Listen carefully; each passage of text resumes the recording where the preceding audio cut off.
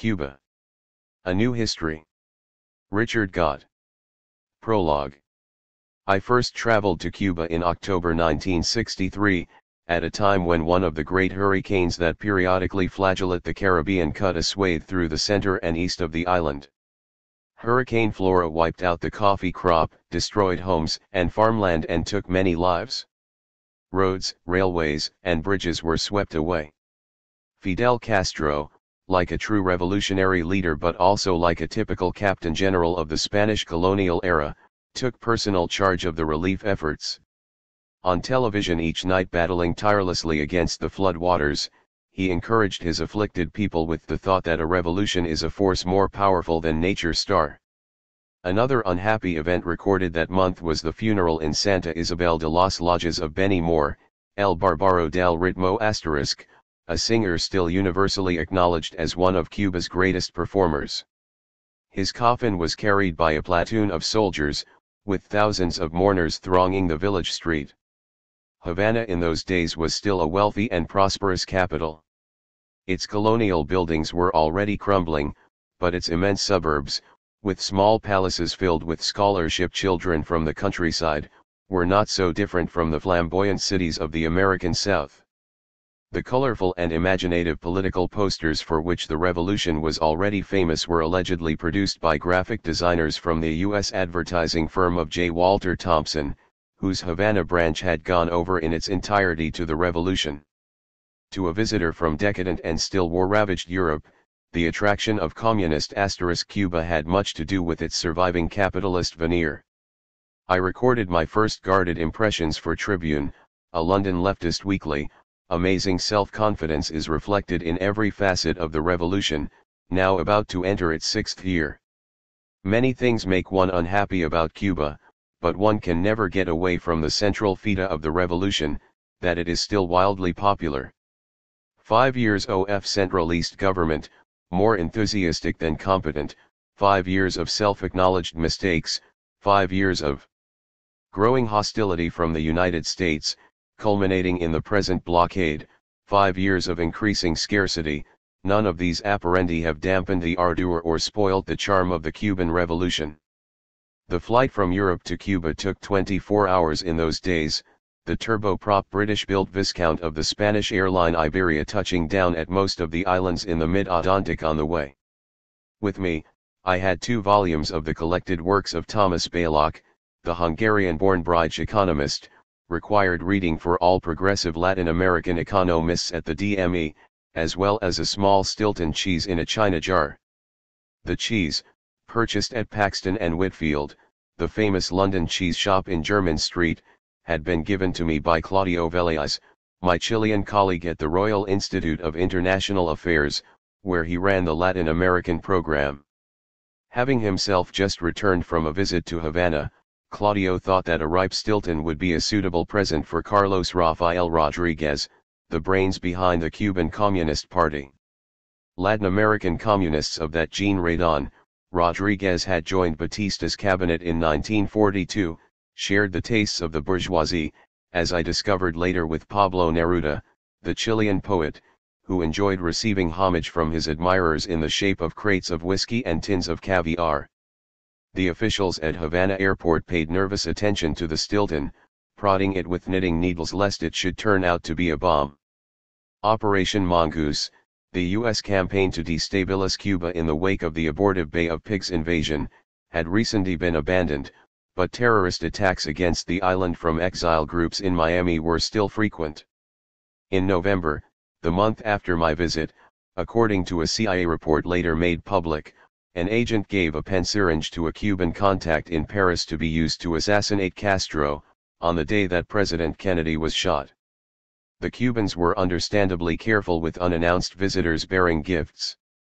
When in Havana, Velez had commissioned Che Guevara, then the Cuban Minister of Industries, to write an article for International Affairs, the quarterly magazine of Chatham House, and one of my tasks was to collect his manuscript. I had introductions to several Latin Americans working in Guevara's economic ministry, and soon, with their help, I was able to travel around the island and to observe the revolution at first hand, while waiting for an opportunity to meet Guevara. I drove to Pina del Rio, I flew to Santiago and I journeyed into the hills of the Sierra Maestra to inspect Castro's former guerrilla encampment.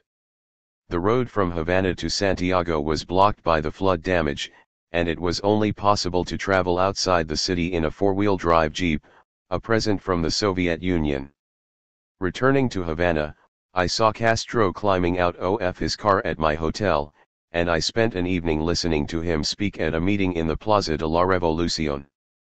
I interviewed Antonio Núñez Jiménez, the guerrilla professor who had introduced Guevara to the problems of Cuba's peculiar geography. I met Nicolas Guillen, the Afro-Cuban poet from a radical family, and I was eventually able to present Carlos Rafael with the now rather sweaty Stilton cheese, before we went on to discuss the latest agrarian reform, the vibrant topic of the hour. I even gave a lecture on the European Common Market to bemused officials at Guevara's ministry. Not until the last evening was there any sign of the man I had come to see. I was taken to a reception in the gardens of the Soviet Embassy, one of those routine diplomatic occasions that were held each year to celebrate the anniversary of the October Revolution, exciting in its novelty to the Cubans invited.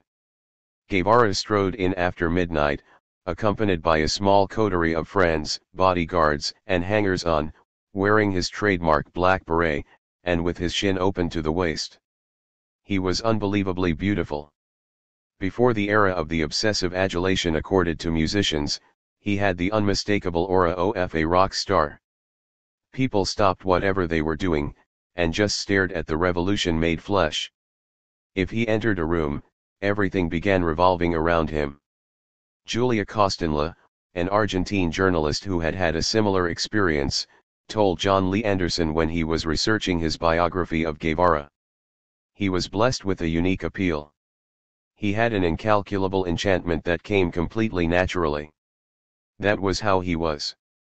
Guevara had a charismatic attraction in real life, long before he became a Montaigne icon in death and a hypnotic image on a pop art poster in the age of Andy Warhol. Like Helen of Troy, he had an allure that people would die for. In Havana, on that warm autumn night, he was found a seat in a corner of the embassy garden and everyone gathered round. Introductions were made, and the conversation flowed. I have not much memory of what was discussed.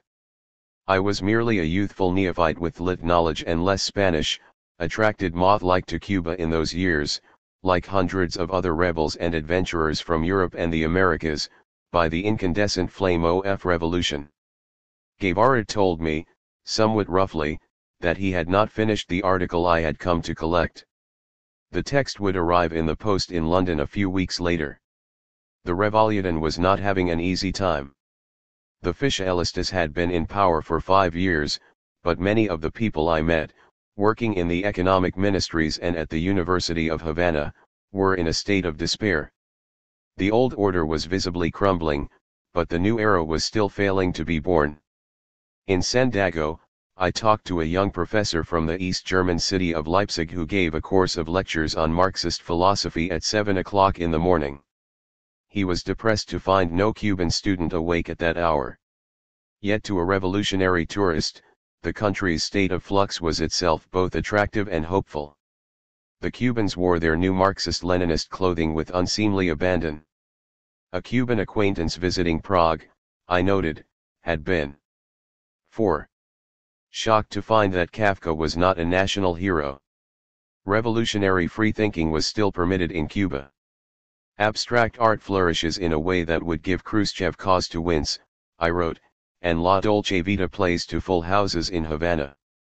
After 5 years of dramatic upheaval, the revolution's future course still seemed largely unmapped. Blank pages were there to be written on.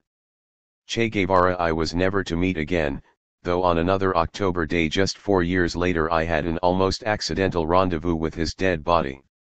At 5 o'clock on a Monday afternoon in October 1967, one was present at the airstrip of the Bolivian hill town of Valle Grande when a helicopter landed with a stretcher strapped to its landing rails. Guevara had been shot a few hours earlier, on the orders of the Bolivian Army's High Command.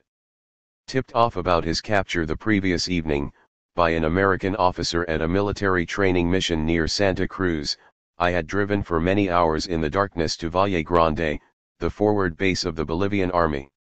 There I was told by a jittery commander that I would not be allowed to travel on to La Higuera, the village further on where Guevara was being held.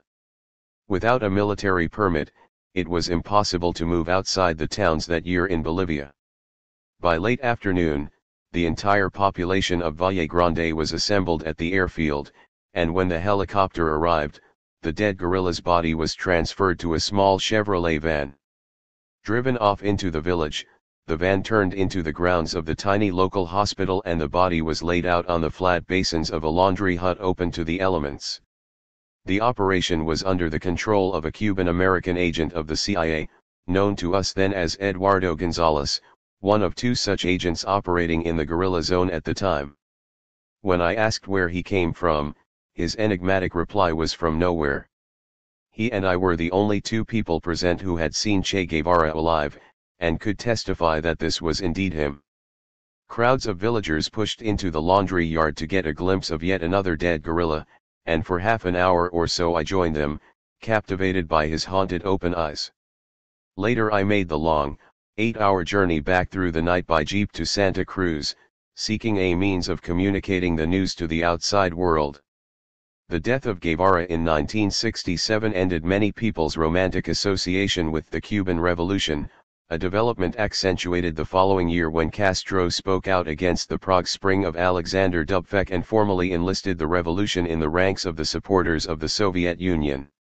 As a journalist, I continued to visit Havana during the 1960s, pursuing my own researches into the history and struggles of Latin America's guerrilla movements. Like many others, I retain the memory of my early enthusiasm for the revolution as well as an abiding affection for Cuba's people and their unequal struggle, and a continuing interest in their island's long history. I returned to Havana 30 years later to write it down. Introduction: The Cuban People. The attractive terrace cafe of the Casa Grande Hotel, open to the street, looks over the leafy colonial square at the center of Santiago de Cuba. On the far side stands an antique wooden house with arabesque decoration, built in the early 16th century, some believe, for Diego de Velázquez, the island's Spanish conqueror. To the left is a modest, modern 20th century cathedral, and to the right is the balcony of the offices of the town council where Fidel Castro addressed the crowds on January 2, 1959, the first day of the revolution. On Saturdays the terrace is crowded with the fond friends and parents of a succession of quinceañeras, pretty 15-year-old girls dressed in flowing white crinoline dresses, who have shyly come to celebrate their birthdays, and their rite of passage into the adult world. The girls and their families come in all shapes and sizes and colors, black, white and mulatto. The scene appears to be the reenactment of a ritual with a long tradition, yet like many things in Cuba it could not have happened 100 years ago. Social mixing of the races, flaunted in the heart of town, would not have been possible. The Cubans of today are a people of recent creation. Not until after Castro's revolution did their society begin to come together as a unified and homogeneous nation. Under Spanish imperial rule over several centuries, until 1898, Cuba's population was divided by race and class and ethnic origin, and the country's history was characterized by endemic violence and ingrained racism, white against black and all the shades in between. People in towns and in much of the countryside lived out their lives in considerable fear and uncertainty. Conquest, resistance, piracy, slave rebellions, freebooting invasions, and frustrated wars of independence and abortive revolutions succeeded each other with scant breathing space in between. Up until 1959, Cuban politics were decided by the gun. Visiting travelers in the 19th century often noted that women were nowhere to be seen. They remained at home with good reason. 1.6. Cubans today appear to be largely white or mulatto, yet for much of the island's history more than half the population was black, and the great majority of the blacks were slaves. The black-slash-white ratio did not change much until the middle of the 19th century, when the efforts of the Spanish colonial authorities to whiten the population by encouraging white immigration, coupled with the difficulty of importing slaves during the decades when slavery was permitted but the trade was illegal, tipped the balance in favor of the whites. Slavery was not formally abolished until October 1886. Cuba's blacks were not themselves a homogeneous group. They came from many tribes and nations along the length of the West African coastline, from Senegal in the north to Angola in the south, and even from Mozambique on Africa's southeast coast. They brought with them different languages, different belief, different customs, and different music, and through much of the 19th century they preserved these differences in the new Cuban home to which they had been transposed. The black clubs and aid societies formed for their mutual benefit maintained these particularities.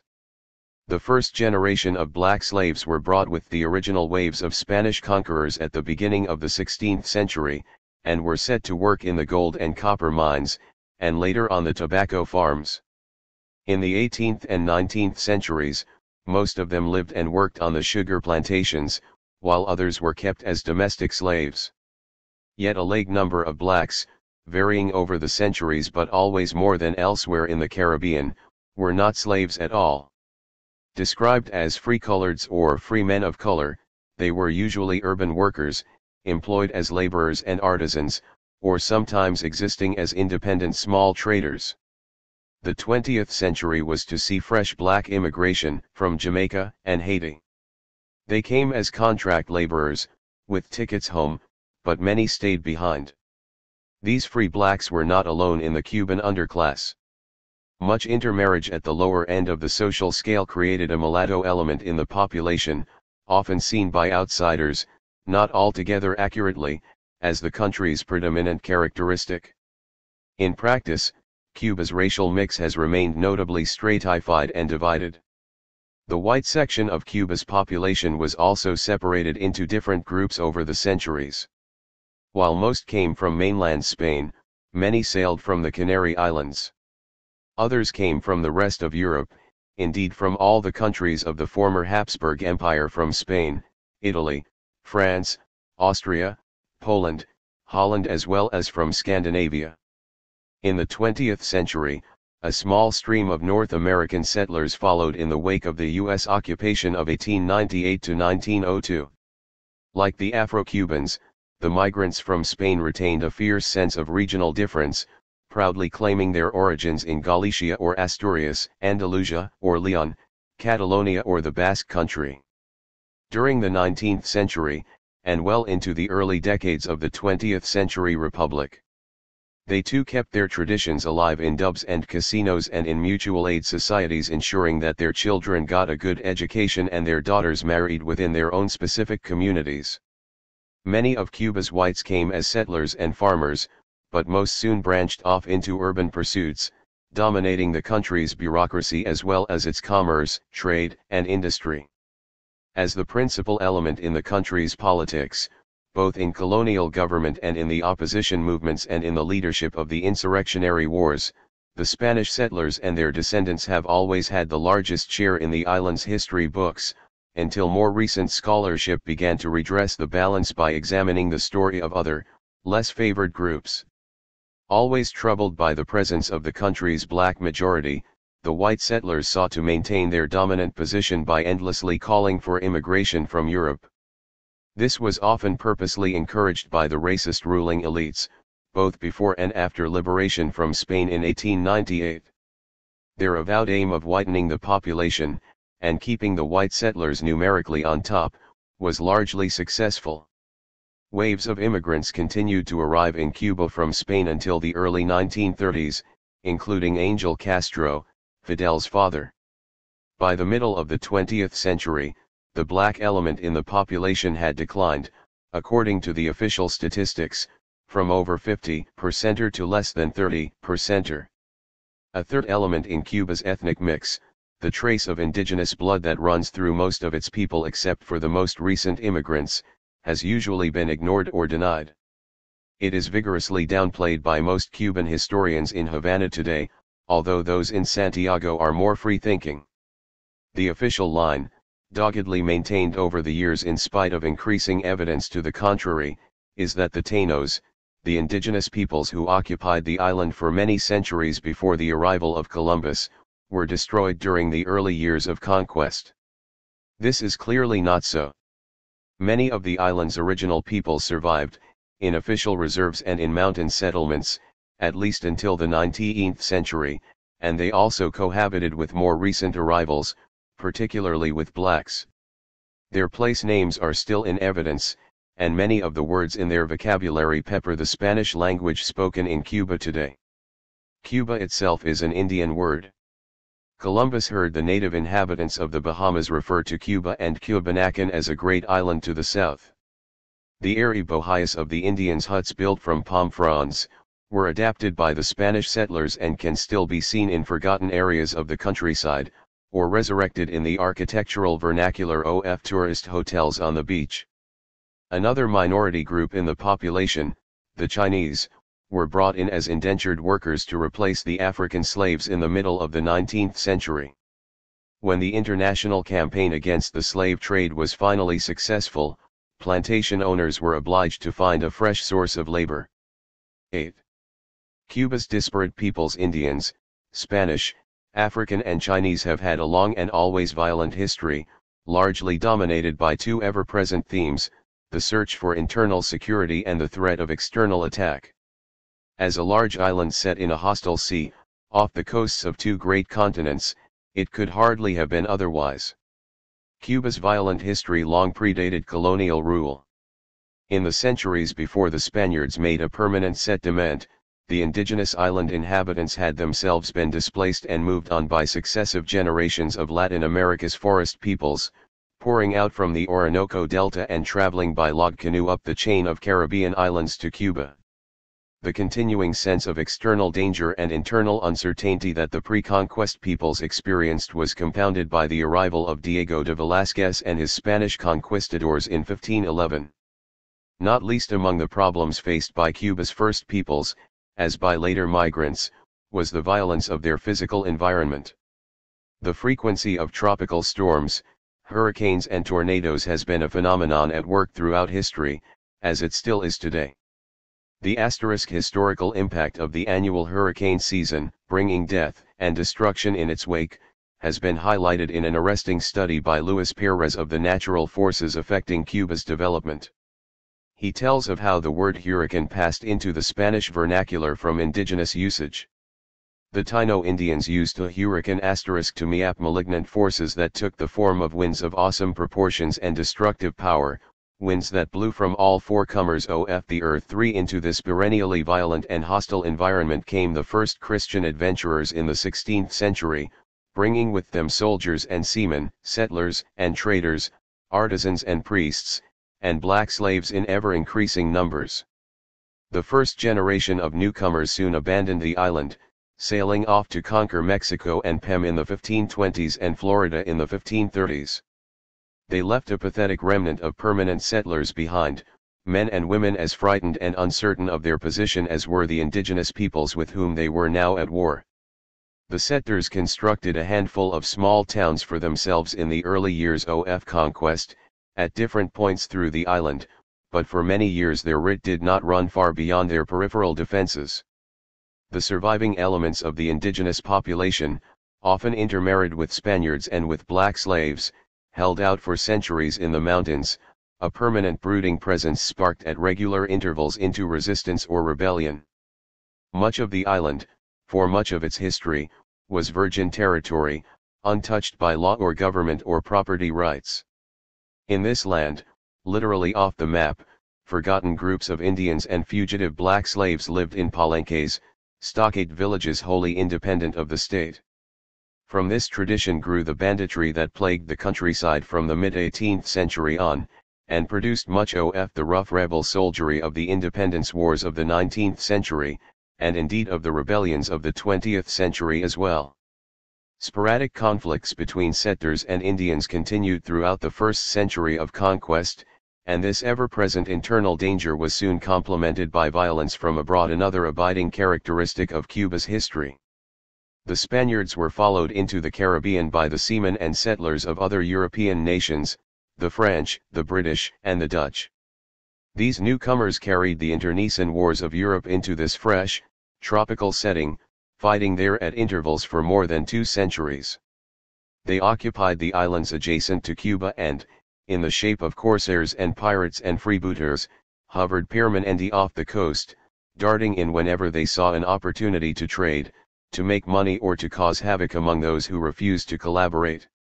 If life was brutal and short for the white settlers during the early centuries, it was even less rewarding for the black slaves. Those who survived the harsh conditions of the Atlantic Passage were marked with a red-hot iron brand, sent off to work on plantations and beaten or mutilated if they showed signs of rebellion or reluctance to work. Men hugely outnumbered women, and some religious foundations, to save money, employed only male slaves, creating a wellspring of resentment and sexual frustration. 4 By the 19th century, the European vulture states that had extended their frontiers to the Caribbean and to Central America had been joined by the United States as a potential predator. While elsewhere in Latin America, the viceroyalties of the Spanish Empire fell to the forces of local settler armies, Cuba remained loyal to the crown. Paradoxically, it was the intensity of the rivalry between Europe and the United States that helped to keep Cuba in Spanish hands until the end of the century. The life of the Spanish Empire in the Caribbean was prolonged beyond its natural span, rather as, in another part of the world, the Turkish Empire was kept alive into the 20th century by Europe's great powers, lest worse befall. Spain was finally forced out of Cuba in 1898, 3 years after the outbreak of the final independence war in 1895. Even then, in spite of the efforts of Cuban forces, the coup de grace was provided by the United States, which invaded and occupied the island in 1898 and obliged the Spanish Empire to capitulate. U.S. troops, led among others by Theodore Roosevelt, landed near Guantanamo Bay, while U.S. ships destroyed the Spanish fleet off Santiago. Spain's final exit from Cuba that year, and the United States' subsequent withdrawal in 1902, created no relief from violence for the island's inhabitants. Internal rebellion and external intervention continued to characterize the country's history for the first 6 decades of the 20th century, until after Castro's revolution in 1959. The glorified yet baneful tradition established during the Wars of Independence, of taking up arms and departing with a handful of men to the Managua, Cuba's rural hinterland, was constantly revived when elections, corrupted or corrupt, produced a contested result. After Batista's coup d'etat of 1952, young men, and women, considered it perfectly normal and acceptable to take up arms and head for the hills, wreaking havoc. In the countryside, while their accomplices in the cities stockpiled weapons from abroad, deployed explosives and engaged in what a later age would describe as terrorism. The revolution's one undeniable achievement was to bring internal security and tranquility to the island for the first time in its history, although it came at a high price. External dangers did not disappear, indeed they remained much the same. The Americans threatened to restore their hegemony over Cuba, and dispatched an invasion force in 1961.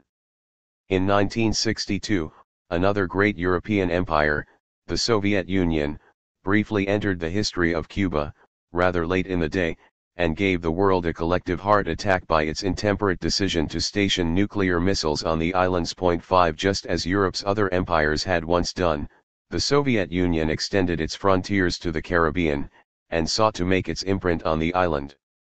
The Russians claimed that they had done so to help Castro's struggling revolution against its enemies, but like all great empires they had their own agenda. In response to this outside intervention, and following a well-established pattern from the days of the Monroe Doctrine in the 1820s, the United States decreed an economic embargo on the island's external commerce, and sponsored piratical attacks reminiscent of the 17th century. Later, towards the end of the 20th century, with the Cubans trying desperately to keep aloof, the seas around the island were once again filled with illegal traders. Many pirate ships that would once have been laden with tobacco and snuff, sugar and rum, now carried marijuana and cocaine. Among these small ships were the frail craft that brought illegal migrants to Florida from Cuba, as well as from the other islands of the Caribbean. Unregulated migration, except at occasional moments in 1980 and 1994, was not permitted, either by Cuba or by the United States. Yet as the wealth of the United States grew ever larger, at the same time as the poverty of the Caribbean islands and the small countries of Central America increased, so the powerful economic magnet of North America became well nigh irresistible. The Cuban people, as this book seeks to illustrate, have had a conflictive and violent past, and this entrenched tradition has not altogether disappeared in the 21st century. The revolution may have brought social peace to the island after 500 years, but it has not come without cost. When Castro invokes the Garibaldian choice of patria o muerte, fatherland or death at the end of his speeches, he is not using the words as romantic rhetoric. For him, and his people, they have a deeply felt relevance that echoes across the centuries. Insecure settlement, slaughter, slavery, and piracy, 1511 to 1740. Hechua and Diego Velázquez, Indian cacique versus Spanish conquistador, $I. Hot and damp in all seasons, the small pon of Baracoa on Cuba's northeast coast reflects little of the historical aura that might be considered its due. Rickety wooden houses line a handful of streets crushed between the mountains and the ocean, together with a couple of ancient stone forts, remnants of Spanish imperial power, and a more modern Soviet-style hotel beside the airstrip, a rain-stained concrete memento of another vanished empire. In the gardens of the small museum within one of the forts stands a bust of Hechua, leader of the indigenous resistance forces in Baracoa at the time of the first Spanish landings in 1511, and himself, like so many in Cuban history before and since, a refugee from the country to the east that is now called Haiti. Cuba is an island, but it is also an integral part of the immense archipelago of the Caribbean, and its history reflects this immutable geographical reality. Accessible by land today along a dramatic switchback road cut across the mountains, Baracoa has been cut off and isolated from the rest of the island through the centuries. Its external contacts have been across the sea, to Haiti to the east across the Windward Channel, and northwards to the United States, to which, in the 1930s, it used to ship out coconuts and bananas from its tiny harbor. Castro's revolution built the access road in the 1960s when there was still money to spend on gargantuan projects. Promised by the old dictator Batista in the 1950s but never finished, the road also provided a brief moment of economic opportunity when two of the revolution's heroes, Che Guevara and Raúl Castro, came here in 1963 to open a cocoa factory, funded by the benevolent state. Bars of chocolate are still for sale at places where cars have to slow down on the sharp curves of the mountain road, an example of individual desperation rather than steady commerce. 12. Another sign of difficult times is the fact that more than half of the local population have turned away from the Catholic Church and are now enrolled in Protestant evangelical chapels, the great systemic change in today's Latin America from which Cuba is by no means immune. It is a nice irony that Baracoa was the site of the first landing in Cuba of Catholic warriors from Spain, soldiers from a European empire soon to be engaged in a life-or-death struggle with the supporters of the Protestant doctrines of Martin Luther. Baracoa was a foolish place for the first conquistadores to have chosen, but maybe they were unfamiliar with the terrain and did not have much choice, or maybe they took advice from Columbus, who glimpsed and glowingly reported on it during his first voyage to the Caribbean in 1492. Baracoa is the nearest harbor to Haiti, and it was from there that Diego de Velázquez launched his expedition to conquer Cuba in I-5H.1. The inhabitants of Baracoa at that time, as of most of Cuba, called themselves Tainos, and were perceived as a simple people by the first Spanish visitors. One eyewitness described them as meek, humble, obedient, and very hospitable, little given to sexual pleasures or other exerting physical activities. .2 The Tainos cultivated the yucca root, harvested it and baked it to produce cassava bread. They also grew cotton and tobacco, and ate maize and potatoes. They had food in abundance, wrote Bartolomé de las Casas, the Dominican priest who came with the conquerors, and they had everything they needed for living. They had many crops, well arranged, of which, their abundance of everything and the quenching of our hunger with it, we were ourselves witness. 3. The Taínos were not the original inhabitants of Cuba. A more ancient people on the island were the Guanahatabes, themselves migrants from the forests of the South American countries that are today Venezuela and Colombia. Their artifacts are still to be found at the opposite end of the island from Baracoa, principally on the western peninsula of Guanahatabes, which commemorates their name.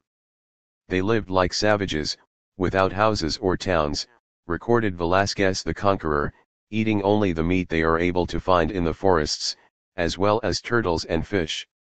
Archaeological evidence suggests that the Guanahatabes had been driven to the west as a result of the arrival of two subsequent waves of migrants, the Taínos and the Siboneyes, who had also traveled northwards from the mainland, moving out of the Orinoco Delta and up the West Indies island chain.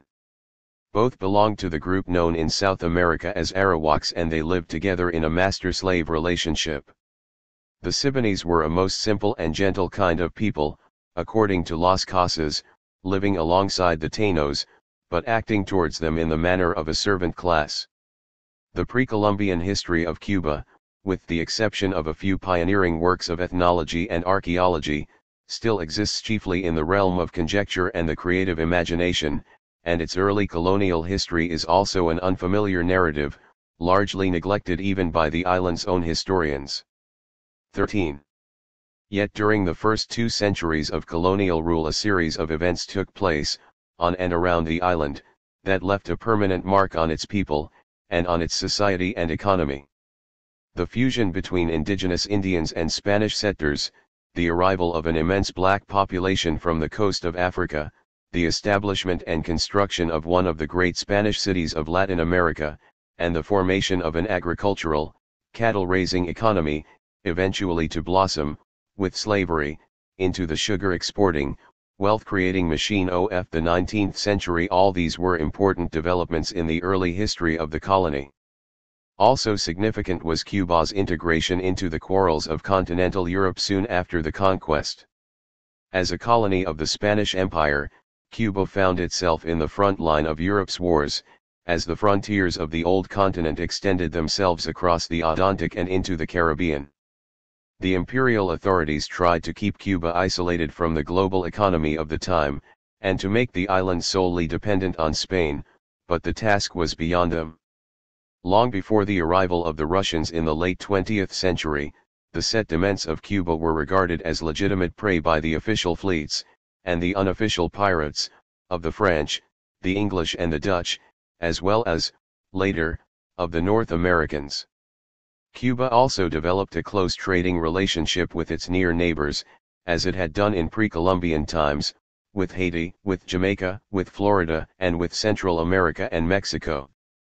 Indeed, the island's wealth, during its first 3 centuries under Spanish rule, was built as much on illicit trading and contraband as on legitimate trade with the mother country and her colonies. 4. The Taínos had first spotted Columbus sailing off their northern coast on October 28, 1492, probably at Baracoa, and he had passed along the south coast during a second voyage from Europe in 1494, landing at various inlets, including what was later to become the great U.S. naval base at Guantanamo.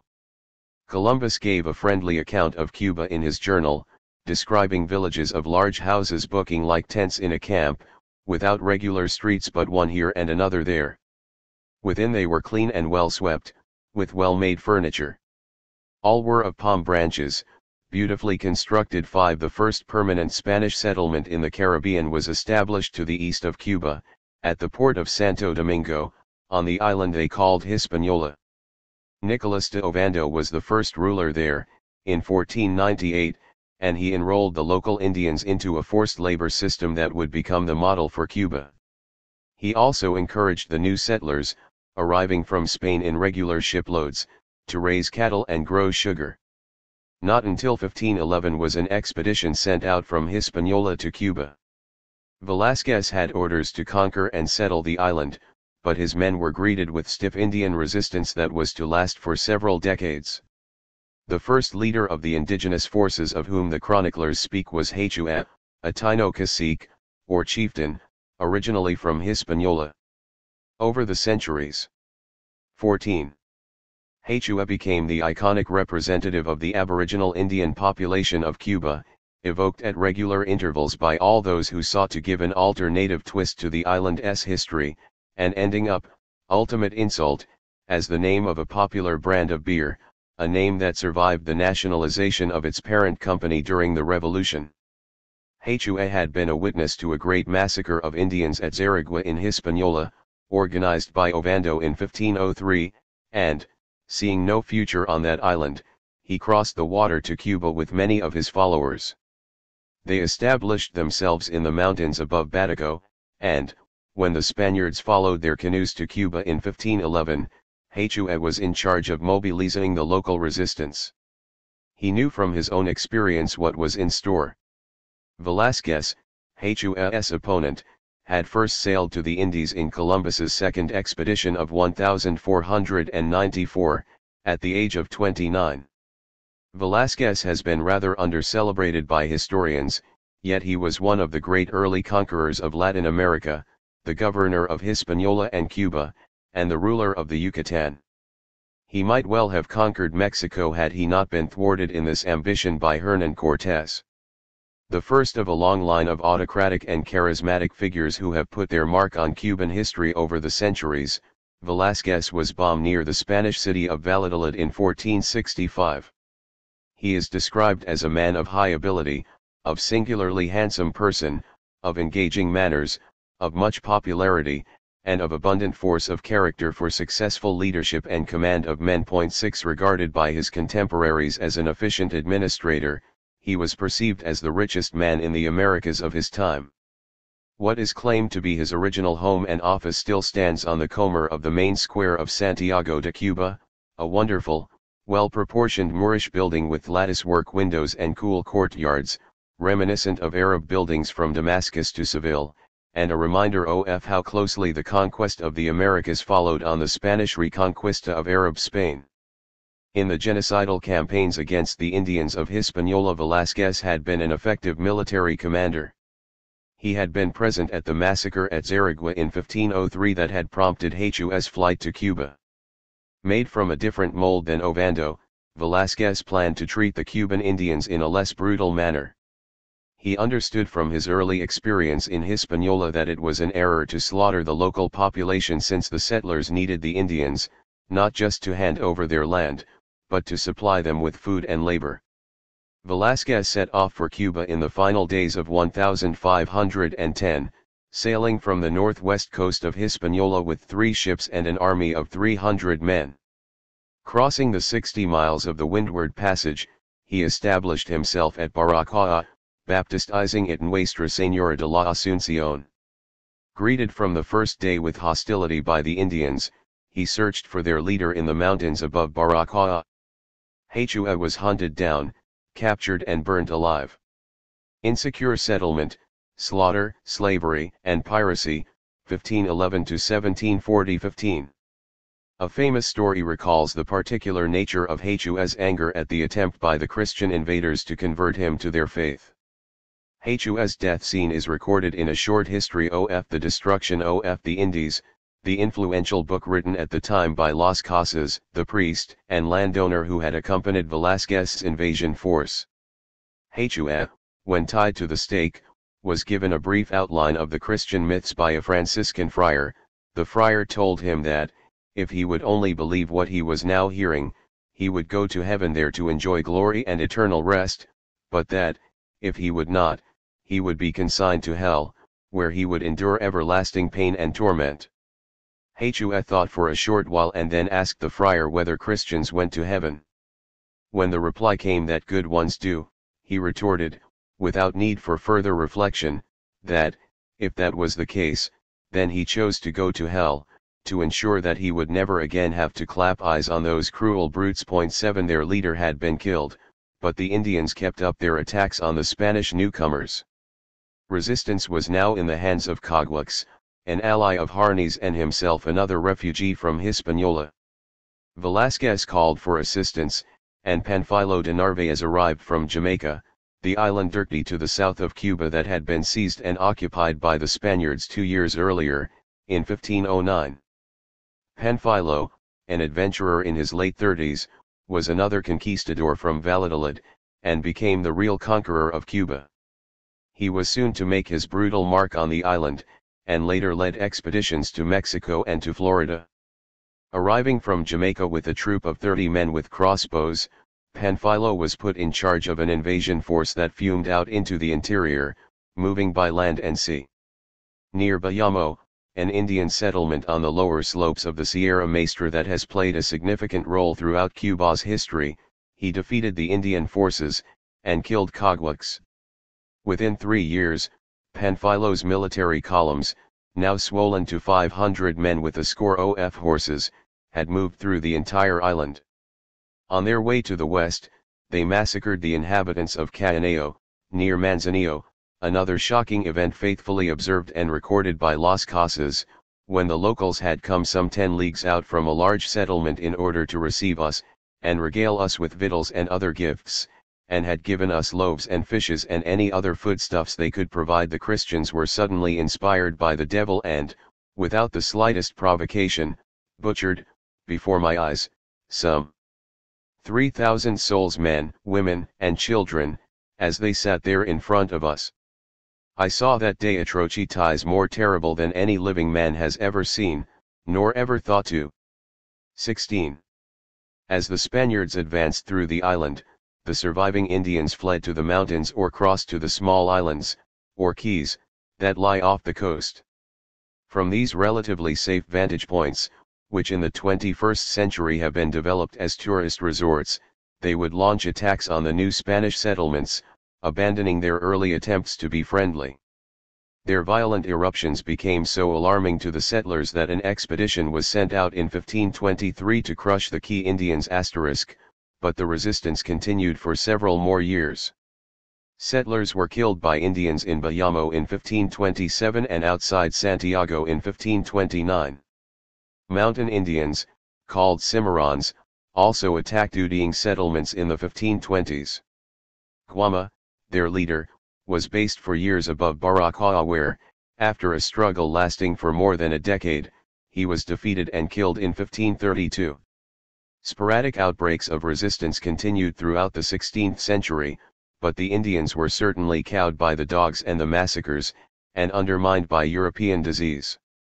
Within a few years of the initial conquest, several strategic points across the island had been brought under the effective control of the conquerors.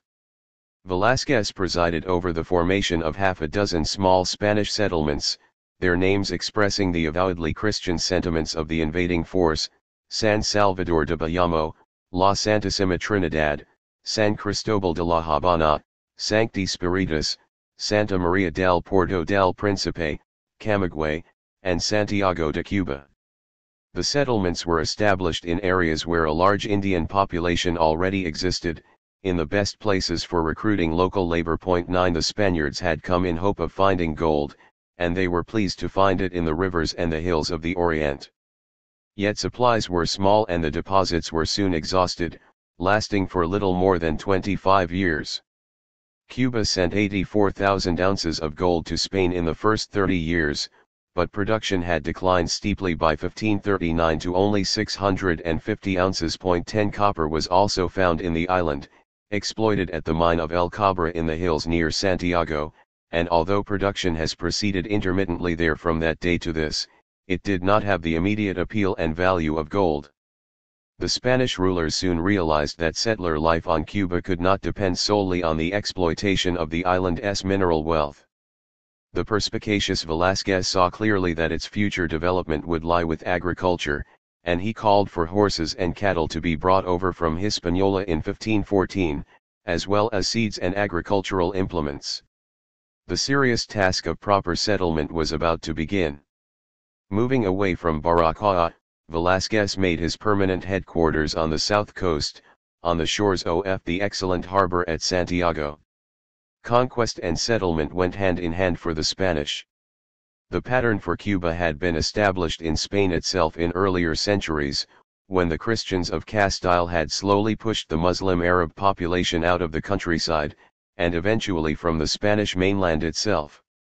There, the insecure settlement, slaughter, slavery, and piracy 1511 to 1741. 7. Land recovered from the Muslims was known as Realenga, royal land, to be recognized as the property of the king. This was distributed to Christian soldiers and farmers, who were charged with its development and with defending it against Muslim counterattack. This original land settlement system, typical of reconquered Spain, was seamlessly transferred to the Americas, first to Hispaniola and then to Cuba. The island's land was declared to be the property of the King of Spain, and, in 1513, Ferdinand of Aragon issued a decree to establish the rights and duties of his prospective setters, so that our subjects may be encouraged to go forth and set in the Indies, and so that they may live with all the comfort that we wish for them. It is our will that there be distributed houses, lots, and lands to all those who go to colonize new regions in those places. And, having labored and built dwellings on those lands, and having resided 4 years in those places, we grant them the right, from that moment on, to sell and to do with that property as they please, freely and independently. Vecinos, meaning neighbors, but referring in the colonial context to local representatives of the king, were appointed to be responsible for dividing up the Realenga. The vecinos would farm it out in smaller portions, encomienda, to the men who would organize the actual work, known as encomenderos. This was the theory behind the encomienda system, and doubtless it worked well enough in the Spanish lands of the Reconquista, with a superabundance of impoverished subjects locally available to take over abandoned Arab farms. In Cuba, Ferdinand's decree was virtually meaningless, since there was a serious shortage of white settler labor. The encomenderos had not crossed the Atlantic with the intention of working themselves. They wanted to live with all the comfort that we wish for them, as their monarch had so graphically phrased it. The actual work of tilling and harvesting would have to be done by the Indians, the only labor available. "You have arrived at a good moment," Las Casas was told when he first landed at Santo Domingo in 150s. "There is to be a war against the Indians and we will be able to take many slaves." The news, he reported, produced a great joy in the ship. Similar scenes were soon to unfold in Cuba. Since all land on the island was deemed to belong to the king, all Indians on it were perceived as serfs. They were to be the workforce of the settlers. Velázquez also had the title of repartidor of Indians, a job that licensed him to share out the Indian populadon among the settlers, providing each vecino with a group of Indians to be used as slaves, a system known as repartimento. Each vecino was granted a group of local Indians, ranging from 40 to 300, who would then be directly employed by the encomenderos. Velázquez has acquired a benign reputation from the chroniclers, and in spite of the inherent injustice of the system, he tried to ensure that the Indians were treated well. Under his edicts, they were supposed to be chiefly engaged in agriculture, and to work for their encomendero for only 1 month in the year. In practice the system did not work and was to prove disastrous for the Indians. Velázquez's apparently beneficial schemes were eventually abandoned. In the history of all empires, it has proved difficult to enslave the local population for the benefit of foreign invaders. The indigenous inhabitants refuse to work, die off or leave to go elsewhere. Slaves have to be brought in from outside. The Indians of Cuba proved no exception to this. Many had been massacred during the punitive expeditions of Panfilo, but many simply withdrew their labor and disappeared into the hills. Soon it was necessary to find workers from outside Cuba. The settlers embarked on slave hunting expeditions in the Caribbean, seizing Indians from nearby islands. Desperate for labor, they sailed ever further afield, securing fresh supplies from the South and Central American mainland, and even as far as North America. Accounts of the treatment of these captured Indians parallel those written later about the Atlantic slave trade. An Italian traveler described what he had seen off the coast of Venezuela in the middle of the 16th century. The Indian slaves are all marked in the face and on the arms by a hot iron with the mark of AC for Charles V, then the governors and captains do what they like with them, some are given to the soldiers, so that the soldiers afterwards sell them, or gamble them away among each other. When ships arrive from Spain, they barter these Indians for wine, flour, biscuit, and other requisite things. And even when some of the Indian women are pregnant by these same Spaniards, they sell them without any conscience. Then the merchants carry them elsewhere and sell them again. Others are sent to the island of Hispaniola, filling with them some large vessels built like caravels. They carry them under the deck, and being nearly all people captured inland, they suffer severely the sea horrors, and not being allowed to move out of those sinks, what with their sickness and their other wants, they have to stand in the filth like animals, and the sea often being calm, water and other provisions fail them, so that the poor wretches, oppressed by the heat, the stench, the thirst, and the crowding, miserably expire there below. 12 With such treatment, the Indian slaves brought to Cuba soon followed the island's indigenous population into oblivion, or, making their labor unavailable, they joined the bands of earlier refugees living in the island's inaccessible swamps and hills. When imported Indians could no longer be coerced into slavery, the settlers had yet again to look elsewhere. They turned, in desperation, to the purchase of black slaves from Africa.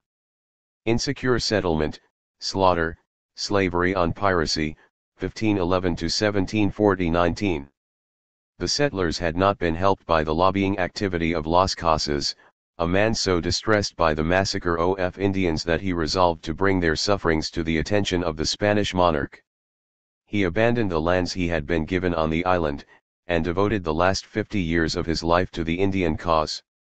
He campaigned in Mexico and Madrid, crossed and recrossed the Atlantic, and kept up a barrage of letter writing over the years. The Spanish monarch and his advisers must have dreaded his onslaughts.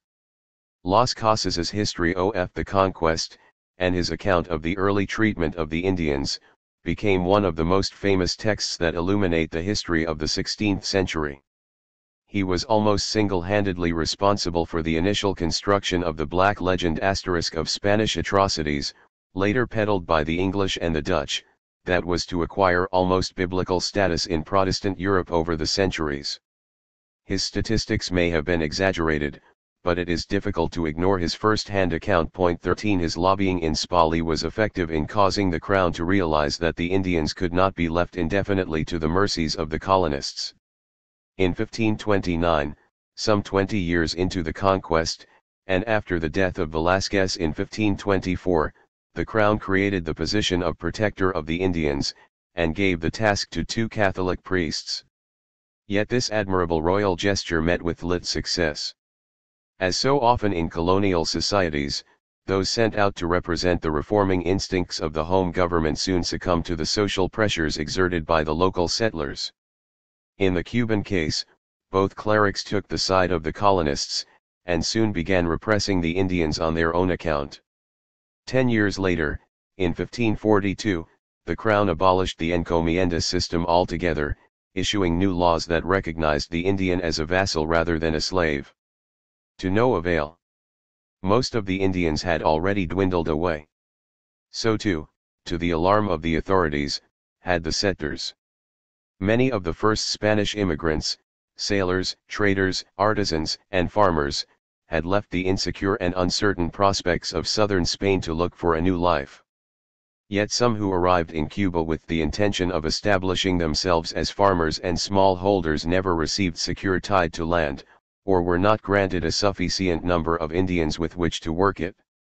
Favoritism and bureaucratic ineptitude were not absent from the medieval world. Others had not come to form at all. Their ambition was to find gold. When they found it to be in short supply, hundreds headed off to help in the search for the rich deposits being found on the South American mainland. By moving from Baracoa to Santiago, Velázquez had laid the foundations for Cuba's role as a jumping-off ground for further Spanish conquests to the south and the west, to Jamaica, Darien, to Mexico, and to Peru. Many of the first generation of Spanish adventurers, men like Panfilo, used Cuba as a stepping stone to the mainland. Fresh exploring expeditions were 20 Cabot, a new history, fitted out each year. The first, led by Francisco Hernández de Córdoba, set off from Havana to the Yucatan in 1517. the adventurers told Velázquez on their return of the existence of territories infinitely more attractive than Cuba. They spoke in lyrical tones of discovering thickly peopled countries, with masonry houses, and people who covered their persons and went about clothed in cotton garments, and who possessed gold and who cultivated maize fields. These regions appeared as a more enticing prospect than Cuba, and the travelers' tales whetted the appetite of Velázquez himself, and of several others. One was Hernán Cortés, the mayor of the Chirla settlement at Baracoa, and later of Santiago. "I came here to get rich," he is supposed to have said, "not to till the soil like a peasant." Cortés, born in 1485, came from the town of Medellín in Extremadura and had sailed to Santo Domingo in 1504, joining Velázquez's expedition to Cuba in 1511. 8 years later, in February 1519, he prepared a large expeditionary force and sailed out from La Santísima Trinidad to launch what was to become the conquest of Mexico. "I and my companions suffer from a disease of the heart," recorded a contemporary chronicler, "that can be cured only with gold." With Cortés sailed a force of 380 young men, Cuba's finest, settlers who had come from Castile, Andalusia, and Extremadura.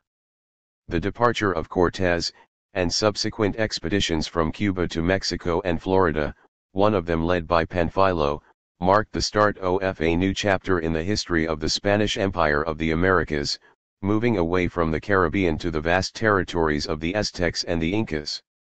Cuba was the launching pad for this new development, but not the immediate beneficiary. The discovery of new civilizations on the mainland, and the subsequent expeditions organized to reinforce the initial bridgehead established by Cortés, would have a major impact on the society being established in Cuba. Not only was the island denuded of some of its brightest new talents, but the way was paved for Cuba's essentially insignificant and peripheral role as a mere staging post on the way to, and the way back from, the American mainland.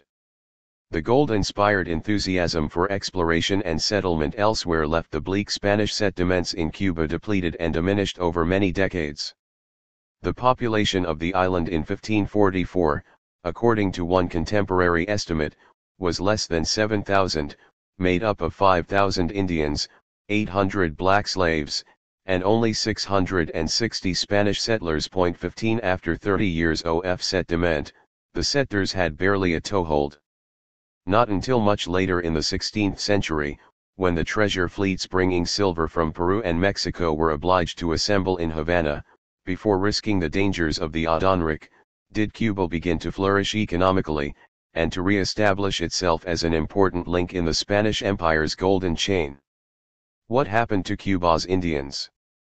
In most versions of Cuba's early history, the Indians depart swiftly from the scene. Although Ferdinand of Aragon gave strict orders for the Indians to be protected, and Velázquez was anxious not to allow them to be wiped out, the reality of conquest led to the rapid disappearance of the majority of the Indian population. They died from wanton slaughter of the kind perpetrated by Panfilo, and from the European diseases brought by the conquerors. Increasingly, too, they died at their own hands. The cultural shock to their society was immeasurable. Fernando Ortiz, the 20th-century Cuban anthropologist, wrote of the baleful impact on the local people of a foreign and entirely different civilization.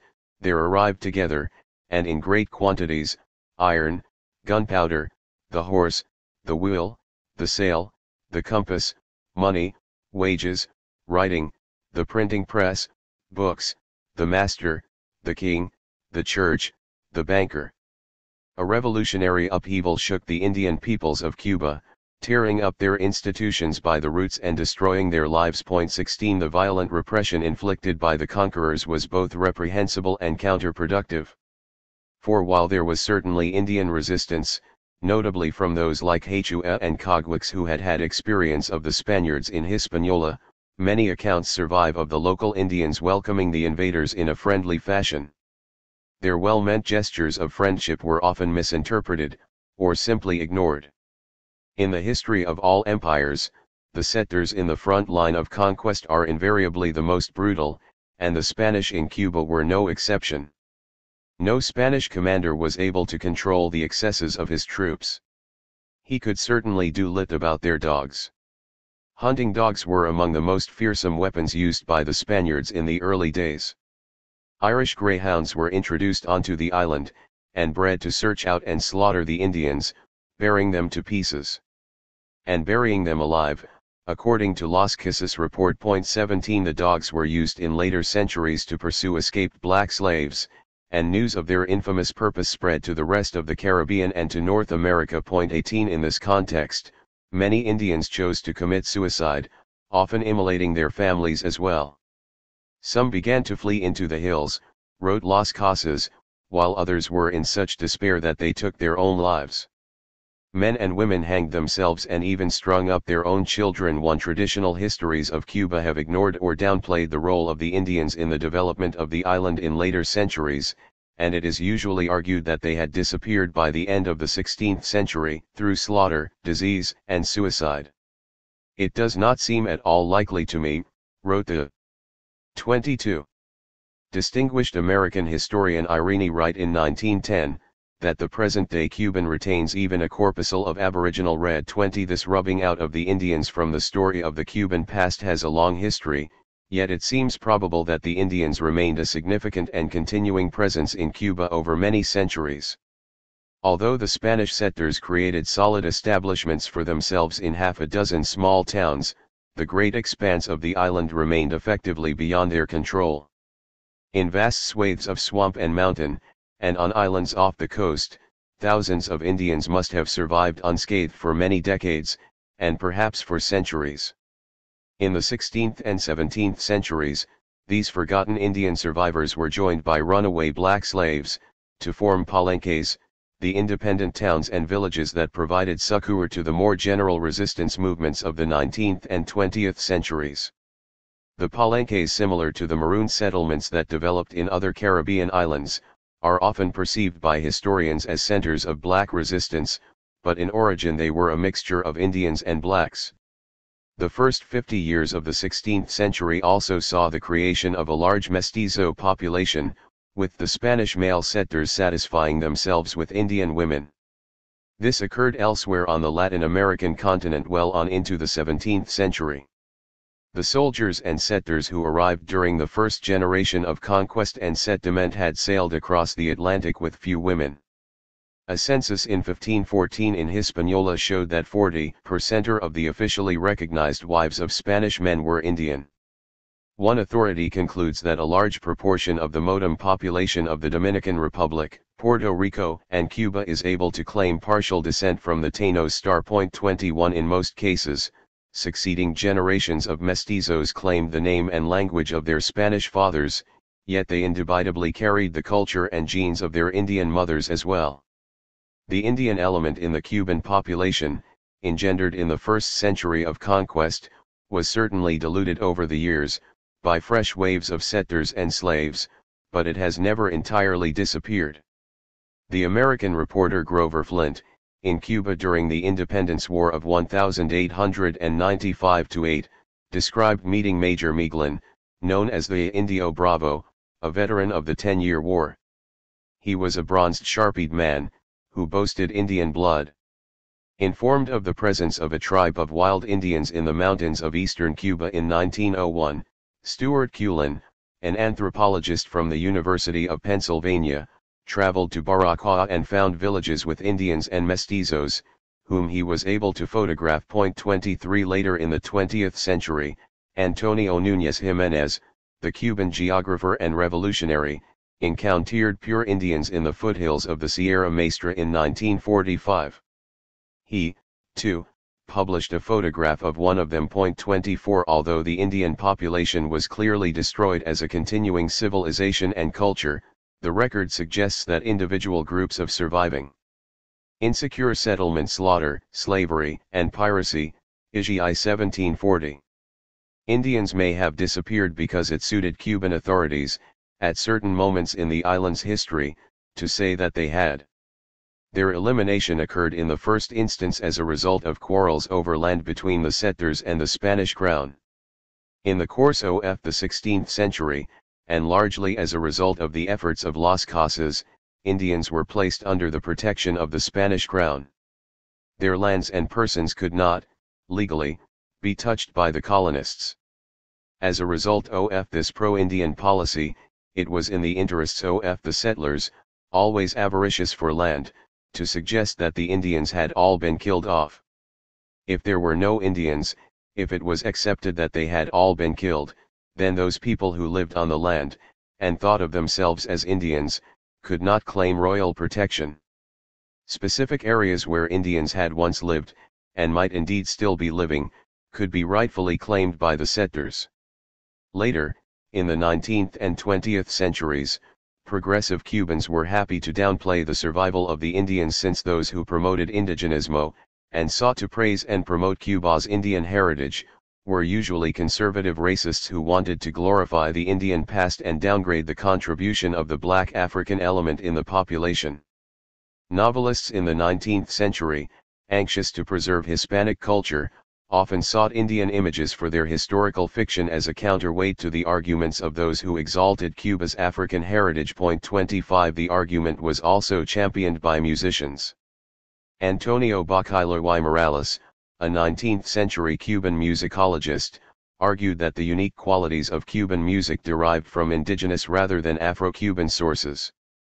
In his book Cuba Primitiva, published in 1880, he discussed the songs and dances of the Siboney Indians, and concluded that the music of our Indians has been incorporated into Cuban folk song to a greater extent than we had earlier imagined. 26 The purpose of these and later attempts to privilege Indian traditions over black contributions was to try to free Cuban culture from contamination by the African factor. 27 Most of Cuba's Jane historians in the period after the revolution have refused to admit, or even to discuss, the possible survival of the Indians.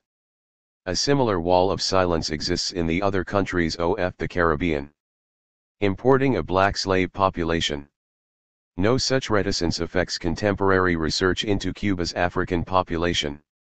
Black slavery, and the need to keep slaves under tight control, was part of Cuba's heritage from the earliest years of settlement, and has long been recognized as such. The unwillingness of whites to work, the dearth of Indian labor and the failure of the program to seize Indians from other islands and the inland obliged the Spanish authorities to seek a fresh solution, one adopted by other empires at other times. Slaves were to be brought in from countries so distant that they would have no hope of escaping, and of a color so different that they would be instantly recognized should they seek to escape. The presence in Spain itself of black slaves from Africa had been an established aspect of that society since long before the conquest of the Caribbean. More than 100,000 black slaves were at work there in the 15th century, mostly in Andalusia. 28 As a result, slaves were part of the normal complement of a colonizing expedition, most of them brought as personal servants, and were present in Cuba after 1511. Requests for slave assistance with state construction projects were made as early as 1516. Velázquez had asked the Spanish king for a dozen Negroes to be sent over from Santo Domingo to build fortifications to secure Santiago against attack. The wealthier settlers, meanwhile, had already been procuring black slaves on their own account, although the cost of importing slaves was always perceived as a heavy burden. This pattern of legal and illegal trade, established in the early years, was to continue over the centuries. Not until the 1520s did the authorities in Santiago examine the possibility of importing slaves on a large scale, as workers in the mines and the fields. In 1527, concerned about the depopulation of the island with the Indians apparently dying off and many of the younger settlers leaving for Mexico, the Crown made a decision that would afflee the island's immigration pattern for the next 350 years. Orders were given for 1,000 Negro slaves to be taken to Cuba, to lessen the labors of the Indians, although in this particular incident, the record suggests that the requested blacks never arrived. The dwindling group of settlers had insufficient funds to purchase them. 29 Indeed, after the initial enthusiasm, there was no immediate rush to acquire new slaves. The number of slaves disembarking each year in the 1530s was rarely above double figures, another indication that settlement was proceeding slowly as settlers leached away to Mexico. 30 Whatever the exact number of slave arrivals in the early decades, the royal decision had been made. Cuba's future as a black and mulatto country was assured. The forced migration of these black slaves from Africa, coupled with the landing and settlement of Spaniards in the 16th century, and the subsequent dispossession and gradual elimination of most of the indigenous peoples, was to have a profound and lasting impact on the island's history. Cuba's society, its culture, and its economy, as well as the physical makeup of its people, were to be irreversibly affected by this historic population transfer. The slave trade to Cuba was to last for another 3 centuries, a period in which just under 1 million Africans were forcibly transferred to the island. The great majority, perhaps 85% of the total, arrived in the 19th century to work on the sugar plantations, then the source of the island's prosperity. Slave landings, although contested and illegal in the final years of the trade, did not finally stop until slavery was formally abolished in 1886. Other countries in the Americas had long abandoned the practice, but Cuba, together with Brazil and the United States, was among the last to retain it. The astonishing wealth of the sugar planters depended on its continuation. In the 1520s and again in the 1540s, largely through the writings and political activity of radical critics like Bartolomé de las Casas, the attention of the Spanish monarch was drawn to the conditions of the Indians in the mines. The crown was under pressure to prohibit their employment, yet it could not avoid hearing the desperate cries of the settlers for labor. The settlers wanted black slaves, and they wanted them to be imported free from tax. They told the bishop in Bayamo that the island was being ruined by Lark of Indians and Negroes*, and in 1542 they obliged the authorities in Santiago, Puerto Príncipe, and Sankt Spiritus to send out an urgent appeal for more slaves. Here the chief urgency is Negroes. We pray license for each citizen to bring 4 Negroes and Negresses, free of all duty. 31 To allow the settlers to avoid import taxes, the Cuban authorities had sanctioned, or turned a blind eye to, the unauthorized arrival of cheap slaves from the Barbary coast of Morocco, as well as from the Mediterranean islands of Sardinia, Majorca, and Menorca. These posed a threat to the royal ambition to convert the population of the Americas to Catholicism, for they were not only cheap but Muslim. A royal decree of 1543 ordered the expulsion from Cuba of all slaves from North Africa, because the Negroes who live in that pan of the Levant say that they belong to the Moorish or Mahometan caste, and, as others would associate with them in a new land where the Catholic faith is now being implanted, it is against our interest to introduce such people. 32 After the 1540s most blacks arrived directly from the West African coast. A small number, as a result of upheavals in Spain's colonies, came later with their owners from the New World, from Jamaica in 1655, from Saint Domingue in the years after 1791, from Louisiana in 1808 and later in the 19th century from Florida, from Mexico, and from the independent republics of South America.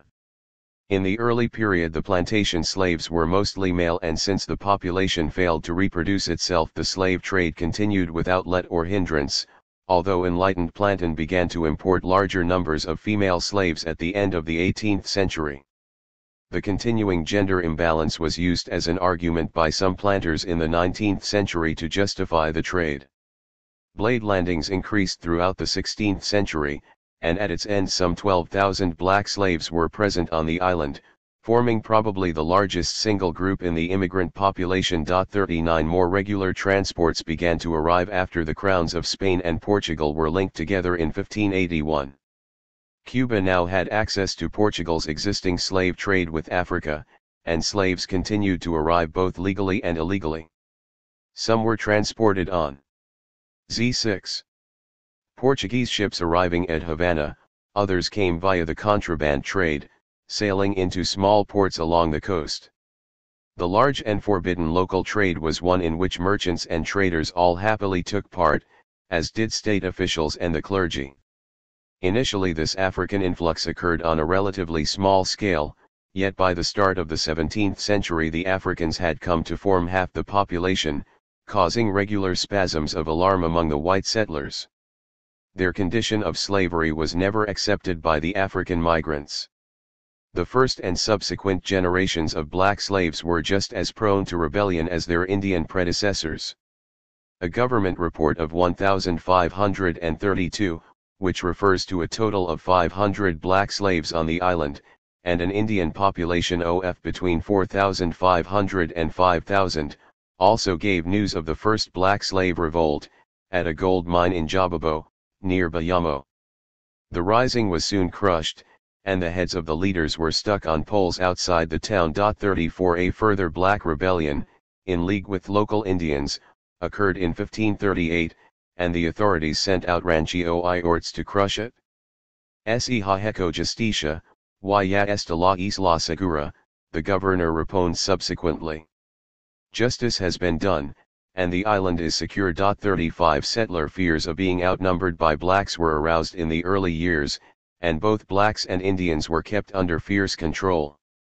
Freed blacks could neither travel nor earn their living independently without fear of punishment, an extension of the laws that had first been applied to the Indians. It was illegal for blacks to be itinerant sellers of meat or physight, noted a report from the 1550s.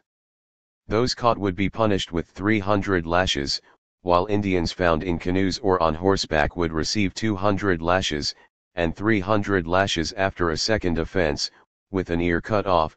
36 In 1606, the white citizens of Havana presented a memorial to the governor, alerting him to their estimate of some 20,000 blacks in the colony. If these were to rebel and join forces with the pirates hovering offshore, wrote these alarmed citizens, the island itself might easily be lost to Spain. 37 This early fear of slave rebellion coinciding with outside intervention was to permeate the consciousness of the white settlers over the next 3 centuries. The beat of Drake's drum. Some way into Havana's narrow harbor entrance stands the ancient Castillo de la Real Fuerza, a miniature Spanish hill fortress of the 16th century parked on the shore of the Caribbean.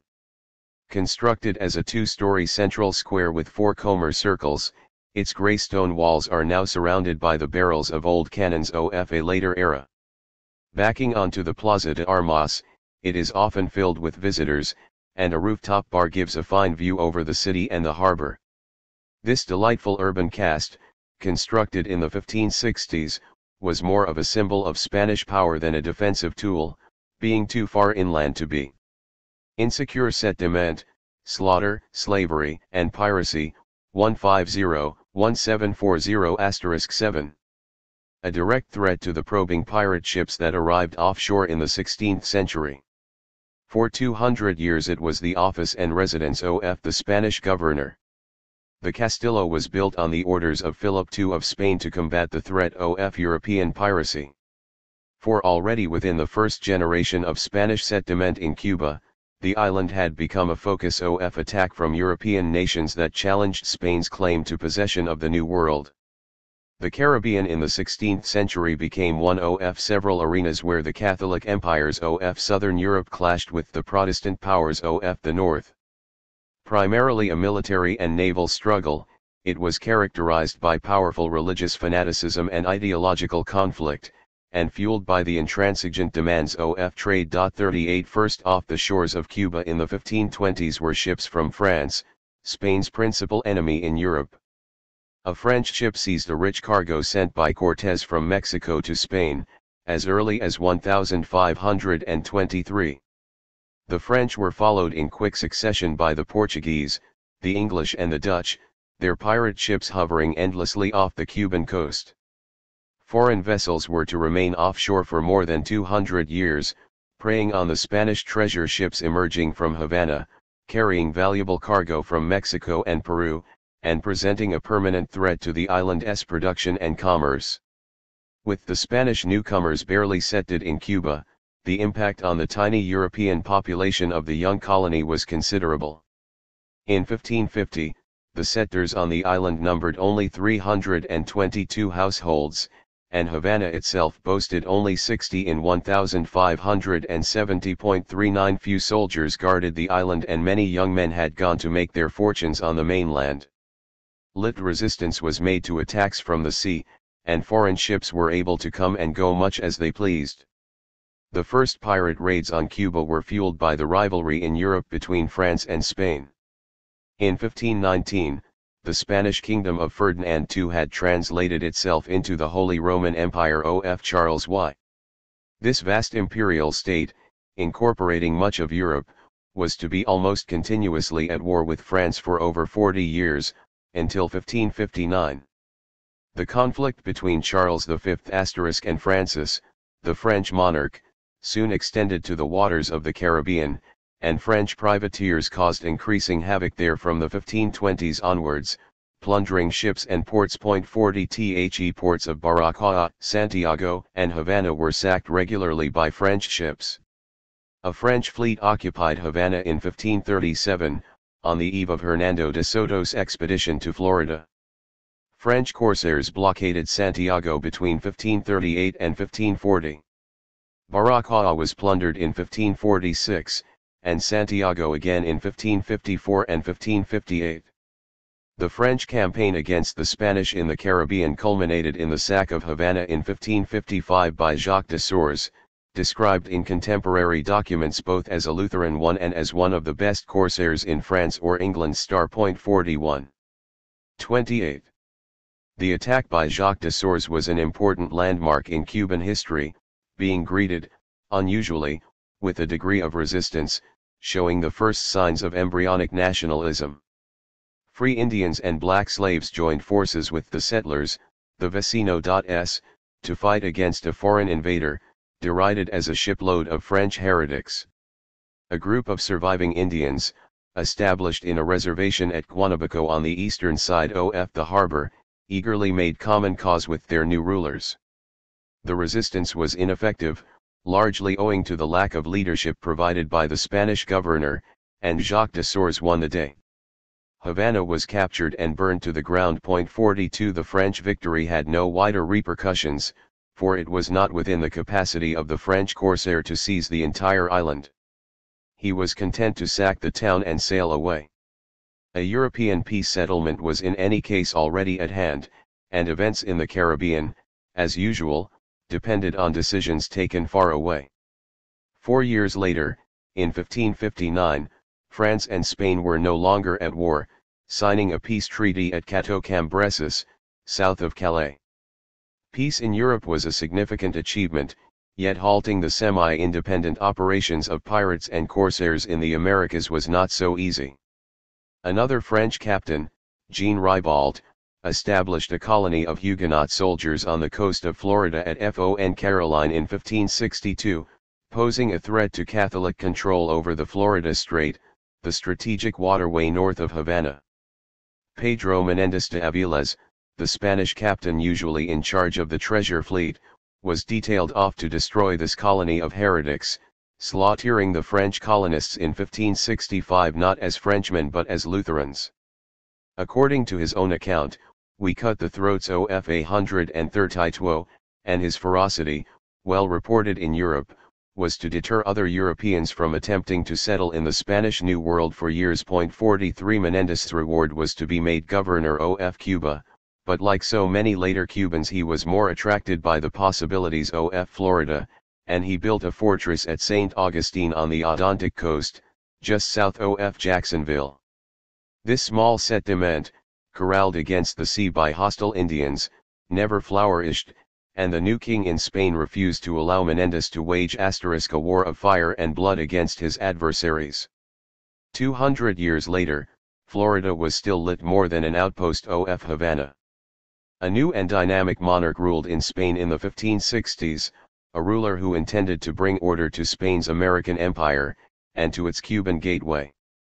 Philip II was to rule for 40 years, from 1556 to 1598, and he left an indelible mark on the detail of Havana. Son of the German-oriented Emperor Charles V, Philip had been brought up as a prince in Castile with Hispanic perspectives, and he had lit concern with the wider Habsburg Empire. The traditional Austrian territories of the Habsburgs had been bequeathed by Charles V to his brother Ferdinand, who became the new Holy Roman Emperor. Philip had the more interesting part of the legacy, inheriting Spain.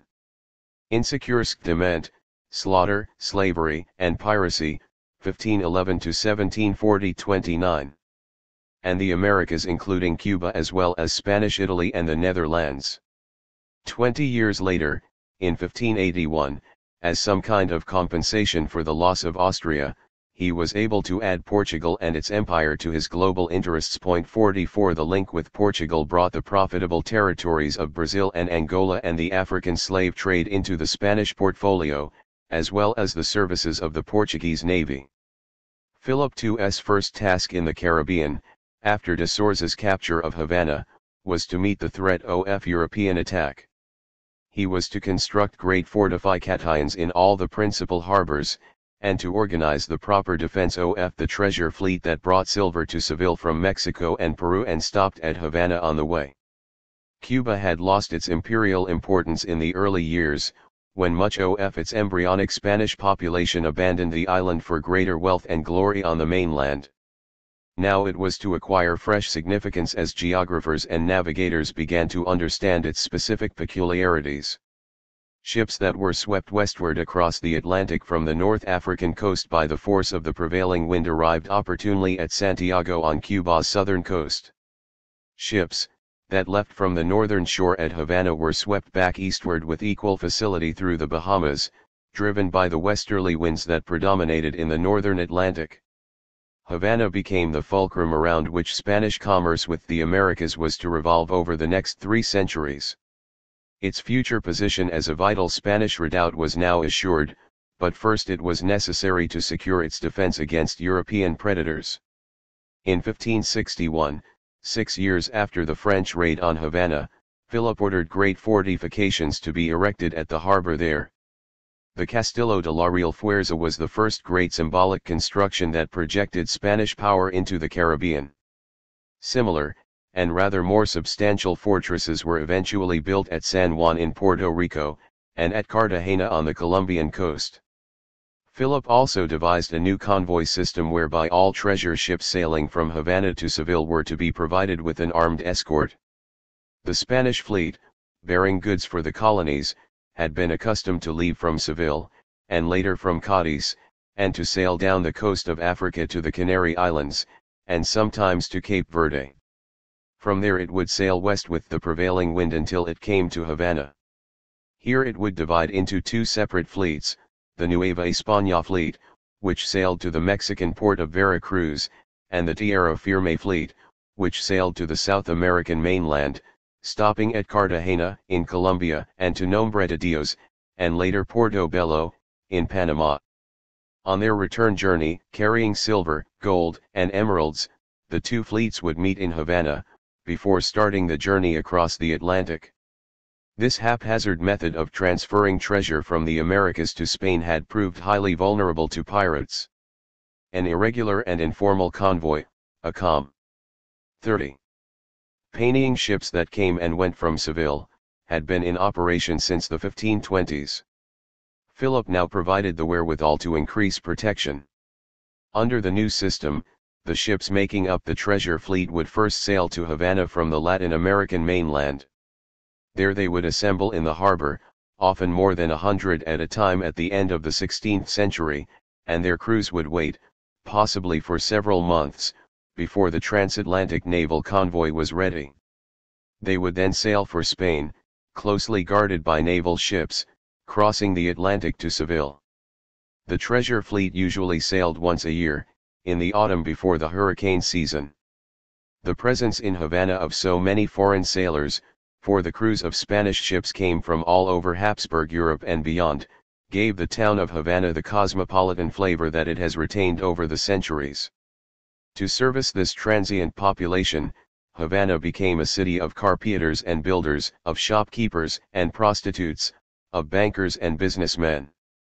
Ship repair became a central activity, and later became an important industry, supplying ships for the Spanish Navy, using the hard tropical wood available locally.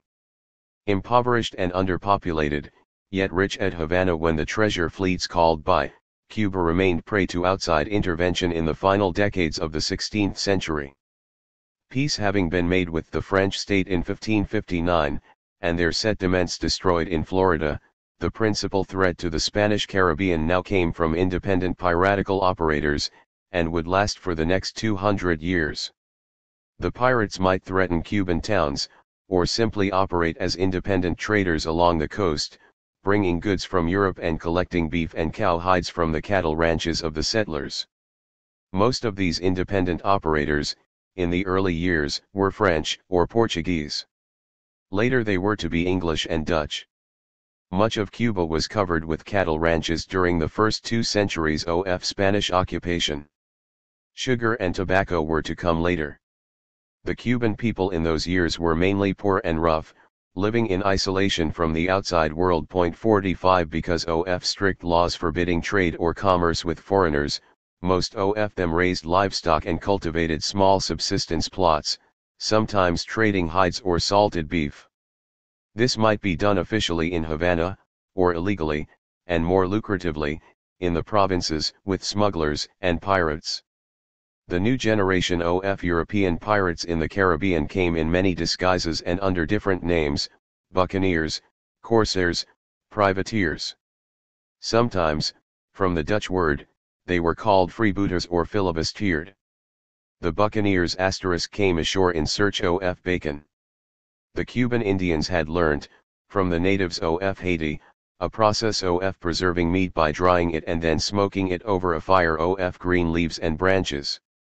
The Indians called the rack on which the meat was laid out a boucan or buccean bacon, while those who prepared and sold the meat were referred to as buccaneers or buccaneers. 46. Pigs had been brought to Cuba from Europe by the first Spanish settlers. The early litters had been allowed to roam freely over the island, becoming a vital source of food, not just for the settlers but also for the pirates who arrived in forgotten coves to replenish their water and their stores. They learned to appreciate the pig meat dried on the boucan, and the word became associated with the pirates themselves, the men who brought home the bacon. The privateers were different from buccaneers in that their operadons were officially licensed by the state from which they came. These were privately owned ships, granted the right by the French or English monarch, and later the Dutch, to operate against enemy shipping in time of war. 47 All such operators were engaged in contraband along the coast, for which the Spanish word was rescates, a term used to refer to barter or ransom, a transaction usually considered to involve deceit or deception. 4 Registered the pirates brought slaves and luxury goods from Europe, settlers provided them with meat and hides. The early settlers had brought cat with them as well as pigs, and the great cat ranches of Cuba, run by the increasingly rich and privileged descendants of the first settlers, serviced the inexhaustible demand of Europe for cheap leather. 20,000 hides a year were, legally, exported in the 1570s, the production of leather far exceeding the local demand for meat. European pirates and illegal traders came ashore at many points along Cuba's undefended coast. Since they were essentially traders, the opportunities for barter and exchange were not unwelcome to wealthy Cuban ranchers. Philip II, in his anxiety to defend Havana and the treasure fleet, had neglected the rest of the island. Building fortifications at Havana afforded little protection against pirates, since they could come ashore at whichever one of Cuba's myriad small inlets they might choose. The eastern end of the island had been left largely defenseless, permanently exposed to infiltration and attack. The treasurer of neighboring Santo Domingo reported in October 1595 that corsairs had been active in local harbors in the previous 4 years, as numerous and as assiduous as though they were ports of their own countries. They make their incursions safely and find persons with whom to barter, for the land is sparsely settled and full of homed cattle, so that anywhere they put in they find opportunity awaiting in the presence of Negroes and other wretched delinquents who live outside the law in the bush. 9 These piratical actions along the shores of the Caribbean islands were a particular stock in trade of the English privateers who predominated throughout the Caribbean in the last 2 decades of the 16th century. England had now replaced France as Spain's principal enemy, and the two countries were to be at war for 18 years, from 1585 until the death of Queen Elizabeth in 1603. The war had a considerable impact on Cuba outside Havana, and the privateers were soon attacking cattle farms and sugar mills. 32. Landing at unprotected settlements along the coast. The isolated Cuban settlers were only too happy to barter with the English pirates. 50 Philip II realized in 1586 that his Caribbean empire, gateway to South America, was under serious threat. The 40-year-old Francis Drake, the most famous English privateer of his age, had come cruising along the shores of Cuba that year. A piratical operator typical of his time, Drake was already familiar with the West Indies, and was himself a well-known figure there. He had received a regular privateering commission from Queen Elizabeth some 15 years earlier and made a preliminary voyage to the Caribbean in 1572. He had plundered the town of Nombre de Dios, the Panamanian collection point where the treasure fleet loaded silver from Peru, to be replaced in the 1590s by Portobello. With the outbreak of war between Spain and England in 1585, Drake was again sent out to the West Indies. This was no piratical operation, for he sailed at the head of a huge English fleet, 22 ships with 2,000 men and 12 companies of soldiers. He had orders to attack Spain's principal towns in the Caribbean, and he sacked the great city of Santo Domingo in January 1586. The Cuban authorities believed that Cuba must now be in his sights, and they prepared for an imminent attack by the legendary English pirate. Levies were ordered up from every small town, 300 soldiers were sent from Mexico, with 6 months' supply of food, and Havana eventually assembled a force of nearly 1,000 armed men, ready to repel the English enemy. Guns were prepared at La Fuerza, and at the forts of Punta and Moro at the entrance to the harbor. An iron chain, buoyed up by logs, was placed across the water. It was a false alarm. Drake sailed south from Santo Domingo to the South American mainland and seized Cartagena instead. The authorities in Havana were obliged to gear themselves up a second time when they heard that he had left Cartagena and turned north towards Cuba. News came that Drake's fleet had touched the island at its western extremity, landing briefly for water at Cape San Antonio, and his entire fleet was glimpsed from the shore at Havana at the end of May. Yet the attack never came. Maybe the great English captain had second thoughts, maybe his troops were too ill, maybe he was deterred by the Spanish preparations to receive him. He sailed away northwards to the coast of Florida and attacked the more vulnerable settlement at St. Augustine instead. Drake had refrained from attacking Cuba, but the fright he had given Philip II would have a significant effect on Spanish policy towards the island. His voyage in 1586 is often held to mark the end of the first era of Cuba's colonial history. Everything the islanders had requested, ships, guns, fortification, soldiers, was suddenly forthcoming when, as Irene Wright put it so graphically, Philip heard among his islands, along his own coasts, the beat of Drake's drum and the roll of the guns of the Tudor navy. They ushered in other rhymes. *51. Spain had relied on its own naval strength to protect its possessions in the Caribbean for nearly a century. Drake had underlined the vulnerability of these distant settlements. Although Havana had successfully deterred his attacks, Cuba's other ports, notably Santiago, had been left undefended. With the island's tiny defense force concentrated in the capital, Santiago was an easy target, and was captured and sacked by freelance French operatives. It was never to be the island's capital again. The lessons of Drake's voyage were soon learned by the authorities. Spanish protection was insufficient, the colonies would have to be properly fortified and organized to protect themselves. 52 A great military engineer from Rome, Giambattista Antonelli, was sent out to Havana in 1586, to report on the island's defenses. He began work on the 2 embryonic forts at the entrance to the harbor, the fort of San Salvador de la Punta on the western side, and the Moro Cast on the eastern promontory. Built by slaves with the help of soldiers and prisoners, Che works were not finished for another 40 years, in 1630. Antonelli was to spend many years in the Caribbean, designing forts for San Juan and Santo Domingo, and constructing roads for Cuba as well as an aqueduct for Havana, providing the city with a permanent supply of fresh water. The measures taken were sufficient. Nearly 2 centuries passed before the English were able to prevail against Spain in the Caribbean. Drake had made a dramatic impact, but the English did not have the organization or the economic strength at the end of the 16th century to operate permanently on a global scale. They were, after all, a small country, operating far from home. 53 Drake himself returned to England after his great expedition of 1586, to take a prominent part in the defeat of the Spanish Armada, sent to capture England in 1588. When he returned to the West Indies, to make further attacks against Spanish settlements, he found that their defenses had grown stronger. His final years of piracy illustrated England's relative weakness, and they ended in failure. He died off the coast near Nombre de Dios in January 1595. The amount of Spanish loot that the English captured was insignificant compared with the Latin American treasure that arrived in Spain.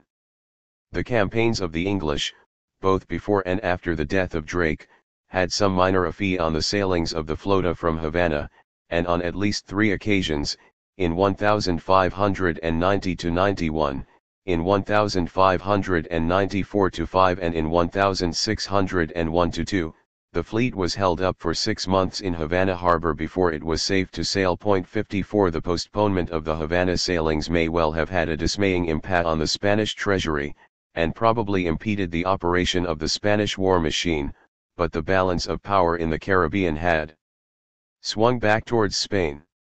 The English kept out of Cuba for more than half a century, while other European nations became the principal threat to Spanish power in the region.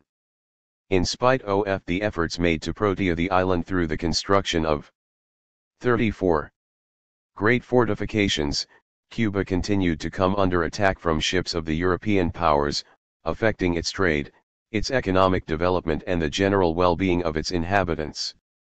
The external threat remained as real as in the days of Drake, the byproduct of distant but continuing quarrels in Europe. The French, the Portuguese, and the English had been seen off, for a while, but the fiercely Protestant Dutch soon took their place, becoming the dominant power in the Caribbean in the first decades of the 17th century. Spain was at war with the Dutch in Europe, and the conflict soon became global. In 1624, a Dutch fleet seized Bahia, the chief town of Brazil, and in 1628 its target was Havana, or more specifically the Silver Fleet. Admiral Piet Hein of the Dutch West India Company, the most famous Dutch privateer, was in charge on both occasions. With a fleet of 32 ships, 700 cannon, and 3,500 soldiers, he lay off Havana, waiting for the fleet's arrival from Mexico. At dawn on September 8, the 15 ships of the Spanish flota sailed straight into the middle of his armada, then lying off the Bay of Matanzas. Piet Hein shepherded the Silver Fleet into the bay and captured 8 ships, sinking a 9th.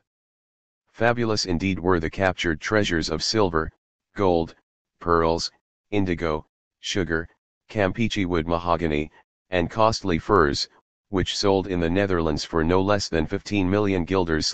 Dutch school children sang a song forever after to celebrate the deeds of the famous corsair.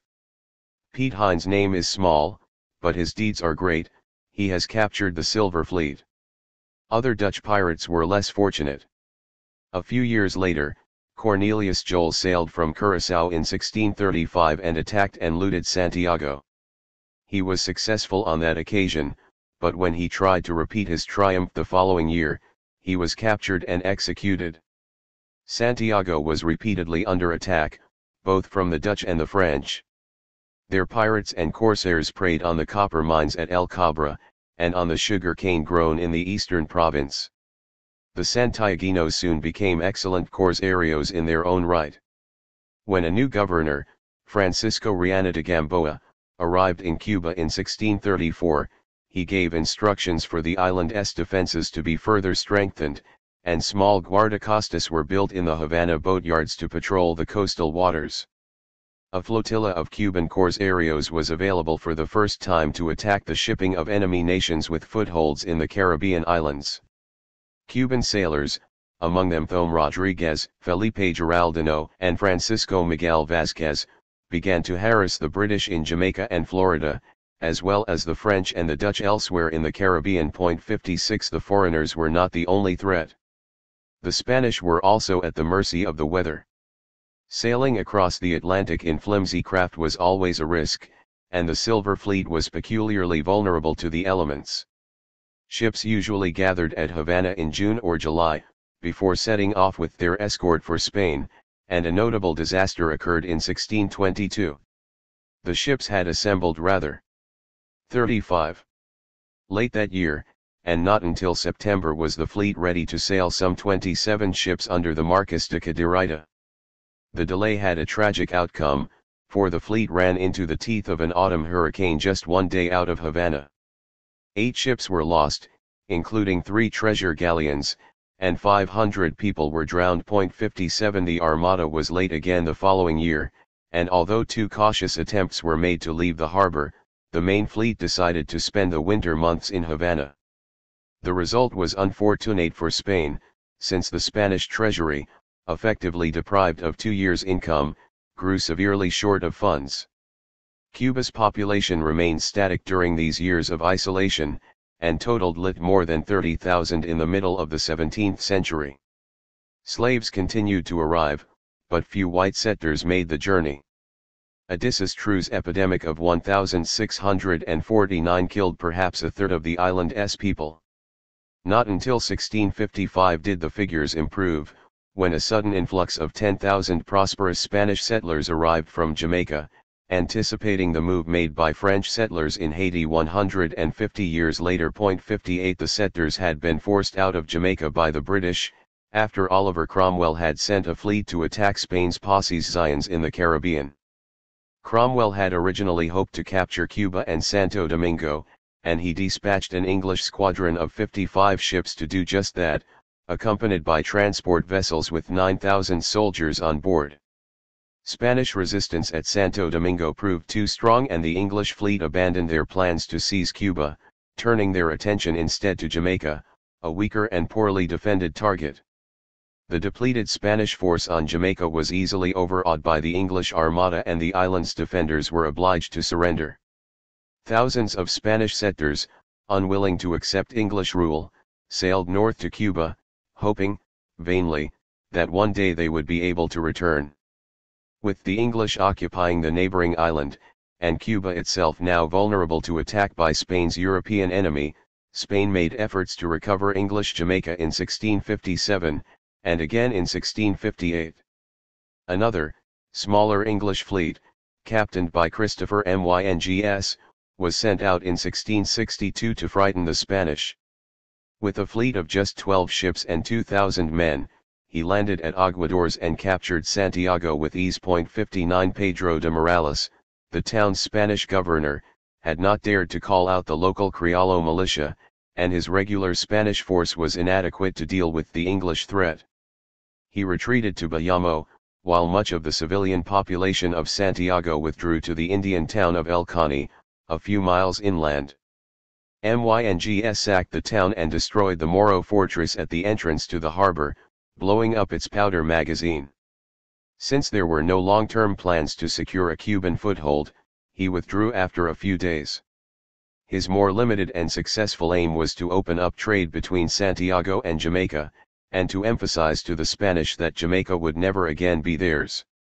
Soon a thriving trade in copper, sugar, and slaves opened up between and the two islands, a mutually convenient arrangement that was beyond the capacity of Spain to prevent. 60 A few years later, Henry Morgan, the famous Welsh buccaneer, was ordered by Sir Thomas Moody Ford, Jamaica's governor, to sail to Cuba in 1688 to verify the details of a threatened Spanish attack. Morgan landed on Cuba's south coast, with 10 ships and 300 men, and advanced some 50 miles inland to Puerto Príncipe, Camagüey. As soon as the pirates had possessed themselves of the town, they closed all the Spaniards, men, women, and children, and slaves in their several churches, and pillaged all the goods they could set their hands on. Then they searched through the country, daily bringing in many goods and prisoners with much provision.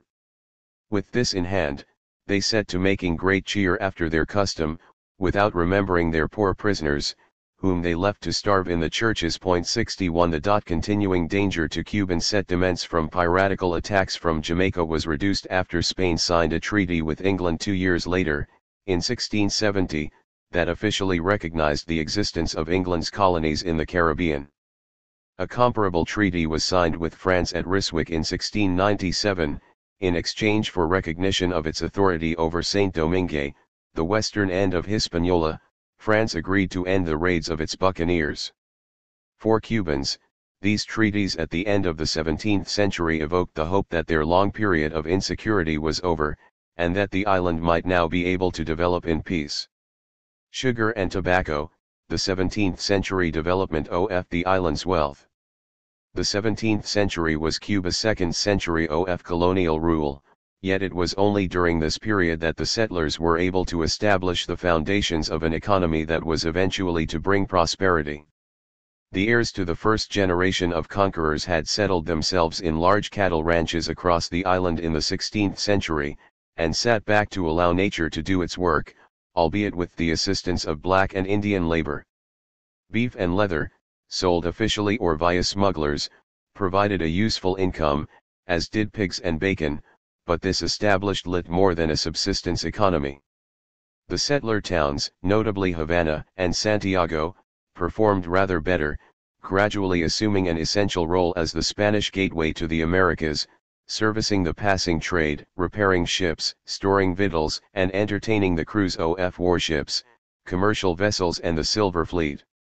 In the 17th century, however, the island's economic rhythm began to change, with the harvesting and commercial production of sugar and 37. Tobacco. These two crops began to draw level with cattle as the principal source of agricultural income, and by the 18th century began to make substantial contributions to the island's wealth. Sugar was not indigenous to the Caribbean, it came originally from the Pacific. Cultivated in Spain by the Arabs for many centuries, it was brought across the Atlantic by the Spanish on their early voyages, and grown commercially in Hispaniola soon after. The first boxes of sugar produced there were presented by Nicolas de Ovando to King Ferdinand on his deathbed in 1516.62. The Emperor Charles V, Ferdinand's successor, encouraged production in Cuba in 1523, authorizing 4,000 gold pesos to be granted to responsible settlers in Cuba for the construction of sugar mills. State support for the sugar industry was made available to private entrepreneurs from the start, the finance being provided by the Casa de Contratación in Seville, the trade promotion finance house founded 2 decades earlier in 1503. The first large-scale sugar plantations, with 3 sugar mills under construction in the area around Matanzas, were established in Cuba in 1576. These primitive mills, with wooden rollers, were powered by mules or oxen, and the juice was caught in earthenware trays. After boiling in open pans, the end result was a coarse brown sugar, sufficient for consumption on the island but hardly an export luxury. 63 These simple methods of production continued throughout the 17th century. Cuba with Hispaniola and Puerto Rico were the first Spanish colonies in the Americas to plant sugarcane, and the first to employ slaves. They were also the first to embark on plantation agriculture.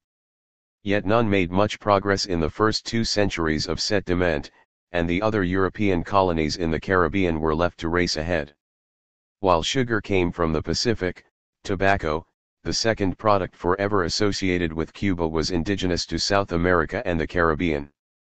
The Tainos grew and smoked tobacco, but it was some years after the conquest before Spanish settlers appreciated its delights.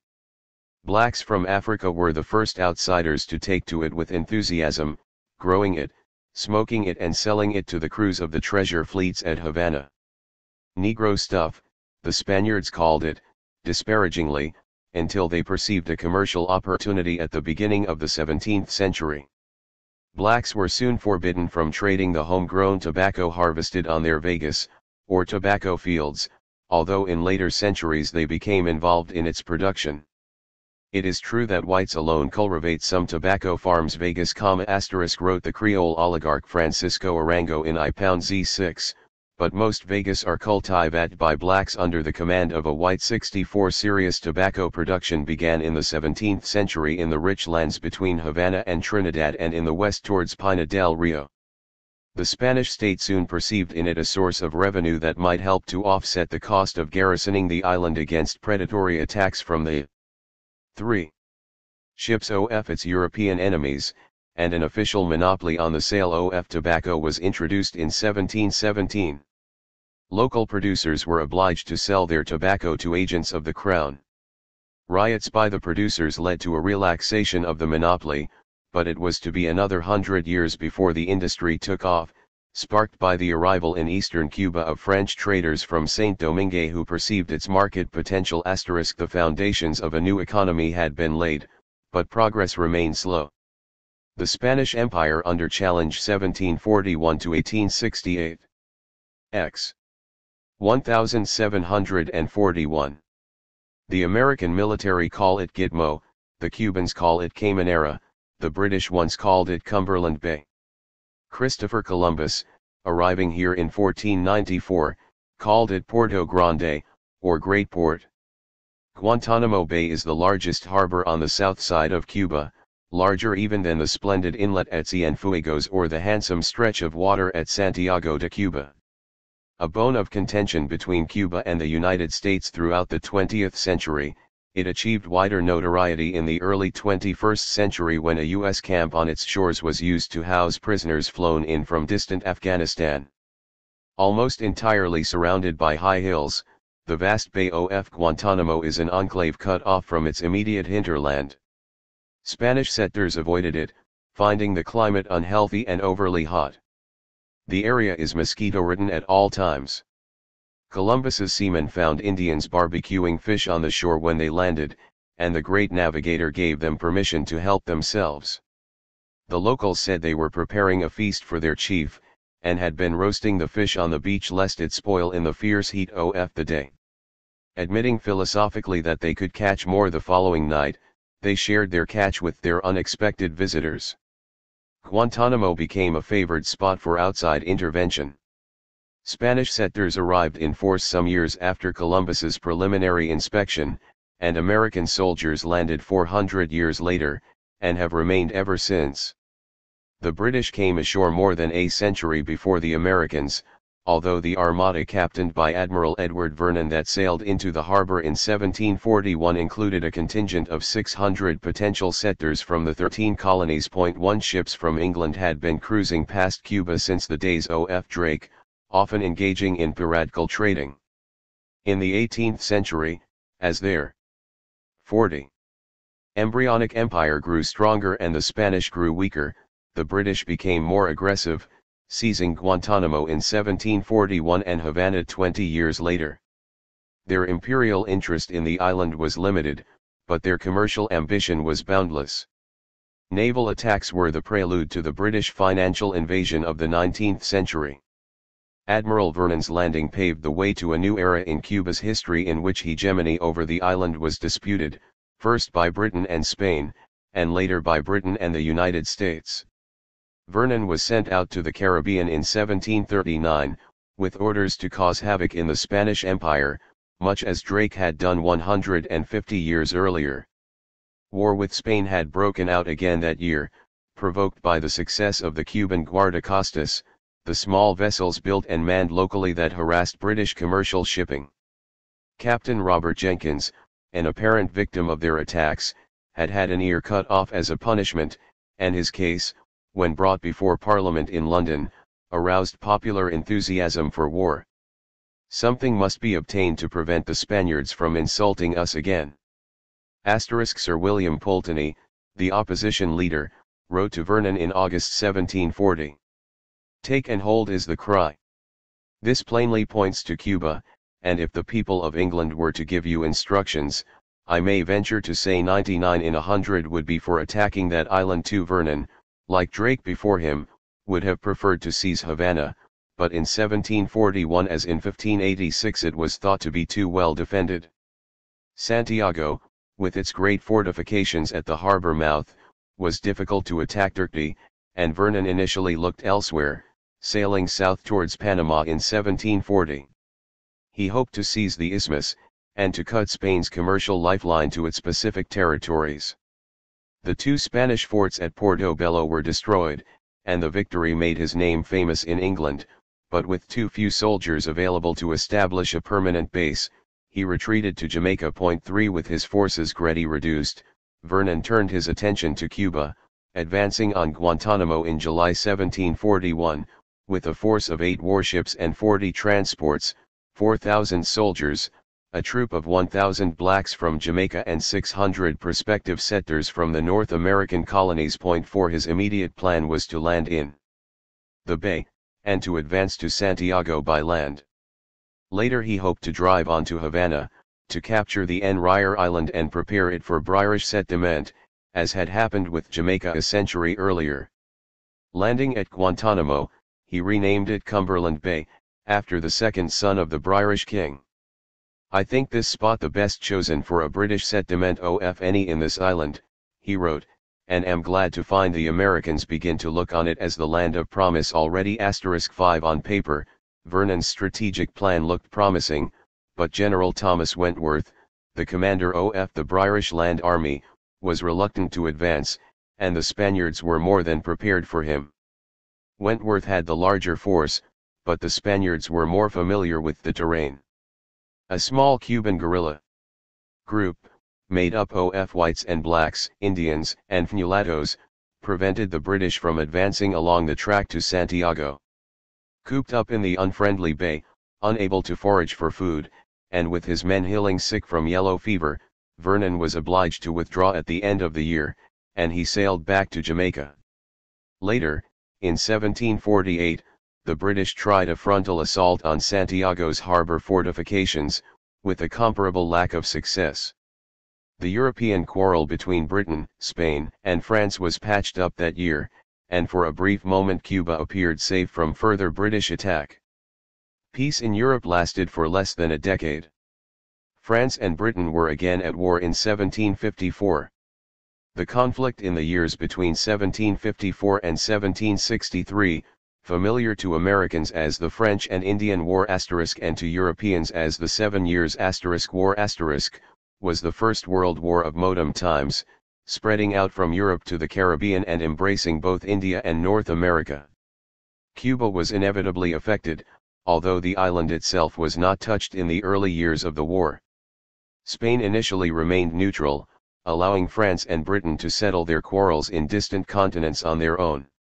When war came to the Spanish Caribbean, the result was disastrous for Cuba, which suffered its most humiliating defeat since the sack of Havana by Jacques de Sores 2 centuries earlier.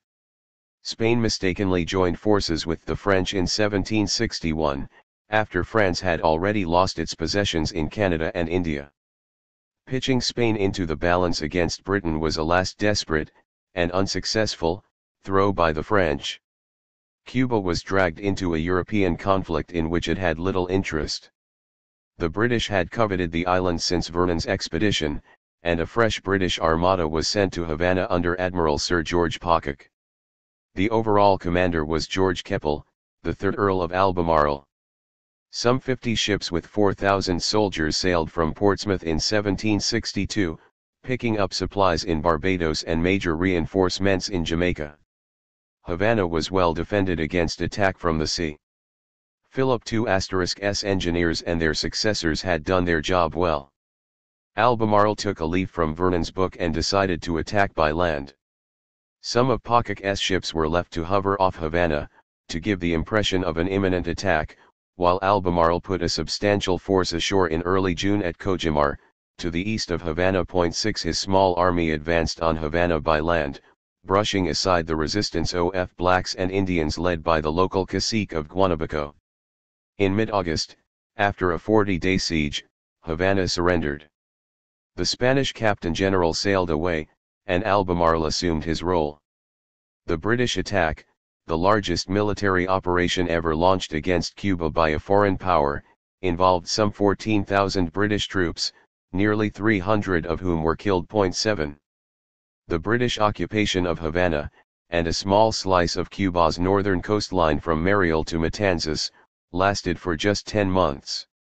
The Treaty of Paris, signed in February 1763, marked the formal end to the 7 Years' War, and recognized the French and Spanish defeat. New dispositions were made in the New World. The British agreed to withdraw from Cuba, securing Spain's North American territory of Florida instead, thus enabling them to consolidate their existing empire on the mainland. The Pound-Arl of Albemarle handed Havana back to a new Captain General from Spain. The brief British occupation is often perceived by historians as the moment when Cuba entered the modern age, opening the PON of Havana to foreign commerce in a spectacular and unprecedented fashion. 1,000 ships unloaded their cargo that year, cargo that included 10,000 slaves. More significant than Britain's brief rule was the opening of Cuba to its possessions in North America.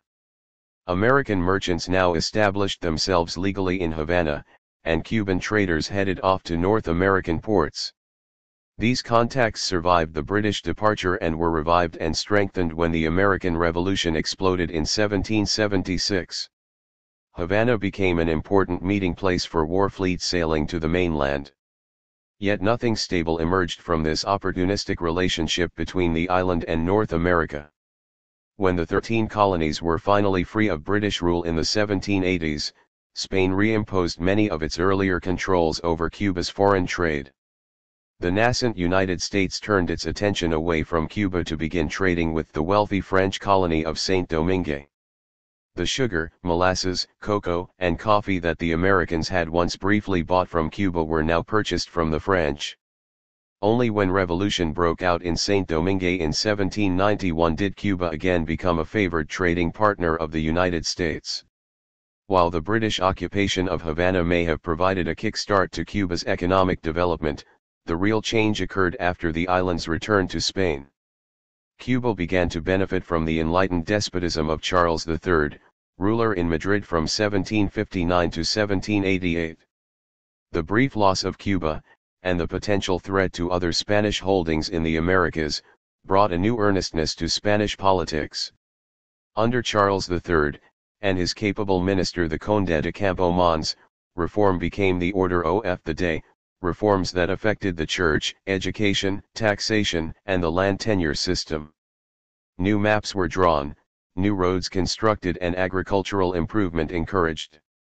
Local initiatives were applauded, to be described centuries later as decentralization. In different towns throughout Spain more than 70 Sociedades de Amigos del País, Friends of the Country, were founded. 43. Government-supported institutions of local notables who met together to promote economic and social research, local educational initiatives and technological innovation. News of these metropolitan reforms spread to Spain's colonies and, for the first time in centuries, Madrid began to take a fresh and intelligent interest in its colonial empire. Scientific expeditions were sent out to explore its obscure regions, and to make a note of future economic possibilities. These Spanish winds of change soon blew over Cuba, and a new generation of enlightened landowners, planters, and entrepreneurs came together in Havana to discuss economic development and to promote the new ideas coming from Europe. The conduit for this debate was Luis de las Casas y Aragori, the Captain General throughout the 1790s.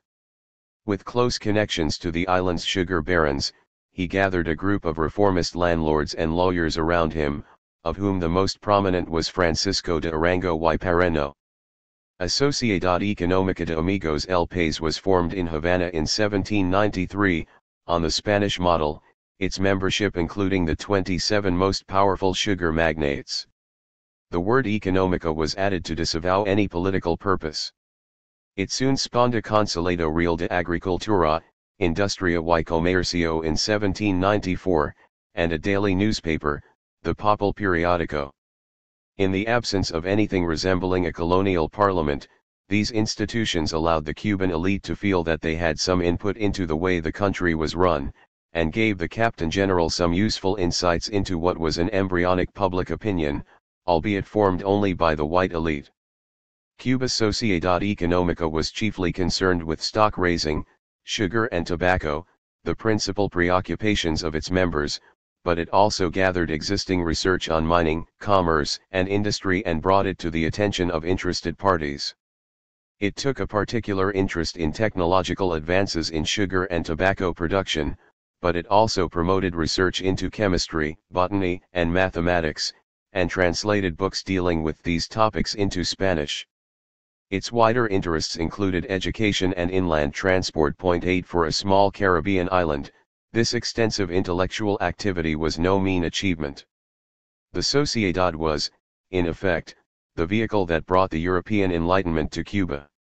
Arango, a rich young Cuban planter, was the leading figure in these initiatives. He applied new scientific technique to the sugar industry, and brought steam power from England.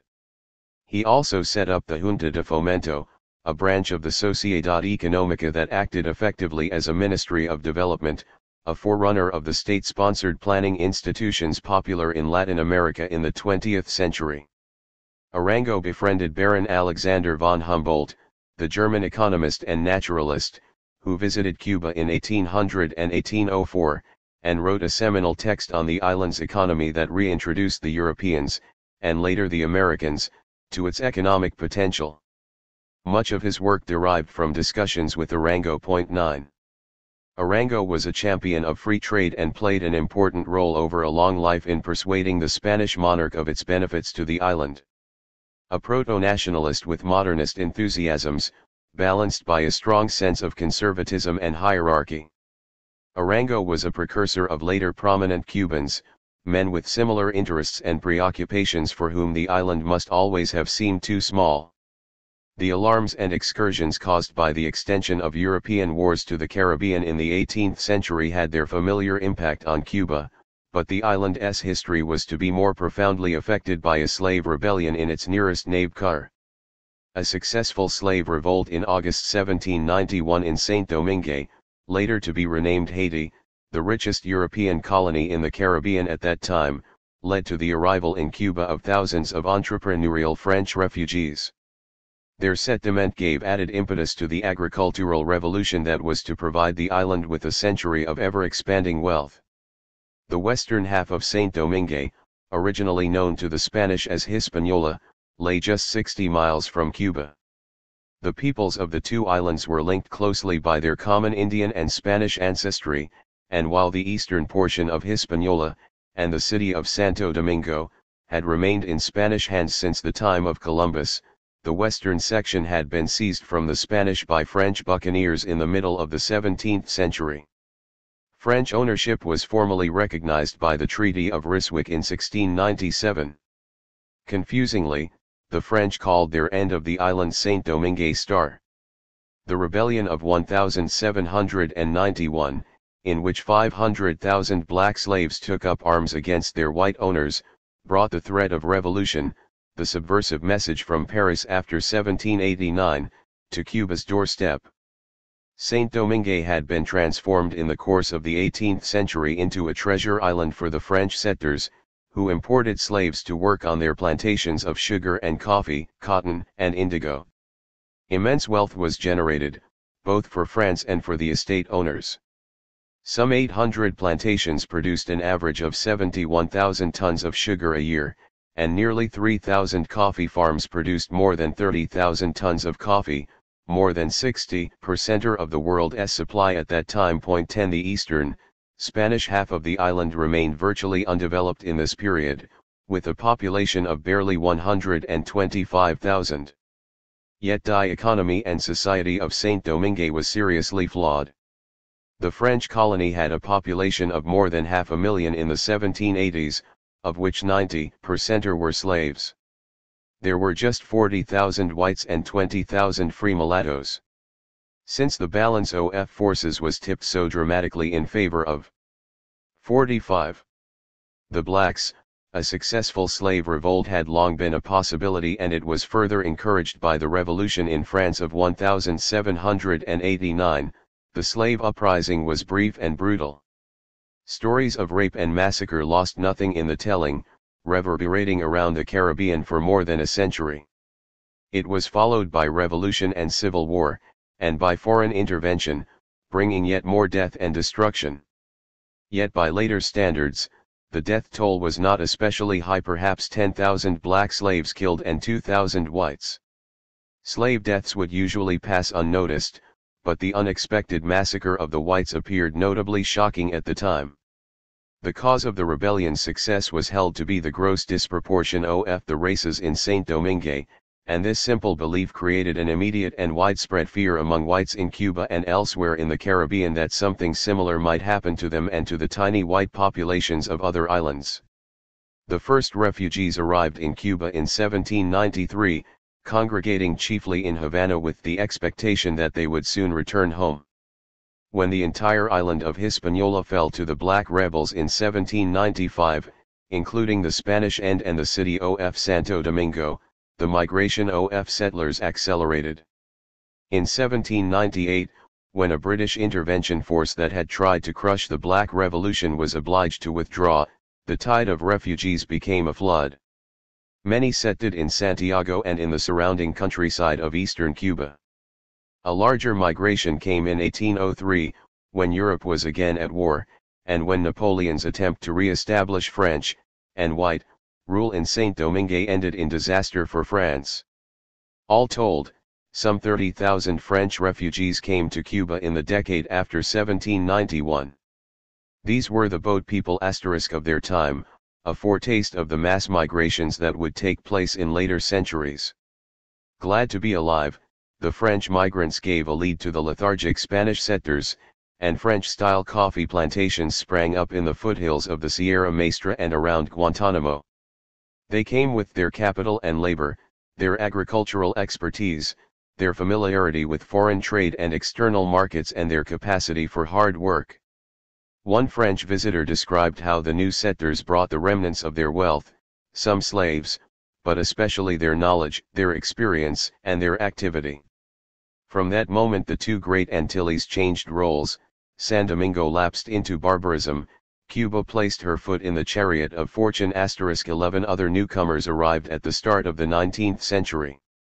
Thousands of impoverished Spanish settlers came from the eastern end of Hispaniola, and from the vast, formerly Spanish, territory of Louisiana that Napoleon sold to the Americans. 12 With this injection of migrant energy, Cuba changed from an underdeveloped settlement of small towns, cattle ranches and tobacco farms, into what would later be described as agribusiness *, large, semi-industrial plantations of sugar and coffee, characterized by the use of slave labor on a hitherto unimaginable scale.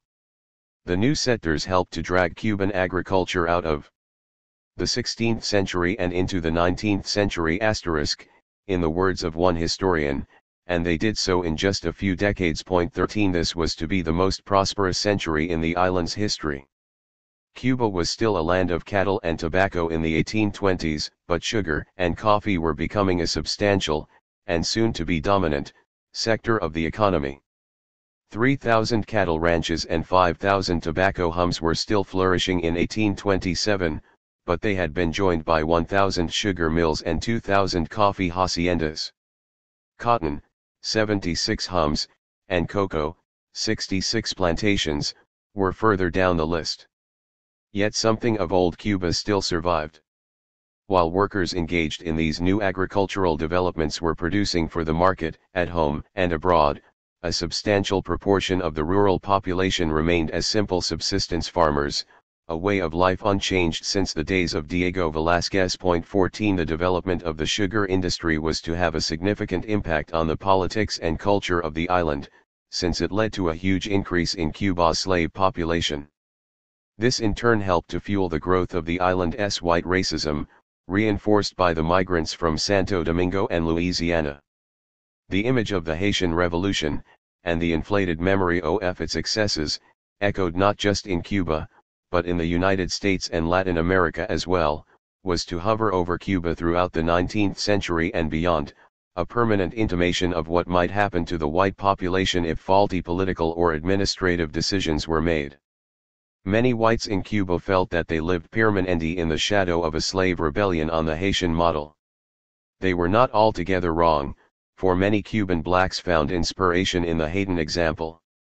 Cuba's blacks were quite capable of waving the Hayden banner, and the prospect of establishing a black republic was attractive to many of them. The Athmatic was going their way. 15 Almost 100,000 African slaves arrived in the colony in the 30 years after 1762, more than in the whole of the previous 3 centuries. In the 250 years between 1511 and 1762 some 60,000 African slaves had been dead, at an average rate of only 240 a year. With the expansion of the sugar industry in the late 18th century, the figures jumped dramatically, with slave landings averaging 3,300 a year. The slave population reached 85,000 in 1791, and it doubled over the next 25 years, to 199,000 in 1817. 10 years later, in 1827, it had increased by almost half, to 287,000. There were more slave imports in the 1830s than in any earlier decade, and by 1841, 436,000 slaves lived on the island, nearly 45% of the 1 million population. The total number of blacks, of course, was much larger, for not all blacks on the island were slaves. In Spain itself the authorities had allowed slave 47 owners to grant freedom to their slaves, and this policy had been extended to Cuba. Compared with other islands of the Caribbean, and the states of North America, Cuba had more free blacks. In the first part of the 19th century the number of former slaves and their progeny, the free people of color, had almost trebled, from 54,000 in 1792 to 153,000 in 1841. The census of 1841 would reveal what had long been suspected, that the slaves and the free people of color * formed a substantial and verifiable majority, 58% or 0.16. The white settler population did not hide its alarm at the news. Yet in reality the blacks had probably outnumbered the whites since the start of the 17th century, and perhaps even earlier, and the predominance of blacks was to continue until well into the middle of the 19th century. The 1841 census merely gave an official stamp to the figures. What frightened the whites was the existing capacity of the blacks to organize themselves. Although the treatment of recalcitrant black slaves had always been harsh, the Spanish and Portuguese colonial system had certain peculiarities, in both Cuba and Brazil, that were unusual in the Americas. These were in some sense beneficial to black people, since blacks were not categorized simply as blacks or Africans, but were allowed to take pride in their particular ancestry. They always knew from which part of Africa they had come. The white settlers, adopting a Spanish tradition, belonged to cohibios, later referred to as fraternal societies *, that were organized on the basis of their place of origin in Spain. The blacks, certainly since the late 16th century, were allowed to do the same, grouping themselves together, both slave and free, in cohibios modeled on the societies of the whites.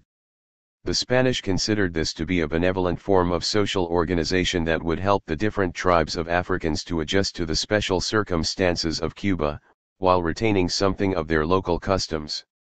Bishop Pedro Agustin Morel de Santa Cruz, Bishop of Havana in the middle of the 18th century, was so impressed by the attachment of the blacks to their African cohibios that he granted them the church's official recognition in 1755, hoping in this way to facilitate and speed up their religious instruction. 17 The black cabildos of slaves and free-coloreds were formed along tribal or ethnic lines.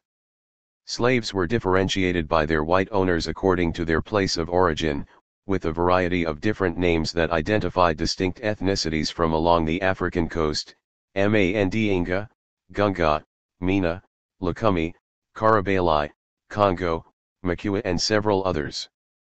These were usually corruptions of the original African tribal names devised by the slave owners, but they were soon used by the slaves themselves. 18 The Mandingas and Gungas came from the region of Sierra Leone, known there as the Malinkis. The Minas came from the Gold Coast, now Ghana, where they were called the Akans. Two groups came from what is today Nigeria, the Lukumis were the Yoruban-speaking peoples from Benin, while 48 The Carabalis were people from Biafra, otherwise known as the Igbos and the Efiks. The Makuas came from the eastern side of Africa, and were kin to the Makwas of Mozambique. 19 Slaves from Angola who arrived at the end of the 16th century were called Congos, after the river running through the territory where they had once been collected by Portuguese slavers. Nearly 400 years later, some of their descendants were to fight in defense of their former homeland in Castro's armies. The white settlers labeled each ethnic group with certain temperaments, often inconsistenti, according to Robert Paquette. The prevailing prejudices around 1840 seemed to be that the Mandingas and Gungas were the most tractable and trustworthy, the Lucumis were quick-tempered, warlike, cunning but hard-working, the Minas and Carabalis resembled the Lucumis, the Congos were stupid, great drunkards, and sensualists, and the Makuas were brutal as the Congos. 20 Although the blacks were tightly controlled by the state, their lives in the early years of colonial rule were not affected by the kind of social discrimination that became common in later centuries. There was little personal or social prejudice against them, and free blacks went to church or walked through the town on equal terms with whites. They were also allowed to carry arms and were enrolled in the Batallón de Pardos y Morenos, Havana's black militia. 21 It was not until the 19th century that treatment of them became less friendly, notably after the whites grew fearful of a repeat of Saint Domingue. The new Cuban society emerging at the start of the 19th century was not immune to the ideas spreading from the European Enlightenment nor to the notions of independence from Spanish rule that were soon to be successful on the Latin American mainland. Cuba experienced several early anti-Spanish rebellions. Black rebels from among the free people of color, rather than from the white aristocratic elite that would spearhead the liberation struggle on the mainland, were the first to organize in Cuba, in conscious imitation of the example of Haiti. Nicolas Morales, a 56-year-old free man from Bayamo, described as pitch black in color, began organizing as early as 1795. His group sought to unite black and white, and his supporters included a handful of whites. His program was to abolish taxes that oppressed the poor, to distribute land to the poor since the rich had all of it, and to send priests back to their convents. Betrayed before time, and posing no serious threat to the state, Morales and his fellow rebels were imprisoned. The mulatto militiaman who had betrayed them was rewarded with 200 acres of land. 22. A more serious attempt at independence was pioneered in 1810, at a time when the Spanish state was weakened by Napoleon's invasion of Spain. A number of free people of color enrolled in the black militia joined a white independence movement led by two conservative aristocrats and a wealthy white officer, all of them Masons. 23 They sought independence but had no plans to change the island's social structure. According to their proposed constitution, the slaves would remain as slaves, and whites would continue to rule. The first political movement in Cuba to evoke the Indian past, they devised a flag with the figure of an Indian woman, entwined with a tobacco leaf. They called themselves Indios or Yacuanos, perceiving Cuba as an extension of the Yucatan. The figure of Harney, the 16th century cacique, was recovered from oral memory and exalted as the first victim of the Spaniards. 24 The involvement in the rebellion of members of the black militia served to mobilize Havana's white population against it, creating for the first time a phenomenon that would reappear throughout the century and become a key element in Spanish control of the island. A white volunteer militia manned by young men from the families of recent immigrants was created to assist the colonial authorities. A French visitor described the militia simply as honest men of Havana who had come together in battalions from the same Spanish province. 25 Loyalty to the specific regions of Spain from which the settlers came had been encouraged by the white cabildos from the earliest century of settlement, and the emotional pull thus fostered inspired the voluntarios and reinforced their passionate support for the motherland. Conservative in their political attitudes, and racist in tone, they became an essential bulwark of the Spanish state. The rebellion of 1810 was crushed by these empire loyalists, assisted by some of the new French migrants from Saint Domingue and with the active leadership of the Captain General, Salvador José de Muro Salazar, the Marquis de Sumariuelos.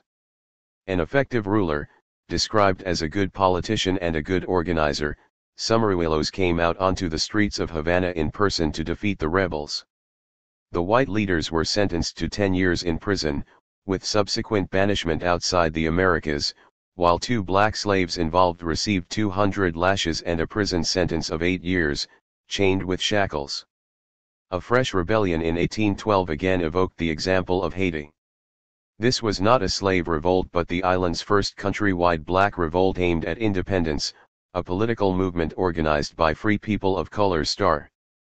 José Antonio Aponte, its leader, was a skilled black woodworker in Havana, by ethnic origin a Lukumi, a Yoruba speaker from the Bight of Benin. 26 A former commander of the Havana Black Militia, and a man of some stature in his community, he was the head of his local Yoruba Cabildo. He made his living through the production of religious imagery, carving sculptures incorporating Christian and African elements. Like many of Cuba's free blacks, Aponte was well informed about the politics of the outside world, notably about events in Saint Domingue. His 50 personal heroes, to judge from the pictures found on the walls of his house, were the Haitian leaders Toussaint L'Ouverture and Henry Christophe. He also possessed a portrait of George Washington.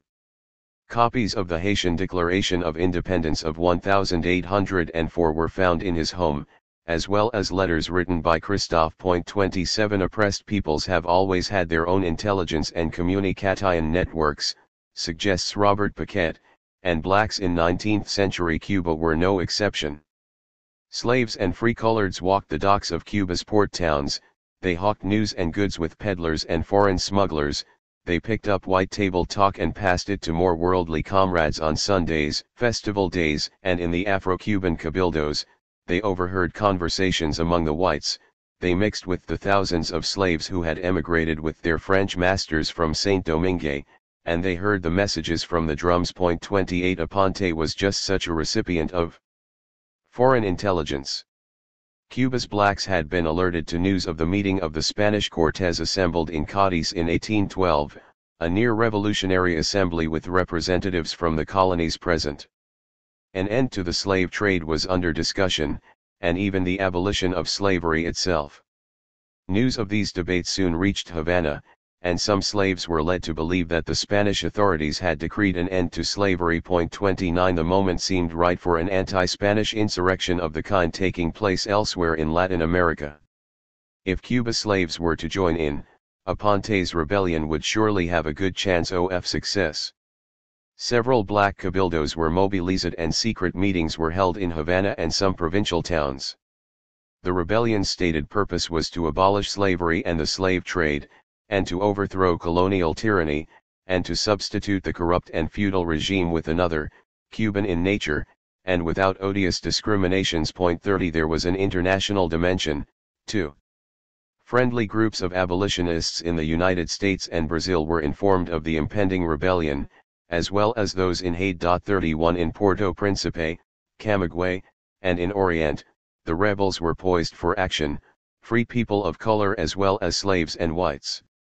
The conspiracy was supported by men in many different trades, shoemakers and carpenters, saddle makers and charcoal burners, bell ringers and ox cart drivers. 32 Aponte's plan was to seize power in Havana when Spanish troops had been drained off from the capital to deal with these local revolts.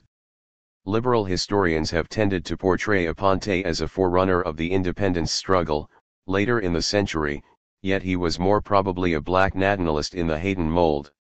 Hilario Herrera, Aponte's principal lieutenant in Orient, was a veteran of the revolution in Saint Domingue, and another of that gallery of Cuban heroes from Hechua and Cogwix to Maximo Gomez who came from the nearby island.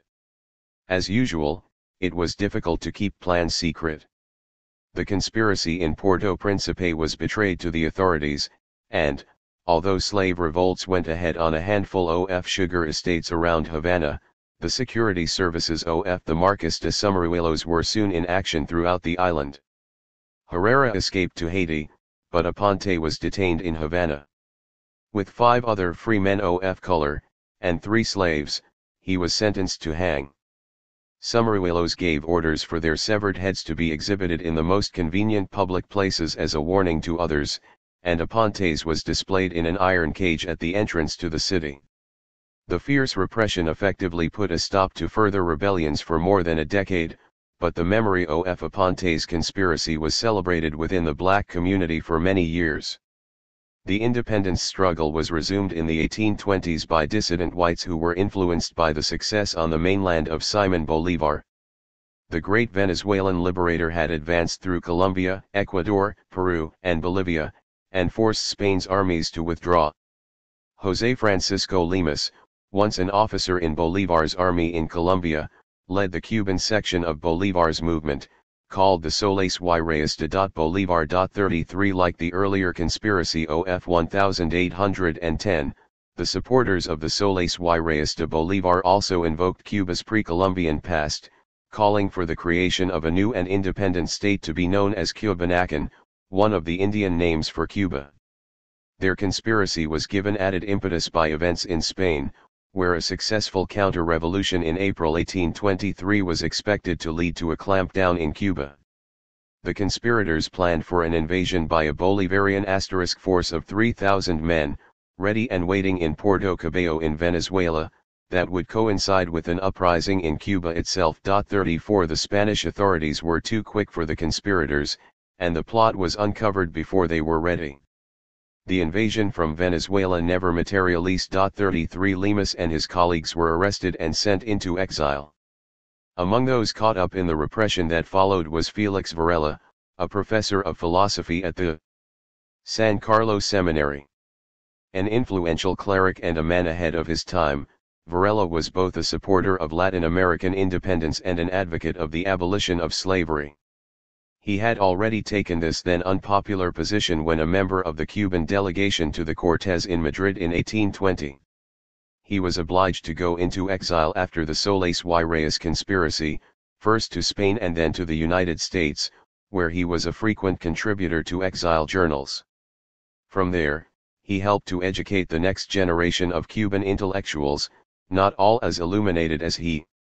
His memory has often been evoked across Cuba's political spectrum as the model of an admirable and progressive citizen. So what made Cuba so different from the rest of Spanish America? Signs of political discontent were not lacking. The ideas of the Enlightenment, the spread of Freemasonry, the memory of the American Revolution, the impact of the French Revolution and the wars of Napoleon and the shock of the Black Revolution in Saint-Domingue, all had a notable impact on Cuba. Many educated Cubans, both white and black, felt themselves to be part of a wider world in a state of flux, and began charting new paths for the island's future, yet their efforts were in vain. There were occasional slave rebellions and revolts by free men of color, but none achieved the critical mass secured by the black rebels in Haiti. Support for Cuban independence might in theory have come from the small settler armies proclaiming independence on the Latin American mainland. Yet Bolívar himself expressed little interest in extending his military campaigns northwards to Cuba. Only after the final defeat of Spain's continental armies, at Ayacucho in Peru in December 1824, did he make tentative plans to send troops to Havana. He often reflected on his reluctance to extend the struggle to the Caribbean, and wrote in one of his many letters that it was more important to have peace than to liberate these islands. An independent Cuba would take us a great deal of work. Even Bolívar was not immune to the belief that a liberated Cuba might become another Republic of Haiti. 36 The ubiquity of the security services was also a factor, ensuring that most conspiracies were uncovered within weeks, and often crushed before they could get off the ground. Failing to mobilize any substantial or influential portion of the population, none of them posed a serious threat to continuing Spanish control. Although a handful of progressive individuals favored independence from Spain, Cuba's economic elite was conservative, fearful of the economic and social consequences of a break with the colonial motherland. Without Spanish support, the planters would not be able to sustain the slave system on which their economic power was based, nor would they be strong enough to crush slave revolts. Their reluctance to rebel was also the result of fresh economic policies pursued by the Spanish authorities. Spain finally liberated the island's trade, abolished the controversial tobacco monopoly and allowed prominent Cubans to hold positions of influence in the direction of the island's economic affairs. This, coupled with the wealth generated in the wake of the Haitian collapse, ensured that few were tempted to take the South American route to liberation. Powerful voices advocate white immigration. The Spanish authorities believed their secret weapon in curbing the separatist ambitions of the white settlers was the existing preponderance of blacks. The fear of the Negroes said a Spanish minister in the 1830s, is worth an army of 100,000 men This was the Spanish trump card that would prevent the 53 whites from making any attempts at revolution. 47 This was an accurate assessment, for even the white, independence-minded intellectuals emerging in the 1830s were not immune to the racist virus. Central to Cuban history during the 19th century was the debate about race. Cuba's blacks were perceived as a threat to the white elite and to its imagined notion of the island's future community. Yet Cuba's future prosperity depended on the constant supply of black labor to work in the sugar plantations. How could the island continue to sustain this profitable industry and ensure the security of the whites at the same time? This was the obsessive concern of the elite over many decades, and numerous possibilities were under continuous review. Maybe the slave trade should be halted. Maybe the slaves should be better treated. Maybe more female slaves should be imported. Maybe policing should be improved. Maybe the free blacks should be expelled to prevent them making common cause with the slaves. Maybe white immigration should be encouraged, to make the black-white ratio more favorable to the whites. The blacks themselves never had much of a public voice, although men like Aponte were inspired by the Haitian Revolution. The vision of a black republic became less compelling in later years, when most blacks were content to envisage a society in which they would simply have equal rights with whites. They did not seek an exclusively black government, nor would this have been possible any longer, since by the 1860s the racial balance had swung towards the whites. Slave landings were less frequent, while white immigration proceeded apace. The development of Saint Domingue had once appeared exemplary, both to Madrid and Havana. Its slave economy was seen as the key to its economic success, and was noted as such by Cuba's Sociedad Económica in 1794, before the calamitous ruin of the colony of Saint Domingue, and before the horrible destruction and unheard-of crimes committed there by the Negroes were known. The first thing that came to mind when the development of our island was discussed was the free and unlimited introduction of Negroes. This was the conclusion reached from the great prosperity enjoyed by that unfortunate colony, prosperity which was due entirely to the multitude of slaves that cultivated its soil. 38 Faced with the rebellion of 1791, the dream of slave-driven prosperity appeared more like a nightmare.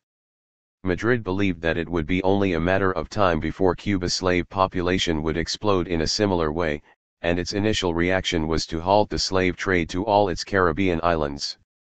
Yet the Cuban elite in the Sociedad Económica had other ideas. The powerful planters, desperate for labor, were just getting into their stride. Their visions of wealth from sugar, and the chance to seize the world markets of Saint Domingue, depended on the unimpeded flow of African slaves. 54. Francisco Arango, their articulate spokesman, argued forcefully in favor of their unlimited import.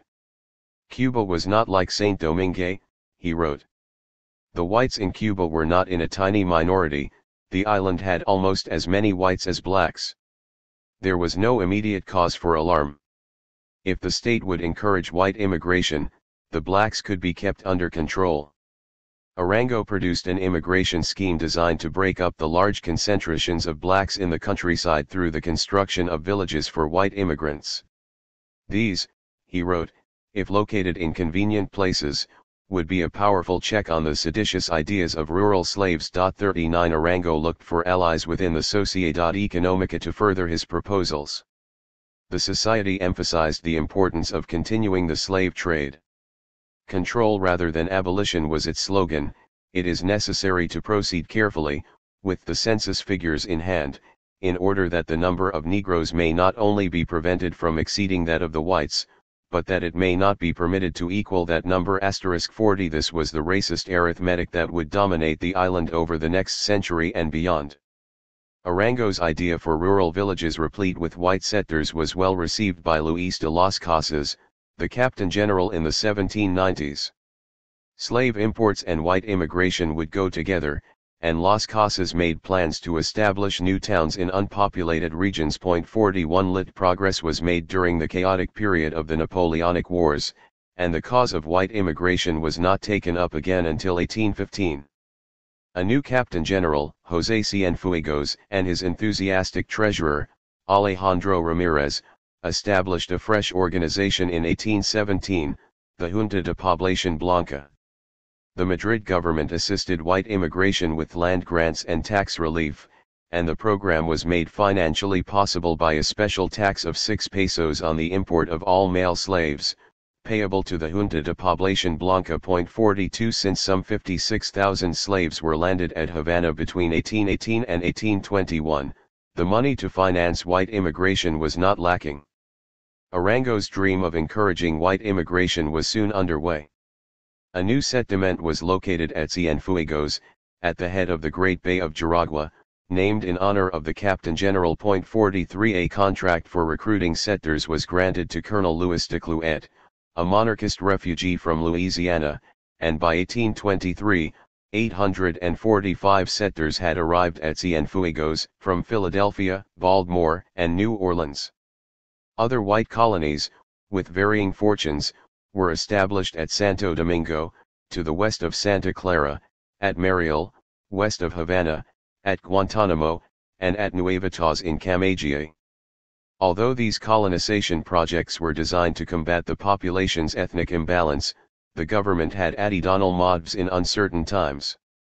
Colonization in hitherto desolate areas, planting Spanish migrants of unquestioned loyalty, would help to ward off subversive independence movements. 44.1.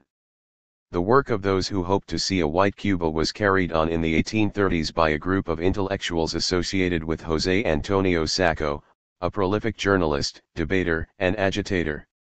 Sacco was the editor of the Revista Bimestre, an offshoot of the Sociedad Económica. 45 His contributors were an elite group that followed in Arango's footsteps, interested in education, political autonomy, and the ideas of the French physiocrats. They had moved a step beyond Arango, holding no brief for the government in Spain, but they did not advocate independence. They were the first generation of Cuban intellectuals with a utopian and romantic vision of Cuba as an entity separate from Spain. As such, they were permanently in conflict with the Peninsulars *, the more recent immigrants from Spain and the Canary Islands, and from continental Latin America, who gave thanks for Cuba's Hispanic heritage. Sacco wrote extensively on different aspects of Cuban society, and was a severe critic of the idiocies and stupidities of colonial government. The flaw in his vision and that of his friends was a virulent dislike of the fact that Cuba was largely peopled by blacks. One member of his group, Gaspar Betancourt Cisneros, a planter from Puerto Príncipe who wrote under the name El Lugareno, argued in favor of peopling Cuba with superior beings. These he defined as Germans and Saxons. 46 Sacco had racist views powerfully expressed. His proto-nationalism saw no future for the blacks on the island. The Cuban nationality of which I have spoken, and the only one that should concern all sensible men, is that formed by the white race. 47 He took up Arango's campaign, arguing that upon white immigration depend agricultural improvement, the perfection of the arts, in one word, the prosperity of Cuba in every sphere, and the steadfast hope that the crumbling edifice which now threatens us, will be restored confidently on a solid and indestructible base. Sacco warned of a new threat when slaves gained their freedom in the British Caribbean in the 1830s.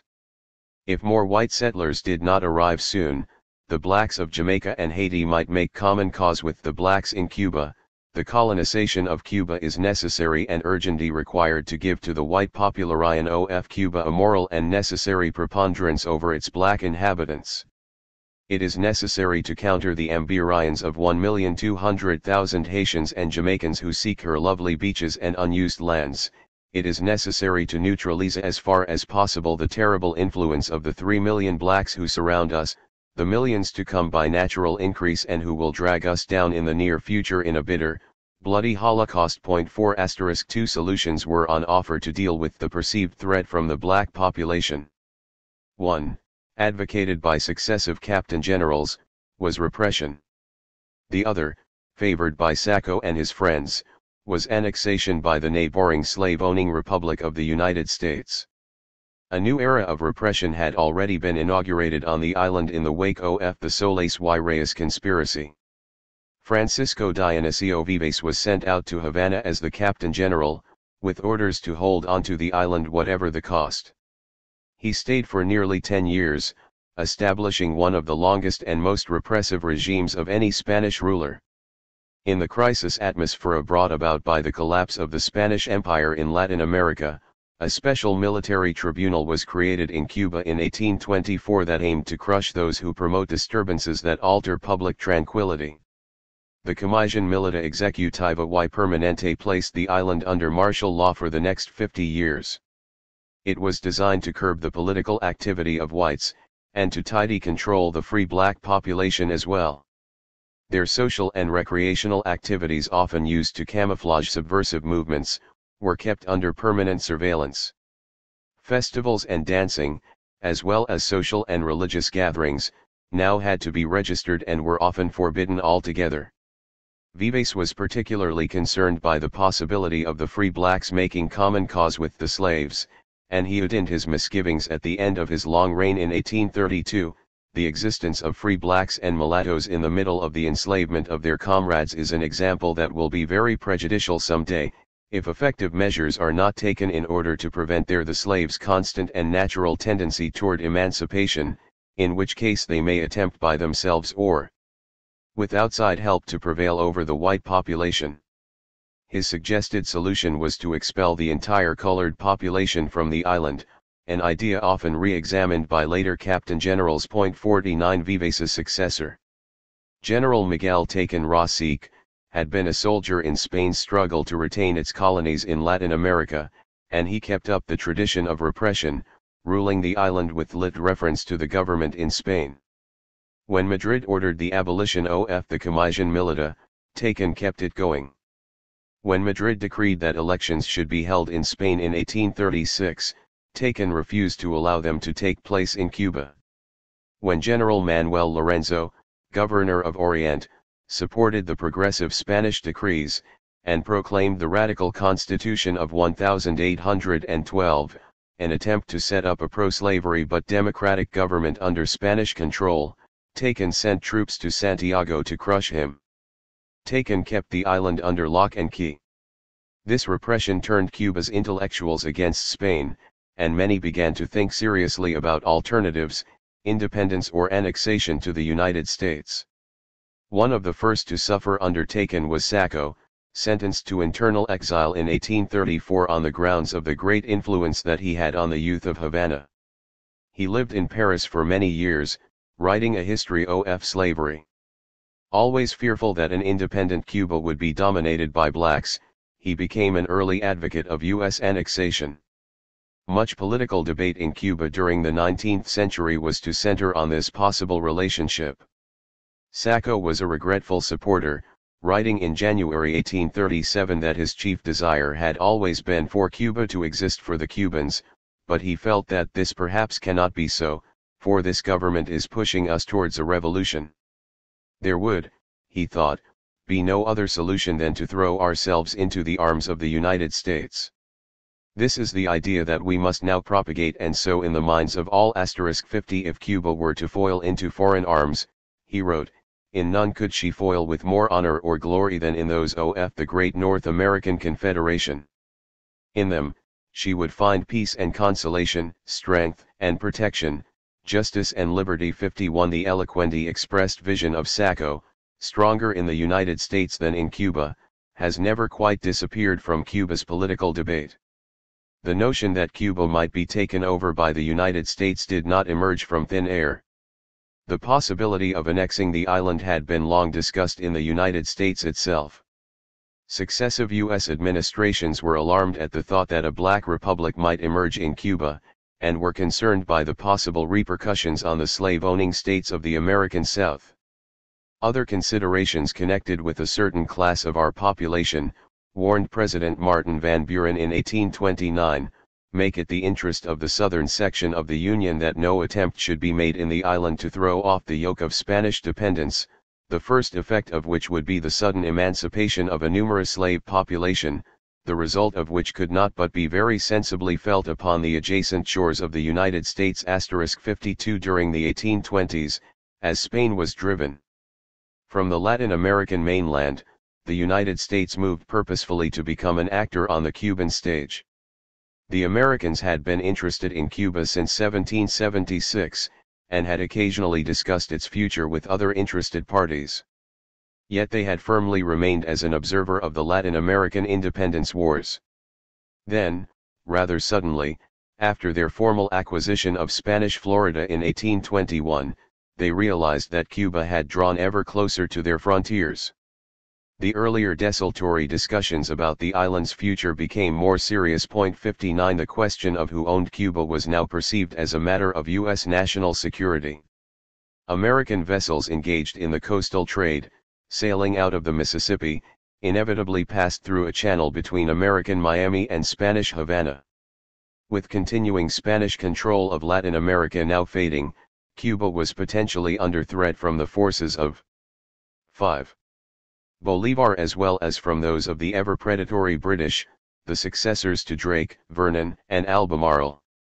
American concerns were first articulated by John Quincy Adams, the Secretary of State, who wished to ensure that Cuba, and Puerto Rico, did not fall under the control of any country other than Spain.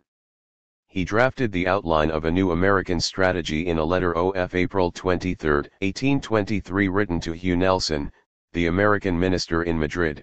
See Appendix A. These islands are natural appendages of the North American continent, and one of them almost in sight of our shores from a multitude of conceived ions has become an object of transcendent importance to the commercial and political interests of our Union. Adams spelled out his personal belief that, if Spanish rule in Cuba were to come to an end, it must inevitably be replaced by that of the United States, a prophecy that would be fulfilled at the end of the century. There are laws of political as well as of physical gravitation. And if an apple, severed by the tempest from its native tree, cannot choose but to fall to the ground, Cuba, forcibly disjoined from its own unnatural connection with Spain, and incapable of self-support, can gravitate only towards the North American Union, which, by the same law of nature, cannot cast her off from her bosom. 54 Later that year, Thomas Jefferson, still an influential voice in American affairs, wrote to President James Monroe to discuss the possible acquisition of any one or more of the Spanish provinces. His letter of October 1823 reflects the long-running ambiguity of the United States about whether Cuba should be annexed and taken over, or allowed to be independent. I candidly confess that I have ever looked on Cuba as the most interesting addition which could ever be made to our system of states. The control which, with Florida Point, this island would give us over the Gulf of Mexico, and the countries and isthmus bordering on it, as well as all those whose waters flow into it, would fill up the measure of our political well-being. Yet, as I am sensible that this can never be obtained, even with her own consent, but by war, and its independence, which is our second interest, and especially its independence of England, can be secured without it, I have no hesitation in abandoning my first wish to future chances, and accepting its independence, with peace and the friendship of England, rather than its association, at the expense of war and her enmity. This attitude became enshrined in the so-called Monroe Doctrine, announced by President Monroe in a message to Congress on December 2, 1823. The doctrine arose as a byproduct of U.S. negotiations with the Russian government in St. Petersburg about the northwest coast of the American continent. The Americans had told the Russians, Monroe declared, that the European powers should keep out of the Americas. The occasion has been judged proper for asserting, as a principle in which the rights and interests of the United States are involved, that the American continents, by the free and independent condition which they have assumed and maintain, are henceforth not to be considered as subjects for future colonization by any European powers. Monroe warned these powers that the U.S. would consider any attempt on their part to extend their system to any portion of this hemisphere as dangerous to our peace and safety. The United States had put down markers in the 1820s regarding its interest in the future of Cuba, but the subject did not return to the surface until 20 years later. The American invasion of Mexico in the 1840s, and the annexation of half its territory in 1847, was to spark an unprecedented enthusiasm for imperial expansion. Thwarting this possibility in the Caribbean were the British, now furiously engaged in a campaign, not just against the slave trade, but against slavery itself. Cuba was one of the principal British targets. For much of the 19th century, the Cuban authorities, government, merchants, and planters alike, were reluctant to abandon the slave trade. Slavery itself was also sacrosanct, a belief shared by planters in both the United States and Brazil. Slave owners convinced themselves that Cuba's livelihood depended on the trade, and that their high standard of living could not long survive an end to the cheap labor provided by slaves, endlessly replenished by the Atlantic trade. Cuba had become the greatest slave importing colony in the history of the Spanish Empire, and more than 780,000 slaves were brought there between 1790 and 1867.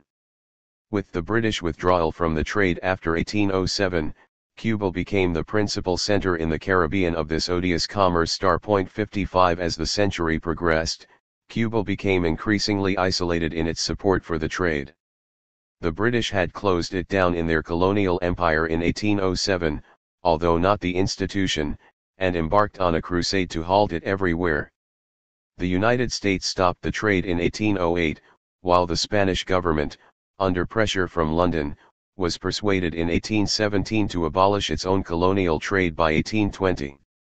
There was now a Spanish signature on a treaty, but the Spaniards were in no condition to carry out what they were asked to do, even if they had wanted to, which they did not. Cuba's long coastline was never effectively controlled by the Spanish Navy until after 1868, the famous guardacostas of earlier centuries being just a memory. African slaves continued to pour into Cuba on an ever-increasing scale, to the dismay and irritation of the moralizing British. 60. The Anglo-Spanish Treaty of Madrid of 1817 created an early example of a regime of international inspection. The British Navy, under its clauses, was granted the right to search Spanish ships suspected of slaving. If slaves were found on board, they, and the vessel, could be seized. Their fate was then decided by Anglo-Spanish tribunals set up on either side of the Atlantic, in Havana and in Freetown, the capital of Britain's African colony of Sierra Leone. The slaves freed by the British Navy would, if the tribunals so decreed, be handed over to the authorities in either of these two towns.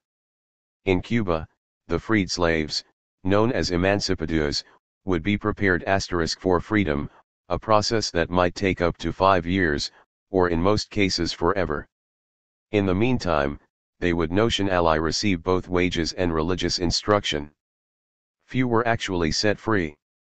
The 9,000 emancipadores captured at sea between 1824 and 1836 and officially reckoned to be living in Cuba in 1841, only 2% had obtained their freedom. 56 The 1817 treaty was easy for the slavers to evade, notably by changing the flag under which they sailed, for the British Navy was allowed to board only Spanish-registered ships.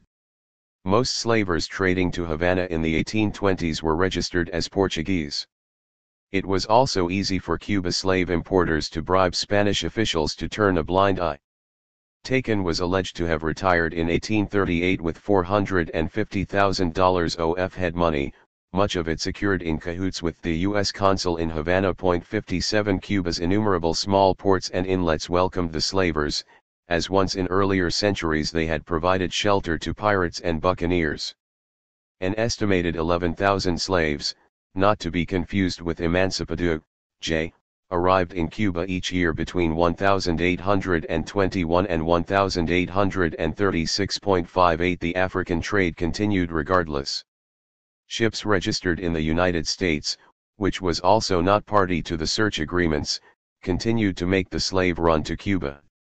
The famous mutiny on board the Baltimore schooner Amistad in 1839, in which 53 newly imported slaves seized the ship while sailing along the coast from Havana, drew attention to this loophole. 59 The trade conducted by US registered ships was not abandoned until 2 decades later, after Captain Nathaniel Gordon of the slave ship Erie had been publicly hanged in New York in February 1862, the only North American to be executed for slave trading. Charged with shipping slaves to Cuba, he had been seized by a U.S. naval ship off the African coast of Cabinda in August 1860, after collecting a cargo of 900 slaves from the Congo River. 60 Eventually more threatening to Cuba's prosperity was the international campaign, led by the British, to end slavery itself. In the 1830s it was abolished in the British territories of the Caribbean, and Cuba came under pressure to follow suit. Britain's blockade against slave traders was tightened in 1835, after mutual search agreements had been made with other maritime powers, except the United States. A fresh Anglo-Spanish treaty, the Clarendon Convention, signed that year, allowed British rather than Cuban officials to take control of the emancipadores, and gave Britain the right to transfer them to neighboring British colonies. Dr. Richard Madden, an ardent abolitionist, was sent out as the British consul in Havana with the title of Superintendent of Liberated Africans. One of his tasks was to look into the fate of the emancipados held on the island since the Treaty of 1817. Madden was an Irish doctor who had been working as a magistrate in Jamaica, where his pronounced anti-racist views, as slavery was phased out there after 1834, had not been appreciated by the local whites. His reputation had preceded him to Havana, and Taken wrote in alarm to Madrid, describing him as a dangerous man. Living in this island he will have far too many opportunities to disseminate seditious ideas directly or indirectly, which not even my constant vigilance can prevent. 61 Madden was entered under the treaty to receive the emancipados that were landed at Havana, and to send them on to the slave-free British territories of Jamaica, Trinidad, or Belize. When Taken refused to allow the transshipment, Madden chartered a British ship, the Romney, to provide the slaves with shelter. The Romney remained at anchor off the harbor, causing considerable anxiety in 1838 to Takara's successor, Joaquim de Espeleta, since it was manned and officered by blacks from Britain's West Indies Regiment. The proximity of British blacks would obviously stir up Cuba's slave population, the new Captain General explained to Madrid. Just by their words and dress Britain's black soldiers would arouse in those of their race in Cuba a strong desire for freedom at any cost and in defiance of all danger. 62 The firm British position, coupled with the brief emergence of a progressive government in Spain, and an outspoken statement from Pope Gregory XVI, had some initial effect on the Cuban attitude. The Pope issued a bull in 1839 condemning slave traders for treating slaves as if they were impure animals, and forbidding Catholics to engage in the trade. Those who did so would be excommunicated. 63 The Captain General refused to allow the bull to be published in Cuba, but the mood was already beginning to change. Geronimo Valdez, Captain General from 1841 to 1843, and another veteran of the Peruvian campaign of 1824, struck out vigorously against the trade and closed the Havana slave market to new arrivals. 64 In 1841, he ordered more than 1,000 emancipados to be freed. 65 Yet in spite of an apparently firm hand at the top, slaves continued to arrive on a grand scale over the next 20 years. As many as 200,000 slaves may have been brought to Cuba between 1840 and 1860. 66 Madden was replaced in 1840 by David Turnbull, another ardent campaigner against the slave trade. A prototype of the human rights journalist of a later era, Turnbull had worked previously as a correspondent for the Times of London in Paris and Spain and had published an influential book, Travels in the West, describing a journey through the slave plantations of Cuba. 67 He told the World Anti-Slavery Convention in London in 1840, that the slave trade was the greatest practical evil that ever afflicted mankind. His instructions from the British Foreign Secretary were to persuade the Cuban authorities to obey the treaties of 1817 and 1835 and to investigate the conditions of the emancipateurs. Turnbull met many fianes of Sacco, who, although now in exile, still wielded considerable influence. He traveled through the island to check on the fate of the emancipateurs working on distant plantations. When he sought the freedom of an emancipateur held in slave conditions for 16 years, he aroused the anger of the Captain General. He was told that his intervention would have a very serious bearing on the political administration of the affairs of this island, because it supposes that you are qualified to listen to complaints and to offer protection to the people of color, and to support their pretensions. The Captain General feared that such a state of things might loosen the ties of subordination and obedience. 68 Turnbull also met many free men of color, some of them community leaders who sought news about post-slavery developments in Jamaica. It was not part of his brief to engage in conspiracies with Afro-Cubans and white groups to secure an end to slavery, nor to promote the cause of independence, but the Captain General was right to be suspicious of his activities. 69 Turnbull was joined in his subversive conversations by Francis Ross Cocking, his assistant at the consulate and the Havana correspondent of the Anti-Slavery Reporter, the journal of the British and Foreign Anti-Slavery Society. An English accountant by training, Cocking had first arrived in Havana in 1839 and worked there as a merchant's bookkeeper. He spoke fluent Spanish, having previously lived for 10 years in Venezuela where he had met his wife. According to his later account, he joined up in 1841 with a group of wealthy, talented and influential Cubans to discuss independence and the end of slavery. 70 The group, which included both whites and free blacks, worked on a 6-point manifesto, drafted by Pedro Maria Murillo. A version of it appeared in the Anti-Slavery Reporter. 1. Whites and free coloreds would cooperate to promote an independence movement. 2. A Declaration of Independence would be drafted to publicize and justify their movement. 3. Slaves who fought for independence would receive their freedom, and their owners would be compensated after independence. 4. Slaves who engaged in freelance rebellion against their owners would be considered guilty of treason. 5. Plans for slave freedom would be drafted in such a way as to ensure the safety of their owners. 6. An envoy would be sent to the British government to seek assistance in the establishment of a new society for all classes and colors of men.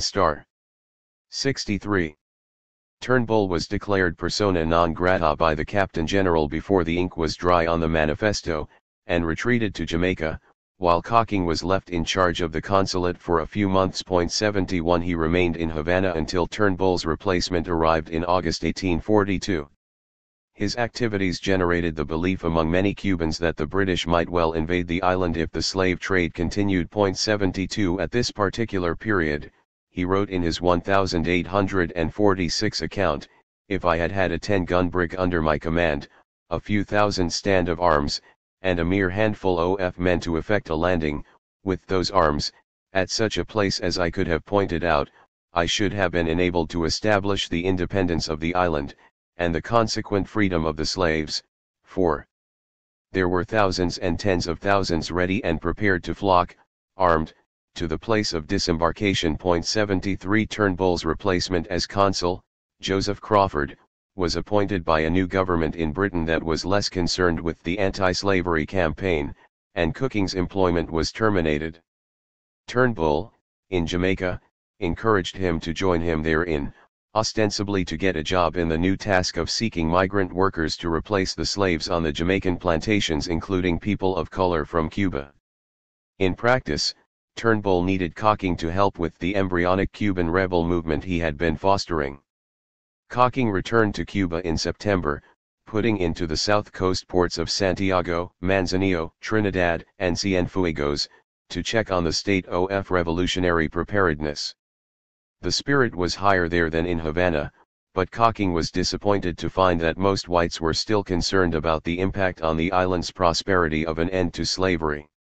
He discovered that the United States, Britain's rival in the Caribbean, had also sent agents to the island to promote the idea of Cuban independence, but without giving freedom to the slaves. The idea had been making inroads among some of the whites with whom he had once had dealings. The blacks were in a more positive mood, and he was pleased to discover that some members of his old Havana group had agents traveling all over the island. They had raised a spirit of revolt which it was not easy to prevent from breaking out. 74 Realizing that a black uprising would be doomed to disaster without white support, Cocking did everything a man could do to persuade the blacks that an uprising, unsupported as they then were by the wealth and power of the white natives, would be premature. He left Cuba in May 1843 and sailed for England, where he attended the Second World Anti-Slavery Convention in London as the Cuban expert of the Anti-Slavery Society, before retreating to Caracas to live with his wife's relations. It was there that he wrote his account of his part in the Cuban conspiracy. Some doubt has always existed about the veracity of Cocking's 64 account, but as Robert Paquette points out, the later dispatches to London of Joseph Crawford prove beyond a shade of doubt that Creoles and Afro-Cubans were mulling schemes to overthrow the Spanish government and that Cocking had entangled himself in them. 75 Crawford had told London in August 1842 of the existence of several revolutionary cabals in Havana, all the particulars of which, I am told, have long been known to Mr. Turnbull Starr. He wrote of his fears that Cocking too had been up to his neck in the revolutionary schemes of the Creole Star. A variety of conspiracies were on offer to dissatisfied Cuban whites in the early 1840s. They could vote for emancipation and hope for British assistance, or they could choose to keep their slaves and join a U.S. conspiracy, as some did 10 years later with the expeditions from New Orleans of Narciso Lopez.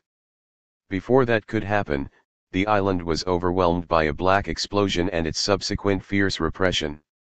Early one March morning in 1843, as watchmen were changing shifts at a sugar mill near Cardenas, drums began beating out the rhythms of rebellion.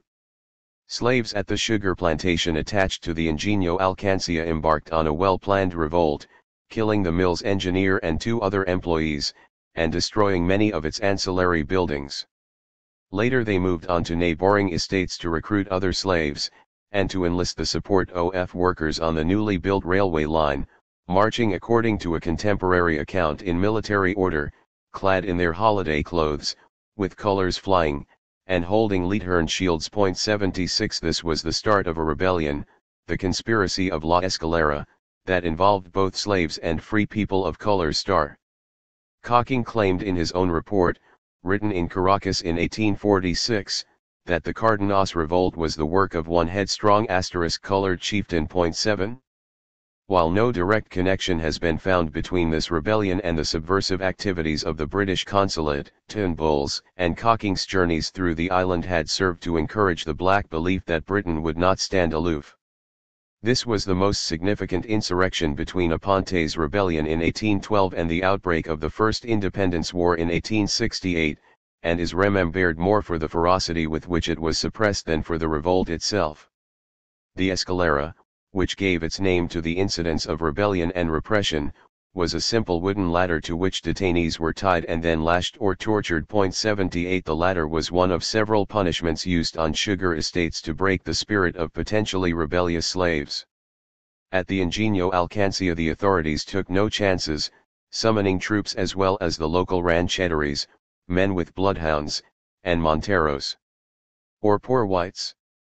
The rebels were driven into the hills above Jovelanos, doing considerable damage as they fled.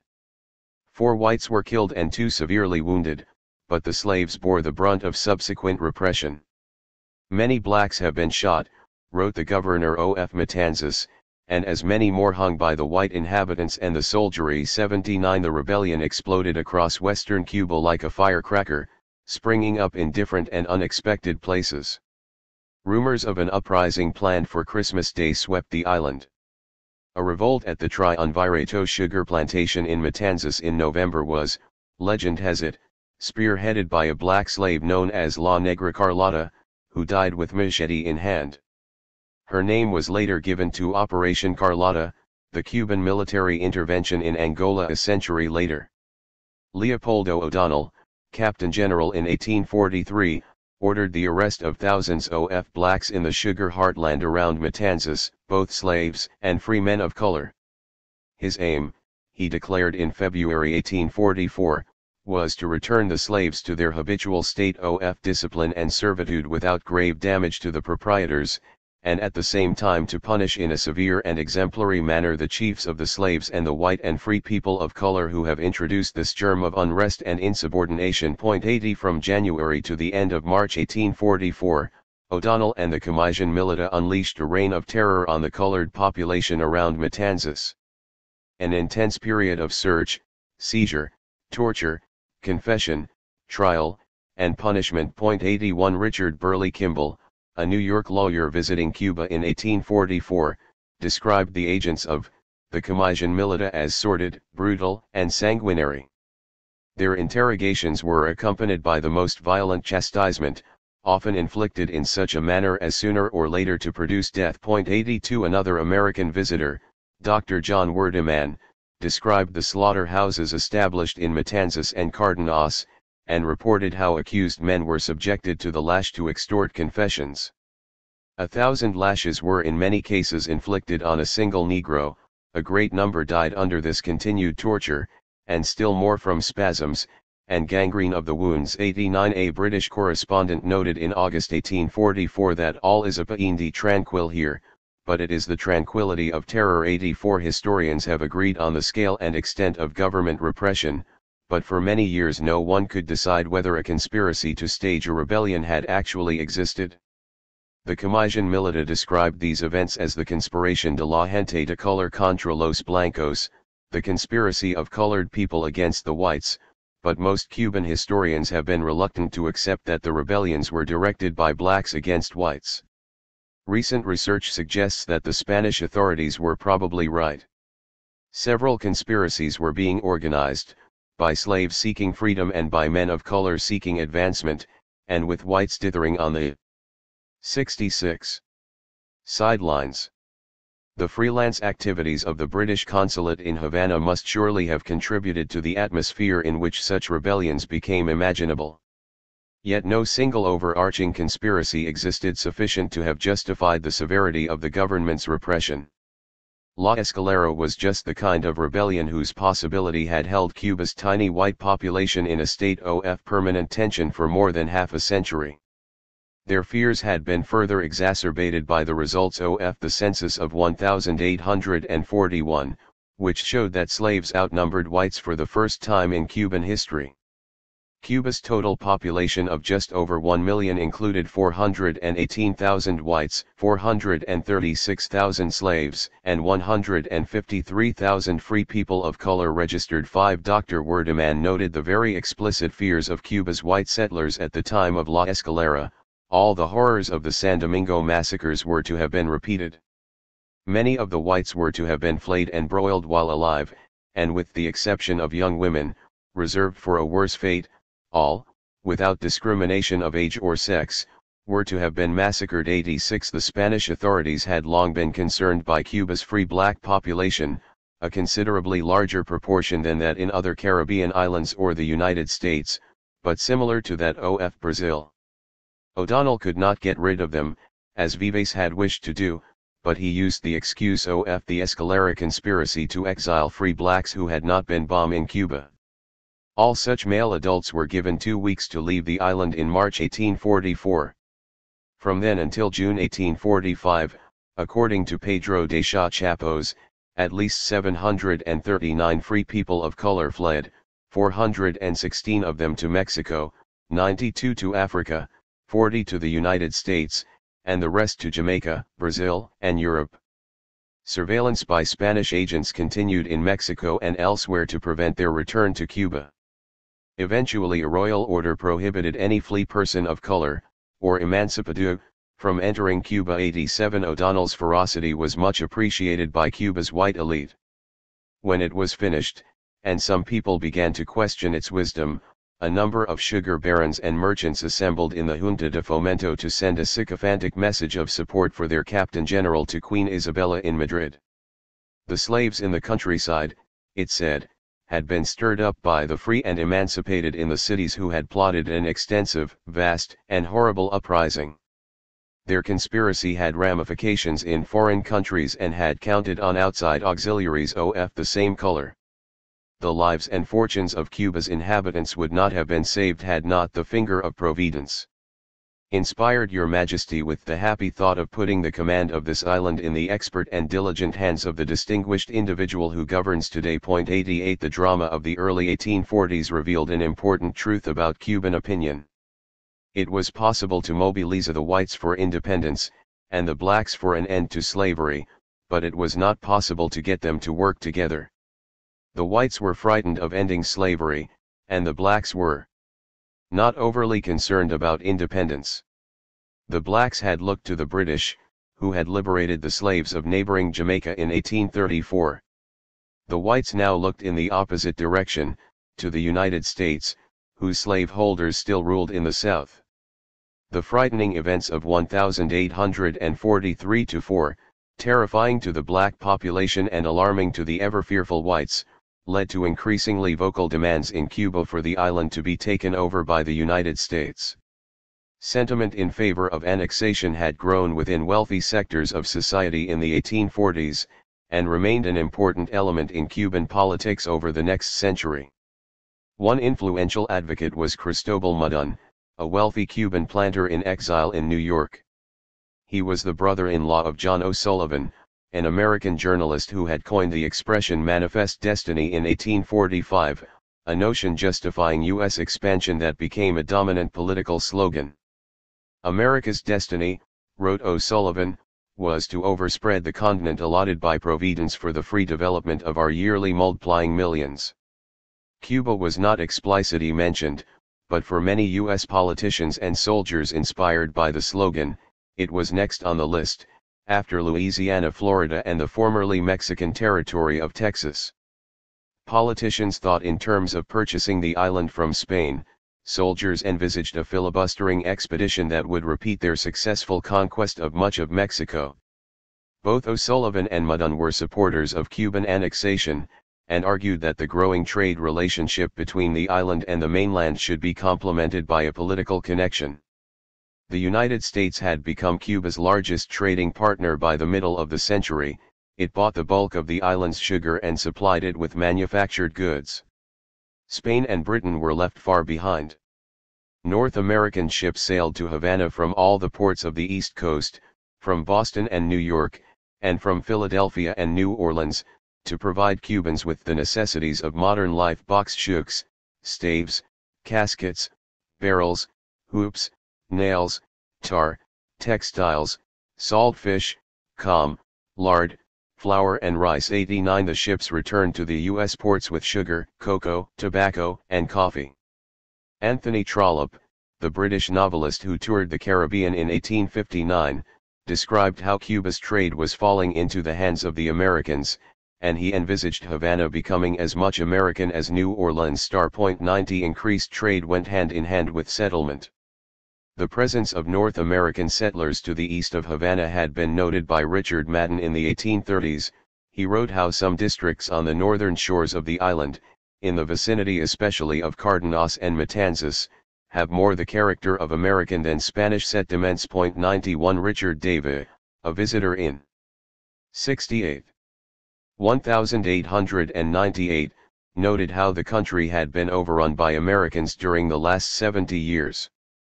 They had introduced every form of Protestantism, including Episcopalians and Quakers, and even Shakers. 92 The Cubans themselves had become more interested in the United States than in Europe, exemplified by the final destination of an exile like Mudon. Where once such exiles would have chosen to live in Madrid or Paris, increasing numbers now rooted themselves in North American cities. In this changing climate, the annexation of Cuba became a natural subject for discussion, both in Havana and Washington, clouded only by the thought that a U.S. takeover might involve a war with Britain, still the major contender in the Caribbean. Yet the balance of power was shifting by mid-century.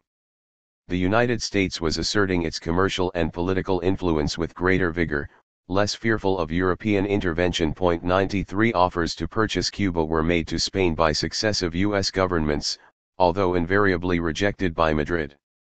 President James Polk offered $100 million in 1848, and President Franklin Pierce increased the offer to $130 million in 1854.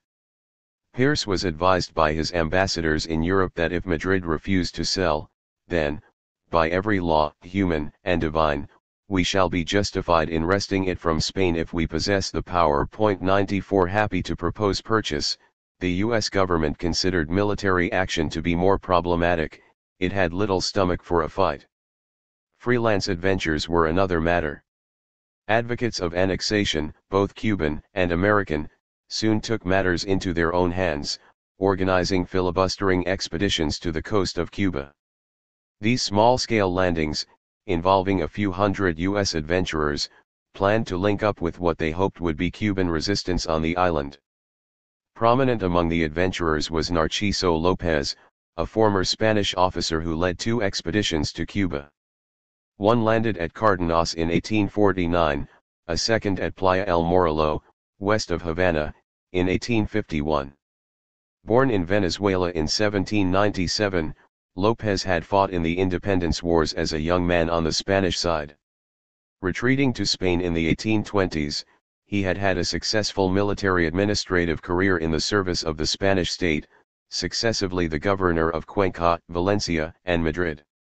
Emigrating to Cuba and establishing himself in commerce, he became governor of the province of Trinidad.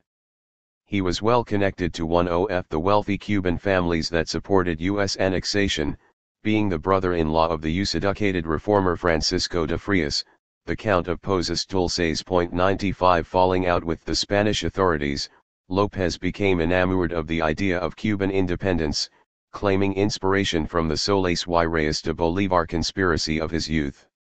His professed aim was to recreate Bolívar's plan to liberate the island. His first expedition, sailing from New Orleans in May 1850, briefly captured Cardenas, but when his reluctant companions heard rumors of an advancing Spanish army, they swiftly retreated to their ship. A second expedition, landing at Playa El Morillo in 1851, also ended in disaster, and López was captured. On September 1, in the plaza beneath the Punta Fortress at the entrance to Havana Harbor, he was executed by the garrote-vil, the screw-induced strangulation long favored by the Spanish state. It was not my wish to injure anyone, he told the great crowd that had assembled to watch the event, my object was your freedom and happiness. 96 The end of slavery in the United States in 1863 and political changes in Spain itself caused a reformist wind to blow over Cuba, encouraged by 2 relatively progressive officers who ruled in Havana from 1859 to 1866, Francisco Serrano y Domínguez and Domingo Dulce. Serrano conceded some political space to the Creole elite, permitting cultural societies and magazines to flourish and even allowing a degree of political debate. The Casino Español was established in this period, a Spanish club and recreational institution that brought together state bureaucrats, military officers, and rich planters. 97 Replicated in towns throughout the island, these sector clubs remained powerful until the end of the century, providing a solid organizational base for those who supported the link with Spain. Under continuing pressure from the British abolitionists, and now from the United States, Spain finally agreed to suppress the slave trade in 1867, a promise it had first made half a century earlier. Fearful lest the measure should encourage the ambitions of the black population, it was accompanied by the intensification of racial segregation. Local governors were instructed to tighten the bonds of obedience and respect that the colored race owes to the white race, because emancipation of the slaves in the United States might cause the spread of news and doctrines inciting that race to become unruly. 98 Yet the whites were now beginning to breathe more easily. A census in 1860-61 indicated for the first time that the island now had a white majority. An increase in white immigration during the 1850s had greatly expanded the white labor force, and the whites now numbered 716,000 against 643,000 blacks. The chief concern of the planters, now that the slave trade had ended, was the search for fresh sources of labor. They looked first to the Yucatan, following in the tracks of the early Spanish colonists in the 16th century. Thousands of Yucatecas, most of them pure-blood Mayan Indians, were brought to Cuba between 1848 and 1861 and worked under contract on the sugar estates. 99 Next they turned to China, and the coolie trade brought nearly 130,000 Chinese laborers to the island between 1853 and 1874. Some 95,000 of them came from the Chinese mainland, loaded onto ships at the Portuguese colony of Macau. 100 others came from elsewhere in Asia, from the Spanish colony of the Philippines, from the British colony of Hong Kong, from the French colony of Indochina. 101 They traveled in appalling conditions, similar to those suffered by the Africans, and many died on the voyage. 70. The old slaving firms arranged their transport, and wrote out their work contracts. By the end of the century, the Chinese numbered 14,863, or about 1% of the Cuban population. 102 The Chinese Empire cancelled the traffic in coolies in 1873, leaving the Cuban estate owners with neither slaves nor coolies. 103 The coolies worked in the cane plantations, in the sugar mills and on railroad construction connected to the sugar industry. Many remained behind after their contracts had finished and would make their way to the towns, to work as domestics or in trade, and to open restaurants and laundries. They had all come as single men, without women, and many were soon married to Cubans, both white and black. The Chinese immigrants integrated into Cuban society in other ways as well. When the cry for Cuban independence was raised in 1868, many of them joined the struggle, making common cause with the black rebels rather than with the wealthy Spanish whites who had sought to use them as an alternative to slave labor. 104 Together with other members of the despised underclass, they threw themselves into the fiery cauldron that would help to forge the Cuban nation, through the 30 years of rebellion and civil war that was about to engulf the island. Wars of Independence and Occupation, 1868 to 1902. 3. The delightful and prosperous town of Bayamo lies under the shadow of the Sierra Maestra at the entrance to Orient Province. A colonial town of single-storied houses and rectangular streets, sometimes curved round the gorge of the river that bears its name, it has at its center a leafy square where children are paraded in the evening in gaudily painted goat carts. Municipal events here are presided over by a large bronze statue of Carlos Manuel de Cespedes, a local lawyer and landowner who seized the town in October 1868 in the name of a movement claiming Cuba's independence from Spain. He announced that the town was now the provisional capital of the island, and that he was independent Cuba's Captain General, with the legal authority of a colonial governor. His declarations were later recalled by rivals within the independence movement as evidence that he harbored dictatorial ambitions, as he quite possibly did. Earlier in the month, Cespedes had assembled his friends and slaves at his small estate of La Dimajagua, near Manzanillo, to make a formal declaration of an event recorded as the Grito de Yara. The grito was the cry or shout that had traditionally launched the earlier independence movements in Latin America half a century earlier. Yara was the name of a nearby inland town. Later referred to as the Hither of the Nation, the 49-year-old Cespedes had acquired a measure of revolutionary experience during travels in Europe and was a member of a wider political conspiracy seeking independence. In November, the revolt spread to the west, to Puerto Príncipe, Camagüey, where the chief organizers were Salvador Cisneros Betancourt and Ignacio Agramón, both from families of wealthy planters. They were joined by an experienced soldier, Manuel de Quesada, who had fought in the US-Mexican War. The Spanish authorities in Cuba now faced a war designed to break the chains of their colonial domination. They fought back in a long drawn-out 7** conflict, piling horror on horror, that was ultimately lost by the advocates of independence who had started it. Ever since the slave rebellion in Saint Domingue in 1791, Spain had crushed all opposition to its continuing rule in Cuba. Martial law kept the slaves in their barracks, fierce repression decimated the free blacks, and the threat of exile hung over wealthy white dissidents from the middle and upper class. The possibility of black majority rule, were the island to become independent, coupled with the enchantments of unprecedented prosperity for the island's elite created by the sugar industry, kept most white settlers in firm support of their Spanish motherland. Only at society's intellectual margins, and often by those in exile, was the possibility of a Cuba free from Spain under discussion, and then usually in the context of a union with the United States. Suddenly in 1868 a few determined men seized Bayamo and Camagüey and raised the flag of rebellion. They did so at a moment when Spain itself was engaged in a civil war at home, with its monarchy overthrown and its prime minister assassinated. Yet whatever its own troubles, Spain never relaxed its imperial grip on its wealthy Caribbean island. Successive captains general waged war in Cuba with singular ferocity. While the Independence War in its first phase lasted for 10 years, the wider bat continued, off and on, for 30, until U.S. intervention meant the Spaniards were finally forced to withdraw from the island in 1898. In some eyes, the struggle went on for over 90 years, until the revolution in 1959. The 10-year war was both a civil war and a race war. On one side was a handful of determined white landowners, joined by their black slaves and by free blacks. On the other were Spanish armies joined by groups of racist white settlers, many of them recent immigrants from Spain whose children banded together in killer battalions of voluntarios or volunteers. The tradition of violent resistance to established authority that took root during the Independence War was to be endlessly reasserted in almost every subsequent decade, reappearing in one form or another in 1878, 1879, 1895, 1906, 1912, 1933 and 1956.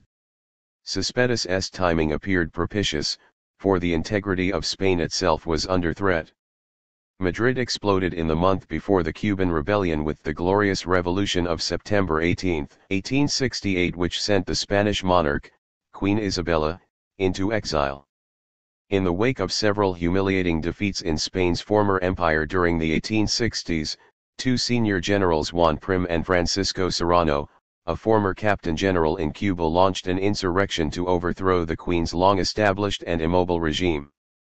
The impact of this metropolitan upheaval on Cuba was not dissimilar to the effect that the French Revolution of 1789 had on Saint Domingue. Both revolutions served to weaken the links between motherland and colony, and caused uncertainty about the motives and program of the new revolutionary authorities.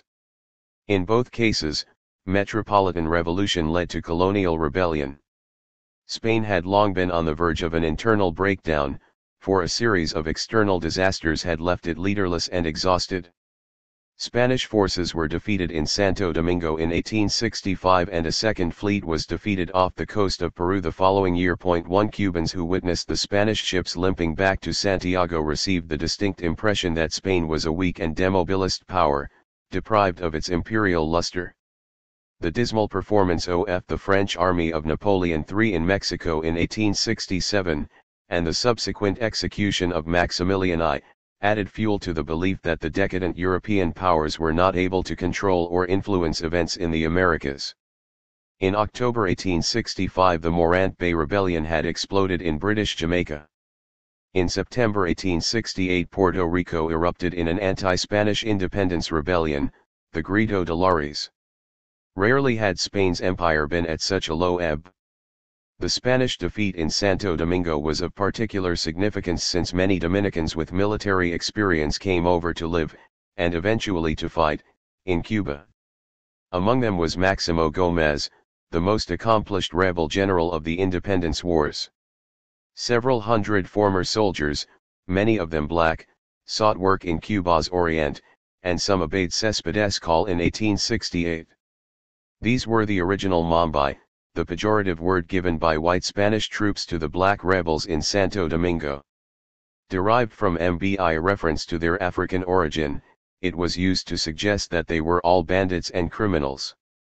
The word Mambay was used again by the Spanish in the Cuban War, where it gained greater currency and was soon assumed by the blacks themselves as a badge of honor. 2 Céspedes insurrection of October 1868 did not spring out of thin air.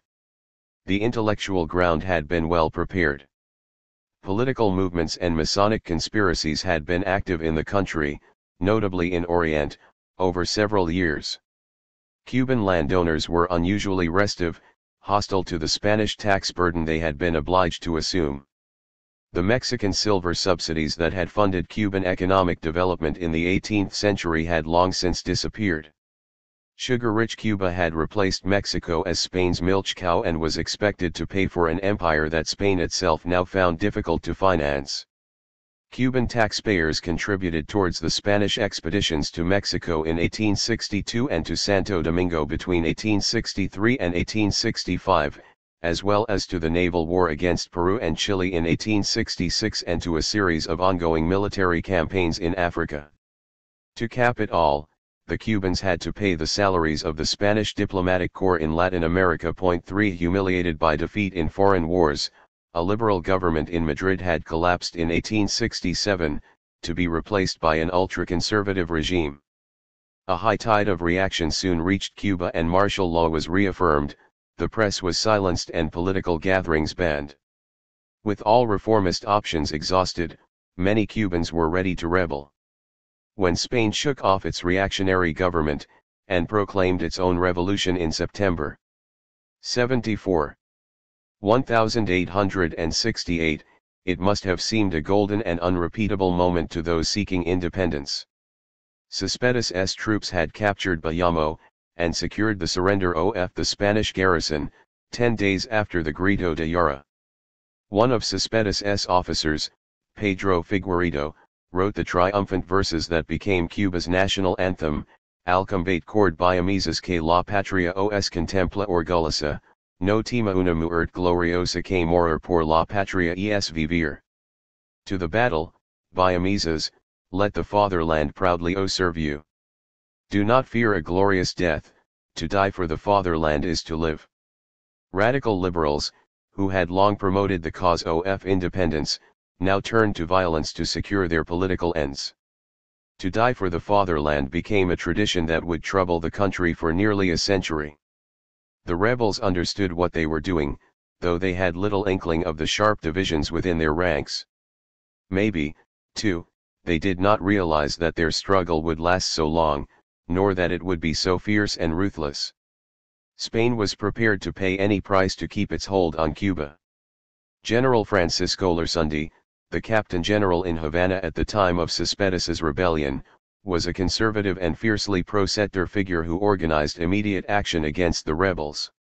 Appointed after the rightist turn in Spain in 1867, he was just as hostile to the revolution in Madrid as to the rebellion in Cuba, and he was quite prepared to take on the rebels on his own.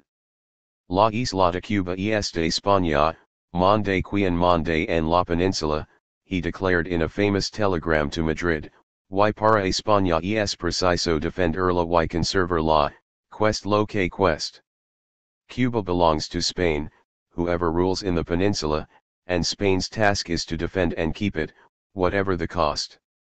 Lersundi's first act was as bold as that of Céspedes. He declared his own independence from Spain and refused to recognize the new regime in Madrid. Receiving a telegram from the exiled Queen Isabella asking him not to surrender to the Madrid government, he celebrated her birthday with a traditional reception in her honor. Fearing that the new government might seek to negotiate with the rebels, and perceiving that Spanish rule in the Caribbean was under real threat, he sent his second-in-command, General Blas de Valette, the Count of Valmaseda, to recover Bayamo by force. Some Cuban liberals hoped that the revolution in Spain would reignite a reformist colonial program. Lersundi was not their man. When a group of leading reformist planters from the Matanzas sugar zone, including Julian Zulueta and Miguel Aldama, requested a meeting, hoping to avoid a damaging war, Lersundi dismissed them with contempt. Reform was off the agenda. Zulueta remained loyal to Spain and stayed in Cuba to defend his plantations, but Aldama fled with his family to New York and became a spokesman for the rebels. His many sugar mills were confiscated by the state. 4 In the early months, Lersundi was hard-pressed to meet the rebel threat. Only 22,000 regular Spanish soldiers were stationed on the island and many were permanently off-duty, engaged in work on their own account to reinforce their meager pay. 5 Antonio Galanga, a correspondent of the Times, noted that Lersundi could not rely on his Spanish troops, since most were consumed and devoured by various diseases inherent to the climate. 6 Nor was revolutionary Spain in a position to send reinforcements. Troops were needed at home to deal with the threat to the Madrid government from its internal enemies. 7 Lersundi looked for local forces in the autumn of 1868, to confront both Madrid and Cespedes, and there was no shortage of volunteers. Most Spaniards on the island backed the Spanish cause. Recent immigrants and their children, the Peninsulars, were happy to fight, to reassert Spanish sovereignty in a Cuba they perceived as an integral part of metropolitan Spain. 8 Many immigrants succumbed to the prevailing sentiments of white racism voiced by the island's elite, and shared the generalist fear that independence would turn Cuba into another Haiti, a black-ruled dictatorship. Even autonomy and free trade, the program of Aldama's reformists, was considered a threat to their privileged position as Spaniards. The Peninsulars had the typical characteristics of European white settlers, exhibited in other places and at other times. Like French settlers in Algeria, and British settlers in southern Africa, these Spanish settlers in Cuba combined a fierce loyalty to their place of origin with a deep hostility to the black and native population with whom they were obliged to coexist. Galanga described the lower classes of immigrants from the Spanish peninsula as prejudiced and bigoted. 9 Lersundi mobilized this white racist faction in Havana, and used it to reform and rearm the old volunteer militia. The voluntarios had existed in earlier centuries, but had been established more formally as an auxiliary to the armed forces in 1825, at the time when martial law was permanently imposed. Revived during the troubles of the 1840s, and reformed in 1855, the voluntarios came into their own in 1868 and throughout the 10-Year War. Lersundi paid them with money levied from Spanish merchants, landowners, and slave traders, the powerful group that had long dominated the island's institutions. The voluntarios soon spread to towns throughout the country, expanding. 76. From 10,000 to 35,000 men. Galanga estimated that there were about 11,000 in Havana and perhaps 60,000 in the rest of the island. They had become a law unto themselves, he wrote. They became the only masters, if not of the country, at least of all the chief cities, and especially of Havana. They reorganized and armed themselves at their own pleasure. 10 Galanga noted that they were used as much for internal repression as for fighting the rebels. Known anti-Spanish dissidents in Santiago and Havana were rounded up, and executed without trial. Their object is not to go out and fight the insurgents in the disaffected districts, for that is the task they leave to the regular troops, but to overawe the sympathizers and supporters of the rebel party, to ferret out their accomplices, and to do duty as a police force, terrorizing the cities. These battalions, and the council of their colonels, together with the Casino Español or Spanish Club, a Havana institution which has been copied in all other cities, constitute a state within the state. Galanga was later to compare the situation in Havana with that of Paris during the Commune. General Serrano, the prime minister in Madrid, was aware of Lersundi's activities and ordered his dismissal, appointing the benign General Domingo Dulce in his place. Dulce had had an earlier stint in Havana in 1866, and was sent out with a mandate to offer an amnesty to the rebels and to take up the cause of reform, just as Lersundi had feared. Lersundi withdrew reluctantly from the island at the end of 1868, voicing special words of praise for the voluntarios, who remained behind as armed advocates of his no-surrender position. They were to dictate the future of the island in the years ahead and made short work of Lersundi's replacement. Dulce arrived in Havana in January 1869 as the representative of the self-styled revolutionary government in Madrid, and he came with a program of moderate reform. He promised a pardon to the rebels, as well as freedom of the press and of assembly. He had even brought a plan for elections with him, and held out the possibility of Cuba being represented in the Cortes in Madrid. Peace envoys were sent out to Cespedes, to discuss peace terms and to offer an amnesty to any rebel prepared to surrender within 40 days. Dulce soon found that he was faced with war on two fronts. On one side, in the provinces, stood the Republican advocates of independence. On the other, in the cities, was the pro-Spanish party, still passionately defending the cause of the overthrown queen. Madrid preferred a negotiated settlement, and, with few troops at his command, Dulce had no immediate possibility of launching an offensive against the rebels. Yet reform was made impossible by the activities of the voluntarios who controlled Havana. They garrisoned the forts which command the cities, wrote gott, and banished the regular troops from their walls. They had the captain general and all the authorities, military, naval, and civil, under their thumb. 11 Soon they were preparing a coup d'état of their own. Dulce tried to curb their power, but without success. In the very month of his arrival, the voluntarios attacked the Villanueva Theater in Havana and the Café Louvre, two centers where reformist Cubans had been accustomed to assemble. Several people were killed. In March, when a group of 250 political prisoners were assembled at the Havana jetty, for embarkation to prison in Spain's African colony of Fernando Po, the voluntarios organized hostile demonstrations in the Plaza de Armas. Exile for the prisoners was perceived as an act of leniency by Dulce. The voluntarios would have preferred them to be executed. Dulce went out in person to calm the passions of the crowd, and the prisoners were allowed to leave, but there was a price to be paid. Dulce was obliged to make a statement giving full support to the voluntarios. It was not enough. On the night of June 1, a large crowd assembled outside his palace shouting "Muere Dulce, death to Dulce." The coup d'état was in full swing. The commanders of the various battalions of voluntarios came to tell him that he would have to resign. Detained and transferred to a warship, Dulce sailed for Spain on June 5, a humiliating and ignoble end to his brief service in Havana. He was replaced by General Caballero de Rodas, who willingly accepted the demands of the voluntarios. From their base at Die Casino Español, these set their troops and the Peninsula elite were to remain as the de facto colonial government for much of the rest of the war, with a minor hiccup when a Spanish republic was briefly proclaimed in February 1873.12. The initial success of Cespedes's rebel forces, which had seized Bayamo and Holguin, was short-lived. They suffered a serious defeat in January 1869 at the hands of the Count of Valmaseda, whose troops were able to re-enter Bayamo, the Spanish triumph rather mitigated by the town's patriotic citizens preferring to bum it down rather than surrender. The initiative now swung back to Agramonte's rebel group in Camagüey, their support for the rebellion reinforced by an incident in which their negotiator, summoned to meet Dulce's envoy, was assassinated by the volunteers.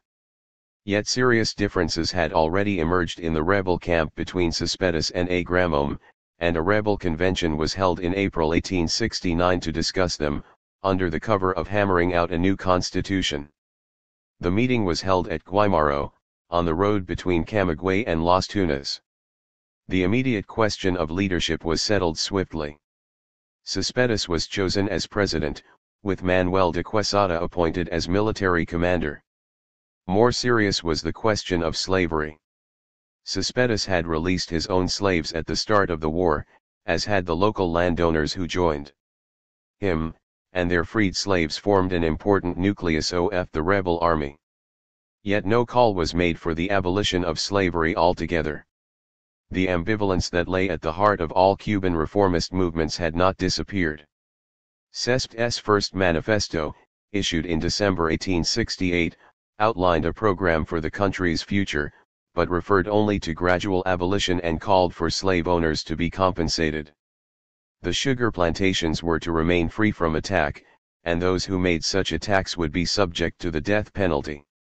Although the manifesto echoed the American Declaration of Independence, we believe that all men were created free and equal, It quickly qualified its application where slaves were concerned: we desire the gradual, indemnified emancipation of slaves. The rebels associated with Agramome in Camaggiai were more radical. Coming from cattle country, with fewer slaves, they had less to lose, and they abolished slavery throughout the area they controlled. Cespedes was more cautious. Although himself an abolitionist, and the demand to end slavery had few opponents in Orient, he feared the political impact of abolition on the plantation owners in the rich areas of Matanzas and regions further west. The meeting at Guamaro reached an unhappy compromise.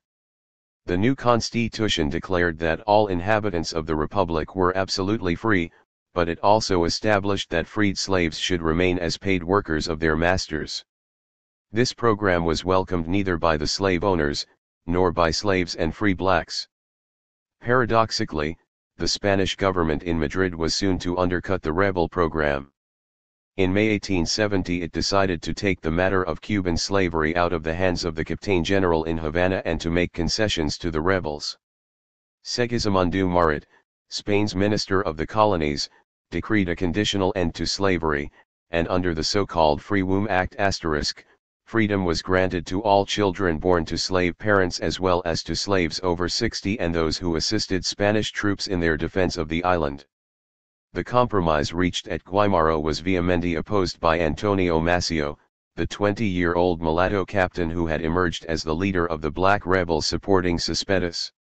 Maceo and Maximo Gomez, who both emerged as outstanding military leaders, had a simple strategy: to organize a slave rebellion on a grand scale, to set fire to sugar plantations and to free the slaves working on them.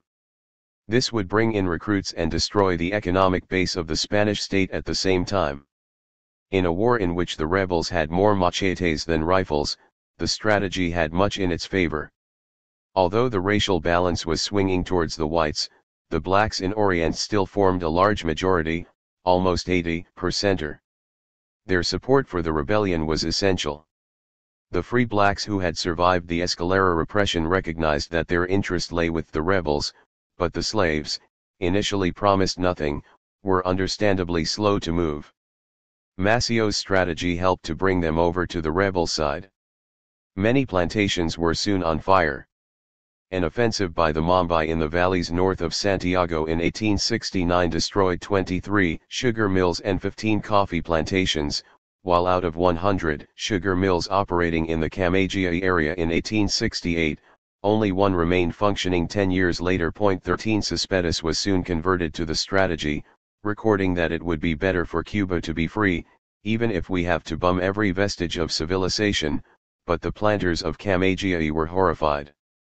Maceo and Gomez knew that the success of their strategy depended on taking the war out of Orient and into the rich lands of western Cuba, and they planned to do so with fire and the machete. Yet they were never able to secure the support of the entire movement. Gomez was not as radical as Maceo and usually threw his weight behind the moderates in all rebel councils. A soldier with considerable organizational and political skills, he came from a prosperous family in Santo Domingo where he had been a commander in the Spanish army. When the country disintegrated into civil war in 1865, Gomez lost his lands and property and fled to Cuba, establishing himself as a farmer near Bayamo. In 1868, at the age of 32, he enrolled as a sergeant in Cespedes' army. Often considered to be a caudillo in the making, Gomez never put himself forward to be president, either during the rebel wars or in the subsequent peace, and he died at the age of 69 in 1905. Slavery was not the only subject that divided the rebels at the meeting at Guaymaro. Cespedes had started the rebellion with a call for independence, but the sentiment in favor of annexation by the United States was still strong within the rebel camp. The Guaymaro Convention voted in favor of such an outcome. The U.S. government was preoccupied by the Cuban rebellion and continued to take an interest in the island's future, but when General Ulysses Grant was informed of the rebel request for annexation, he decided to bide his time. Cuba was still a slave state, and the rebels' commitment to ending slavery was still far from dear.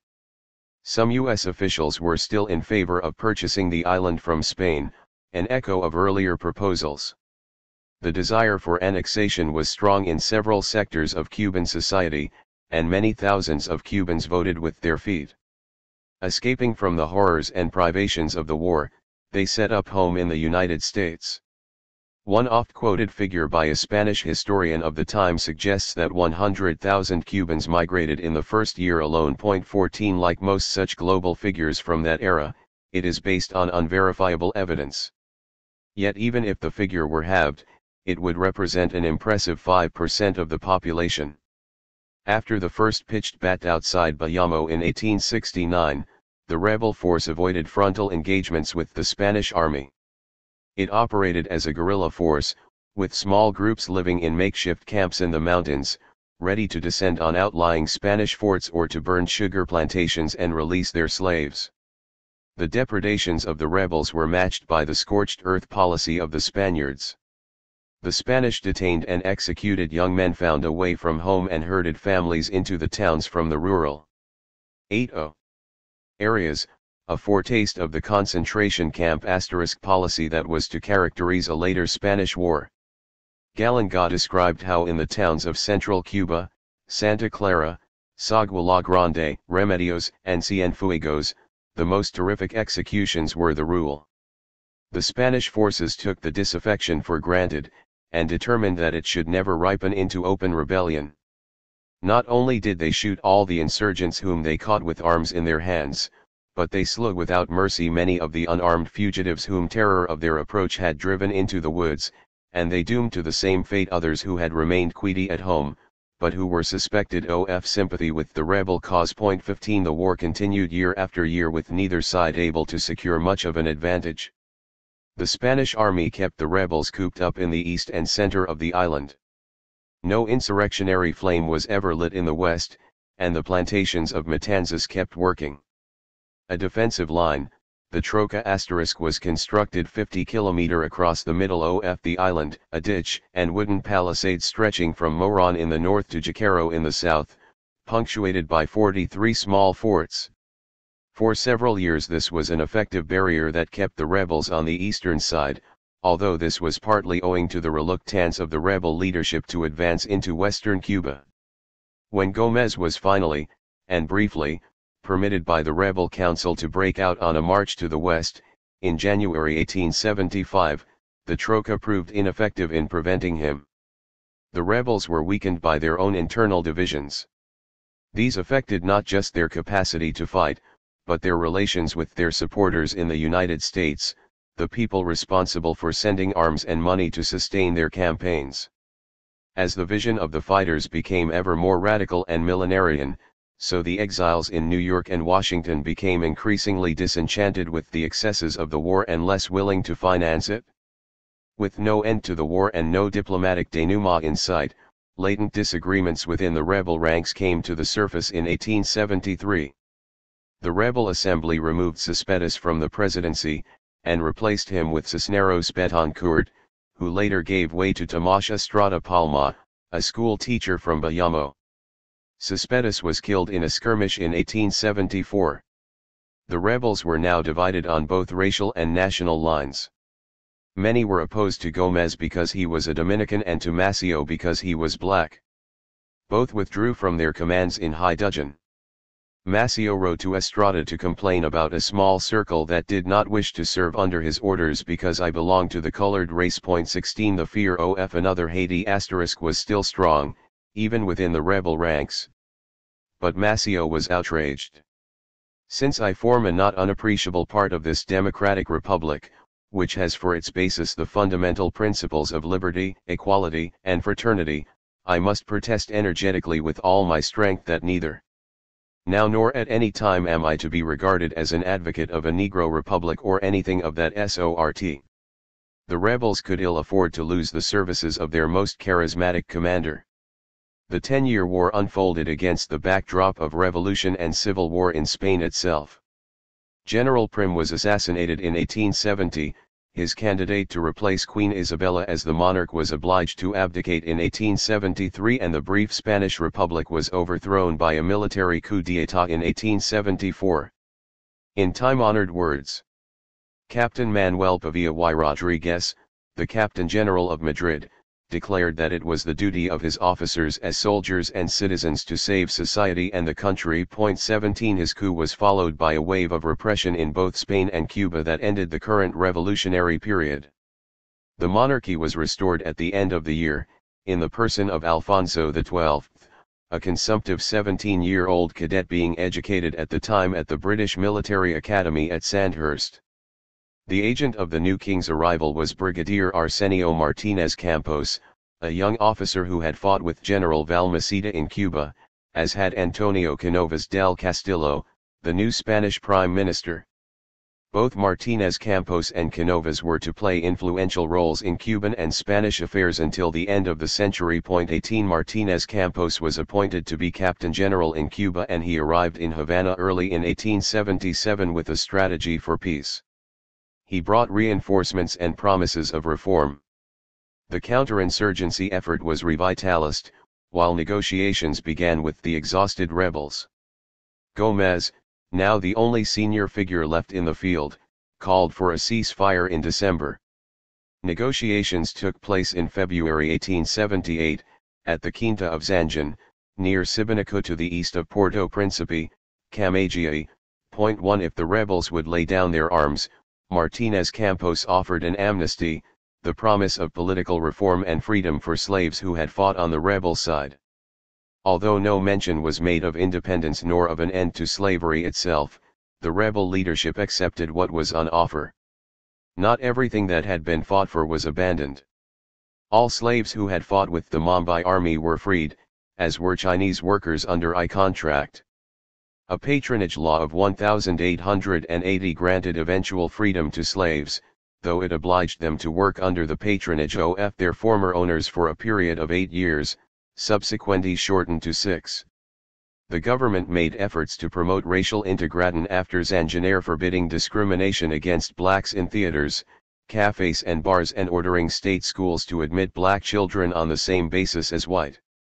No one could be excluded from public employment on grounds of ethnic origin. 20 Slavery was finally abolished in October 1886. 82. Yet many rebels were unhappy with the Pact of Zanjan. Maceo continued to argue that there could be no peace without independence and the complete abolition of slavery. He had always distrusted the wealthy planters of Camagüey who had run the political side of the independence war, and now felt they had abandoned the struggle, securing little of significance in return for peace. With more than 1,000 men under his command in Orient, many of them black, Maceo requested an interview with Martinez Campos. The encounter between the Spanish general and the black leader took place in March 1878, in a mango grove at Baragua, to the north of Santiago, where both men sat in hammocks under the trees. After greeting Maceo warmly, Martinez Campos told him of his pride in meeting personally one of the most celebrated warriors of the Cuban forces. Flattery got him nowhere, and Maceo outlined his objections. No peace was possible without independence and an end to slavery. The two demands were inseparable. No more sacrifice and blood, said Martinez Campos. The time has now come for Cuba to join in the life of advanced peoples. Cuba should march along the channels of civilization and progress, in the enjoyment of all its rights, and united to Spain. He explained that he was personally in favor of an end to slavery, but the decision lay with the Cortes in Madrid. As for independence, that was not possible. He would not have come to the meeting if he had known it would be on the agenda. Maceo made clear that the war would continue, and when Martinez Campos asked how much time he required for resuming hostilities, his reply was 5 days. He remained as commander of the rebel forces in Orient, and his rebel soldiers reaffirmed their commitment to the war. They established a new provisional government and approved a new constitution for an independent Cuba. The protest of Baragua *, symbolizing Cuba's continuing desire to resist, was to enter Cuban history and legend, and was much evoked in subsequent years. It took on a new life more than a century later, when Fidel Castro embraced it as an evergreen revolutionary slogan in the 1990s to confront the post-Soviet reality of a country on its knees. Macio's gesture was a brave one in 1878, supported by his men. Yet most of them were exhausted and had no appetite for further war. Martinez Campos wisely refrained from attacking them, and the new provisional government soon prevailed on Macio to call it a day and to prepare for resistance at some future date. The war came to an end on all fronts in May 1878, and Macio sailed off into exile, departing from Santiago on a Spanish cruiser. But while the retreat was necessary and inevitable, Macio had no plans to abandon the struggle, and preparations for another war continued, both inside Cuba and without. A fresh rebellion, remembered as the Guerra Chiquita, or Small War, broke out in August 1879, with uprisings in the east, in Gibra, Holguin and 3. Santiago, as well as in several places in central Cuba. The conspiracy was uncovered before time, with the principal leaders still outside the country, and the Spanish authorities were well prepared. Attempts to send in men and weapons from outside from Santo Domingo and Haiti were thwarted. The rebels were as ever divided on the question of race. A white leader, General Calixto Garcia, prevented the black Macio from taking part, fearing that the rebellion would be categorized by the Spanish authorities as a race war star. Not without reason. The governor in Orient, General Camilo Polavieja, was soon to raise the familiar threat of another Haiti star. With Macio deprived of command, and Garcia, the rebellion's prime mover, out of the country, the Guerra Chiquita was stillborn. When Garcia eventually landed, he traveled through the county for weeks looking for rebels who could not be found. The rebellion fizzled out after 9 months, and the survivors surrendered. With none of the magnanimity that had characterized Martinez Campos, Polavieja organized a fierce repression throughout Orient that fell most severely on the black population. He ordered the arrest of 265 conspirators at the end of 1880, most of them black, and banished them to the prison on Fernando Po, in the Gulf of Guinea. 21 The Guerra Chiquitan never posed a serious military threat to Spanish rule. Polavieja's repression was effective in curbing the blacks, while the position of the rebel whites was undermined by the growing strength of a home rule movement that took advantage of the relatively relaxed political atmosphere in the wake of Zanjan. Now permitted legal identity, the Liberal Party was able to hold meetings, put forward candidates for election, print its own newspaper and send delegates to the Cortes in Madrid. 22 The party took the wind out of the sails of the independence movement, yet it made little headway itself. A much larger vote always went to the Partido Constitucional Unido, a conservative pro-Spanish party that rejected home rule. Polavieja, meanwhile, made Captain General of the island in 1890, continued with his racist propaganda, seeking to persuade the white population, with some success, that the rebels planned to establish a black republic. He claimed that Macio aimed to impose a government of his race and the creation of a republic similar to that of Haiti star. Such an outcome, he warned, would bring a Yankee invasion.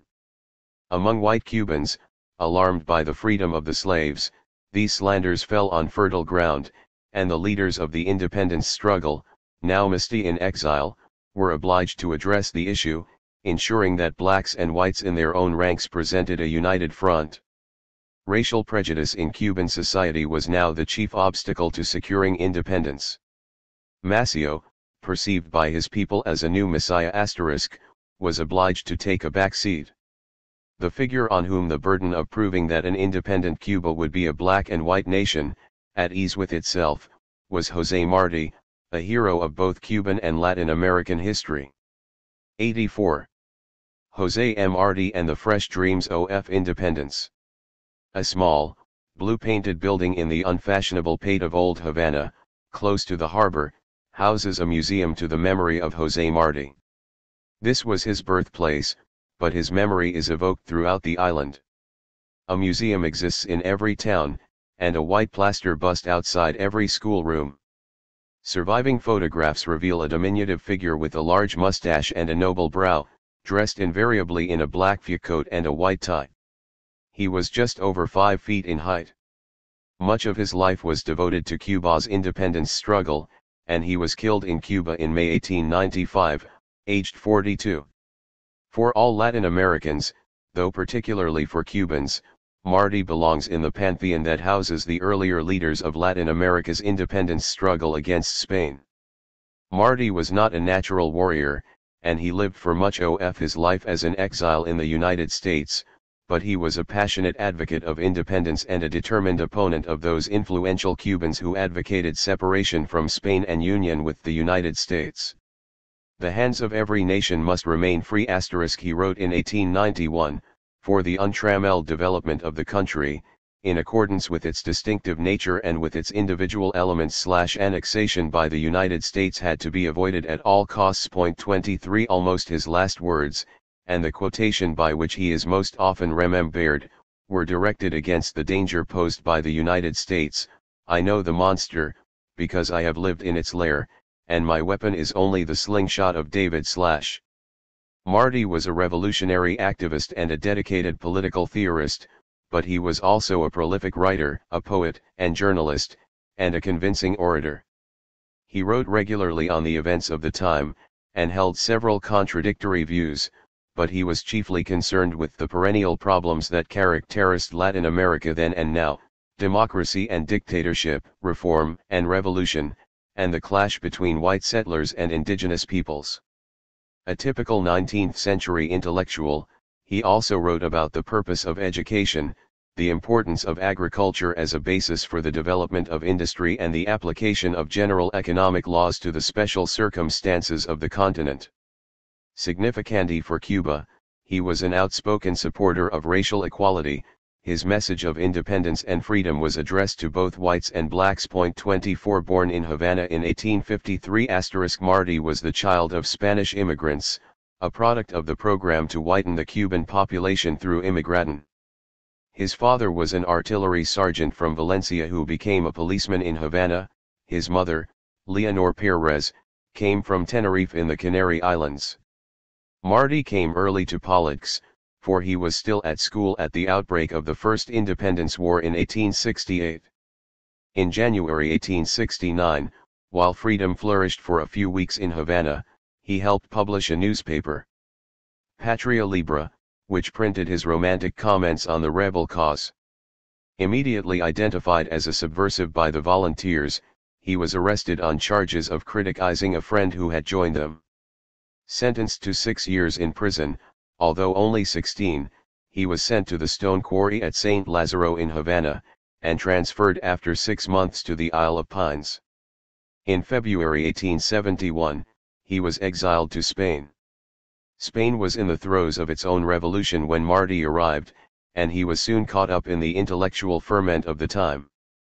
While studying philosophy and law at the University of Madrid, and later at Zaragoza, he came under the influence of Julian Sanz del Rio, whose writings were to have a major impact on Spanish and Latin American thought, notably in the field of education. Sanz del Rio was himself the translator and propagator of the work of Karl Kraus, the German humanist and contemporary of Hegel, who was also a friend of the great educationalist Friedrich Froebel. Martí's special concern with education, a lasting legacy to Cuba that has survived into the 21st century, stemmed from his early contact with this significant school of thought. 25 In 1875, his formal schooling finished, Martí traveled through Europe before returning to Latin America and establishing himself in Mexico, where his parents were already living in exile. This was his first experience of continental Latin America, and he was particularly struck, as were most visitors to Mexico, by the inbuilt cultural clash between white settlers and indigenous peoples, a major theme of his writing. In both Mexico and Guatemala, where he worked briefly at the university, he had first-hand experience of the most recent generation of Latin American caudilos, Porfirio Díaz in Mexico and Justo Rufino Barrios in Guatemala, and he became an ardent opponent of military rule. Later he was to perceive that Máximo Gómez, the hero of the 10-Year War, had some of the propensities of these mainland dictators, and he put much effort to ensure that the future Cuban revolution would remain in the hands of civilian democrats. The Pact of Zanjan of 1878 included an amnesty for political exiles, and Martí was able to return to Havana.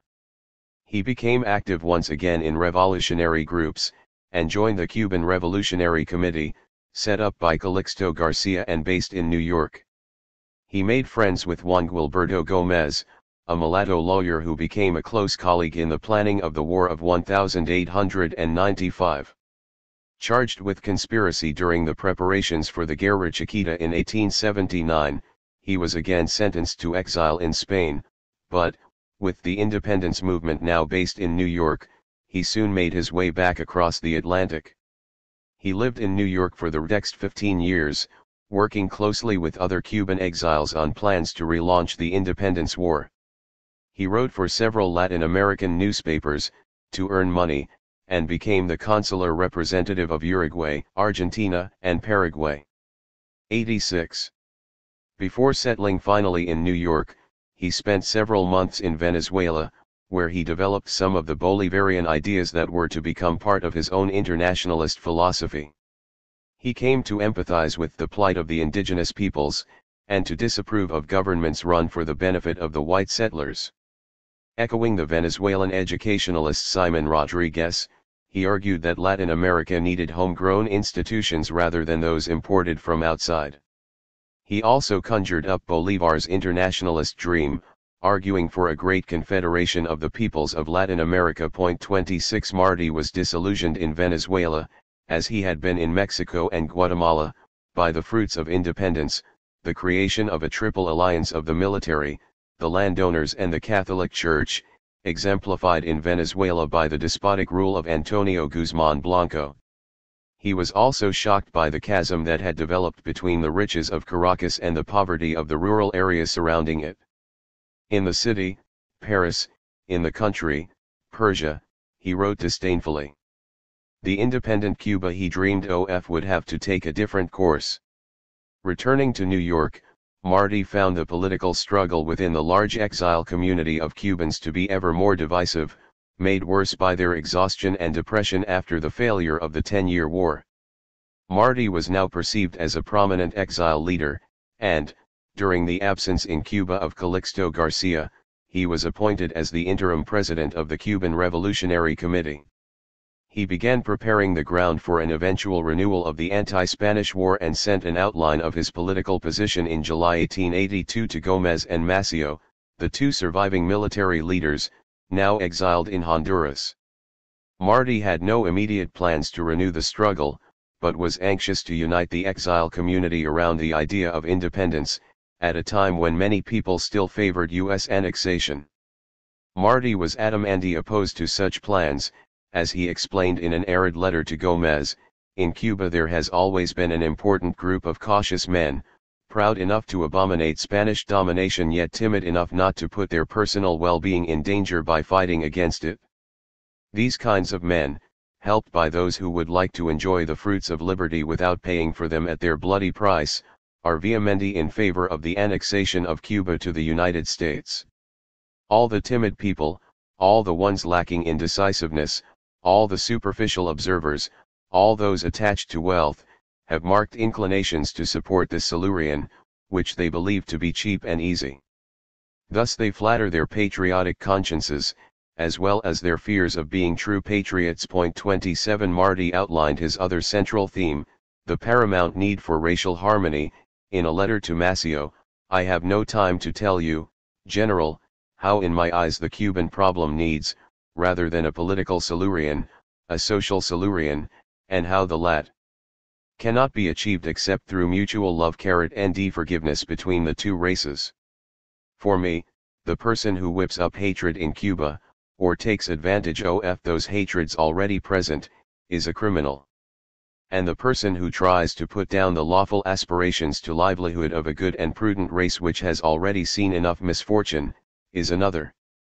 Agreement on independence and the need for racial equality were arguments relatively easy to win. More difficult was the old problem of whether military or civilian leaders were to control a future political movement or government. Martí's political instincts favored a civilian leadership, while Gómez and Maceo, with their powerful memories of the political disagreements during the earlier war, favored a governing junta, controlled by the military commanders. This, after all, was the model bequeathed by the Spanish imperial system. The two soldiers came to New York in 1884 to canvass opinion among the exiles. Marty initially agreed to their proposal, but when he found that he had lost the argument, and was expected to be their subordinate, he withdrew from exile for several years. A people is not founded in the same way as one commands a military camp. He wrote to Gomez. "See what are we, General, *, he went on. The heroic and modest servants of an idea which warms our hearts, the faithful friends of a people who have fallen on bad times, or the brave and fortunate military leaders who, whip in hand and spurs on their feet, are preparing to lead a people into war, only to lord it over this people in the aftermath." Marty now devoted himself to his various jobs, as the consul of Uruguay and as a regular commentator on American affairs for La Nación, the daily paper of Buenos Aires.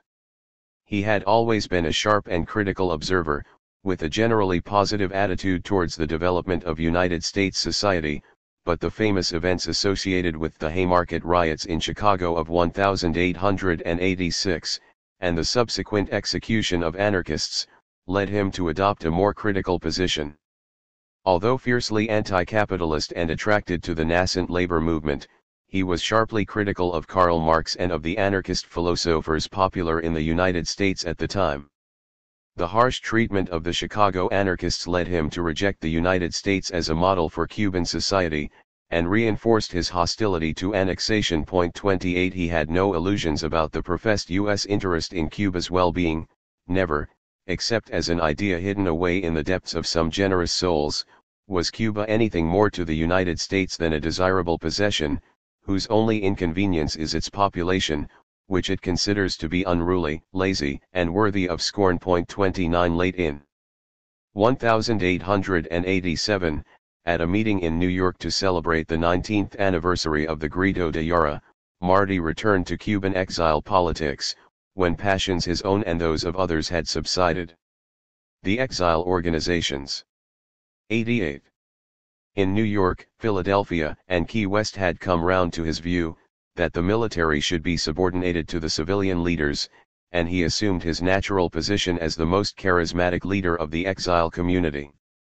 Encouraged by this support, he wrote again to Maximo Gomez in December 1887, asking him to rejoin the struggle but to accept a subordinate position.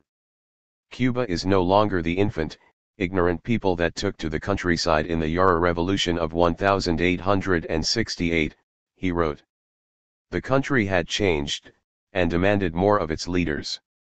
Gomez expressed guarded enthusiasm towards Marty's advances, but neither he nor Marty believed that a new war was an immediate possibility. The Cubans were still as divided as they had been during the 10-Year War, and the preferred policy of the United States towards Cuba was still annexation.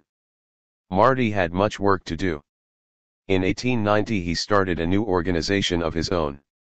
With his Krausista emphasis on the importance of education, he established the Liga de Instrucción, a training school for the revolutionary cadres of the future. Marty himself was one of the teachers, and his pupils were an entirely new audience of Cubans, the thousands of black exiles now working in New York. The only future for Cuba, he told them, was complete independence.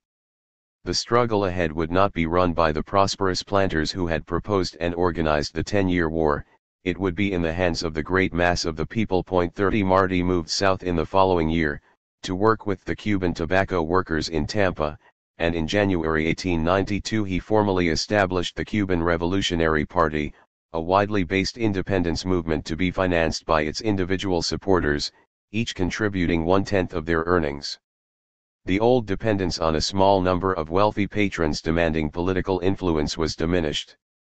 The party envisaged a brief and generous war, and in August Marty went again in search of Gomez and Maceo to ask for their support. Maceo was tracked down to Costa Rica, where he had established himself as a banana grower, while Gomez was found back in Santo Domingo. Both agreed to rejoin the independence forces, with Gomez as the overall military commander. Marty now abandoned his work as a journalist, gave up his newspaper columns and relinquished his consular posts.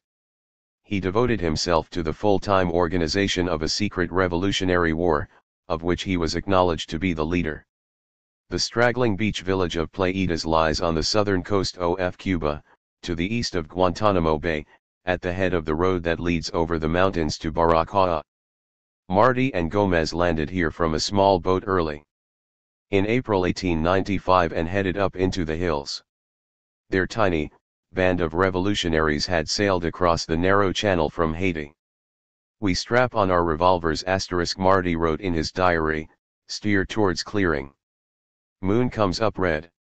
We land on a rocky beach." The black military leaders of the rebellion, Maceo and his brother Jose, and Flor Crombit, had sailed from Costa Rica at the same time, landing on the north coast of Orient, close to Baracoa.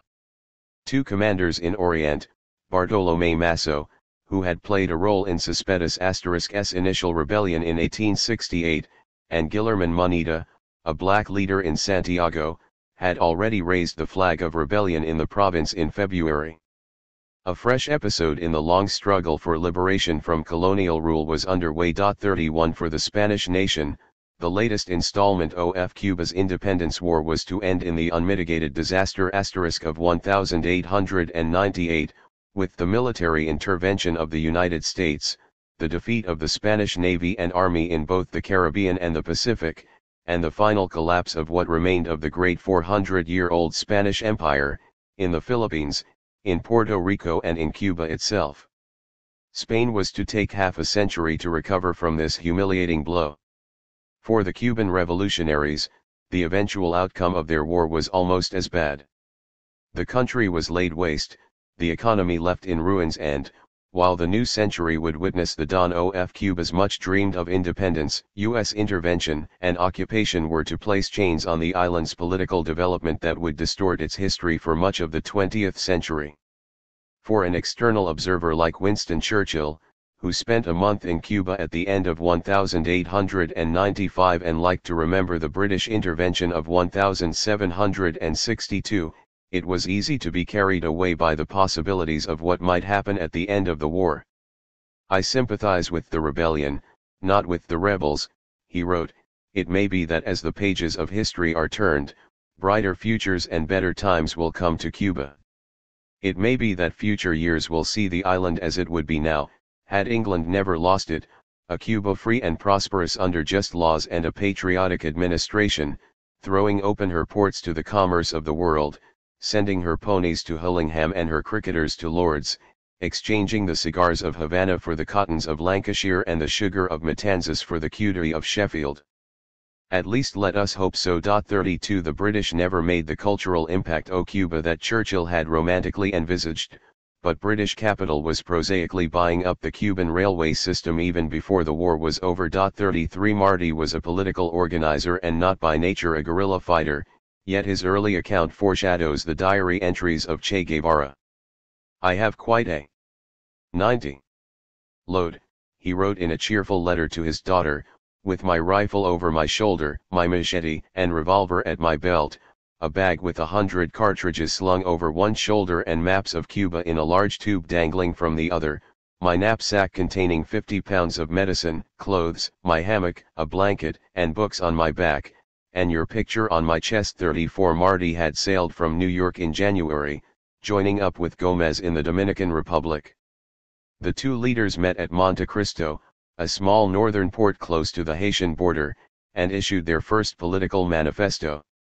This envisaged a future Cuban republic that would be different from the feudal and theoretical republics of Spanish America, since Cuba was marked out by its people and its history to be different.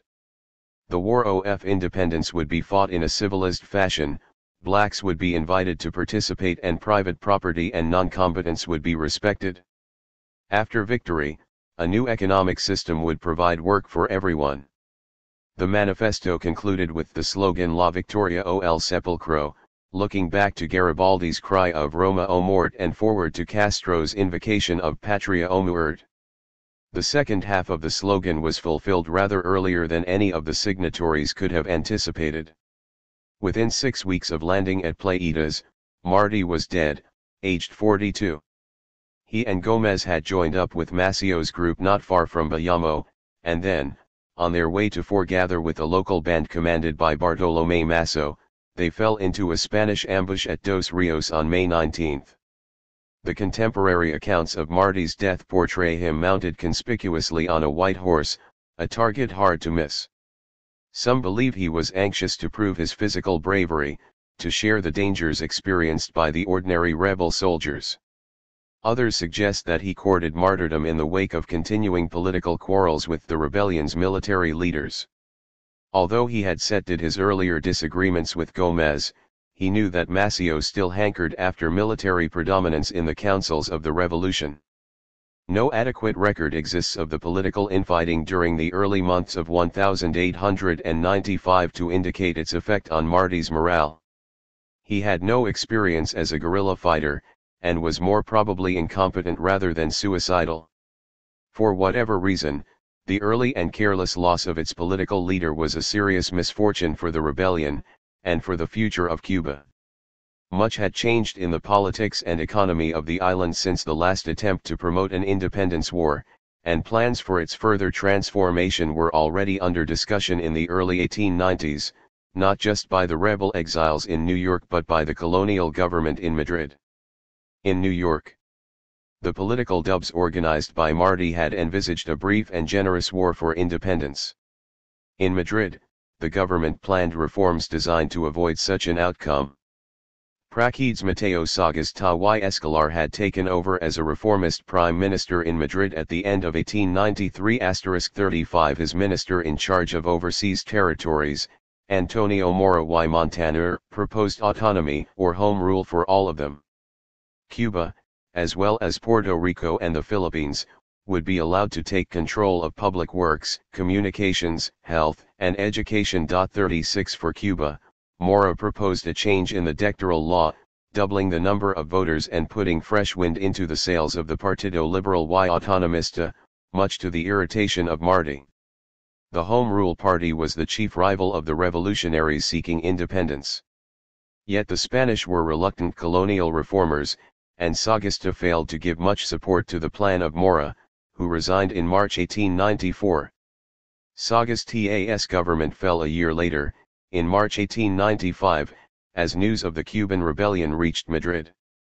The tough and difficult times now looming demanded a hardline government in Spain, and Antonio Canovas, the wily conservative politician who had saved the Spanish monarchy 20 years earlier, was now brought back, at the age of 67, to save the empire. 37 Cuba also saw the return of a familiar face, Arsenio Martínez Campos, the author of The Pact of Zanjan, had been victorious in Cuba in 1878. By sending him back to Havana as the Captain General, Canovas hoped that he would find a political solution to the rebellion, as he had done once before. Martínez Campos sailed into Guantanamo Bay in April 1895 with 7,000 soldiers, to join the 9,000 men rushed out a month earlier. The island's existing garrison was a mere 16,000 men. He had come to inspect the defenses in Orient, and was swiftly made aware of the problems that faced him. Although the rebellion was still confined to the eastern part of the island, the rebels had widespread support. He wrote to Canovas from Havana in June, describing how passing by Bohías in the country, there are no men to be seen, and women, on being asked after their husbands and sons, reply with terrible frankness, in the mountains, with so and so. Martínez Campos realized from his previous experience that victory could be achieved only if the civilian population were to be subjected to a degree of compulsion that he himself was not prepared to contemplate. He outlined to Canovas what might have to happen: we could reconcentrate the families of the countryside in the towns, but much force would be needed to compel them, since already there are very few in the interior who want to be Spanish volunteers. The misery and hunger would be terrible. I would then have to give them rations, which reached 40,000 a day in the last war. It would isolate the country from the towns, but it would not prevent espionage, which would be done by women. 92. And children. Perhaps we will come to this, but only in a last resort, and I think I lack the qualities to carry through such a policy. 3 Martinez Campos believed the war to be unwinnable, and he was right to recognize his limitations. Even if we win in the field and suppress the rebels / he had informed Madrid in his June letter, my sincere and loyal opinion is that, with reforms or without reforms, before 12 years we shall have another war / as it happened, the Spanish Empire collapsed within 3. The analysis of Martinez Campos was essentially Korea. Under the command of Gómez and Maceo, the rebel army had spread through the mountains of Orient in the course of 1895. The popular mood had changed since the earlier war, and the rebels now received support from almost everyone, most notably from the blacks. White supporters of a continuing link with Spain had long prophesied that independence would mean a black republic. Just as they had feared, the new war took the form of a black rebellion. The shadow of Haiti again hovered over the island. The 30,000 rebels mobilized by the end of the first year, some 80% were black. The rebel army, wrote Winston Churchill in an American magazine, is an undisciplined rabble that consists to a large extent of colored men. If the revolution were to triumph, he added, Cuba will be a black republic. 39 Grover Flint, an American correspondent with Gómez near Matanzas, was also struck by the number of blacks in the rebel army. Half of the enlisted men were Negroes, he wrote. He also noted the presence of 2 Chin-A men, survivors of the Macau coolie traffic, shifty, sharp-eyed Mongols, with none of the placid laundry look about them. 40 While Marty's death was a political blow to the rebels, his absence had no perceptible impact on the development of the war. He was replaced as the provisional president of the nascent Cuban Republic by Salvador Cisneros Betancourt, the Marquis de Santa Lucia, the septuagenarian veteran of the rebel group in Camagüey that had joined Cespedes in 1868. Masso was appointed as the vice president, and Gómez and Maceo remained commander-in-chief and deputy. Tomás Estrada Palma, the former rebel president, had not taken much part in exile politics in the years since 1878 and had worked for many years as a schoolmaster in the United States. At heart he was a supporter of U.S. annexation. He had been recruited by Martí to work as the revolution's agent in New York, and he continued so to do. These were all veterans of the earlier war, men with long service in the cause of independence, but they held very different views about strategy and tactics, as well as about politics, and their movement lacked a charismatic leader who might have obliged them to work together. Gómez was now the dominant figure, and he was determined not to repeat the experience of the earlier war, when the arguments of the planters had prevented his guerrilla army from moving into the rich sugar lands of central and western Cuba. Together with Maceo, he struck out immediately for Camagüey, and in October they crossed the old Troca line between Jacaro and Moron and rode with 1,000 men on horseback towards Sancti Spiritus and Santa Clara. By the end of the year they were threatening Matanzas. No pitched batteries took place, but much deployment of fire and flame.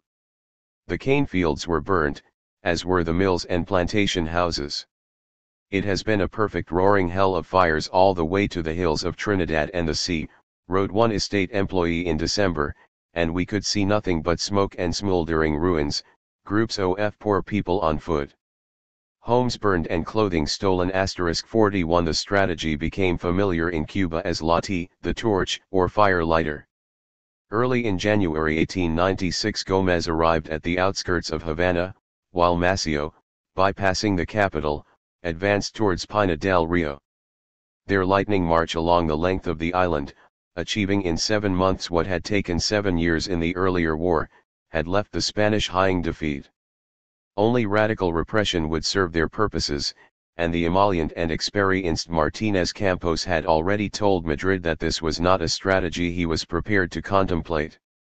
In January 1896, after only 9 months in command, he resigned and returned to Madrid.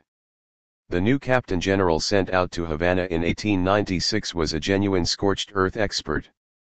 General Valeriano Weyler, 1838–1930, Marquis de Tenerife and former Captain General of Barcelona, was another veteran of the earlier Cuban War, chosen by Canovas for his martial and ruthless qualities.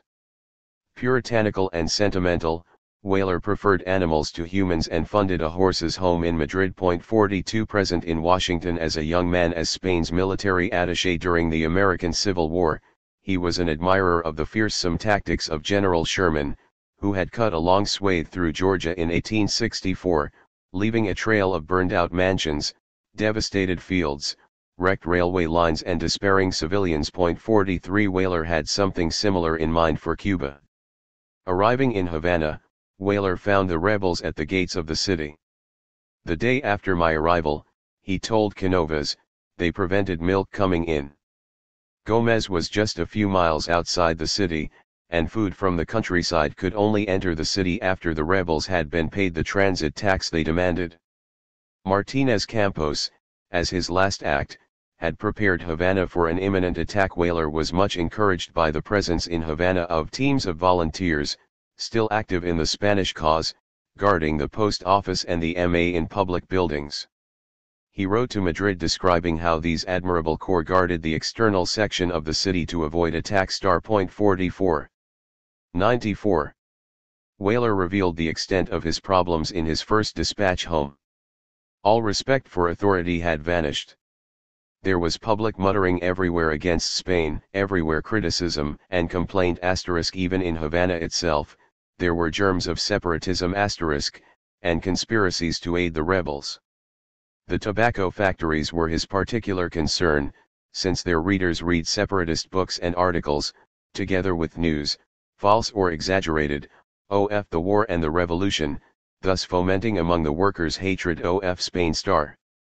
Weyler had been sent out to save Cuba, and his first task was to push Gomez from the vicinity of Havana and to force Maceo out of Pina del Rio.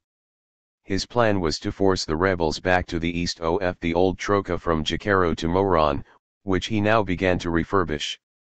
He also constructed a new troca, west of Havana, from Mariel to Magina. For the first time, the rebels were obliged to fight in open battle, and the forces of Maceo, returning from their marauding excursion in Pina del Rio to rejoin Gomez, were caught in February and took many casualties. Weyler put 60,000 troops into the province and built an elaborate network of heliograph towers to note the presence of guerrilla groups and to assist with rapid communications. 43 These were setbacks to the rebel cause, but the two commanders were able to concentrate their forces outside Matanzas, and to ponder their next move. Maceo returned to the region west of Havana, while Gomez moved east to Santa Clara. Their small armies were reinforced in March by the arrival in Orient of Calixto Garcia with a large cargo of weapons. Garda took over as commander of the entire eastern region and remained there until the end of the war. Weyler now embarked on the counter-guerrilla strategy for which the Cuban-Spanish War has become famous, creating the concentration camps * and strategic hamlets that were to characterize the irregular wars of the 20th century.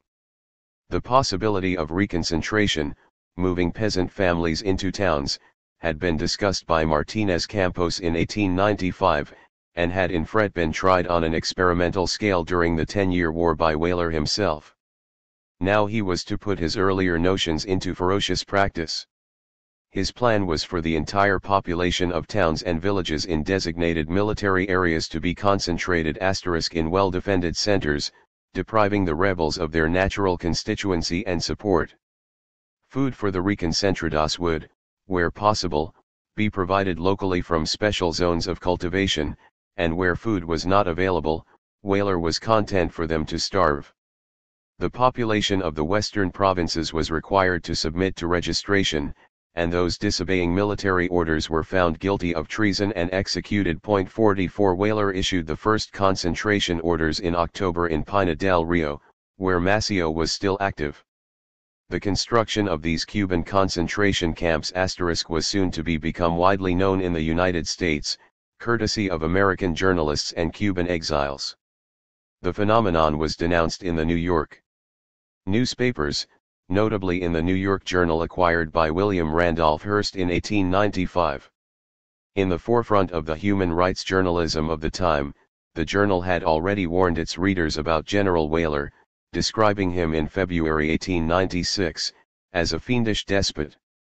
A brute, the devastator of haciendas. Pitiless, cold, an exterminator of men. There is nothing to prevent his carnal, animal brain from running riot with itself in inventing tortures and infamies of bloody debauchery.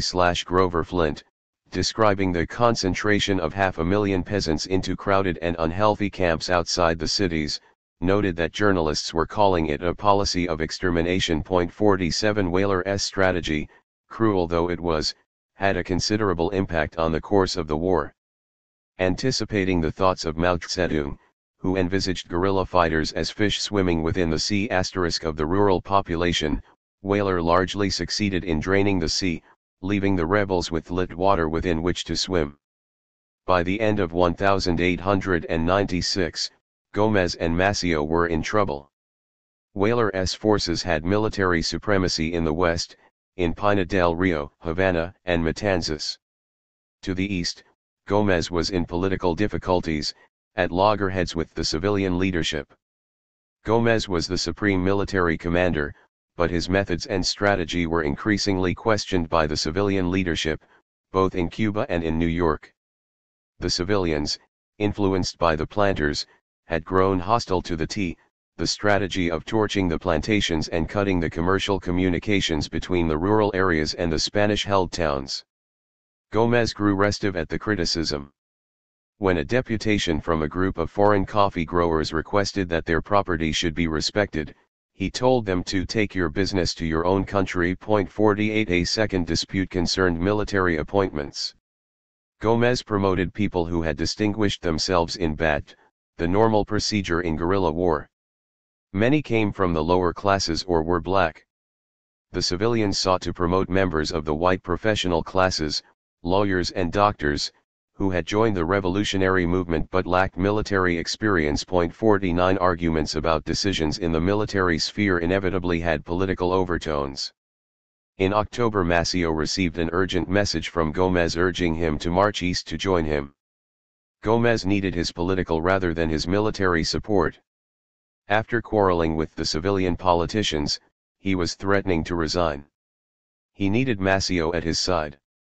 Maceo's group had been reinforced in September by a boatload of men, including Francisco Gómez, the son of Maximo, and a welcome load of weapons and ammunition, dispatched from the United States by Estrada Palma. Maceo now set off to rejoin Gómez, to assist him in his confrontation with the civilian leadership. Avoiding Weyler's new troca from Mariel to Maginot, he crossed the Bay of Mariel by boat and established his camp outside Havana. There, in December 1896, he was surprised by a Spanish troop rather larger, 96, than his own, and was killed in an insignificant skirmish, together with the young Gómez. The death of Maceo was a blow to the Liberation Army. El Titan de Bronze, the Bronze Titan, their bravest, most adventurous, most charismatic leader, was dead. Sadness was in everyone, wrote one officer, while another recalled that he had never seen such deep sorrow in men used to danger and death. 50 Weyler now turned his attention to the surviving rebel commander.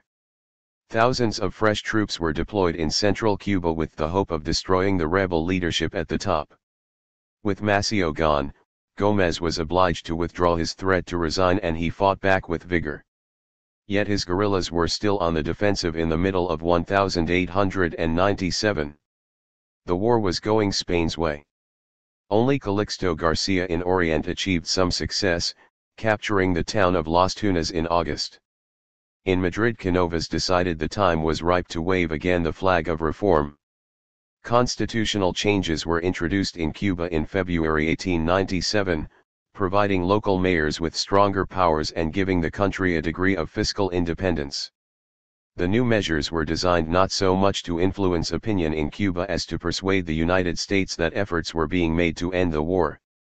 American public opinion remained concerned by the stories of Weyler's repression, and Washington was an attentive observer of Cuban developments, ever poised for action. But a dramatic and unscheduled event occurred in the Basque Country that altered the direction of the war and accelerated its course towards an unlooked-for conclusion. Canovas was assassinated on June 21, 1897, while on holiday outside San Sebastián, by Miguel Angiolillo, an Italian anarchist from Barcelona. Angiolillo had planned to kill a member of the Spanish royal family, in revenge for the recent execution of anarchists in Barcelona. While on a visit to Paris, he had encountered Dr. Ramón Emeterio Batenses, a mulatto Puerto Rican activist long involved with Cuban exiles, who persuaded him that the prime minister would be a more significant target, and gave him 500 francs to help him on his way. Angiolillo's 3 bullets did as much for the Cuban independence movement as 3 years of combat. In New York, the newspapers greeted the assassination with excitement, declaring that the Cubans would now surely receive their freedom. In Madrid, the sudden death of Canovas brought immediate political change, with the return of Praxedes Sagasta, the old liberal leader, as prime minister, a man now converted to Cuban home rule. Sagasta appointed Segismundo Marat, who had once helped to bring an end to slavery, to be the new minister for the colonies. Marat advocated Dominion status for Cuba, along Canadian lines, a notion long popular with influential Cubans. A new constitution was promised, including universal male suffrage and a 2-chamber parliament. The offer was appealing, even if the link with Spain would remain. Weyler read the writing on the wall and resigned. Perceiving that the general's unpopularity in the United States was helping the cause of the U.S. war party, Sagasta was content to see him go. The cost of the war to Spain had been immense, both in money and in men. Some 200,000 soldiers had been sent out to Cuba since 1895, and none were left to deal with other wars. Cuba was not Spain's only preoccupation. Since August 1896 it had faced another colonial insurrection, in the Philippines. The wars in Cuba and the Philippines had run in parallel, with many of the same characters. 51 General Ramon Blanco, the Captain General in Manila, had returned to Madrid in 1896 and was transferred to Havana in November 1897. In the Philippines, with no extra troops available, Spain had been obliged to negotiate. Ramon Blanco had a similar project for Cuba. There would be self-government and negotiations. Weyler's successes had been achieved at a price that Spain could no longer afford. No further military offensives would take place. An amnesty was decreed for all Cuban political prisoners held in Spanish jails. A home rule government was finally established, led by José María Gálvez, an old autonomist leader from the 1870s. Spain had secured peace in the Philippines, the better to concentrate on Cuba, but Sagasta's reformist program made little impact on Máximo Gómez. With his experience of the Pact of Zanjan, he rejected all negotiating offers out of hand. He knew that the autonomists were isolated, only a tiny group still favored home rule. As so often in the various histories of colonial disengagement, the imperial power had offered too little too late. Cuba was now irreparably divided between independence rebels and loyalist Spaniards, fighting on. In Madrid the Queen Mother Regent was not happy, complaining that Sagasta's peace program was a concession to the United States. 52 She was right, but the concession was insufficient.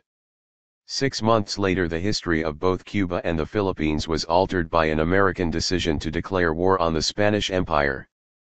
Spain's Pacific Fleet was destroyed in Manila Bay on May 1, 1898, and Manila itself fell to American forces on 13 August. 53 A similar fate lay in store for Cuba. In the northeastern suburb of Santiago de Cuba, a handful of comfortable villas and the wooded grounds of the Hotel San Juan surround a small grassy hill where a few antique cannon and stone memorials are displayed. The hill, which once marked the outer defenses of the city, is the Loma San Juan, and here, on July 1, 1898, during their invasion of Cuba, units of the United States Army fought the only significant land battle against Spanish forces. The fight was unequal, with less than 1,000 Spanish defenders and more than 3,000 American troops, yet it lasted throughout a long day and the U.S. losses were not small, 223 dead and more than 1,000 wounded. The Spanish lost half that number. The event is well remembered by Americans on account of the presence at the bat of Theodore Roosevelt, then the U.S. Assistant Secretary of the Navy and soon to be the President. His colorful regiment of Rough Riders *, officially the 1st U.S. Volunteer Cavalry, but also referred to as Teddy's Terrors, was given much publicity at the time. Commanded by General Leonard Wood, Roosevelt's close friend, President McKinley's doctor and the officer soon to become the ruler of Cuba, the Rough Riders were a cross-section of the U.S. population, recruited, as Roosevelt wrote in his memoir of the war, from the wild riders and riflemen of the Rockies and the Great Plains. .54 A trooper from Arizona, years later, described the contingent as millionaires, paupers, shyster lawyers, cowboys, quack doctors, farmers, college professors, miners, adventurers, preachers, prospectors, socialists, journalists, insurance agents, Jews, politicians, Gentiles, Mexicans, professed Christians, Indians, West Point graduates, Arkansan wild men, baseball players, sheriffs, and horse thieves. .55 One contingent was made up of America's indigenous peoples, Cherokees and Chickasaws, Choctaws, and Creeks. The Rough Riders were just one of many volunteer contingents contributing to the U.S. invasion force, but around such characters, myths were easily created. Much of the romance of the Cuban campaign, indelibly etched in the folk memory of the United States, is associated with the presence of this moody assembly of disparate folk. Cubans recall the U.S. intervention with less affection. Calixto Garda, the rebel commander Dosis to Santiago, operating from the lower slopes of the Sierra Maestra, was invited by the Americans to supply troops to divert Spanish forces during the U.S. advance on the city. He sent 3,000 of his men, but none were asked to the subsequent victory celebrations. Cuba was liberated from Spanish control by the American invasion in barely 3 weeks, yet the Cubans had been fighting for more than 3 years. They watched bleakly from the sidelines as their victory was taken from them. Roosevelt was a prominent figure at the bat at San Juan Hill, and so too was William Randolph Hearst, owner of the jingoist New York Journal. .56 His newspaper, and those of his rivals in a prolonged Draculodon war, had done their best to stir up the American newspaper reading public, and by extension the U.S. government, to favor U.S. military intervention against Spain, publishing pro-Cuban propaganda throughout the Cuban-Spanish War. Hearst could not stay away from the war that he had so ardently promoted. Hearst had prepared the ground for intervention, but the casus belli, the event that made war inevitable, was entirely unexpected and could not be laid at his door. It had occurred 5 months earlier in Havana Harbor. On February 15, 1898, the U.S. battleship Maine had been lying peacefully at anchor when, without warning, a gigantic explosion swiftly sank it, killing 258 American sailors. The Maine Vras sunk by an act of dirty treachery, Roosevelt recorded in his diary, and the U.S. press blamed a Spanish mine for the disaster, a view shared by a subsequent U.S. official inquiry. The Spanish authorities disagreed, claiming that an internal explosion had occurred on the ship, a view later echoed by Irene Wright in 1910. The opinion generally prevailing, she wrote, is that the Maine was not wilfully wrecked by either Spaniards or Cubans, but was blown up by an explosion within her own hull. *57 Rather solid evidence for this view was produced many years later by U.S. Admiral Hyman Rickover, who combed through the evidence in the 1970s. The admiral concluded that an internal coal fire, in a bunker adjacent to the magazine, had indeed caused the explosion. Such fires had occurred on other occasions on other U.S. ships, though without such dire results. .58 The sinking of the Maine was an accident, but no American believed that at the time. The misgivings that had prevented Washington from taking action earlier in the war were swept away. Urged on by the press, the U.S. government had no choice but to take up arms. Negotiations took place between the United States and Spain between February and April, but there was no possible meeting of minds. European countries other than Spain pleaded with both sides to accept a negotiated settlement. Nothing came of this intervention.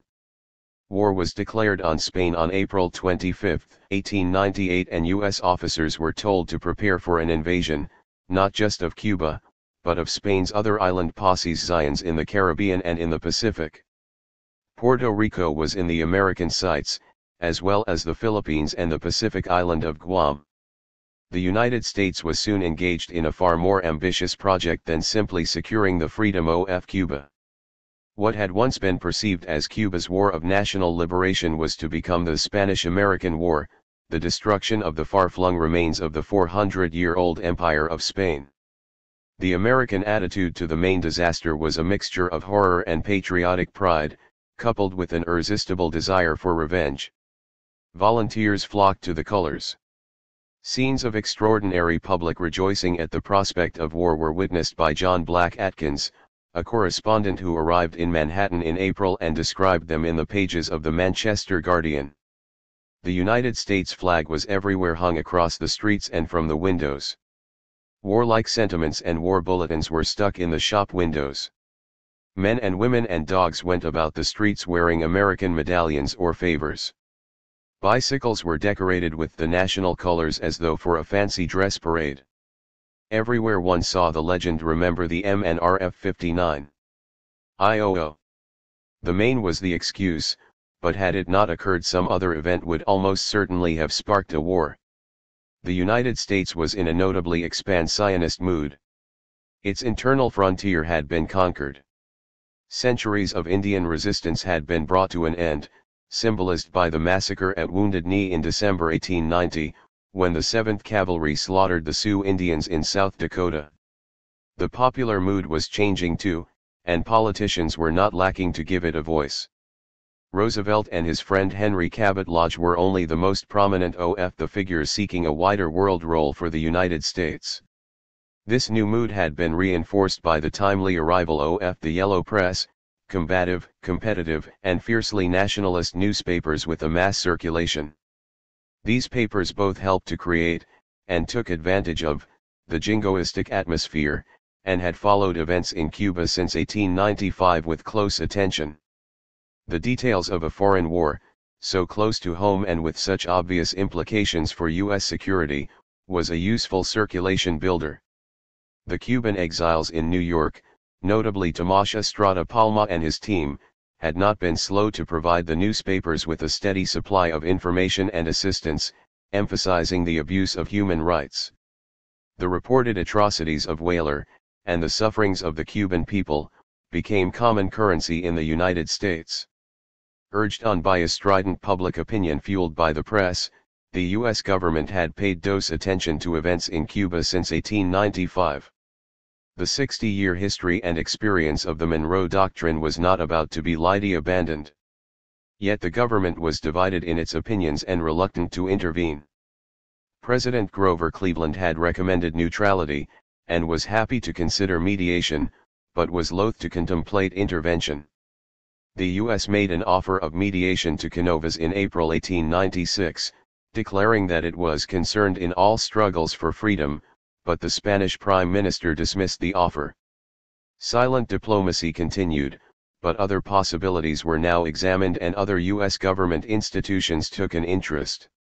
The Office of Naval Intelligence asked for war plans to be drawn up in June 1896, for a possible war against Spain.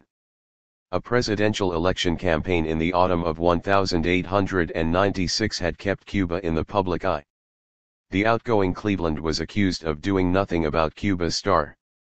With the press printing regular atrocity reports from Cuba, the election brought defeat to William Jennings Bryan, a Democrat hostile to expansionism, and victory to William McKinley, the Republican candidate. McKinley became president in March 1897, appointing Roosevelt to be the Assistant Secretary of the Navy. A new ambassador to Madrid was told to warn the Spanish government that if steps were not taken to end the Cuban conflict, the United States would take measures itself. Gómez's refusal to negotiate meant that time was running out for Spain. The sinking of the Maine made intervention inevitable. On April 22, 1898, just 3 days before the formal American declaration of war, Spain made one last desperate throw of the dice. In a letter to Gómez, Ramón Blanco suggested an alliance between Spain and Cuba against the United States. The Cubans will receive arms from the Spanish army and, with the cry "Hurrah for Spain, hurrah for Cuba," we will repel the invader, and keep free from a foreign yoke the descendants of a single race/60. Such an outcome was not to be. Blanco's belated and humiliating appeal to Hispanic unity, and to the freedom-loving instincts of the white race, evoked no favorable response from the black and mulatto troops in the rebel camp. Gómez sent back a pithy reply, saying that it was too late, although his letter to Blanco suggests his apparent trust in the honorable intentions of the United States. "You represent an old and discredited monarchy, and we fight for the same principles as Bolívar and Washington. You say that we belong to the same race, and invite me to fight against a foreign invader. I know only one race, humanity. Spain has done badly here, and the United States are carrying out for Cuba a duty of humanity and civilization. I do not see the danger of our extermination by the US to which you refer. If that should come to pass, history will judge. As indeed it might. History, as written in Cuba and elsewhere, has not been overly charitable in its consideration of the eventual results of US intervention. Yet most of Cuba's rebel leadership welcomed it at the time. Martí and Maceo might well have objected, but both were dead. The important Cuban decision-makers were Gómez, the military commander, and Maceo, the president of the provisional government. Gómez, by rejecting Blanco's offer of partnership, had implicitly accepted US intervention, while Maceo gave it a warm welcome. The glorious revolution begun by José Martí is about to triumph, Maceo declared, thanks to the magnanimous assistance of the USA. Our arms, which were never conquered by the Spaniards in 3 years of war, will soon have gained their victory. Maceo supported the invasion, although he lived to regret his decision and later became a vocal opponent of the Platt Amendment that wrote the permanent threat of US intervention into the Constitution of independent Cuba. The position of Calixto Garcia, the commander in Orient, was ambivalent. Long out of touch and out of sympathy with the Cuban exile leadership in the United States, he was barely aware that the Americans were about to land in his area of operations until an American lieutenant arrived secretly at his mountain base in May 1898. He did not know whether to cooperate or not and was forced to make a pragmatic decision on the spot, agreeing to assist the invasion forces. A large contingent of his men were ferried along the coast by the Americans to land at Daiquiri, to the east of 102. Santiago. Garcia was visited by William Hearst, and he thanked the editor for his newspaper's support for the Cuban cause, presenting him with a rebel flag. Garcia, like Maceo and many others, came to regret the US invasion, but he only lived long enough to see the early months of the occupation, for he died suddenly when visiting Washington in December. The ambivalence of many Cubans about the US invasion was partly the result of the Teller Amendment *, a clause added to the April declaration of war and ratified by the U.S. Congress that declared that the occupation of Cuba should not be permanent. The amendment, put forward by Senator Henry Teller under pressure from the lobby of Cuban exiles, was a categoric rejection of any colonialist intent. The United States hereby disclaims any disposition or intention to exercise sovereignty, jurisdiction, or control over said island except for pacification thereof, and asserts its determination, when that is accomplished, to leave the government and control of the island to its people. The Teller Amendment persuaded many Cubans to believe that the invasion would come with no strings attached. It also ensured that the intervention was perceived in the United States at the time, and for most of the first half of the 20th century, as a disinterested gesture, a humanitarian action that liberated the island from a repressive colonial regime. American policy, as it worked out in practice, was never quite so clear-cut or so morally unambiguous. The first U.S. victory in the Spanish-American War took place at sea on the other side of the world, just 5 days after the declaration of war. An American fleet commanded by Commodore George Dewey destroyed Spain's Pacific Fleet in Manila Bay on May. The way lay open to the American conquest of the Philippines. Spain's Atlantic Fleet, commanded by Admiral Pascual Cervera, was ordered to sail from Cadiz to the Caribbean, and many Americans feared that its destination would be the east coast of the United States. The fleet had come to defend Cuba, not to attack the U.S. mainland, and by the end of May it was safely harbored in Santiago's Great Bay. It remained there for more than a month, botted up by a large U.S. fleet, commanded by Admiral William Sampson, that hovered outside. Sampson's fleet had sailed from Key West after the declaration of war on April 25, and arrived off Orient in June.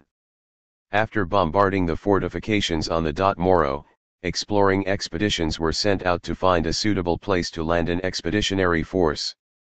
1,000 men were landed at Guantanamo Bay, meeting considerable resistance from Spanish forces, but linking up with the rebel Cuban contingent. The principal U.S. invasion force, with more than 15,000 soldiers commanded by General William Rufus Shatter, did not leave Tampa until 14 June. It was a most happy-go-lucky expedition, wrote Richard Harding Davis, the correspondent for Harper's, run with real American optimism and readiness to take big chances. As one of the generals on board said, "This is God Almighty's war, and we are only his agents." 61 The general was probably Leonard Wood, the commander of the Rough Riders, who wrote to his wife about what he perceived to be the start of a new policy for the United States. "Hard it is to realize that this is the first great expedition our country has ever sent overseas and marks the commencement of a new era in our relations with the world." 62 General Shafter spent the time reading an account of the disastrous expedition to Guantanamo in 1742 by Admiral Edward Vernon. Recalling the problems of that British episode, he decided to land his force closer to Santiago. The initial assault took place at Daiquiri on June 22, after heavy bombardment of the Spanish positions from the sea. This was an open beach, apart from the dock and the iron pier used for the loading of ore from the works of the Spanish-American Iron Company, but 6,000 men were brought ashore on the first day. The Spanish resistance was poor, and the Americans soon foregathered with a local Cuban force of 1,500 men who had arrived from Bayamo. Calixto Garcia's contingent of 3,000 from the Sierra Maestra was ferried in a few days later. The insurgents were men incredibly tattered and peaked and forlorn, wrote John Black Atkins. On many of them a few ribbons of clothing suggested the outline of a jacket or trousers. They were lean as men might be who had been living on coconuts and mangoes.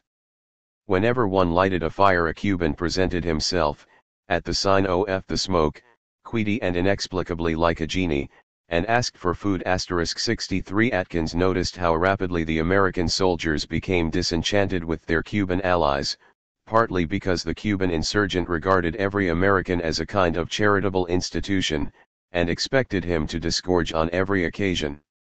The Cuban was continually pointing to the American's shirt, coat, or trousers, and then pointing to himself, meaning that he desired a transfer of the property. There was an additional reason for the lack of comradeship between the two armies: the Americans were mostly white, the Cubans were mostly black. Within a week, the U.S. invasion force had disembarked and was advancing along interior roads towards their rendezvous with the Spanish at the Loma San Juan on July 1. The American victory sealed the fate of Spanish forces on the island, and 2 days later the U.S. secured a comparable success at sea.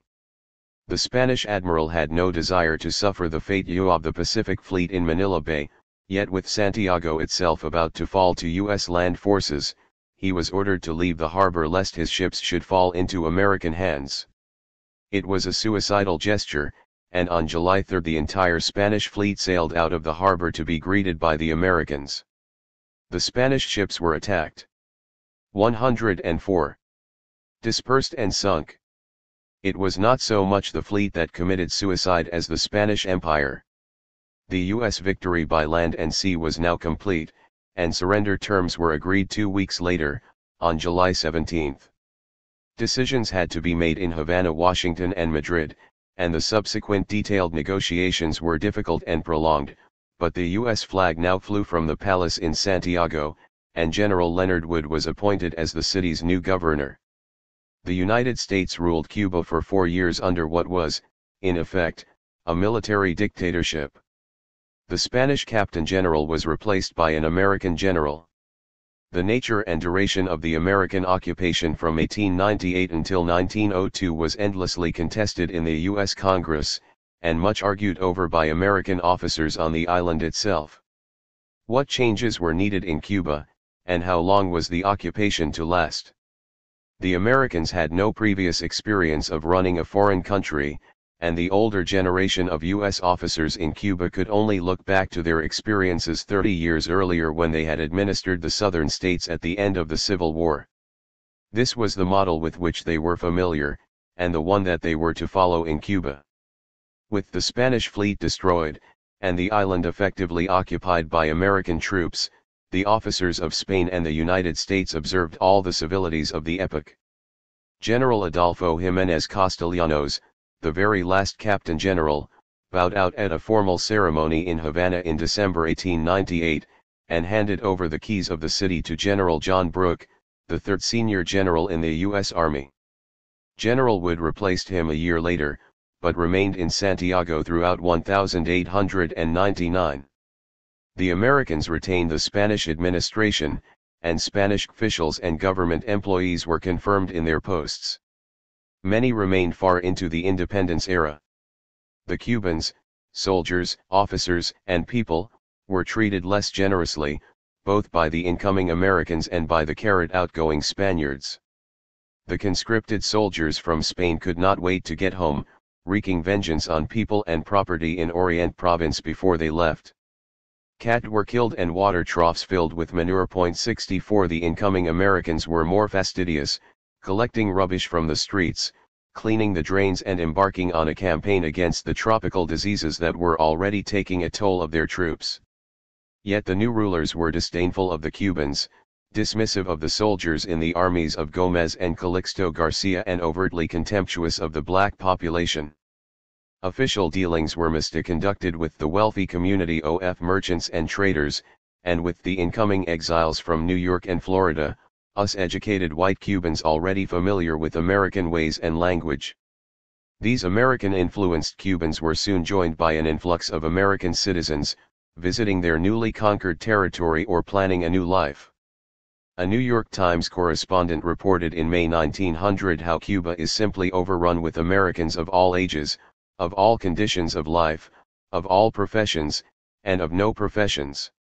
From the gray-haired nanny, down to the newsboy selling his papers in the street, Americans are in evidence.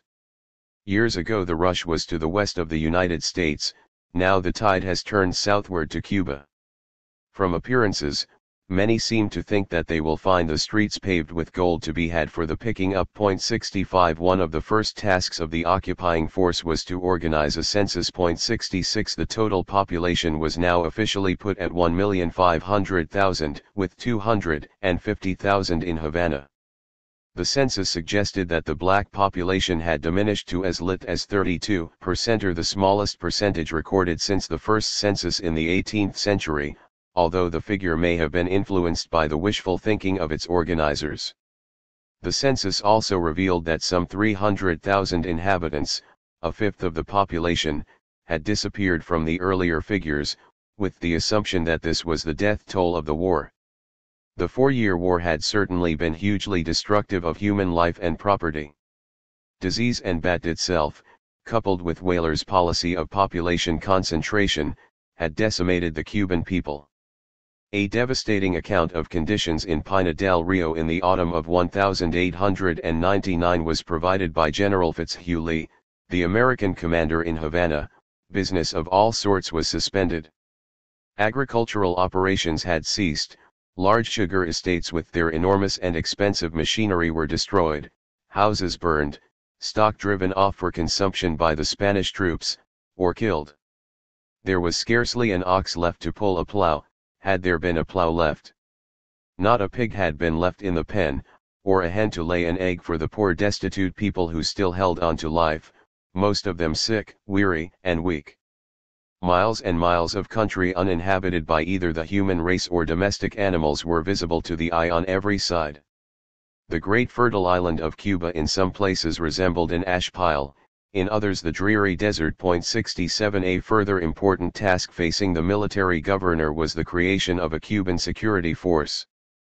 The soldiers of the Spanish army had left for Spain after their surrender, and those of the Cuban rebel army, some 33,000 of them, were pensioned off in May 1899, each receiving $75 as the price for handing in their weapons.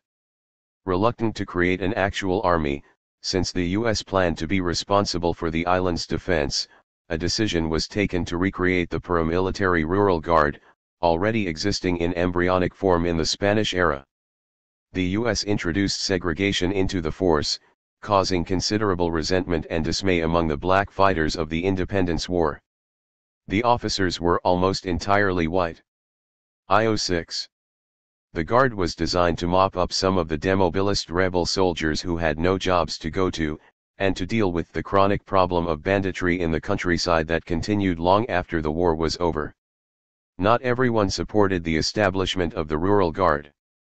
General James Wilson, a notably progressive U.S. officer in charge of Matanzas, was strongly opposed, fearing that it would lead to a military dictatorship, the pattern in much of Latin America. "Give me the money," he wrote, "to spend on oxen and tools and the reconstruction of the peasants' bohías, and I will guarantee peace and order." 66. He was not listened to. The lack of a proper army would create serious difficulties in the early years of the Republic, and set the Cuban armed forces apart from comparable institutions elsewhere in Latin America. 69. As Cuba moved towards independence, the Rural Guard was complemented by a tiny artillery force of 150 white Cubans, notion ally at the command of the president. In spite of the Teller Amendment, most Americans running Cuba thought that they had arrived to stay. They had received assurances from President McKinley, who told the U.S. Congress in December 1898 that the military government would remain in Cuba until there is complete tranquility in the island and a stable government inaugurated. No one knew how long that would be. Most assumed that the occupation would last into the long-distant future, or even be made permanent, the fate decreed for Puerto Rico, captured in August. Few imagined it would last barely 4 years. General Brooke believed that his government was popular and would continue into the indefinite future. "There is not a sensible man who thinks we can leave for a long time," he reported in January 1900 at the end of his year in office. That time would not be measured by months but by years. Brooke claimed that he had consulted all classes, but he met only the more conservative elements in Cuban society, who told him what he wanted to hear, that Cubans would support U.S. annexation. Brooke had no plans to run THIRD country himself, and Cubans were chosen to head the 4 principal government departments of Interior, Finance, Justice and Education, and Agriculture, Trade and Industry. Only those who had lived in exile in the United States were given ministerial jobs, and all were white. The economy was kept securely in American hands. The important, and income-generating, Department of Customs, run by Major Tasker Bliss, was placed under U.S. military control. General Brooke was shunted aside in December 1899 in favor of General Wood. Like Brooke, Wood believed that he was there for the long haul. Like all colonial governors, he got little cooperation from the governed, and vented his contempt in private letters to McKinley. "We are dealing with a race that has been going steadily downhill for 100 years, he wrote in April 1900. 70. McKinley had told him to get the people ready for a Republican form of government, saying, "I leave the details of procedure to you. Give them a good school system, try to straighten out the courts, put them on their feet as best you can. We want to do all we can for them, and to get out of the island as soon as we safely can." Ordered to do something about education, and himself still believing in eventual U.S. annexation, General Wood set about organizing the country on American lines, adapting existing Spanish schools to the system common in Ohio and building new ones.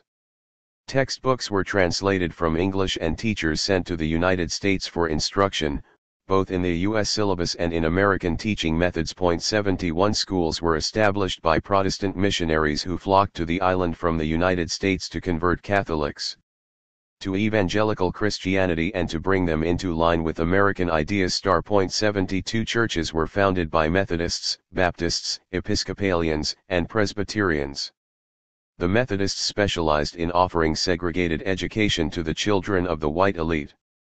Racist in most other respects, the American occupiers were happy for labor to be obtained from wherever it could be found. Although few regular jobs were available in the cities, plenty of work remained on the plantations and in the mines. Soon, as in the early years of the Spanish occupation, employers began looking to the Caribbean islands nearby. Plantation owners and mining companies, faced by the post-war shortage, recruited black contract workers from Haiti and Jamaica.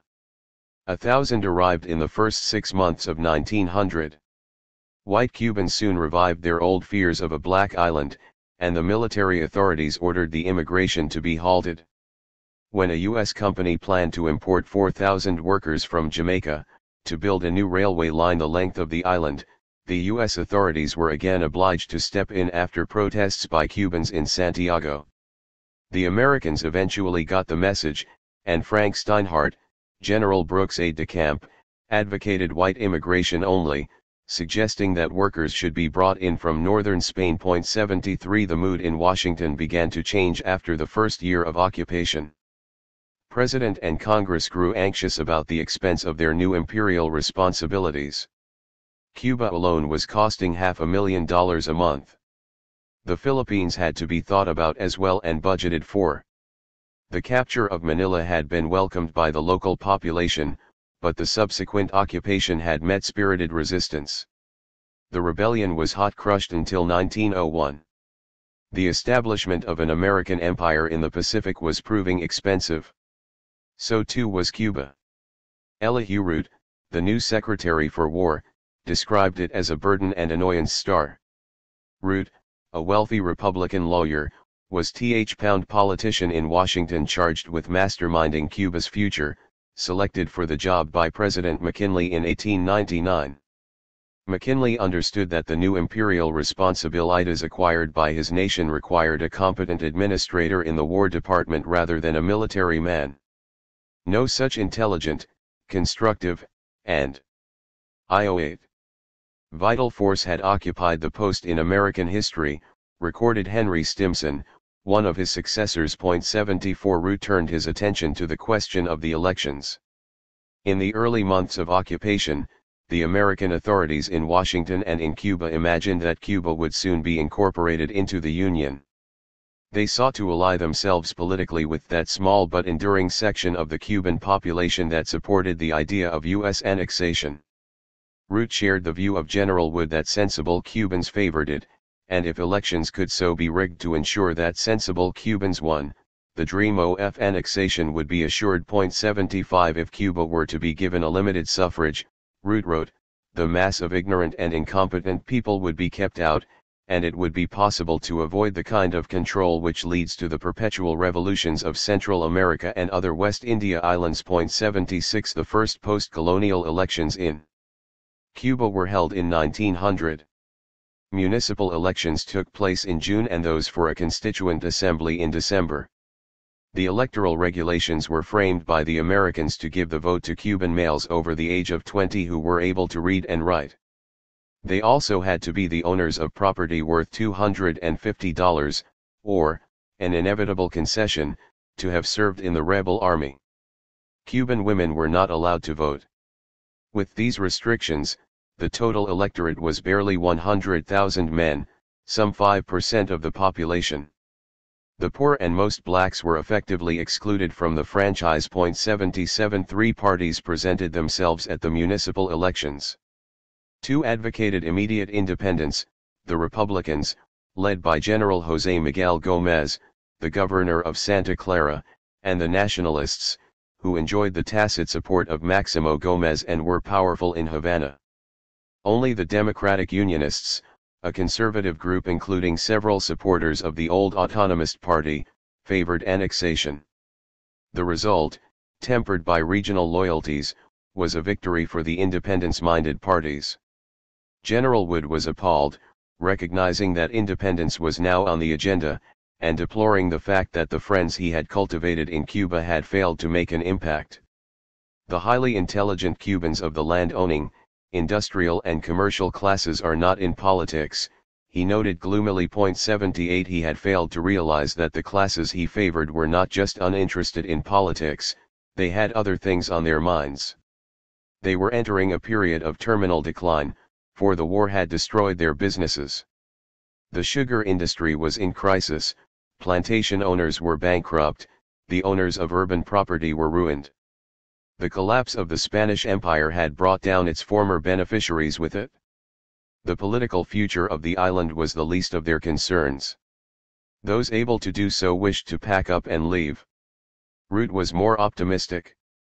One of the purposes of securing a narrow electorate was to prevent the black population from voting. A New York Times headline the previous year had resurrected the old scare, Cuba may be another Haiti. Results: OF universal suffrage would be a black republic. The Negro could carry first election 79 in this at least, wrote Root. The result of the June election had been a triumph, since it excluded a great proportion of the elements which have brought ruin to Haiti and Santo Domingo, yet it could not be ignored that the result was a victory for the pro-independence parties. Independence was now inevitable. Understandably dismayed, Wood was obliged to plan for this unwelcome outcome. His new task, and that of the U.S. administration in Washington, was to organize and prepare for a transfer of power that would leave the United States with a substantial measure of control.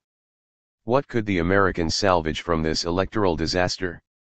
Wood hoped to be able to hold on to the collectorship of customs and the military commander, representing the U.S., holding, if necessary, the veto power. 81 Root had more ambitious ideas, and sought to provide the intellectual underpinning for Cuba's future relationship with the United States after independence.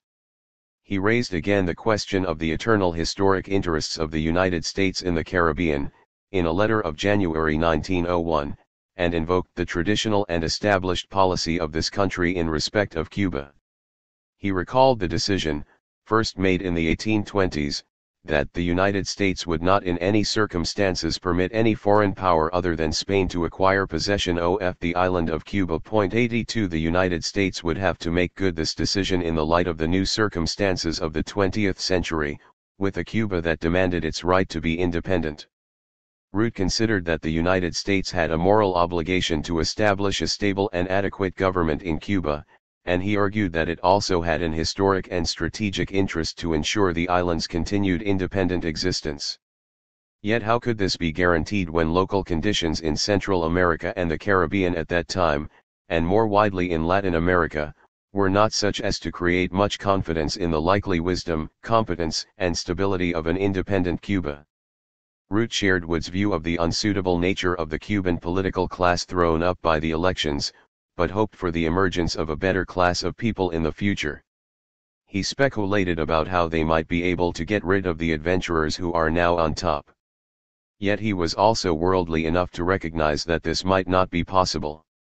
The Americans would have to choose between the creation of an unstable Central American republic, later to be described in a more pejorative way as a banana republic, or the retention of some sort of U.S. control for the time necessary to establish a stable government. Root well understood that this would not be easy. The people of Cuba, he wrote, had always lived in a military colony, 60% of whom were illiterate and many of whom were sons and daughters of Africa. 83 He had few models to follow, but he was familiar with the story of Britain's occupation of Egypt in 1882, and its subsequent relationship with the government in Cairo. Although the British had been obliged to retain troops in the country, their two lofty ambitions had been to keep out other powers, and to ensure that the Egyptian ruler paid interest on the foreign loans he had been granted. Might not the Americans follow this model in Cuba? Root's brainwave was to bind the two countries tightly together through guarantees incorporated into the new Republican Constitution that the Cubans were shortly to start discussing.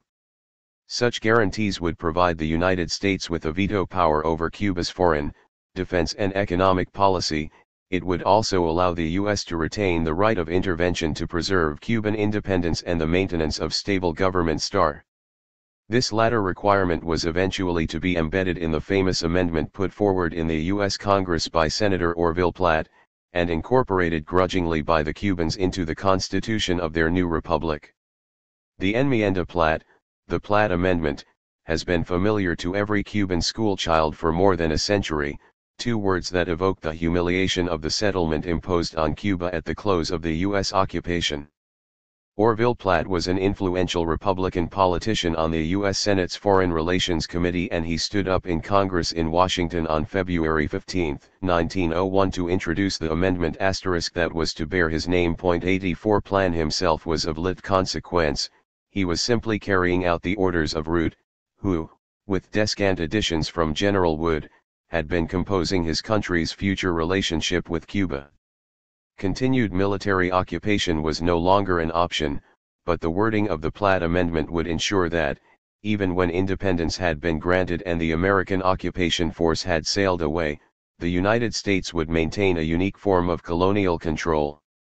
With its easy assumption of the superiority of U.S. civilization, and its blindness to the sensibilities of the Cubans, the Platt Amendment was one of the defining documents of the imperial era.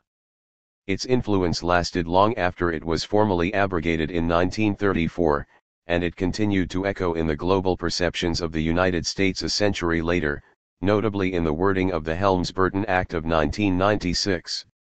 Its purpose, when first outlined in February 1901, was to cement the relationship between Cuba and the United States into a permanent pattern before the Cubans had a chance to give an opinion on the matter.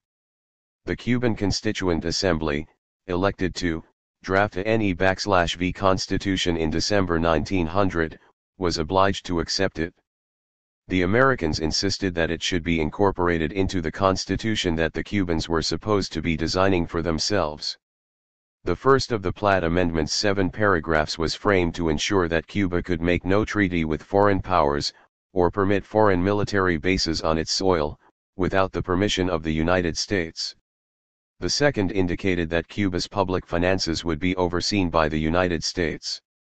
The third gave the Americans the right to intervene in Cuba whenever it felt the need. The fourth forbade any retroactive attempt to question what had occurred during the years of the American occupation. The fifth, suggested by General Wood, obliged the Cubans to continue with the efforts made by the American occupation forces to improve the country's control of disease. The sixth left the legal future of the Isle of Pines pending, while the seventh gave the Americans a right to establish permanent military bases on the island. For the text of the Platt Amendment, see Appendix B. The U.S. base at Guantanamo Bay, still functioning a century later, was the fruit of the seventh paragraph. The U.S. Navy had long thought of the bay as a potential coal depot, and there were other strategic developments in the wind. In view of the probable construction of the Trans-Isthmian Canal eventually built across Panama, John D. Long, the U.S. Secretary of the Navy, noted in May 1900, "It is necessary that the U.S. should control the windward passage through which commerce and our transports and warships must pass on the way to the canal from northern parts." Registered 5. The Platt Amendment was incorporated into U.S. law on March 2, 1901, and on June 12 Cuba's Constituent Assembly, with much grumbling, voted to include it as an annex to the Republican Constitution they had been preparing. The vote was carried by a vote of 15 to 14. General Juan Guilberto Gómez, once Marty's disciple and one of the black leaders of the Independence War, voted against it, declaring that the amendment had reduced the independence and sovereignty of the Cuban Republic to a myth star. Others, those who voted in favor, argued that a restricted independence was better than continued American occupation, which was widely believed to be the alternative. Although the Platt Amendment was eventually repealed in 1934, it had a baneful effect on Cuba's political development during the first 3 decades of the Republic and clouded US-Cuban relations until the end of the 20th century. The United States intervened in Cuban politics with military units from 1906 to 1909, in 1912, and from 1917 to 1923. In some ways yet more disastrous, and inimical to the island's political development, the amendment enabled Cuban governments to summon American military assistance whenever they were faced with powerful internal opposition by 112 workers or peasants, or simply by rival political factions. American soldiers often arrived to solve problems in Cuba that a genuinely independent government would have been obliged to sort out on its own. The resentment created was to explode in 1933 and again in 1959. A Republic for Americans, Estrada Palma and Charles Magoon, IP02 Popeye. Only his shoes remain. Below, the likeness of a gigantic Greek goddess sits eternally poised on the steps in front of the plinth, laurel-wreathed and sandaled, ever at the ready to write with her sculpted stone pen. Only the barest trace of ceremonial lettering can be deciphered. This memorial to Tomás Estrada Palma, the first elected president of the independent Republic of Cuba, was erected in the Havana suburb of Vedado on one of the great avenues that leads down to the sea. Lit now survives. The statue of the man perceived to have betrayed the nation was torn down by a revolutionary mob in 1959. His unforgivable crime was to have accepted something less than independence from the hands of the U.S. occupying force, and to have presided over the inauguration of a republic that often seemed to privilege Americans over Cubans. Cuba's pseudo-republic asterisk, as Fidelista historians have described it, was formally proclaimed on May 20, 1902. Leonard Wood, the U.S. military governor, formally handed the country over to President Estrada, a Cuban-born American citizen who had been a veteran of exile politics for nearly 3 decades. Characterized by endless violence, dramatic corruption, military revolts, gangsterism and sporadic military intervention by the United States, the new republic also experienced spectacular economic growth and prosperity for a small section of society. With a span of nearly 60 years, it was eventually swept away by Fidel Castro's revolution in 1959. While May 20 continued to be celebrated in the United States as Cuba's Independence Day, Castro's revolution dropped the anniversary altogether. Estrada, representing the Republican Party, had been elected unopposed at a presidential election in December 1901. Maximo Gómez had refused to put himself forward, while Bartolomé Masso, who was hostile to the Plat. 114.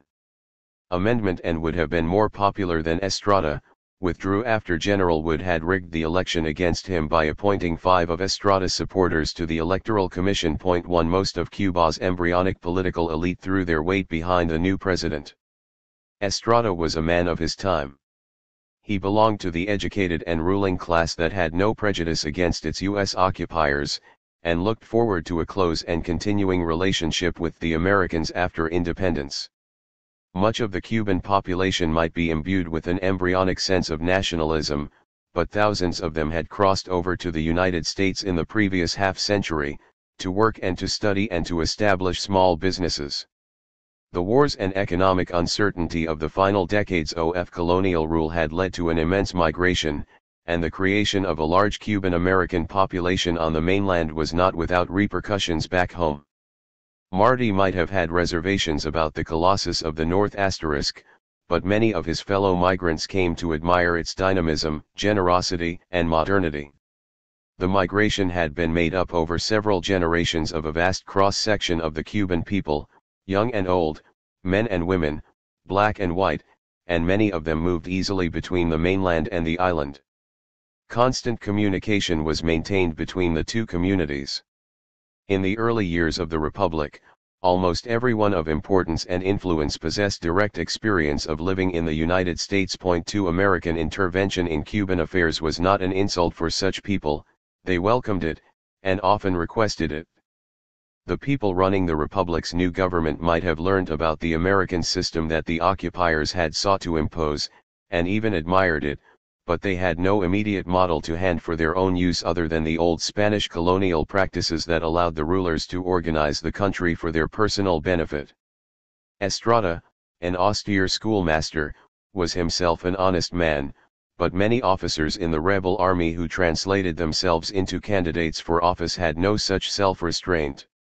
Even if personally honest, Many still received loyalty from their former troops, now impoverished and without work, and were expected to distribute largesse among their supporters. Corruption was not a simple matter of individual equipment.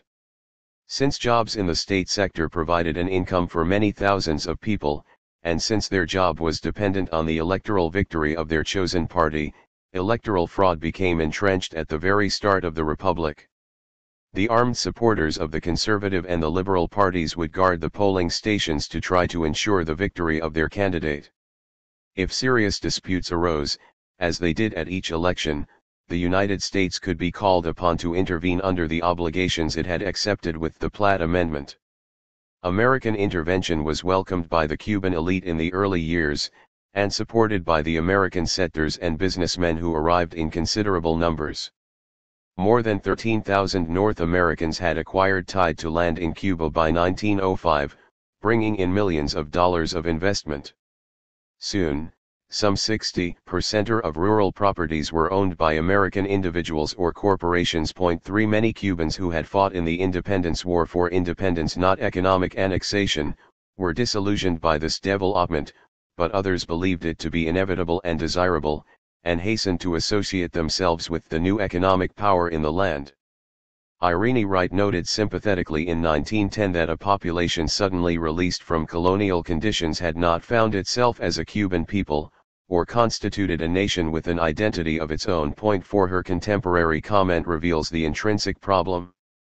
With a bleak colonial inheritance, battered by war and divided by race and class, the Cuban people were hardly prepared to march onto the stage of history.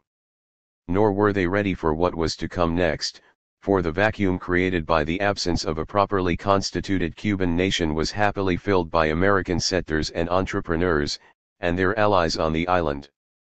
Irene Wright had the measure of the tragedy.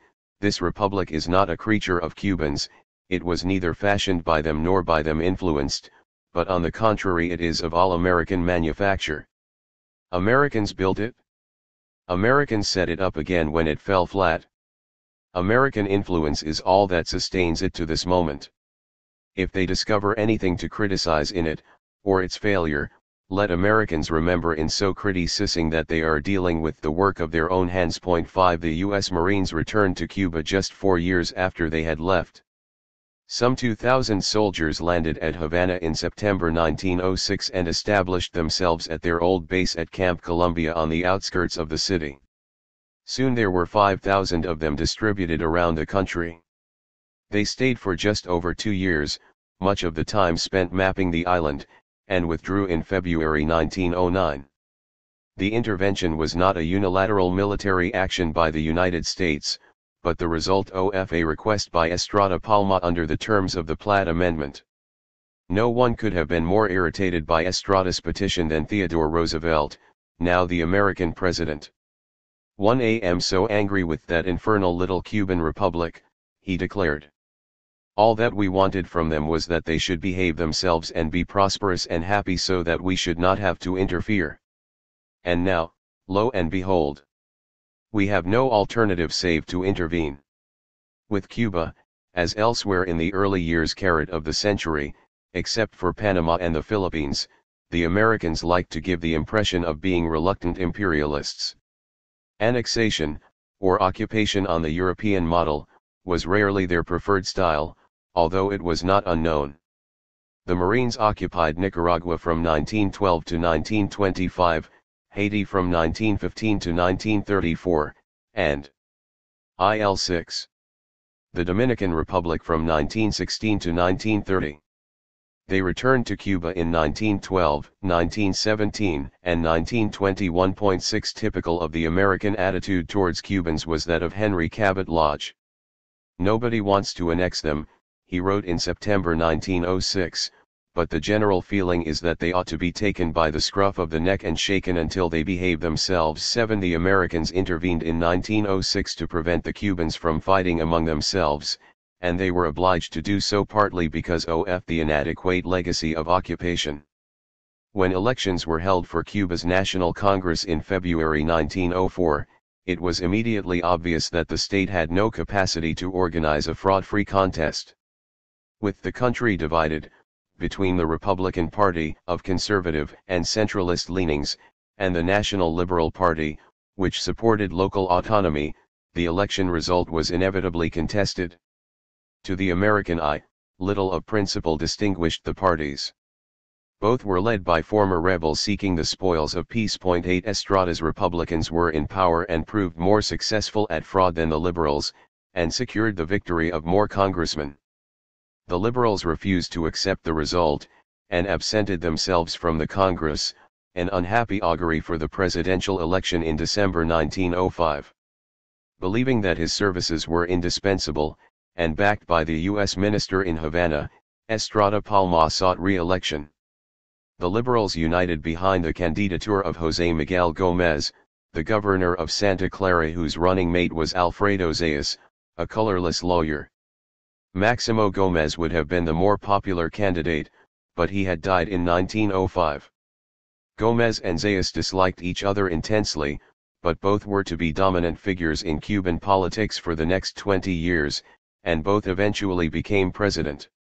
A violent atmosphere before the December poll, and the certainty that government officials would secure the re-election of Estrada, led Gómez to withdraw, and Estrada was again elected without opposition. The Liberals now turned to the only weapon with which they were familiar, trained in its use since 1868. With machetes in hand, and other simple weapons, they organized an armed insurrection to overthrow the government. Some 24,000 armed rebels, many of them black, assembled in Pina del Rio in August 1906 and began to march on Havana. They were joined by provincial leaders throughout the country in what became known as the Guerrilla de Agosto, the August War. The usual panic broke out among whites in Havana, with calls for American intervention. One excited writer, calling for immediate U.S. annexation, described the liberal rebellion as the first spark of a race war in which the butchers of Africa would revenge themselves on the whites. 9 Estrada was faced with a rebellion that he could not easily crush. The Americans had left the Cuban state without a standing army.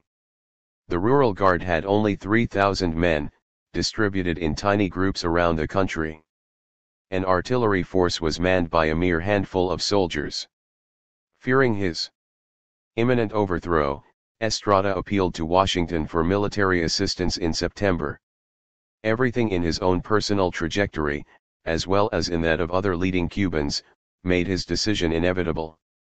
He had worked closely with the United States throughout the Independence War, and had happily entwined the Americans in Cuba's affairs. 10 Roosevelt agreed to intervene only if Cuba herself shows that she had edlen into the revolutionary habit, that she lacks the self-restraint necessary to ensure peaceful self-government, and that her contending factions have plunged the country into anarchy. 11 He sent 2 emissaries to Havana to seek a peaceful solution, and William Taft, the Undersecretary for War, and Robert Bacon, the Undersecretary of State, arrived in Havana to negotiate between Estrada and the Liberals.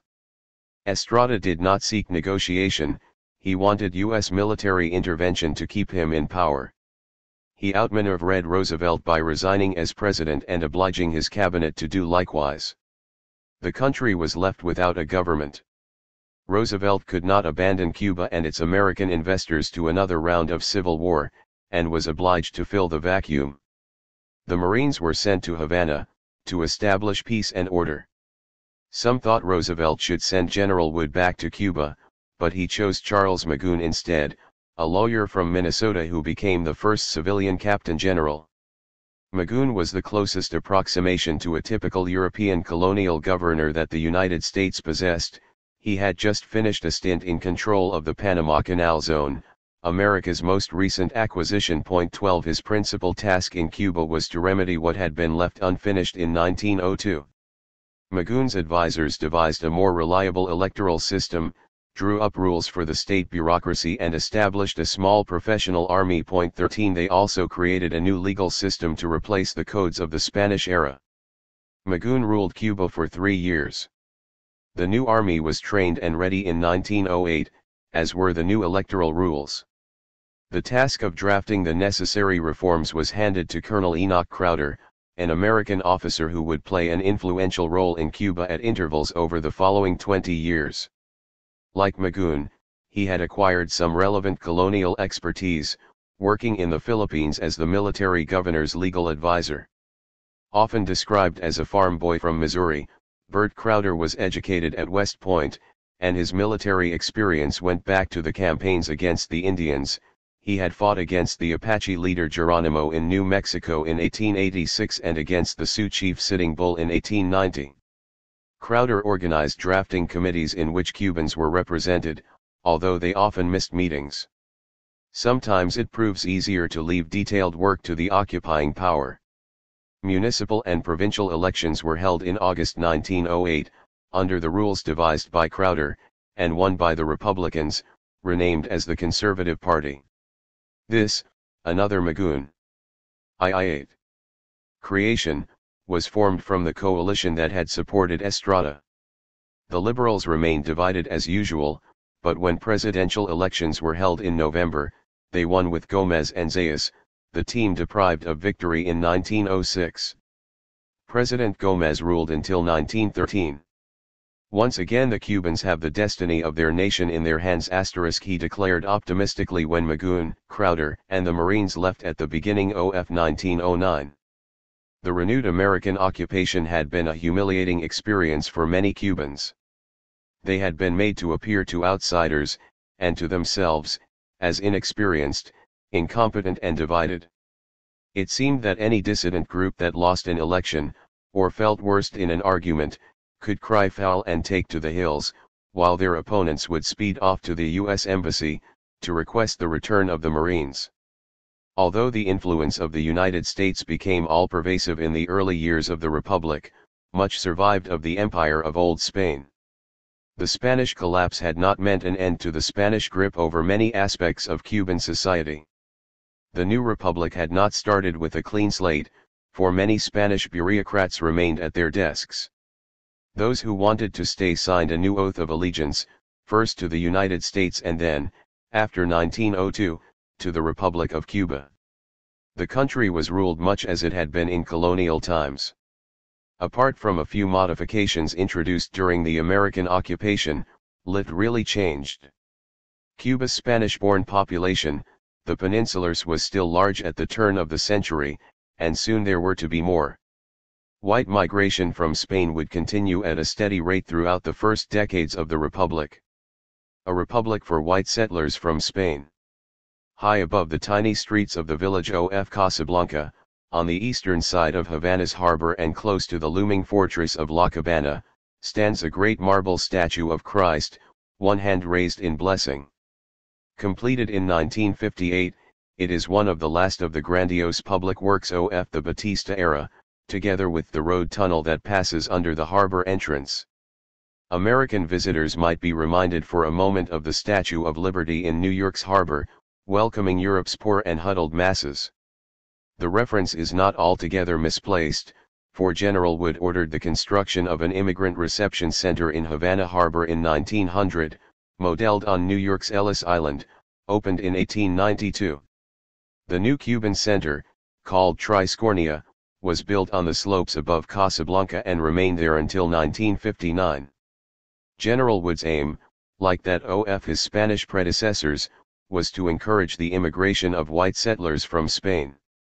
Most of Spain's settlers remained in Cuba after 1898, a reversal of earlier Spanish experience. When their empire had collapsed in Latin America at the start of the 19th century, Spanish citizens abandoned the colonies in droves, returning to their Spanish motherland or resettling in Cuba or the United States. The pattern was similar in the imperial retreat from Europe's African colonies in the 1960s. White settlers in Algeria and Kenya, and later those from Angola and Mozambique, streamed back to Europe. Cuba was an exception to this imperial rule. Not only did Spanish settlers stay behind, they were reinforced over the next 30 years by nearly 1 million fresh migrants from Spain, for the old Spanish ambition to whiten Cuba, to push the white population over the 50% mark, had been achieved by the time the Spaniards withdrew. It was made permanent by the fresh immigration of the 20th century, during the first 3 decades of which more Spaniards came to Cuba than in the 4 centuries of Spanish rule. 15 Cuba remained a typical settler society with the white colonists still in charge, similar to many of the European colonies in Africa. Politics was left to the Cuban-born, but Spaniards controlled commerce and industry and the retail trade and were well represented in the professions as well as in schools and newspapers. The US organized census of 1899 revealed the presence of 113,000 white male foreigners on the island, representing 20% of the male adult population of 523,000. Most of that 20% were Spanish-born. A further 252,000 white males were defined as Cuban, nativos, while 158,000 were described as men of color. 16 Spaniards arriving in Cuba after 1898 were driven by tradition and by the deteriorating economic situation, and came primarily, as in the past, from Galicia, Asturias, and the Canary Islands. 17 Although some returned to Spain, and others went on to the United States or to Latin America, at least 40% of the 500,000 Spaniards who came to Cuba in the first 20 years of the Republic remained there. Among them was Angel Castro, the father of Fidel. General Wood made special efforts to respect the rights of the Spanish settlers, hoping that they would stay to run the country. Their individual and property rights were sustained by the military government, guaranteed by the Peace Treaty of December 1898, and ratified by the Republic in the Constitution. Having ensured a steady influx of white settlers, Wood drafted legislation to keep black and Chinese immigration to a minimum. In May 1902, 5 days before leaving, he signed a law forbidding the import of contract labor, specifically mentioning the Chinese, but preventing a possible surge in black immigration from Puerto Rico. Estrada's new republic made no break with the old colonial order, and retained the racist legislation imposed by the Americans. 18 The whites-only policy was not without problems for the landowners, for not all new Spanish immigrants were uneducated farmhands. Some were anarchists or anarcho-syndicalists, typical products of rural Spain. Some were trained agitators soon to be active in Cuba's embryonic union movement. LIO. After the first Great Sugar Strike, in October 1917, with a demand for higher wages and an 8-hour day, the president decreed that all foreign workers connected with the strike were to be expelled from the country. White immigration had become a two-edged sword. Most Spanish immigrants, moving rapidly upwards in status, made themselves more than at home within Cuban society, happily establishing themselves in the late 19th century casinos, or social centers, in Havana, some of the most sumptuous buildings in the city.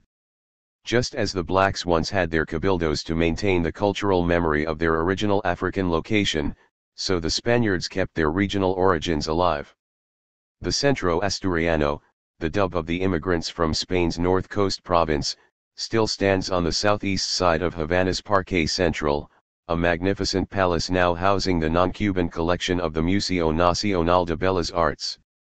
This opulent and competitive building, originally constructed in 1885 to outstrip any possible rival, was a symbol not just of justifiable immigrant emotion but also of white pride, similar to that exemplified by the constructions in Pretoria of Sir Herbert Baker. Across the Parque Central, next to the Hotel Inglaterra, stands the Teatro Taken, originally built as the Centro Galiciano, by poor immigrants from Galicia made rich in Cuba. These centros were designed as social meeting places, where daughters could be married off to someone from the right region. They had their own theaters and libraries, they created credit and savings banks, they wrote their own newspapers, notably the Diario de la Marina.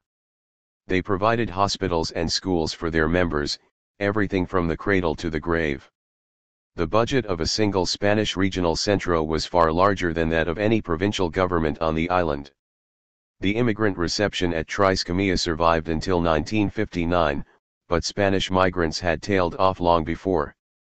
Wars and slump made migration to Cuba less attractive, and the mood in Cuba changed after the Revolution of 1933. Spanish migrants were no longer *made welcome. The great tide of refugees at the end of the Spanish Civil War in 1939 headed for Mexico City rather than Havana. A republic denied to blacks, Evaristo Estenaz and the Massacre 0/1912. White supremacy was the official mood in the early years of the republic, but the jovial optimism of the settlers could not disguise the fact that the country contained a large population of unhappy blacks. Black Cubans provided the bulk of the soldiery in the Independence War, and reaped no reward. As the racist character of colonial society reasserted itself in the Republican era, the Mambises were soon forgotten. Their great generals had been killed in the war. The new leaders who sprang up to defend the black community came from the middle-class men of color, aspiring politicians who had returned from exile to work within the Liberal Party. The two most prominent black leaders in the new era, Juan Guilberto Gómez and Martín Morúa Delgado, devoted themselves to the black cause through the promotion of education and integration. Gómez campaigned in the newspapers, and Morúa in the Senate. Both sought legislation that would prohibit racial segregation in public places and ban discrimination in employment. In this they were largely unsuccessful, although Morúa secured an end to segregation in the new artillery force. Yet nothing the two men did in Congress or the newspapers could quell the growing sense of disillusion that permeated black communities throughout the country. What had the Independence War been about? Rafael Serra, a black journalist returning from exile in New York, gave voice to this feeling in a book of essays published in 1907, Unfortunate are Cuban blacks if all they will get as a just reward for their sacrifices for the independence and freedom of Cuba is to listen to the anthem of Bayamo and to the false adoration devoted to the memory of our illustrious martyrs. No, my brothers, we deserve justice, and we should no longer continue to encourage a humiliating and ridiculous patriotism. 19 Arthur Schomburg, the black American historian who visited Cuba in 1905, also wrote about black Cuba's discontents. During the colonial days of Spain, the Negroes were better treated, enjoyed a greater measure of freedom and happiness than they do today. Many Cuban Negroes were welcomed in the time of oppression, but in the days of peace, they are deprived of positions, ostracized and made political outcasts. The Negro has done much for Cuba. Cuba has done nothing for the Negro. 20 Many of the white liberals who had fought for independence were as patronizingly racist as those who had fought for Spain. Bartolomé Masso, hero of the struggle against the Platt Amendment, was a supporter of white immigration and had firm views about the role of blacks in an independent Cuba. Are Negroes Armisti uneducated laborers, quite unfit for holding positions*, he told an interviewer in 1898. With sufficient employment they will give no trouble. Our Negroes will work as before in the cane fields, and I see no reason to anticipate trouble from them. We have no colored officials in this government, and very few of our officers are black. 21 Some black war veterans were active within the various associations of veterans created after the war, and many were bought off with discreet payments. Yet the general black discontent continued, and large numbers swelled the ranks of the Liberal Army in August 1906, in support of the War of 122. José Miguel Gómez against Estrada Palma. During the subsequent rule of Charles Magoon, as discussions began about the reform of the electoral system, many black veterans began to consider the possibility of mobilizing as blacks and perhaps forming a political party. Prominent among them was Evaristo Estenaz, a war veteran who had been born a slave, and worked as a private contractor in Havana. Blacks had been the architects of the independence struggle, he argued, and had been robbed of all the fruits of victory. He and his friends had previously supported the Liberal Party, now they expressed their disappointment and hostility. The party had done nothing to improve conditions for the blacks. In 1907, he set up a black political party with a broadly progressive platform, the Independent Party of Color. It campaigned for more jobs in the public sector to be given to blacks. Estenaz was the son of a black mother and a white either and came origin ally from Orient. He was widely traveled and had visited Europe and the United States.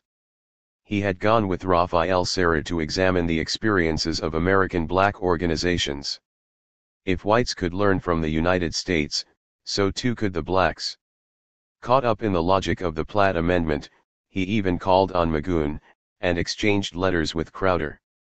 He hoped the Americans could be persuaded to take up the Afro-Cuban cause. The new party, and its newspaper, Prevision, began to develop what would later be called Black consciousness. The paper attacked the obsession of white Cubans with their European origins and took up the issue of Cuba***'s African heritage, pointing out that Spain had been colonized by Africans in the Muslim era. It called for the whites-only immigration policy to be abandoned, and for the ban on black immigration to be dropped. Unlike the liberals, who had adopted the cock as their emblem and supported the legalization of cockfighting, banned during the American occupation, the new party chose a horse as their symbol. The horse represented both the preferred vehicle of the Independence War, but also the GBD Chango, the Yoruba deity of thunder and lightning. 22 The new party was the first real political challenge to the rules of the political order established in 1902. As it began to erode the traditional liberal vote within the black community, it was subjected to campaigns of abuse. The old fears of a Haiti-style revolution were revived in the Havana newspapers, and Istenaz was accused of promoting black racism. He was arrested in 1910, his newspaper was seized and the party threatened with closure. Hundreds of blacks were arrested across the country. Such arbitrary actions increased the sense of white panic, and the Havana newspapers began printing alarmist accounts of a coming black rebellion. The blacks had been detained, announced the Diario de la Marina, because they were threatening the whites, and more precisely the white women. 23 The imminent arrival of Halley's Comet, scheduled to pass over the island on May 19, 1910, gave rise to stories across a still superstitious community that it foreshadowed a racial catastrophe for the whites. After the peaceful passing of the comet, the white panic subsided. No trace of an imminent uprising was detected, no arms were found, no black conspiracy was uncovered. Istenaz was released from prison at the end of the year, and the prisoners put on trial were found not guilty and released. But the damage had been done. A mood had been created in which it was easy for Congress to agree on a law forbidding any political movement to be formed on the basis of color. The so-called Monia Law was put forward by the reformist black senator, who claimed that since Istenaz's party represented only the interests of black Cubans, it would inevitably discriminate against whites, which would violate the Constitution. The Independent Party of Color was banned. Istenaz had two possible courses of action. He could make common cause with José Miguel Gómez and try to persuade him, given the size of the potential vote his black supporters would normally supply to the liberals, to lift the ban and provide them with secure jobs. Alternatively, he could play the Platt Amendment card and make fresh overtures to the United States, the self-appointed guarantor of Cuban liberties. He had had a friendly reception from Magoon and Crowder, why should he not expect the same from President William Taft? Istenaz would test whether the American guarantee extended to the blacks. Negotiations with Gómez produced nothing, and Istenaz now issued an ultimatum. If Morua's law was not withdrawn, the blacks would fight to save their honor. At the same time, and with the hope of securing the threat of U.S. intervention, he forwarded a petition to President Taft requesting an appointment. The petition was lost in the entrails of the State Department bureaucracy, but the U.S. minister in Havana gave his personal view in a comment to Washington in February 1912. He explained that although the blacks had always been the backbone of political uprisings in Cuba, they had always acted under white leadership.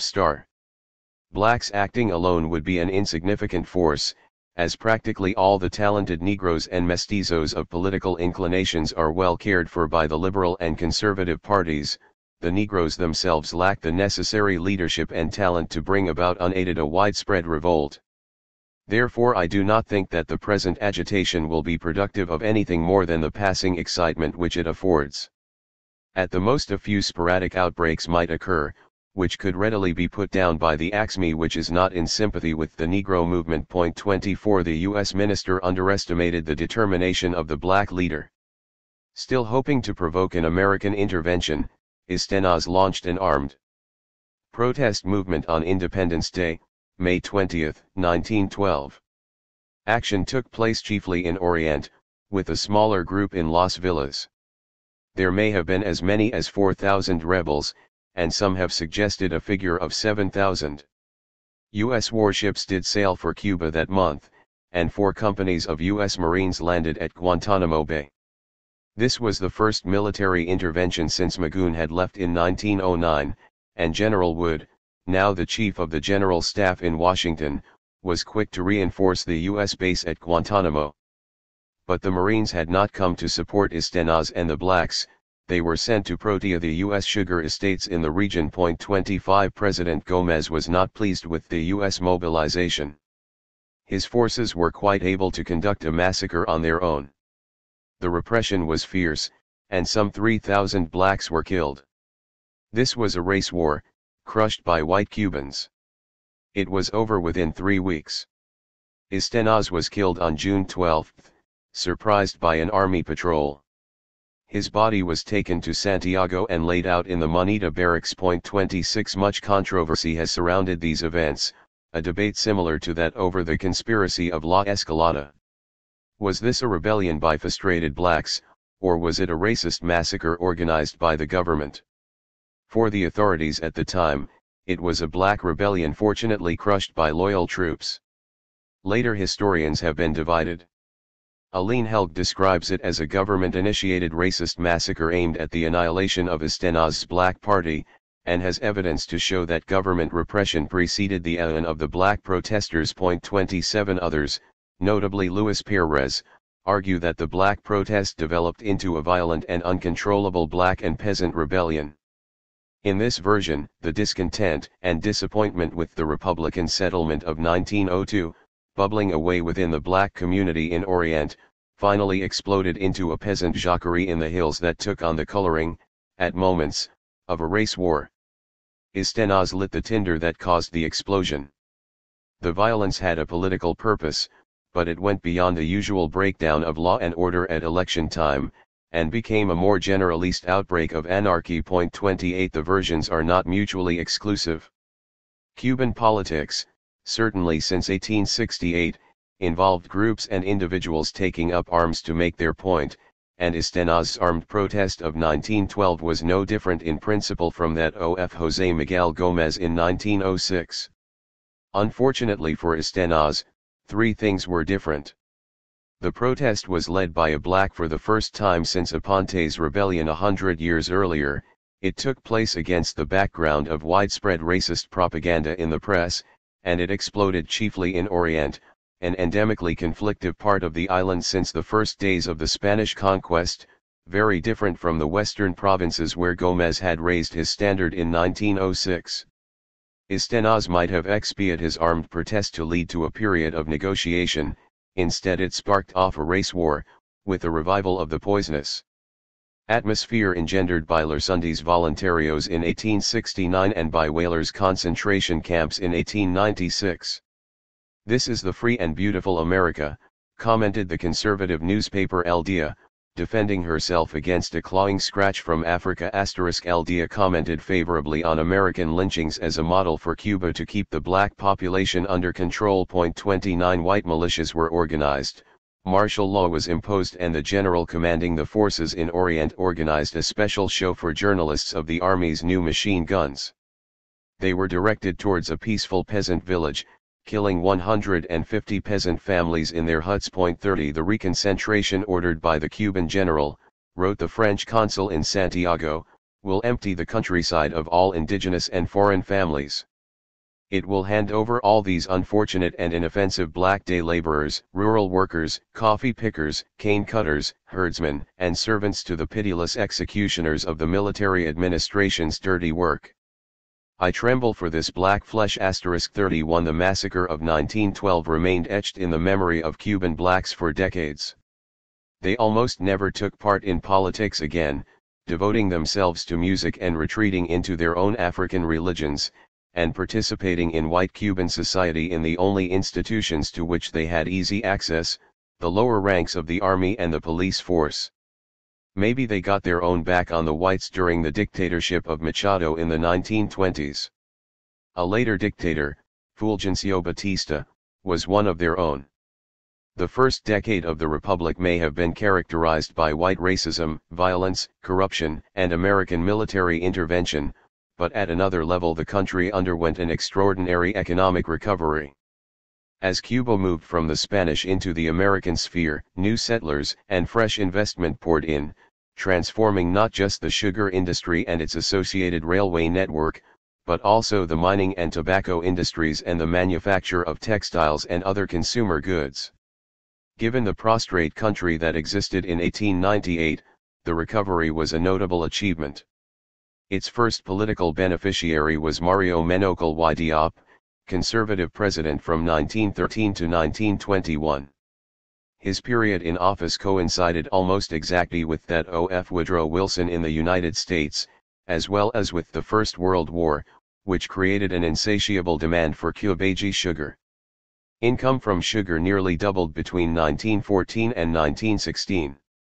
A man who still dreamed in the 1930s of returning to power, Menokal was perceived by his contemporaries as more American than Cuban. 32 Born in 1866 and educated at Cornell, Menokal returned to Cuba to fight in the Independence War under Calixto Garcia, later serving in the U.S. military. IL-6. Government as the Havana police chief. When the Americans left, he set out to make his fortune, joining the newly created Cuban-American Sugar Corporation of New York and becoming the manager of its vast Chaparra estate in Orient, soon to become one of the most successful sugar enterprises on the island. A millionaire businessman, Menokal believed that what was good for the Cuban-American Sugar Corporation would be good for Cuba. He was so rich himself that he hardly needed to be personally corrupt, yet he acquired more from the Cuban treasury than from Chaparra's sugar mills. He ruled in an arbitrary manner, as though he were still a Spanish captain general untrammeled by the demands of democracy, and he presided over a system that worked most effectively by buying people off with the money of the state. He introduced many reforms that bolstered the power of the presidency, including the modernization of the armed services, with the amalgamation of the Army and the Rural Guard, and the creation of a national bank in 1915 that issued a national currency, the Cuban peso, on a par with the US dollar. While distant batis in Europe had usually had an adverse effect on developments in the Caribbean throughout much of Cuba's colonial history, leading to increased piracy and the collapse of trade, the First World War gave Cuba a gigantic bonanza, as the sugar price went sky high. Cut off from its German suppliers of beet sugar, Britain among others turned to the United States for its sugar supply, and by extension to Cuba. 33 Land was bought up, peasants evicted, forests cut down, plantations laid out, sugar mills constructed, new technologies introduced. Teresa Cayuso, scion of the sugar oligarchy, recalled the drama of the environmental destruction in Orient. I remember the great impenetrable forests that were set aflame, whole jungles that were fired and razed to the ground to make way for the sugar cane. My parents were in despair for that lost wealth of beautiful, fragrant tropical wood, cedar and mahogany and mastic, and magnificent grained pomegranate, blazing in sacrifice to the frenzy to cover the countryside with sugar cane. In the nights the sight of that flaming horizon affected me with a strange, fearful anxiety, and the aroma of burning wood floating down from so far away was like the incense one smells inside churches. 34 Others were as concerned with uprooted peasants as with cut down trees, and wrote of rural communities driven from their lands to join the surviving groups of bandits in the hills. 35 With new lands to plant and harvest, plantation owners grew desperate for labor. Dispossessed peasants would not be turned overnight into a willing workforce. Former black slaves had preferred fighting for independence to working in the plantations, and were still angry over the massacre of 1912. White migration from Spain was at a low ebb in the war years because of shipping difficulties. Recruiting blacks from the Caribbean had been Forbidden since the turn of the century, but the inexorable demand for workers led successive governments to override existing legislation. Landowners had to search for labor in neighboring islands. Ironically, the demand of Evaristo Estenaz for the ban on black immigration to be lifted was granted in the year of his death. The Napi Bay Company, owned by United Fruit, persuaded the government to allow it to import 1,400 workers from Haiti for its Preston plantation, next door to Chapara. The wall had been breached, and over the next decade nearly 200,000 workers from Haiti and 80,000 from Jamaica came over to Cuba to work, from islands experiencing no comparable boom. 36 Many were employed only during the harvest. Landowners preferred Haitians who could be shipped home after the harvest and did not have to be paid during the off-season.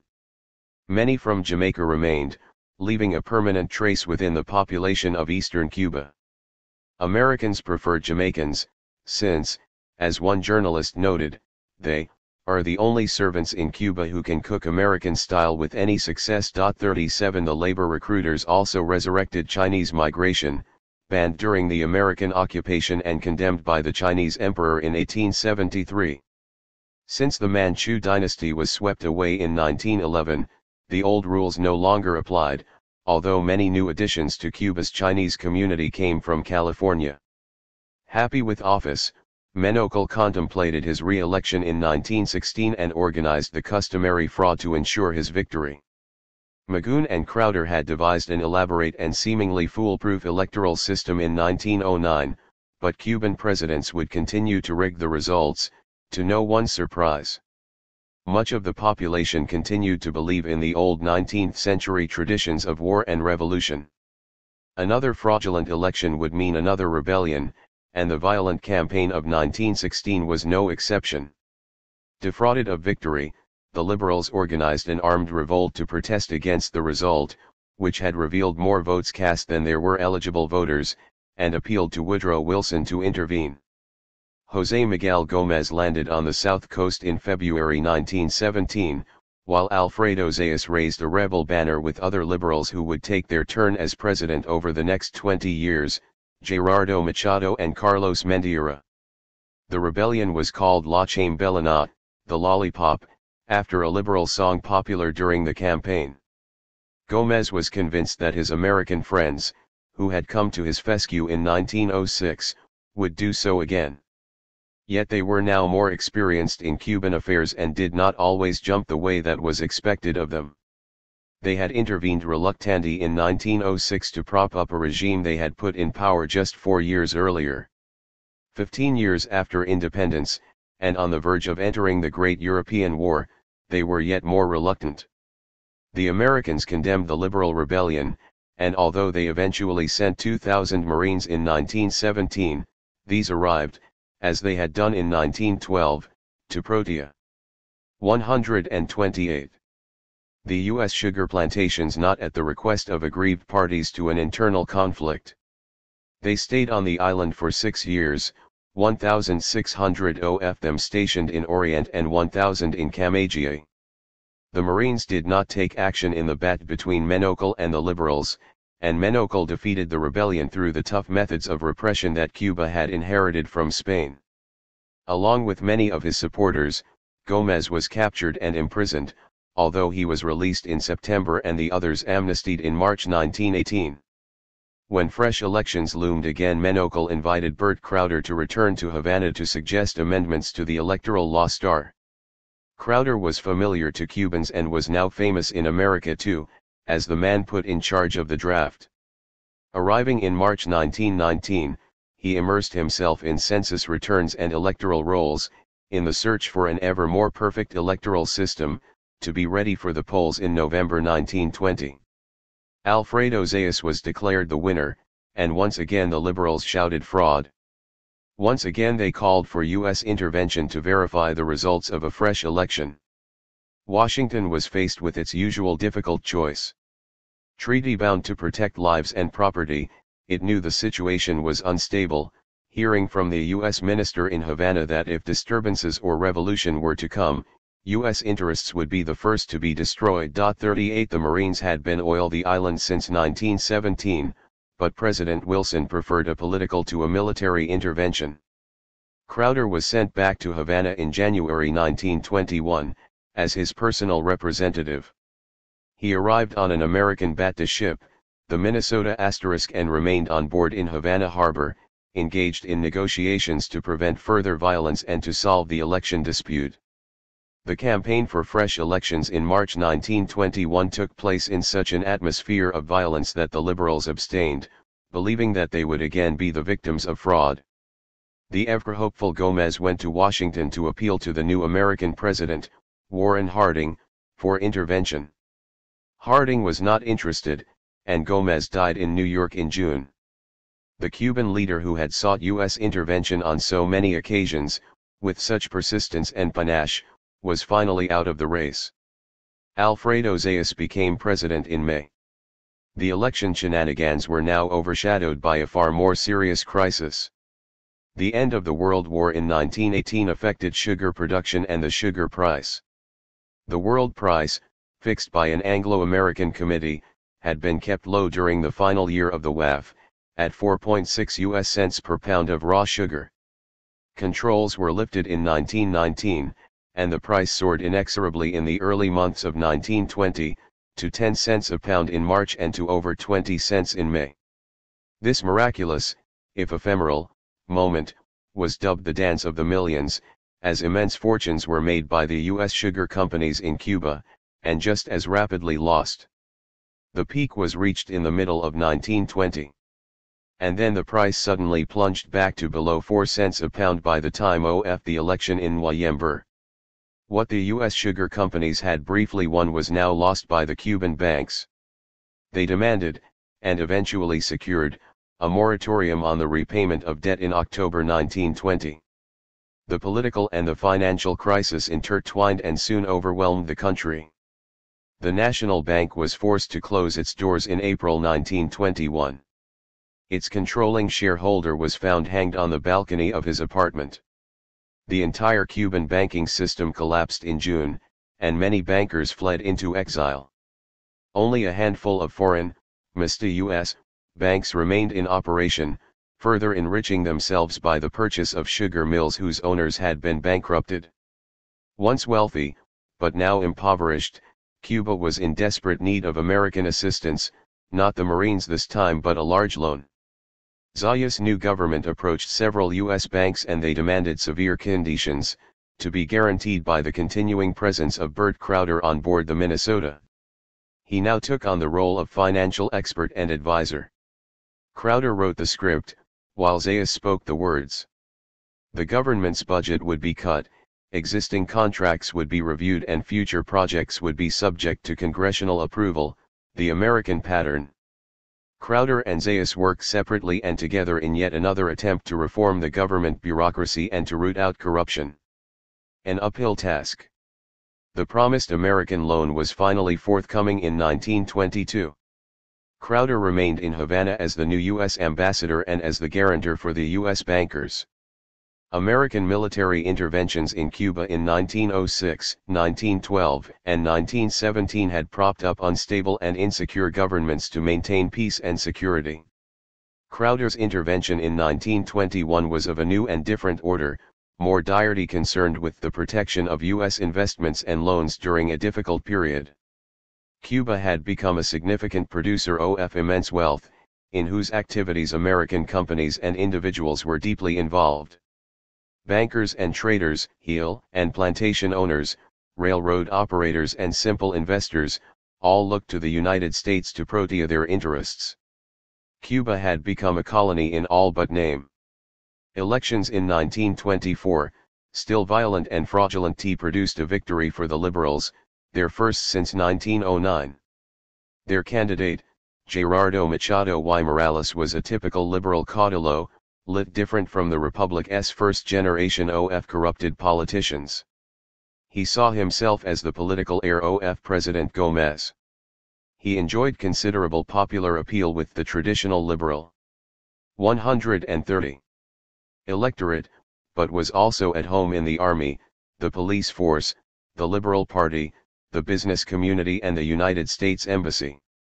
Machado would have been well equipped to run any Latin American republic in the 19th century, but taking his turn as Cuba's president in the 1920s, with the sugar price collapsing, the stock exchange crashing and the country's finances in permanent disarray, he found the going more difficult than in earlier years, and his government's actions were correspondingly harsh. He coped with the situation by turning his government into an authoritarian dictatorship, the flavor of the era in other areas of the world from whose influence Cuba was by no means immune. Julio Antonio Mella, the communist student leader, described him in a memorable phrase as a tropical Mussolini. Machado had humbler origins than earlier presidents. Once a butcher in Santa Clara, the town where he was born in 1871, he came from a family of cat robbers, cutting up by day what they had obtained by night. A natural recruit to the rebel forces in the Independence War, he rose to be a commanding officer, and turned to liberal politics in peacetime. Elected mayor of his hometown in 1900, and a collaborator of José Miguel Gómez, he reaped his reward when the liberals became the chief beneficiaries of the creation of a Cuban army. He was appointed to be deputy chief of the armed forces in 1909, and was later the Minister of the Interior. He took an active part in La Chambelana, the Liberal War of 1917. Machado established himself as a successful businessman while climbing up the political ladder, controlling the electric company in Santa Clara and then the sugar central at Carmita. In the 1920s he became a director of the powerful Compañía Cubana de Electricidad, the subsidiary of a U.S. firm and a target of Cuban nationalism for many years because of its high prices. The American boss helped to finance his political campaigns. Machado's business experience was an asset he put to good use. Bert Crowder noted with approval that he behaved like an intelligent executive in a position of semi-dictatorial authority. 39 Machado soon took a leaf from the American book. If American proconsuls could summon advisors to Cuba every few years to rewrite the election laws, why should a Cuban president not ask the Cuban Congress to do the same? He arranged for a complicit Congress to decree the tight control of all political parties. No new ones could be established, and the old ones were forbidden to reorganize. The road to a one-party state was mapped out. Machado's power was based on the army, soon the most powerful party in the land. The old liberal fear in the 19th century was that Cuban independence would follow the pattern of Latin America or the Caribbean, with the emergence of military caudillos or the establishment of black rule. In the 1920s and 1930s these fears were realized with what was, in effect, a military dictatorship under Machado. He extended his presidential period in 1928 for a further 6 years, without troubling to call a fresh election. Bert Crowder remained as U.S. ambassador in Havana until 1927, watching his protégé's operations with considerable pride. Most Cubans favored a second term, he wrote in February 1927, and since Machado supported the closest possible cooperation with the United States, the State Department would be well advised to give him an informal assurance that it would not oppose his re-election. 40 In Crowder's eyes, Machado had done well in difficult circumstances, and his economic policies were not unintelligent. Indeed, they prefigured some of the programs of the Roosevelt New Deal. To mop up the unemployed, he embarked on huge public spending projects, among them the Central Highway, the length of the island, and the vast Capitolio building in central Havana, a copy of the U.S. Congress building in Washington. Construction work on these prestige projects was concentrated in the off-season, when no sugar cane was cut. To the thousands of U.S. citizens who flocked to Cuba during the era of Prohibition, the island was an agreeable and fashionable place for a holiday. Enchanted by its rhythmic music, its beaches, its sunshine, and its rum, few visitors knew much about its politics. Cubans were more critical of Machado than American tourists. The prolonged financial crisis, the economic uncertainty, and Machado's manipulation of the political system, created opposition on a scale that any president would have found hard to deal with. Much of it was spearheaded by survivors of the older generation of liberals and conservatives, many of them members of the newly created Veterans * and Patriots Association. Machado's control of Congress meant they had little chance of returning to power by legitimate means. General Carlos Garcia Vélez, the son of Calixto Garcia, had organized an armed revolt near Cienfuegos in April 1924, even before Machado took over. He denounced graft and corruption in similar tones to those of Crowder, but his American friends proved of little assistance. President Coolidge sent USS Cleveland to Havana to support the government, and the revolt collapsed. 41 Another rebellion was organized by a similar group a few years later, almost the last of its kind. The former President Menocal joined forces with Miguel Mariano Gómez, the son of the former President Gómez, and with Colonel Carlos Mendieta, a popular mayor of Havana, to revive the spirit of La Chambelana. They formed a right-wing group, the Union Nacionalista, that sought support against Machado from within the armed forces.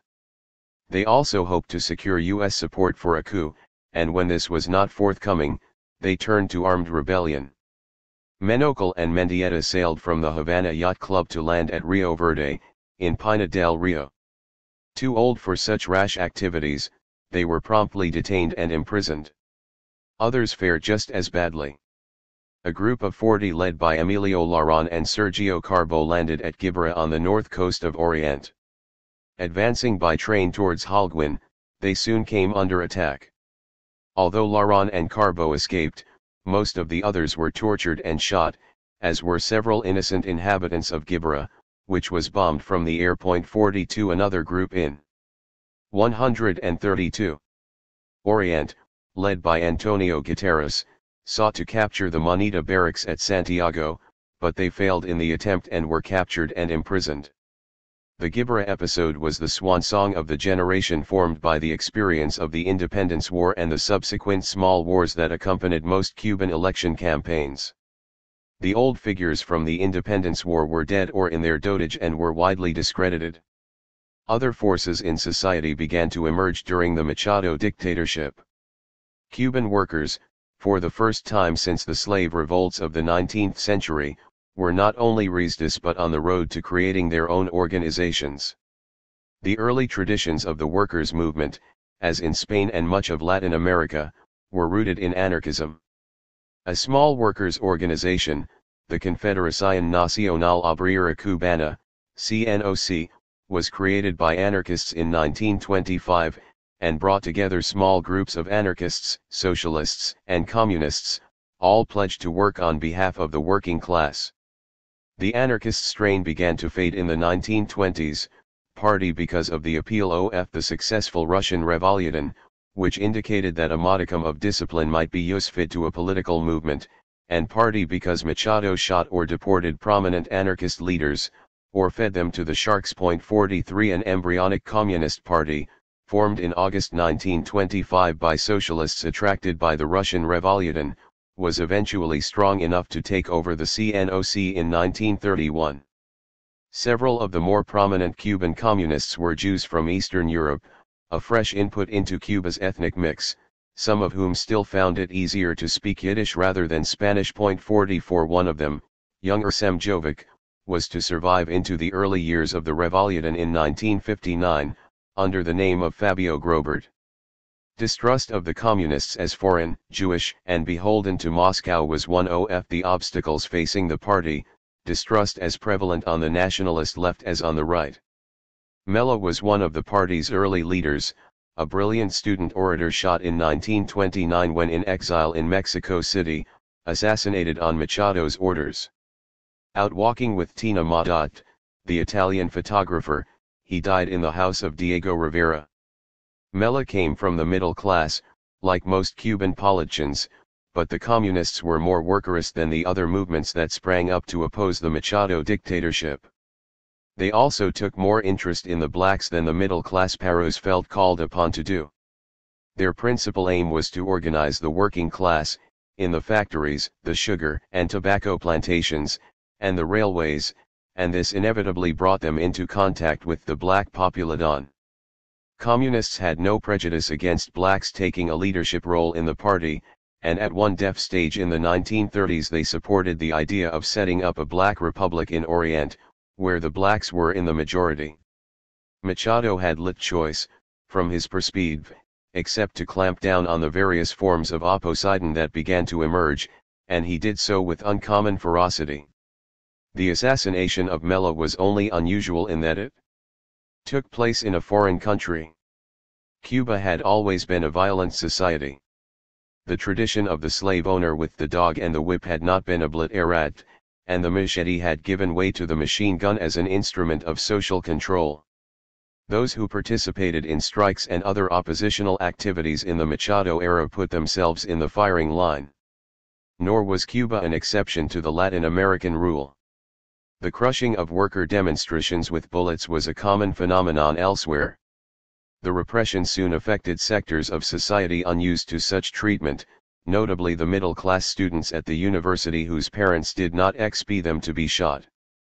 A radical organization at the University of Havana, the Directorio Estudiantil, was created to protest against the dictatorial behavior of the Machado government. It grew out of the student euphoria of the 1920s that spread to every country in Latin America, similar to the mood that sprang up decades later in 1968. University students came solely from the middle class, and were more influenced by the Argentine student revolt in Córdoba in 1918 that brought students into the forefront of political change than by the, more distant, Russian Revolution. They embraced anti-imperialism with open arms, but were often more circumspect about socialism. The Directorio was disbanded by Machado in 1927, obliging the students to turn to more violent forms of opposition. A generational change in the 1930s brought new ideas and new leaders to the fore. A wide variety of secret organizations began to proliferate, with widely differing agendas. All were united in their desire to see an end to the Machado era, and individuals moved promiscuously from one to another, seeking effective action rather than ideological purity. 5 This freshly minted opposition to Machado became increasingly violent, matching the repression. After 30 years of nominal independence, Cuba remained corrupt and violent, and in the dark atmosphere of the Machado years, it was often difficult to distinguish between politically motivated gangsters and plain criminals. The Directorio Estudiantil was re-established as a SEAT organization in September 1930 and soon embarked on a campaign of violence, terrorism, and assassination. More radical students, with a more overtly socialist orientation, split away 6 months later to form the Ala Izquierda Estudiantil, supported among others by Raúl Roa. A second opposition group, Unión Revolucionaria, was the brainchild of Antonio Guterres Holmes, the most radical left-wing figure in the opposition. Formerly a leader of the Directorio Estudiantil, he had abandoned chemistry to become a full-time political activist, and split away from the movement in 1931, working briefly with the Unión Nacionalista. A third conspiratorial movement, which labeled itself ABC for security reasons, was formed in September 1931, with an emphasis on youth and the need for a clean break with the past. Although Machado himself had followed in the footsteps of Mussolini, the principal right-wing force that opposed him, 134, had been drinking from the same well. The ABC had some of the characteristics of the Spanish Phalange, but their political lineage seemed closer to the Italian Futurists and to Mussolini. They were led by Joaquín Martínez Sáenz and Carlos Saladrigas, both middle-class lawyers, and Jorge Manich, a French-educated writer. The ABC's manifesto program, issued early in 1932, was consciously based on the Italian fascist program of 1919. A National Socialist program of the radical right, it was hostile to U.S. business interests, supportive of producer cooperatives and state control of public services, and an advocate of Cubans first. Its fascist flavor was indicated by its plan to withdraw the vote from illiterates, inevitably aimed in Cuba against blacks. No one ever revealed what ABC stood for, but the communists with some justice suggested that it meant Asociación Blanca de Cuba, the Association of Cuban Whites. 46 The ABC's practice was more significant than its ideology, for all student groups in the early 1930s were subject to foreign influences of one kind or another, and few were able to adjust them to Cuban reality. Many individuals moved seamlessly from one group to the other, and the ABC would sometimes work with the Directorio Estudiantil. Ideologically at odds, the anti-Machado movements, on the left or the right, were all enamored of violence, believing that the tactic of terror against the government, against its buildings and its servants, was their only effective weapon. In their use of terror they were at one with contemporary movements in Europe. They were also consonant with the revolutionary struggles of Cuba's past. The ABC may have hoped that this would provoke American intervention. Guterres's Union Revolucionaria and the Directorio Estudiantil would have fiercely rejected such an outcome. The revolutionary violence of the early 1930s grew out of the increasingly desperate economic situation, which had deteriorated after the Wall Street crash of October 1929. Almost no regime, however repressive, could have easily survived the crisis affecting the island. The depression struck Cuba with the force of a Caribbean hurricane. Just one economic indicator provides a measure of the disaster as it affected Cuba. The value of the island's sugar production slumped from nearly $200 million in 1929 to just over $40 million in 1932.47. Not until 1991-4 was the island to experience a comparable catastrophe. Machado's government was bereft of ideas or mechanisms that might have provided a way through the crisis. As more than a quarter of the workforce lost their jobs, with 1 million family members facing hunger, political unrest exploded beyond the capacity of the state to contain. The economic gales brought political upheaval and revolution to many countries all over the world, and Latin America was in the eye of the storm. A peasant insurrection in El Salvador in January 1932 was famously repressed. An Air Force rebellion in Chile in June that year briefly established a socialist republic, led by Marmaduke Grove, the uncle of Salvador Allende. These were new times, too, in Washington. A fresh government led by a Democratic president, Franklin Roosevelt, was inaugurated in January 1933. Americans were offered a New Deal, Latin Americans were promised a good neighbor * policy. Roosevelt told Cuba's ambassador in Washington that he had no desire to intervene in Cuba's affairs. America's sole duty was to do what it could so that there should be no starvation and chaos among the Cuban people. Nothing else was on offer. Point 4 registered the new ambassador in 1933 was Sumner Welles, who had been part of Crowder's entourage in the 1920s and was no stranger to the sugar industry. He and Roosevelt had been at school together, at Groton, and they had a close relationship not unlike the one Theodore Roosevelt had once had with Leonard Wood. Roosevelt asked Machado if he would receive his old friend as a special envoy, as Crowder had once been, but the Cuban president requested that he should come as the ambassador. Machado cannot have been ignorant of the fact that Welles had instructions to investigate the situation, and permission, if necessary, to ease him from power. Trouble had been brewing throughout the summer. A strike of bus drivers in Havana in July, protesting against a tax increase on urban transport, led to a bloody confrontation between the drivers and the police. Other workers soon joined the strike, tram drivers, lorry drivers, printers, and stevedores at the docks. By August, what had been an ordinary workers' protest had developed into a general strike with insurrectionary overtones. Welles stood back and took no action. Many wealthy Cubans believed that revolution was in the air and hoped for a U.S. military intervention under the terms of the Platt Amendment. American troops stood ready at their base at Guantanamo Bay, poised to intervene to support the government once again. Other U.S. forces were alerted in neighboring Haiti, under U.S. military occupation since 1915.49, but they received no orders to move. Without U.S. support, Machado was doomed. Destabilized by the economic collapse, unable to quell the strikers in the streets and under pressure from senior officers, and finally from Welles himself, Machado was forced to resign. He left the country for Nassau on 12 August. 50 His downfall took place rather sooner than Welles had expected and led to the first Cuban Revolution of the 20th century. A republic for revolutionaries, A. Antonio Guterres and The Revolution of 3 The Revolution of 1933 unfolded in three distinct phases, as each of the secretive anti-Machado movements emerged from the shadows to take their turn at government.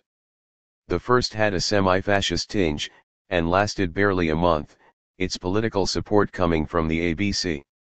The second was a radical 136 ultra-leftist experience, that survived for 4 months and came out of the Directorio Estudiantil, with Antonio Guterres as its leading player. The third phase was a counter-revolution lasting 5 years, from 1934 to 1939, that took its political coloring from Fulgencio Batista, a worthy successor to Machado. At the start, an orderly transfer of power led to the appointment as interim president, effectively selected by Sumner Welles, of Carlos Manuel de Cespedes, the pedestrian grandson of the independence leader of 1868. He had once served as a minister under Machado and was supported by the fascist-leaning ideologues of the ABC. His right-wing government, with its notably pro-American cabinet, did little more than preside over the dissolution of the Machado Congress and watch helplessly as the mob took over the streets. They could do nothing to control or canalize this anarchic explosion of popular feeling, made more dramatic in Havana by the total absence of policing. Machado's policemen had sensibly disappeared from the streets before they were met with popular justice. Many were lynched, and, in the ensuing chaos, hundreds of people were killed and many houses sacked. Grant Watson, the British ambassador, described scenes of vengeance that would remain forever a painful recollection for those who beheld them, perhaps because it was unusual to observe the Havana middle class taking part in the looting. Looking out of the embassy window after dinner, he noted a frenzied crowd sacking the house of his neighbor, a Machado senator. He found it a revolting sight, for while Negroes fought for gramophones and nursemaids for shawls, well-dressed families drove up in packets and Cadillacs, and seized Louis XV cabinets and gilded chairs. 51 With the pressure of dictatorship lifted, the country beyond Havana experienced a mounting tide of revolutionary fervor, beyond the capacity of any political group to ride or control. A wave of agitation and unrest swept across the sugar zones, extending to the most distant mills. Young and old, black and white, old inhabitants and new immigrants, everyone was caught up in the revolutionary excitement. A vivid account of that summer's great upheaval was provided a year later by a group of Cuba experts at the U.S. Foreign Policy Association, who visited the country to report on the events of the revolutionary year. They described the first seizure of a sugar mill at Punta Alegre in Camagüey, on August 21. Within less than a month the number of mills under labor control was estimated at 36. Soviets were reported to have been organized at Mabay, Yaranu, Senado, Santa Lucia, and other centrales. At various points mill managers were held prisoners by the workers. Labor guards were formed, armed with clubs, sticks and a few revolvers, a red armband serving as uniform. Workers fraternized with the soldiers and police. During the first stage of the movement, demonstrations in Camagüey and Orient were often headed by a worker, a peasant, and a soldier. At 137. Some of the centrales in Santa Clara, Camagüey, and Orient provinces, the workers occupied not only the mills, but also the company railroad systems, and extended their control to the subports and neighboring small towns and agricultural areas. Relief committees supplied food to the strikers and their families, and in some cases became subsistence commissions for the whole population of the strike area. At various points these committees allocated parcels of land to be cultivated by the field workers. 52 In this continuing atmosphere of revolution in the countryside, with violence on the streets of Havana and political plotting behind closed doors, Cespedes and the ABC could not survive. They were swept away on September 4 by an unplanned and unexpected coup. A rebellion broke out at military headquarters at Camp Columbia, the huge base on the outskirts of Havana. Discontent among a group of army sergeants resulted in a barracks mutiny. The sergeants feared a counter-coup by the surviving Machado officers and moved first. A small group of sergeants, corporals, and enlisted men formed themselves into a revolutionary junta. Preeminent among their leaders was Fulgencio Batista Zaldivar, a mulatto typist from Orient, aged 31. The sergeant's mutiny was a bizarre and unlooked-for development, one of the few occasions in Latin American history when a coup d'état has been staged by the lower ranks. It was soon capitalized on by a handful of professors and student leaders from the Directorio Estudiantil who had read their revolutionary manuals and had been busily plotting on their own account. They drove out to Camp Columbia to make common cause with the soldiers and to assist in the formation of a provisional revolutionary government. Cespedes was replaced by a coalition of soldiers and students. Their alliance was explained in a contemporary account of the sergeant's actions by Ruby Hart Phillips, the well-informed wife of the New York Times correspondent. Hers is probably a close enough guide to what happened. They realized the people of the island wouldn't support a military government headed by sergeants no one had ever heard of, so they sent out cars and called members of the university faculty on the phone, members of the Directorio Estudiantil and some other well-known radicals to hurry up and come to Camp Columbia. All the radicals and students rushed out to camp, thinking it was their conspiracy. When they arrived they found it was the sergeants, but they decided that was as good as any conspiracy, so long as they were in it, and everyone shouted "Viva la Repubblica." 53 The soldier-student gathering in Camp Columbia produced a proclamation to the people of Cuba * that was published the next day. Drafted by Sergio Carbo, the newspaper editor who had taken part in the abortive landing at Gibara in 1931, it was signed by 16 civilians, 2 former soldiers and Batista, who described himself alongside his signature as the revolutionary chief sergeant of all the armed forces of Cuba. 54 The moderate Programudin in the proclamation looked forward to a constituent assembly to write a new constitution, and a tribunal to judge the crimes of the Machado era. It sought the protection of property, of both nationals and foreigners, the recognition of debts incurred by previous regimes, and the re-establishment of peace and justice. It was a triumph for the middle-class students of the Directorio Estudiantil, whose program it was. Throughout August, the more radical student leaders had been alarmed both by the alliance between Cespedes and Sumner Wells, and by the fact that Machado's army had remained intact after the departure of Machado himself. The rebellion of the sergeants was a godsend to the radicals. Ordinary working-class soldiers were taking up arms against their corrupt and privileged officers. It was an unexpected but most welcome development. Just in case anyone missed against whom the revolution was directed, Sergio Carbo told the New York Times that the Republic had come of age and with cries of joy had escaped from the American embassy. 55 In their own statement, signed, among others, by Carlos Prio Socarrás and Eduardo Chibas, the Directorio Estudiantil claimed their own part in the revolution, emphasizing their hostility to the inanimate government named by the U.S. ambassador, and the need to purge the armed forces, with this chaotic state in the country, without principle of authority and with many Machado-stained men still in the armed forces, the Directorio decided to launch its revolutionary action, with the relatively untarnished section of the armed forces who, with great patriotic organization and responsibility, acted energetically but without needing to air a single gun, cleansing in this way the glorious uniform of the army, which was on the edge of dishonor. Because of the collaboration of its leaders with the Machado *, the cries of pleasure at the latest twist came from the rebellious black crowds in the streets, and soon caused alarm among the Americans in Havana and among Cuba's own white settler elite.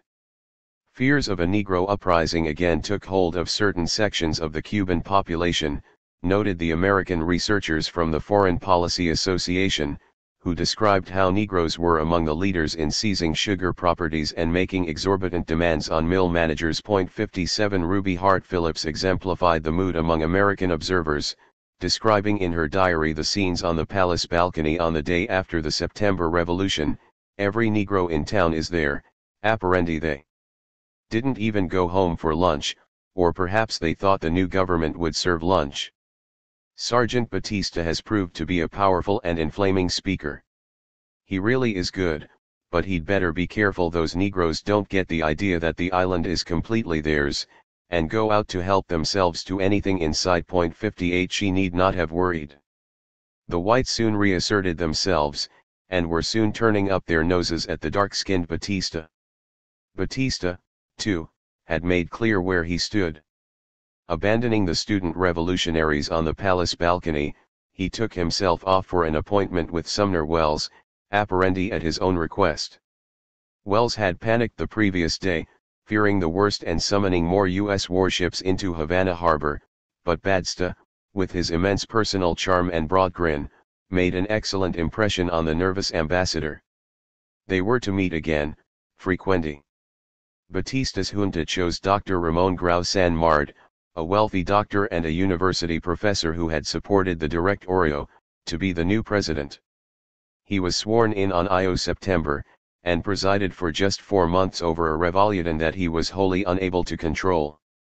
Batista and the sergeants remained in the background, while the students fought out their differences among themselves. Grau's revolutionary government was divided from the start between a radical group from the Union Revolucionaria of Antonio Guterres, and more moderate elements from the Directorio Estudiantil. Guterres was in the most powerful position, appointed as Minister of the Interior, of War, and of the Navy, giving him nominal control over the Army, the Navy, and the police. His ally, Gustavo Moreno, took over communications, and Eduardo Chibas was put in charge of public works. Guterres now took the leading role in the revolution, a link between José Maní and Fidel Castro. His political ideology and practice prefigured that of Castro 20 years later, while his incorruptibility in a venal age and his austere style, he was known to have only one suit, harked back to Martí. All three men were imbued by a sense of patriotism common to few. Born in 1906 to a Cuban father and an English mother, Guterres had been party brought up in the United States. He was a radical liberal soon attracted to socialism, but never to communism, although the U.S. Embassy in Havana routinely described him as such. Like the other student leaders, he had long been organizing in secret, breaking away from the Directorio to found Union Revolucionaria in 1931. Later, in 1934, he was to organize a new movement. Joven Cuba, that called for socialism, advocated land reform, industrialization, and the creation of a national shipping company, and hoped to achieve its aims through armed struggle and the infiltration of the armed forces. Guterres' views reflected an eclectic mix of revolutionary influences, from Auguste Blanqui to Jean-Jacques Jaurès. He drew inspiration from the Mexican and the Russian revolutions, the struggle in Ireland and Sandinistas. 140. Guerrilla movement in Nicaragua. He shared the anti-imperialist politics of the age and, drawing on anarchist roots, advocated rural and urban armed struggle, assaults on army barracks and the assassination of policemen and members of the government. He was a firm believer in direct action, the propaganda of the deed, derived from Blanqui and the Spanish anarchists, and was much criticized by the communists for his voluntarism and his predilection for violence. Grau's government had innumerable enemies.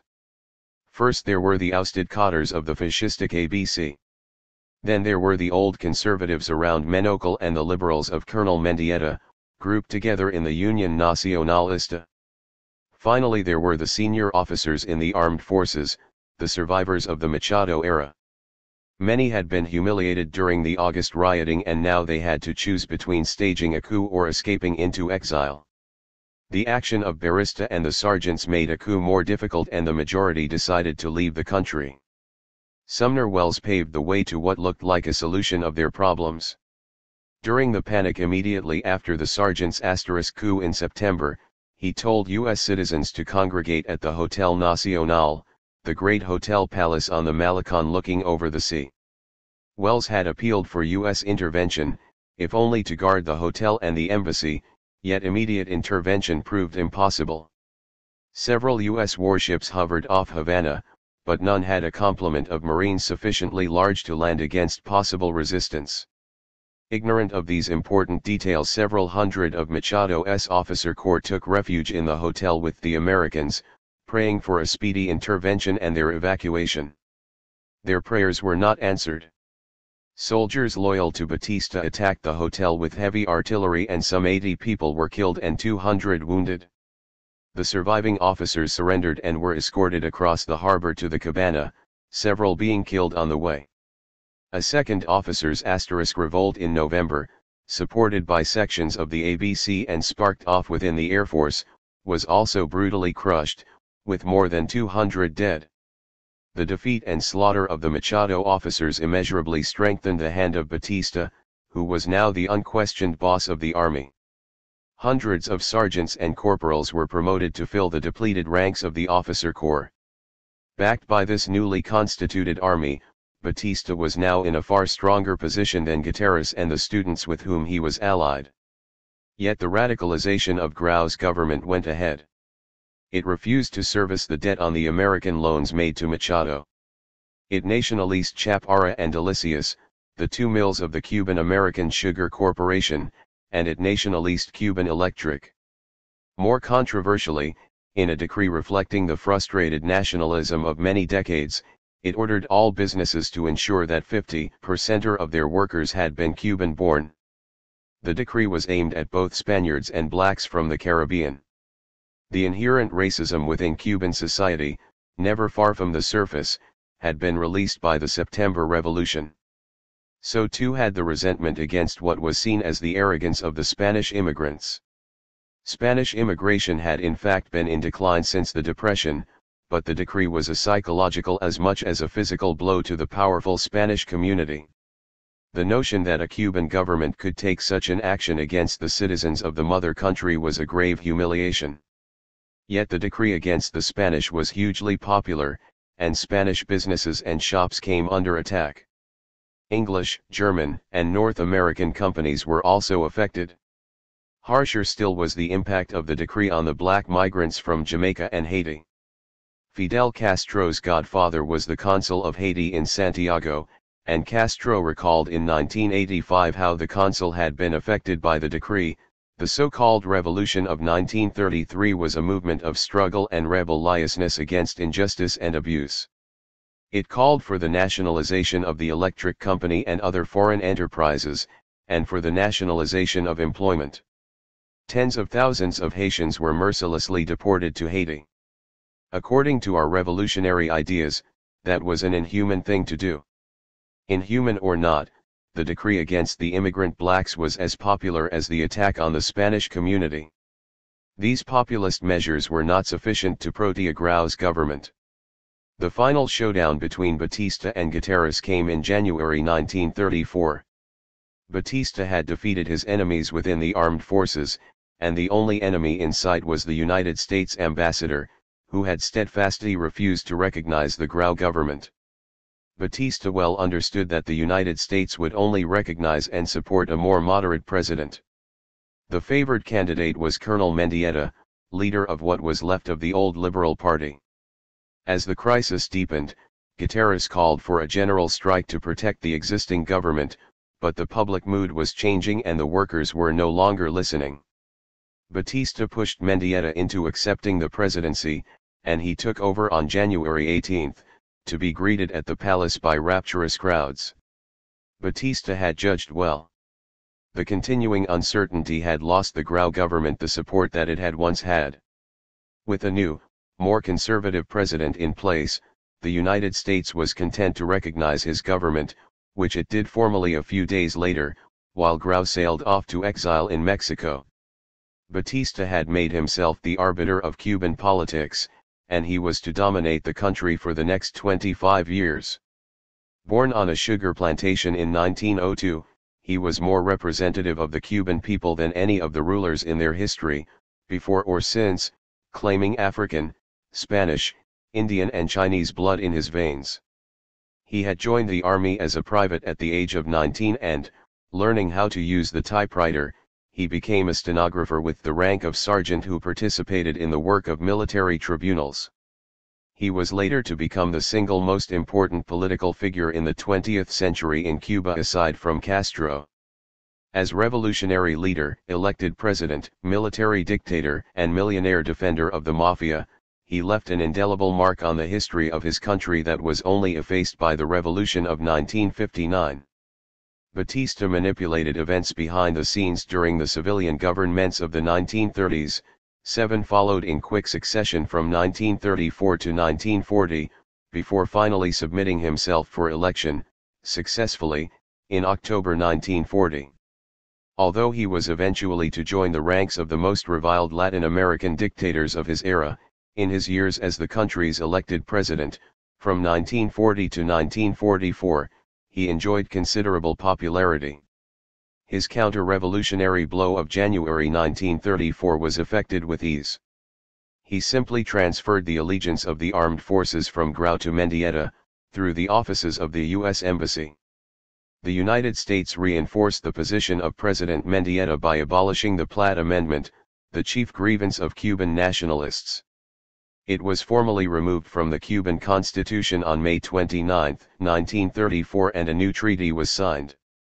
The United States retained a safeguard, refusing to abandon its great military base at Guantanamo Bay. Yet in spite of Batista's coup, much of the country was still in a revolutionary mood that Mendieta could do little to counter.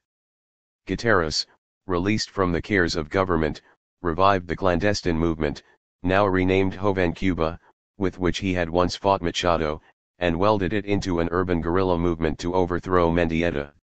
Anti-government protests, work stoppages, and strikes continued throughout 1934 and into the early months of 1935. He tried yet again to destroy the government with a general strike in March 1935 and brought the country to a halt. Yet Mendieta and Batista still had a populist wind in their sails, and, imposing martial law in the old Spanish fashion, they crushed the strike. Once again a wave of repression swept across the island, with unions made illegal, the university closed, and detention and torture made the norm for political activists. The island came under increasing military control. The process begun under Machado was consolidated under Batista. The army became the most significant force in politics, a power that seeped rapidly into the culture and remained deeply entrenched in Cuban society. The American researchers of the Foreign Policy Association recorded how, when speaking of the need of playgrounds and playground directors in Havana, a Cuban woman told of the children who congregated in a small park near her house. All day, the children played at revolution. They lined up and paraded, and shot each other with imaginary guns, and dragged off the victims. 60 Writing of the influence of North American films, Luis Perez has described how the gangster movies of the 1930s became especially popular, influencing the Cuban form of political violence. The drive-by machine gun shooting, so much a part of the film genre, became a prominent motif of political warfare in Havana. The method was familiar to moviegoers: the speeding car, the burst of machine gun fire, the getaway. 61 The word gangsterismo was coined to describe a new development in the country's politics. In despair after the failed general strike, Guterres planned a retreat to Mexico. A form had been bought there. Guerrilla fighters were to be trained to return to Cuba to fight a revolutionary war, on the 19th century model. 62 Guterres was to sail out from Matanzas in May 1935. The operation was an interesting one, but was not to be up and running for another 2 decades, and it would not be led by Guterres. He was killed at the fort in Murillo in Matanzas as he prepared to sail into exile. Mendieta did not survive as president for long, and was followed by a succession of minor political figures over the next few years, all relying on the whim of Batista. Elections were finally held in January 1936, but the protagonists were ghosts from the past, former President Menocal losing to Miguel Mariano Gómez. President Gómez barely lasted the year, defeated on the issue of rural schools. Batista had sent soldiers to build and teach in rural schools, considered a dangerously populist measure by the old liberal elite. When put to the vote in Congress, Gómez was successfully impeached for trying to prevent it, and replaced by his vice president. As the violence receded, the old order reasserted itself under Batista's watchful eye. Grau San Martin reassembled his old supporters and created a new middle-class movement, the Partido Revolucionario Cubano Auténtico, reviving the name of Martel's old party.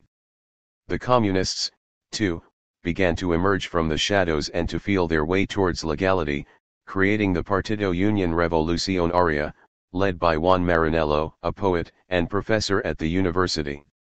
Since Grau's party had no intention of making common cause with them, the communists turned towards Batista.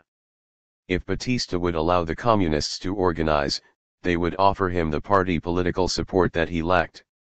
A deal was done. The Communist Party was allowed to operate legally, and a party newspaper, Hoy, edited by Joaquin Ordoquay, was set up. The people who are working for the overthrow of Batista, the Comintern journal noted piously, are no longer acting in the interests of the Cuban. 144. People/63 The Communists were allowed to form a new union movement, the Confederación de Trabajadores de Cuba, CTC, led by Lázaro Pina, a black tobacco worker, and the CTC became the beneficiary of a close relationship with the Ministry of Labor. The alliance between the Communists and Batista was understandable in the context of the time, but was jeered at by middle-class radicals, the heirs to the upheavals of 1933, and the legend of Communist Party perfidy remained widespread until long after 1959. One of the belated achievements of the Revolution of 1933 was the creation of a new constitution. Machado had written one to suit his own convenience, but the Constitution of 1940 was the first produced by an elected constituent assembly since the first Republican Constitution of 1902, flawed by the inclusion of the Platt Amendment. Elections for the assembly were held in November 1939, and Grau's Partido Auténtico and its allies won 41 seats out of 76. Batista's party and the Communists secured 35 between them. The assembly met in February 1940 and completed its work within 6 months. The new constitution had an important progressive formulation for its time and became a significant reference point in later years. It had a strong social democratic content. Workers were given a constitutional right to an 8-hour day, a 44-hour week and 1 month's paid holiday, plus a pension, compulsory social insurance and accident compensation, freedom of association, and freedom to vote in elections and referendums, was granted to adults over the age of 20, and women received the vote for the first time. The old nervousness about the black population reasserted itself, and, although segregation was outlawed, political movements based on race were specifically banned, as they had been since 1910. Still influenced by U.S. models, though now those of the Roosevelt's New Deal, the Constitution favored a powerful role for the state in economic and social development, the regulation of property rights and 8 years of compulsory education for all children. 64 When Batista became president himself, during the boom conditions of the Second World War, he ruled as a social democrat. Trade union rights were confirmed and extended, government money was spent on social programs and local communists were welcomed into his government, with Stalin perceived as a vital ally against Hitler and diplomatic relations established with the Soviet Union. The war led to the collapse of sugar production in Asia and Europe, and Cuba again received an unexpected bonanza. The sugar crop increased from 2.7 million tons to 4.2 million in the period from 1940 to 1944, and the value of raw sugar production went up from $110 million to $251 million. Although European markets were lost, and even some in the United States owing to the scarcity of shipping, these were balmy years for Batista's government. 65 The high sugar price and a prolonged era of social peace, the product of support for the government from the Communist Party and its allied labor movement, gave THFE country a positive folk memory of the Batista government. 66 People forgot wartime scarcities, unemployment, inflation, and the lack of foreign tourists. When his 4-year period came to an end, Batista hoped that Carlos Salad Rodriguez, his prime minister and a former leader of the ABC, would win the presidency, but the voters chose Grau San Martin and the Auténticos. Invoking memories of 1933, he swept the country. Once in government, he continued along Batista's reformist path, soon disappointing his more radical backers. As the storm clouds of the Cold War began to gather, and with the support of Carlos Prioso Carras, his Minister of Labor, he moved against the Communist Party and against the communist-dominated Workers' Union, the CTC. Grau's move to the right sparked opposition within the ranks of the Auténticos, and in 1947, Eduardo Chibas, another memory from the 1930s, formed a more radical party, the Partido Revolucionario Cubano Ortodoxo. With the Ortodoxos, he hoped to win the presidential election of 1948. He was pitted against Prio Socarrás for the Auténticos, another relic of 1933. Prio was the winner, and his four-year government, from 1948 to 1952, has been described as the most polarist, corrupt, violent, and undemocratic in Cuba's Republican history. 67 At mid-century, Cuba was suffering from a systemic crisis, both political and economic. The generation that had participated in the overthrow of Machado and taken part in the revolutionary events of 1933 had had a fresh chance to run the country and had thrown their opportunity away. All the old politicians were discredited, while the one figure from that era that retained a sense of honesty, Eduardo Chibas, had made a dramatic exit from the scene. He shot himself live on radio, in August 1951, during one of his weekly broadcasts usually devoted to attacking the corruption of the Prio government. Possibly an accident or more probably suicide, Chibas' death marked the end of the era that had begun in 1933. New players were now hovering in the wings. One of these was Fidel Castro, who, together with 100 would-be revolutionaries emerging from the University of Havana, was soon to sponsor a fresh revolutionary movement that would inevitably evoke echoes of that earlier event. Another contender, first on stage, was the military. Remade under Batista, Cuba's armed forces were closely involved in politics but did not fall into the continent's typical pattern. They were not part of the traditional ruling elite. Junior officers were as aware as anyone in the wider society of the failings of successive civilian regimes. Political corruption and gangsterismo, coupled with the luxurious lifestyle of senior officers that rarely trickled down the pecking order, aroused as much anger in the nationalistic breasts of young officers as it did in students at the university. 146. In the final years of President Prio, junior officers sounded out General Batista to discover if he would support a coup they had under consideration. The old coup-maker was initially reluctant. Elections were scheduled for 1952 and he would again be a candidate. Chibas, the charismatic candidate of the Ortodoxos in 1948, was dead. The candidate of the Auténticos was the uncharismatic Grau San Martin. Batista calculated that he might not win, and the unrest within the military suggested that the elections might not even take place. Discovering that the officers were bent on a coup, with or without him, he put himself at their service. Batista drove to Camp Columbia in the early hours of Sunday, March 10, 1952, and arrested the senior officers who lay sleeping there. Before dawn, he controlled the city, and Prio Socarrás was on his way to the Mexican embassy to seek asylum. Prio's rule was in its final months and his downfall left no regrets among the population. No one took up his call for resistance, and his government collapsed without a shot being fired. Batista's new regime was widely welcomed. After a perfunctory attempt to preserve the constitutional niceties, and to repeat his experience of the 1930s by finding a fig-leaf president, Batista appointed himself as chief of state. He invoked the name of Martí in his first public speech and associated himself with the popular aspiration for progress and democracy, and for peace and justice. It was an impeccable performance. Police and army pay was increased, congressmen and senators continued to receive their salaries. Much of the Constitution of 1940 was suspended, but most people, with the exception of the Ortodoxos, like Castro and his friends, gave the new government the benefit of the doubt. European and Latin American countries granted swift diplomatic recognition, followed at a decent interval by the United States. Batista's coup forestalled the presidential election and obliged politicians of all stripes to revise their plans. Some accommodated themselves to the new order, but to a new generation of young political activists the coup came as a fresh political opportunity. Like their politically confused predecessors in the 1930s, they had doubts about the value of the electoral process in the Cuba context.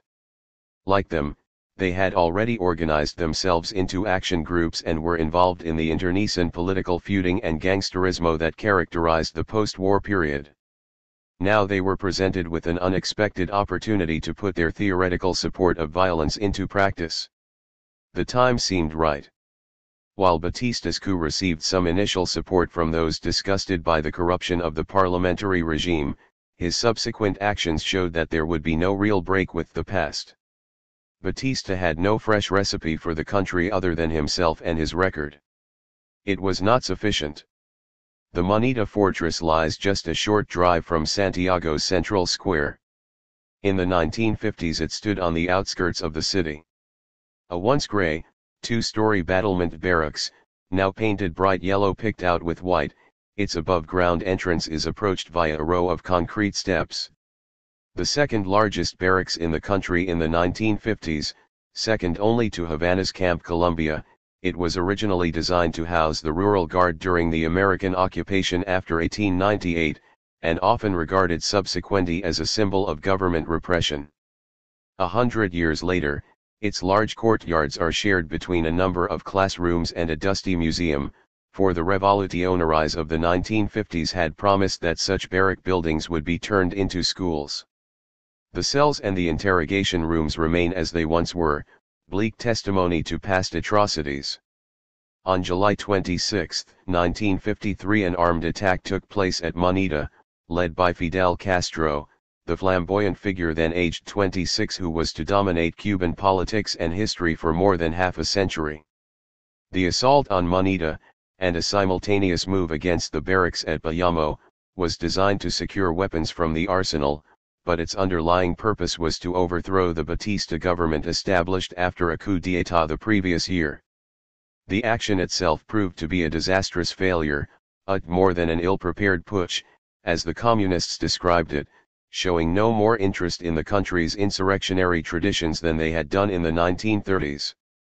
Yet Moneda was a challenge to the regime, and would lay the groundwork for a revolutionary organization, the July 2 6 movement, that would sweep to power less than 6 years later. It also made the name of its leader known across the island. Castro was regarded at the time as the outstanding figure of his generation, a brilliant student orator and a successful athlete, a man marked for politics. From early youth. He was born in August 1926, the son of Angel Castro, a white settler immigrant from Galicia, and his second wife, Lena Ruz, a woman from Pina del Rio. Angel Castro became a wealthy landowner in Orient and had several children, but only Fidel's younger brother, Raúl, would play a major role in his life's work. Their childhood was spent in and around their father's estate at Byron in Orient, close to Mayuri and the Bay of Napi. Castro was educated at a Jesuit college and trained as a lawyer at the University of Havana, and in 1948 he married Mirta Díaz-Balart, the sister of a student friend and the daughter of a wealthy family. 2 He appeared set for a conventional political career, and had been preparing for the elections of 1952 as a possible congressional candidate for the Ortodoxo Party, when his plans were interrupted by Batista's coup. Castro became one of the more extraordinary political figures of the 20th century, and Cuba's history will long be dominated by him. His successful revolution made world headlines in 1959 and created the Cuban nation, giving meaning to the struggles of the past and transforming a troubled but essentially peripheral Caribbean island into a player on the world stage. Under his leadership, the Cuban people stood up in the vivid expression of Mao Zedong, and understood for the first time who they really were. As a leading international presence for more than 40 years, Castro dealt on equal terms with successive presidents of the two nuclear superpowers. As the most charismatic leader of the Third World during its heyday, his influence was felt far beyond the shores of his island. Gray-bearded in old age, he continued to exercise a magnetic attraction wherever he traveled, with an audience as fascinated by the dinosaur from the history books as they had once been by the vibrant revolutionary firebrand. The Russians were beguiled by Castro from the start, Nikita Khrushchev and Anastas Mikoyan in particular, European intellectuals, Jean-Paul Sartre and Simone de Beauvoir, took him to their hearts. African revolutionaries, Ahmed Ben Bella, Kwame Nkrumah and Agustin Honito, welcomed his assistance and advice, and Latin American political movements were inspired by his revolution. Only the leaders of the United States, where 9 successive presidents preserved him as an eternal enemy, and of China, which for many years considered his political behavior to be irresponsible, refused to fall for his charm. Castro became a world hero in the mold of Garibaldi, a national leader whose ideals and rhetoric would help shape the history of a continent. The ignored countries of Latin America, ruled for the most part in the 1950s by narrow oligarchies inherited from the colonial era, were brought into the global limelight, their governments rudely challenged by the revolutionary rhetoric of the island republic. Whether for him or against him, successive Latin American generations were profoundly influenced by the figure of Fidel. Cuba under Castro became a communist country where nationalism was more significant than socialism, where the legend of Martí proved more influential than the philosophy of Marx. Castro's skill, and one of the keys to his political longevity, lay in keeping the twin themes of socialism and nationalism endlessly in play. He gave back their history to the Cuban people, enabling them to see the name of their island stamped firmly on the 20th century global story. His timely invocation of the name and example of Martí, the 100th anniversary of whose birth had occurred opportunely in January 1953, proved particularly felicitous.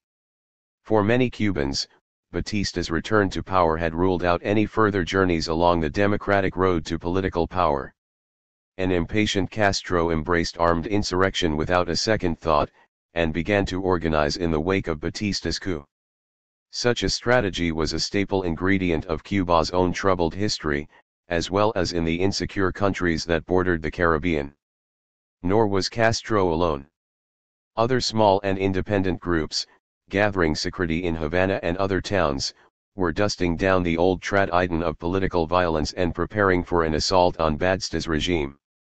Castro's charisma, his strategic vision and his organizing talents, gave his group a powerful advantage. He assembled more than 150 men, trained them, and raised the necessary funds. Most of them were radicals rather than revolucionaries, most came from the youth wing of the Ortodoxo party.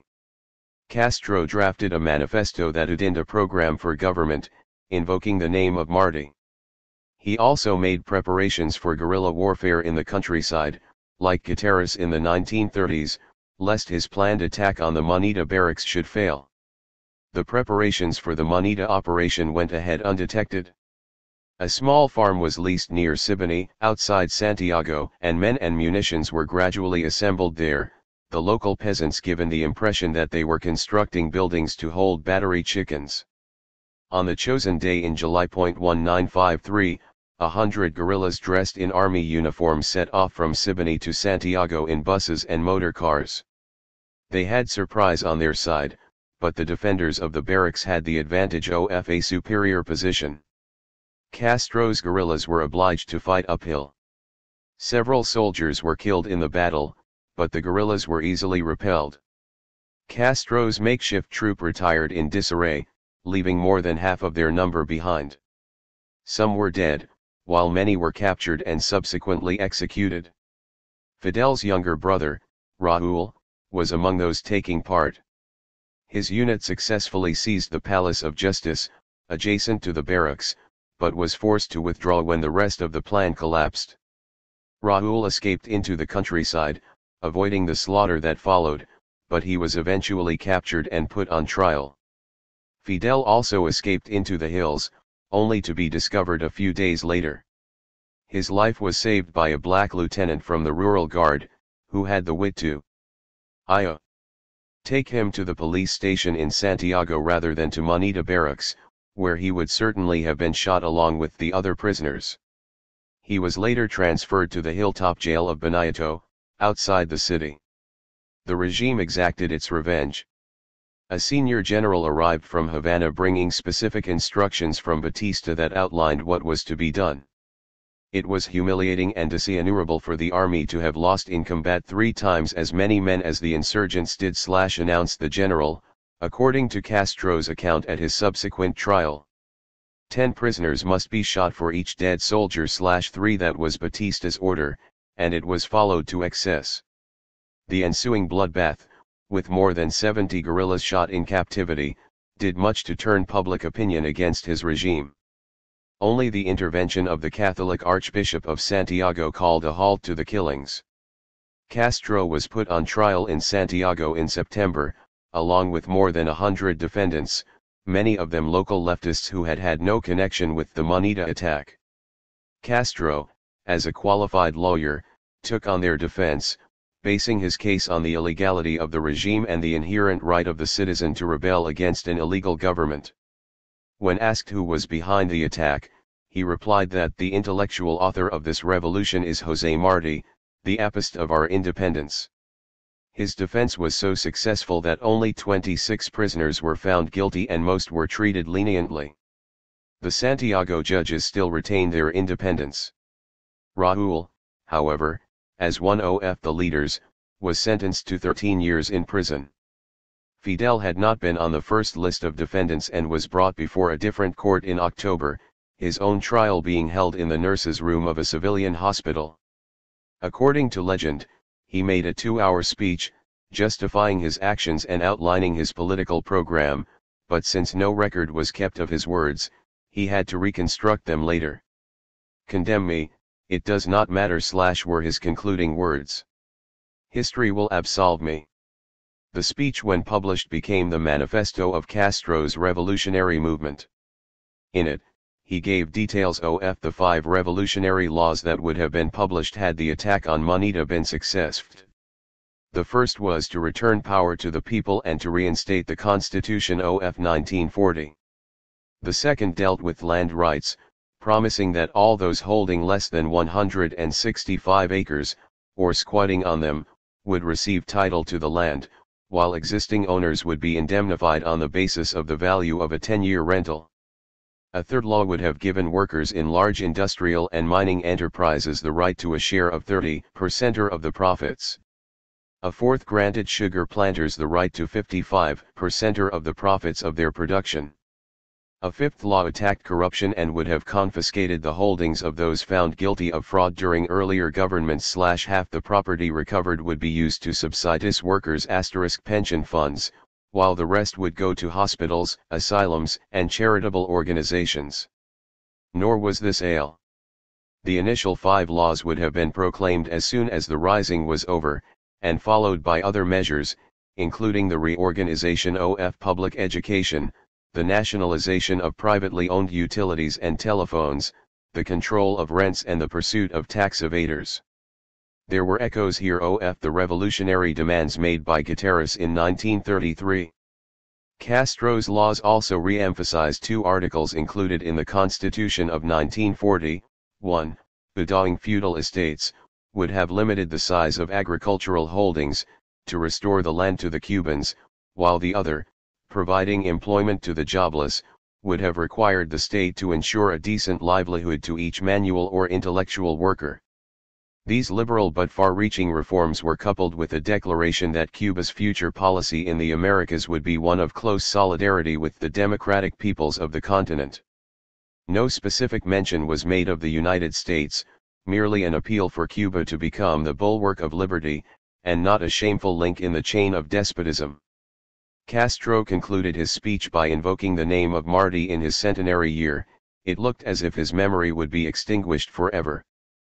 But he lives. He has not died.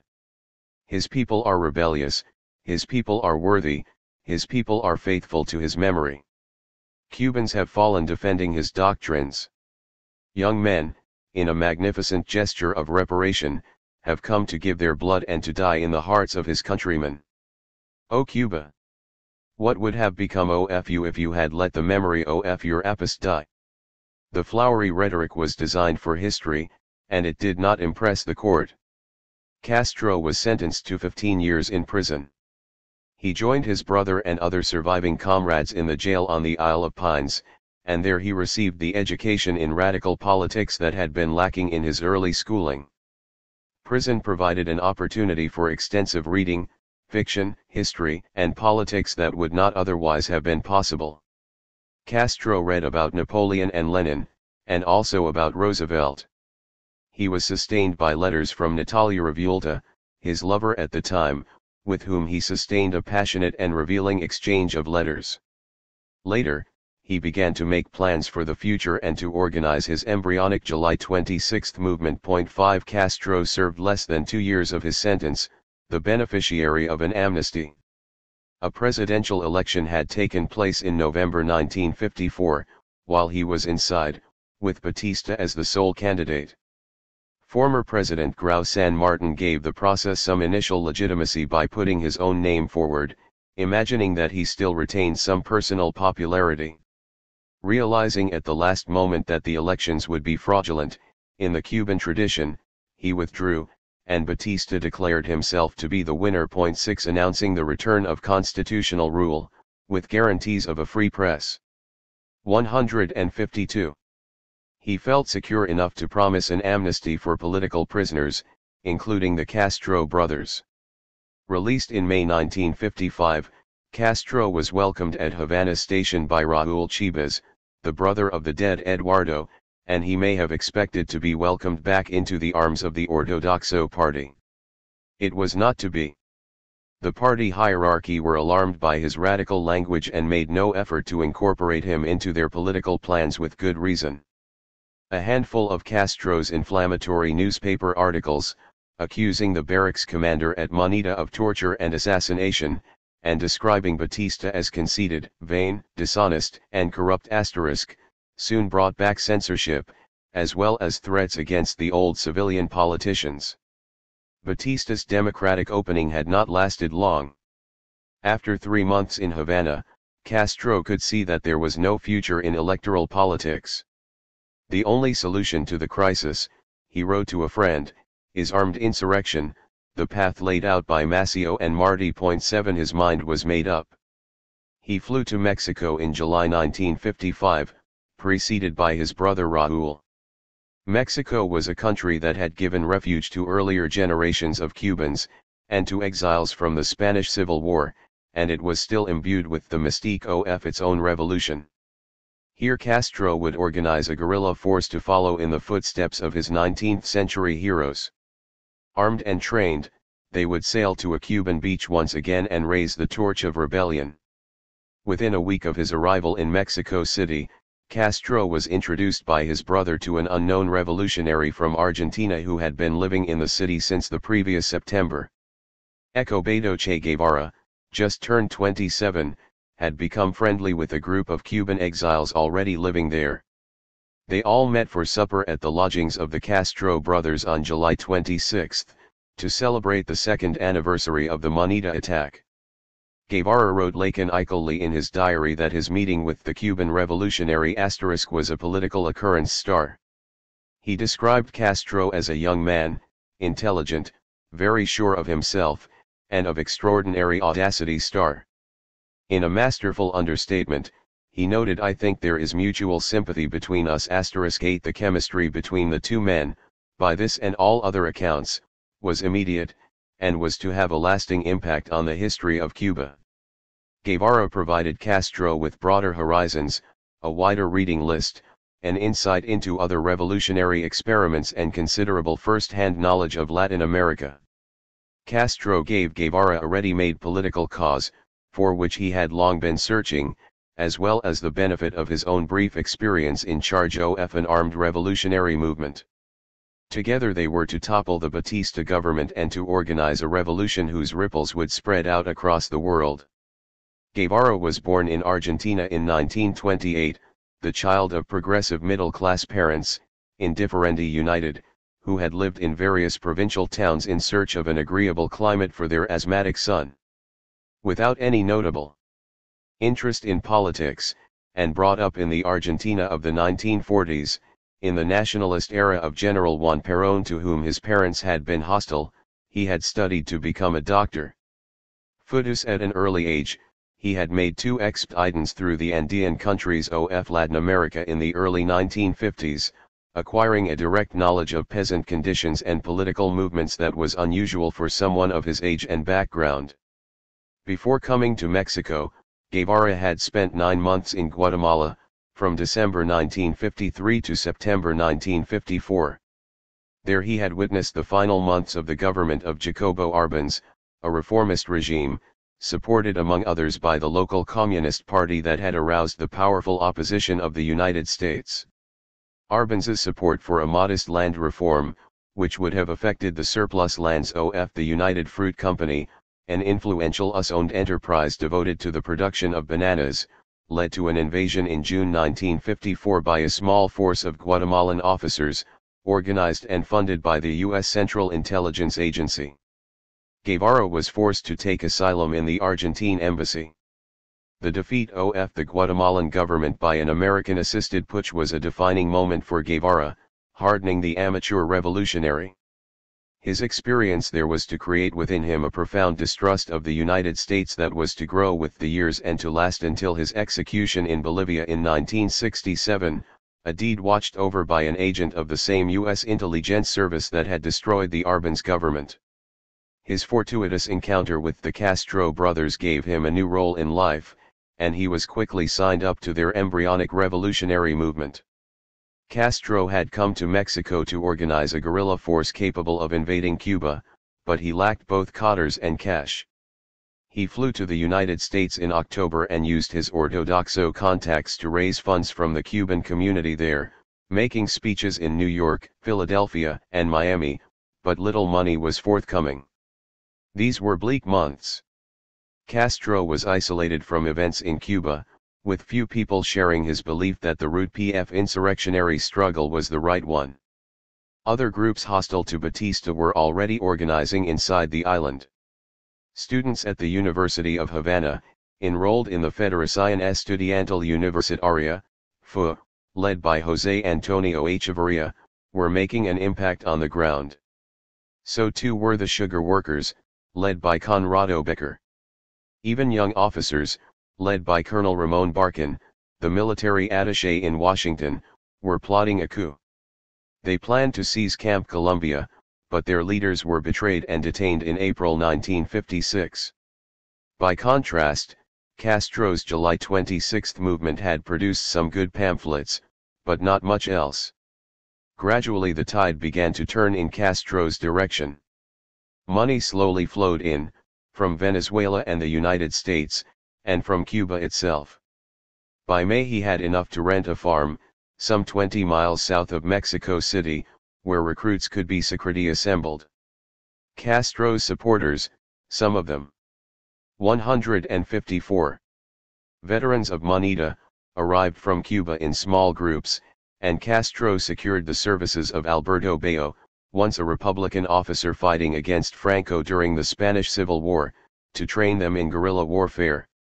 Even in friendly Mexico, it was not easy to organize a guerrilla force of foreigners in secret, and both Castro and Guevara were arrested in June and the farm was raided. Intervention from the former Mexican President Lázaro Cárdenas secured their release, but future military training had to take place in a more distant part of the country. Difficult political negotiations with messengers from former President Pío Socarrás finally secured significant funds, enabling Castro to purchase a small motor yacht, the Granma, from an American living in Tuxpan, on Mexico's Atlantic coast. Towards the end of November, he assembled his guerrilla fighters at Tuxpan and they boarded the boat. Soon they were sailing out across the Gulf of Mexico to Cuba. Close to the mangrove swamps south of Playa Las Coloradas, on the southwestern point of Orient Province, stands a small museum and a replica of a small motor yacht. A pathway leads through the mangroves down to a sandy beach where the original boat, the Granma, ran aground on an offshore reef on the morning of December 2, 1956. In Cuba's history of clandestine landings, this was one of the more disastrous, although it would eventually be celebrated as the most epic, since Castro was the captain of this ancient and leaking craft. A man always conscious of historical parallels, Castro was well aware that José Martí had stepped ashore at the eastern end of Orient some 61 years earlier, engaged in a similar task. He saw himself as coming to complete Martí's work. Castro's overall strategy had not changed significantly since 1953. The Granma landing was designed to ignite a popular, countrywide insurrection that would lead to the overthrow of the dictator. In spite of an inauspicious beginning, it was an important event not just in the history of Cuba but of Latin America as well. Over the next 25 years, young men and women up and down the continent dreamed of repeating the Cuban experience, and made plans to do so, imagining that a guerrilla war in the rural areas could easily spark an irresistible rebellion. Most Cubans, encouraged by Che Guevara, their first and most eloquent revolutionary theorist, firmly believed that the Cuban model could be repeated. Only years later did it become clear that revolutionaries in Cuba's towns had played an equally important role in organizing the eventually successful insurrection, a necessary clarification that was often ignored elsewhere in Latin America. The Granma and its cargo of 82 guerrilla volunteers had sailed from Tuxpan a week earlier. The long voyage of some 1,200 miles across the Gulf of Mexico, in heavy seas, had left most of them seasick, ill-prepared for what lay ahead. The plan was for a small force to be waiting for 30 on the deserted beach, and from there they would have moved seamlessly inland towards Bayamo and Santiago. The landing was scheduled to coincide with an uprising in Santiago, with a fresh attack on the Monita barracks and the police headquarters. The action would have diverted Batista's local forces and allowed Castro's men to move into the hills without serious opposition. The initial planning had not allowed for the vagaries of the weather. Moving slowly in the rough seas, the Granma arrived 2 days later than scheduled. Frank Paez, the competent young leader of the July 2 6 movement in Santiago, had launched the urban uprising on November 30, as planned, and his men held much of the city throughout the day. With no word of Castro's landing, and in the face of a fierce counterattack by government troops, they retired into the hills, and the lorries waiting for Castro's boat to arrive at Playa Las Coloradas were also obliged to withdraw. To make matters worse, the Granma's landing had not gone unnoticed by the authorities. Within hours of its arrival, the embryonic guerrilla group was under attack from the air and on land. Several were killed, while 22 were captured and later put on trial. The sorry remnant struggled through the swamps in disarray. According to legend, just 12 of them had survived, though this biblical number was an underestimate. Reassembling 3 days later at an estate called Alegría del Pino, they fell into an ambush and several more were killed. The survivors wandered around, exhausted, hungry and lost, and it was 10 days after the landing before they were able to unite with members of the internal resistance. Their first contact was with Crescendo Pérez, an outlaw peasant leader who controlled the greater part of the western section of the Sierra Maestra. Heir to the traditions of the Palenques in Orient, the illegal settlements of blacks and Indians that dated back to the earliest years of the conquest, Pérez was to be a crucial figure in the recruitment of local peasants and bandits to the guerrilla cause. A strategy of prolonged guerrilla warfare in the Sierra had not been planned by Castro. He had visited the mountains as a young man but was largely unfamiliar with their detailed geography. The only ideas we had about the Sierra Maestra were those we had studied in geography books, he recalled later. He would have preferred a successful putsch, along the lines of the attack on Monita. Yet a prolonged war in the countryside must always have been seen as a possible alternative, for he had an intimate knowledge of the drawn-out independence wars of the previous century. Yet are in no hurry, he wrote to Frank Paez after 6 months in the mountains. We'll keep fighting as long as is necessary. Just as Castro was aware of the legends associated with José Martí in 1895, so too were the Batista authorities familiar with the actions of Valeriano. 1*6. Weyler, the Spanish general who had crushed resistance in 1896 by concentrating peasants in the towns. Taking a leaf from Weyler's book, Batista's men began reconcentrating the peasants on the lower slopes of the Sierra Maestra, clearing them from their fields and homes to prevent them making common cause with the guerrillas. Anyone found in the cleared area would be shot on sight. In a 20th century development of an old strategy, they could be bombed from the air. Batista also recreated the voluntarios of the 1860s in the shape of civilian paramilitaries led by Rolando Masferrer, a former leftist supporter who became an overtly fascist organizer in the Batista years. Sporting white baseball caps, Masferrer's death squads, known as Los Tigres, were to spearhead the repression in Santiago and the surrounding countryside. Regrouped in the mountains, the surviving remnants of the Gran Malanding accustomed themselves to the routines of guerrilla warfare. They would attack isolated military garrisons close to the coast to obtain weapons and munitions, and then retreat into the impenetrable hills above. Soon they were able to establish regular contact with the urban network of the July 26 movement, and Frank Pace made the journey from Santiago to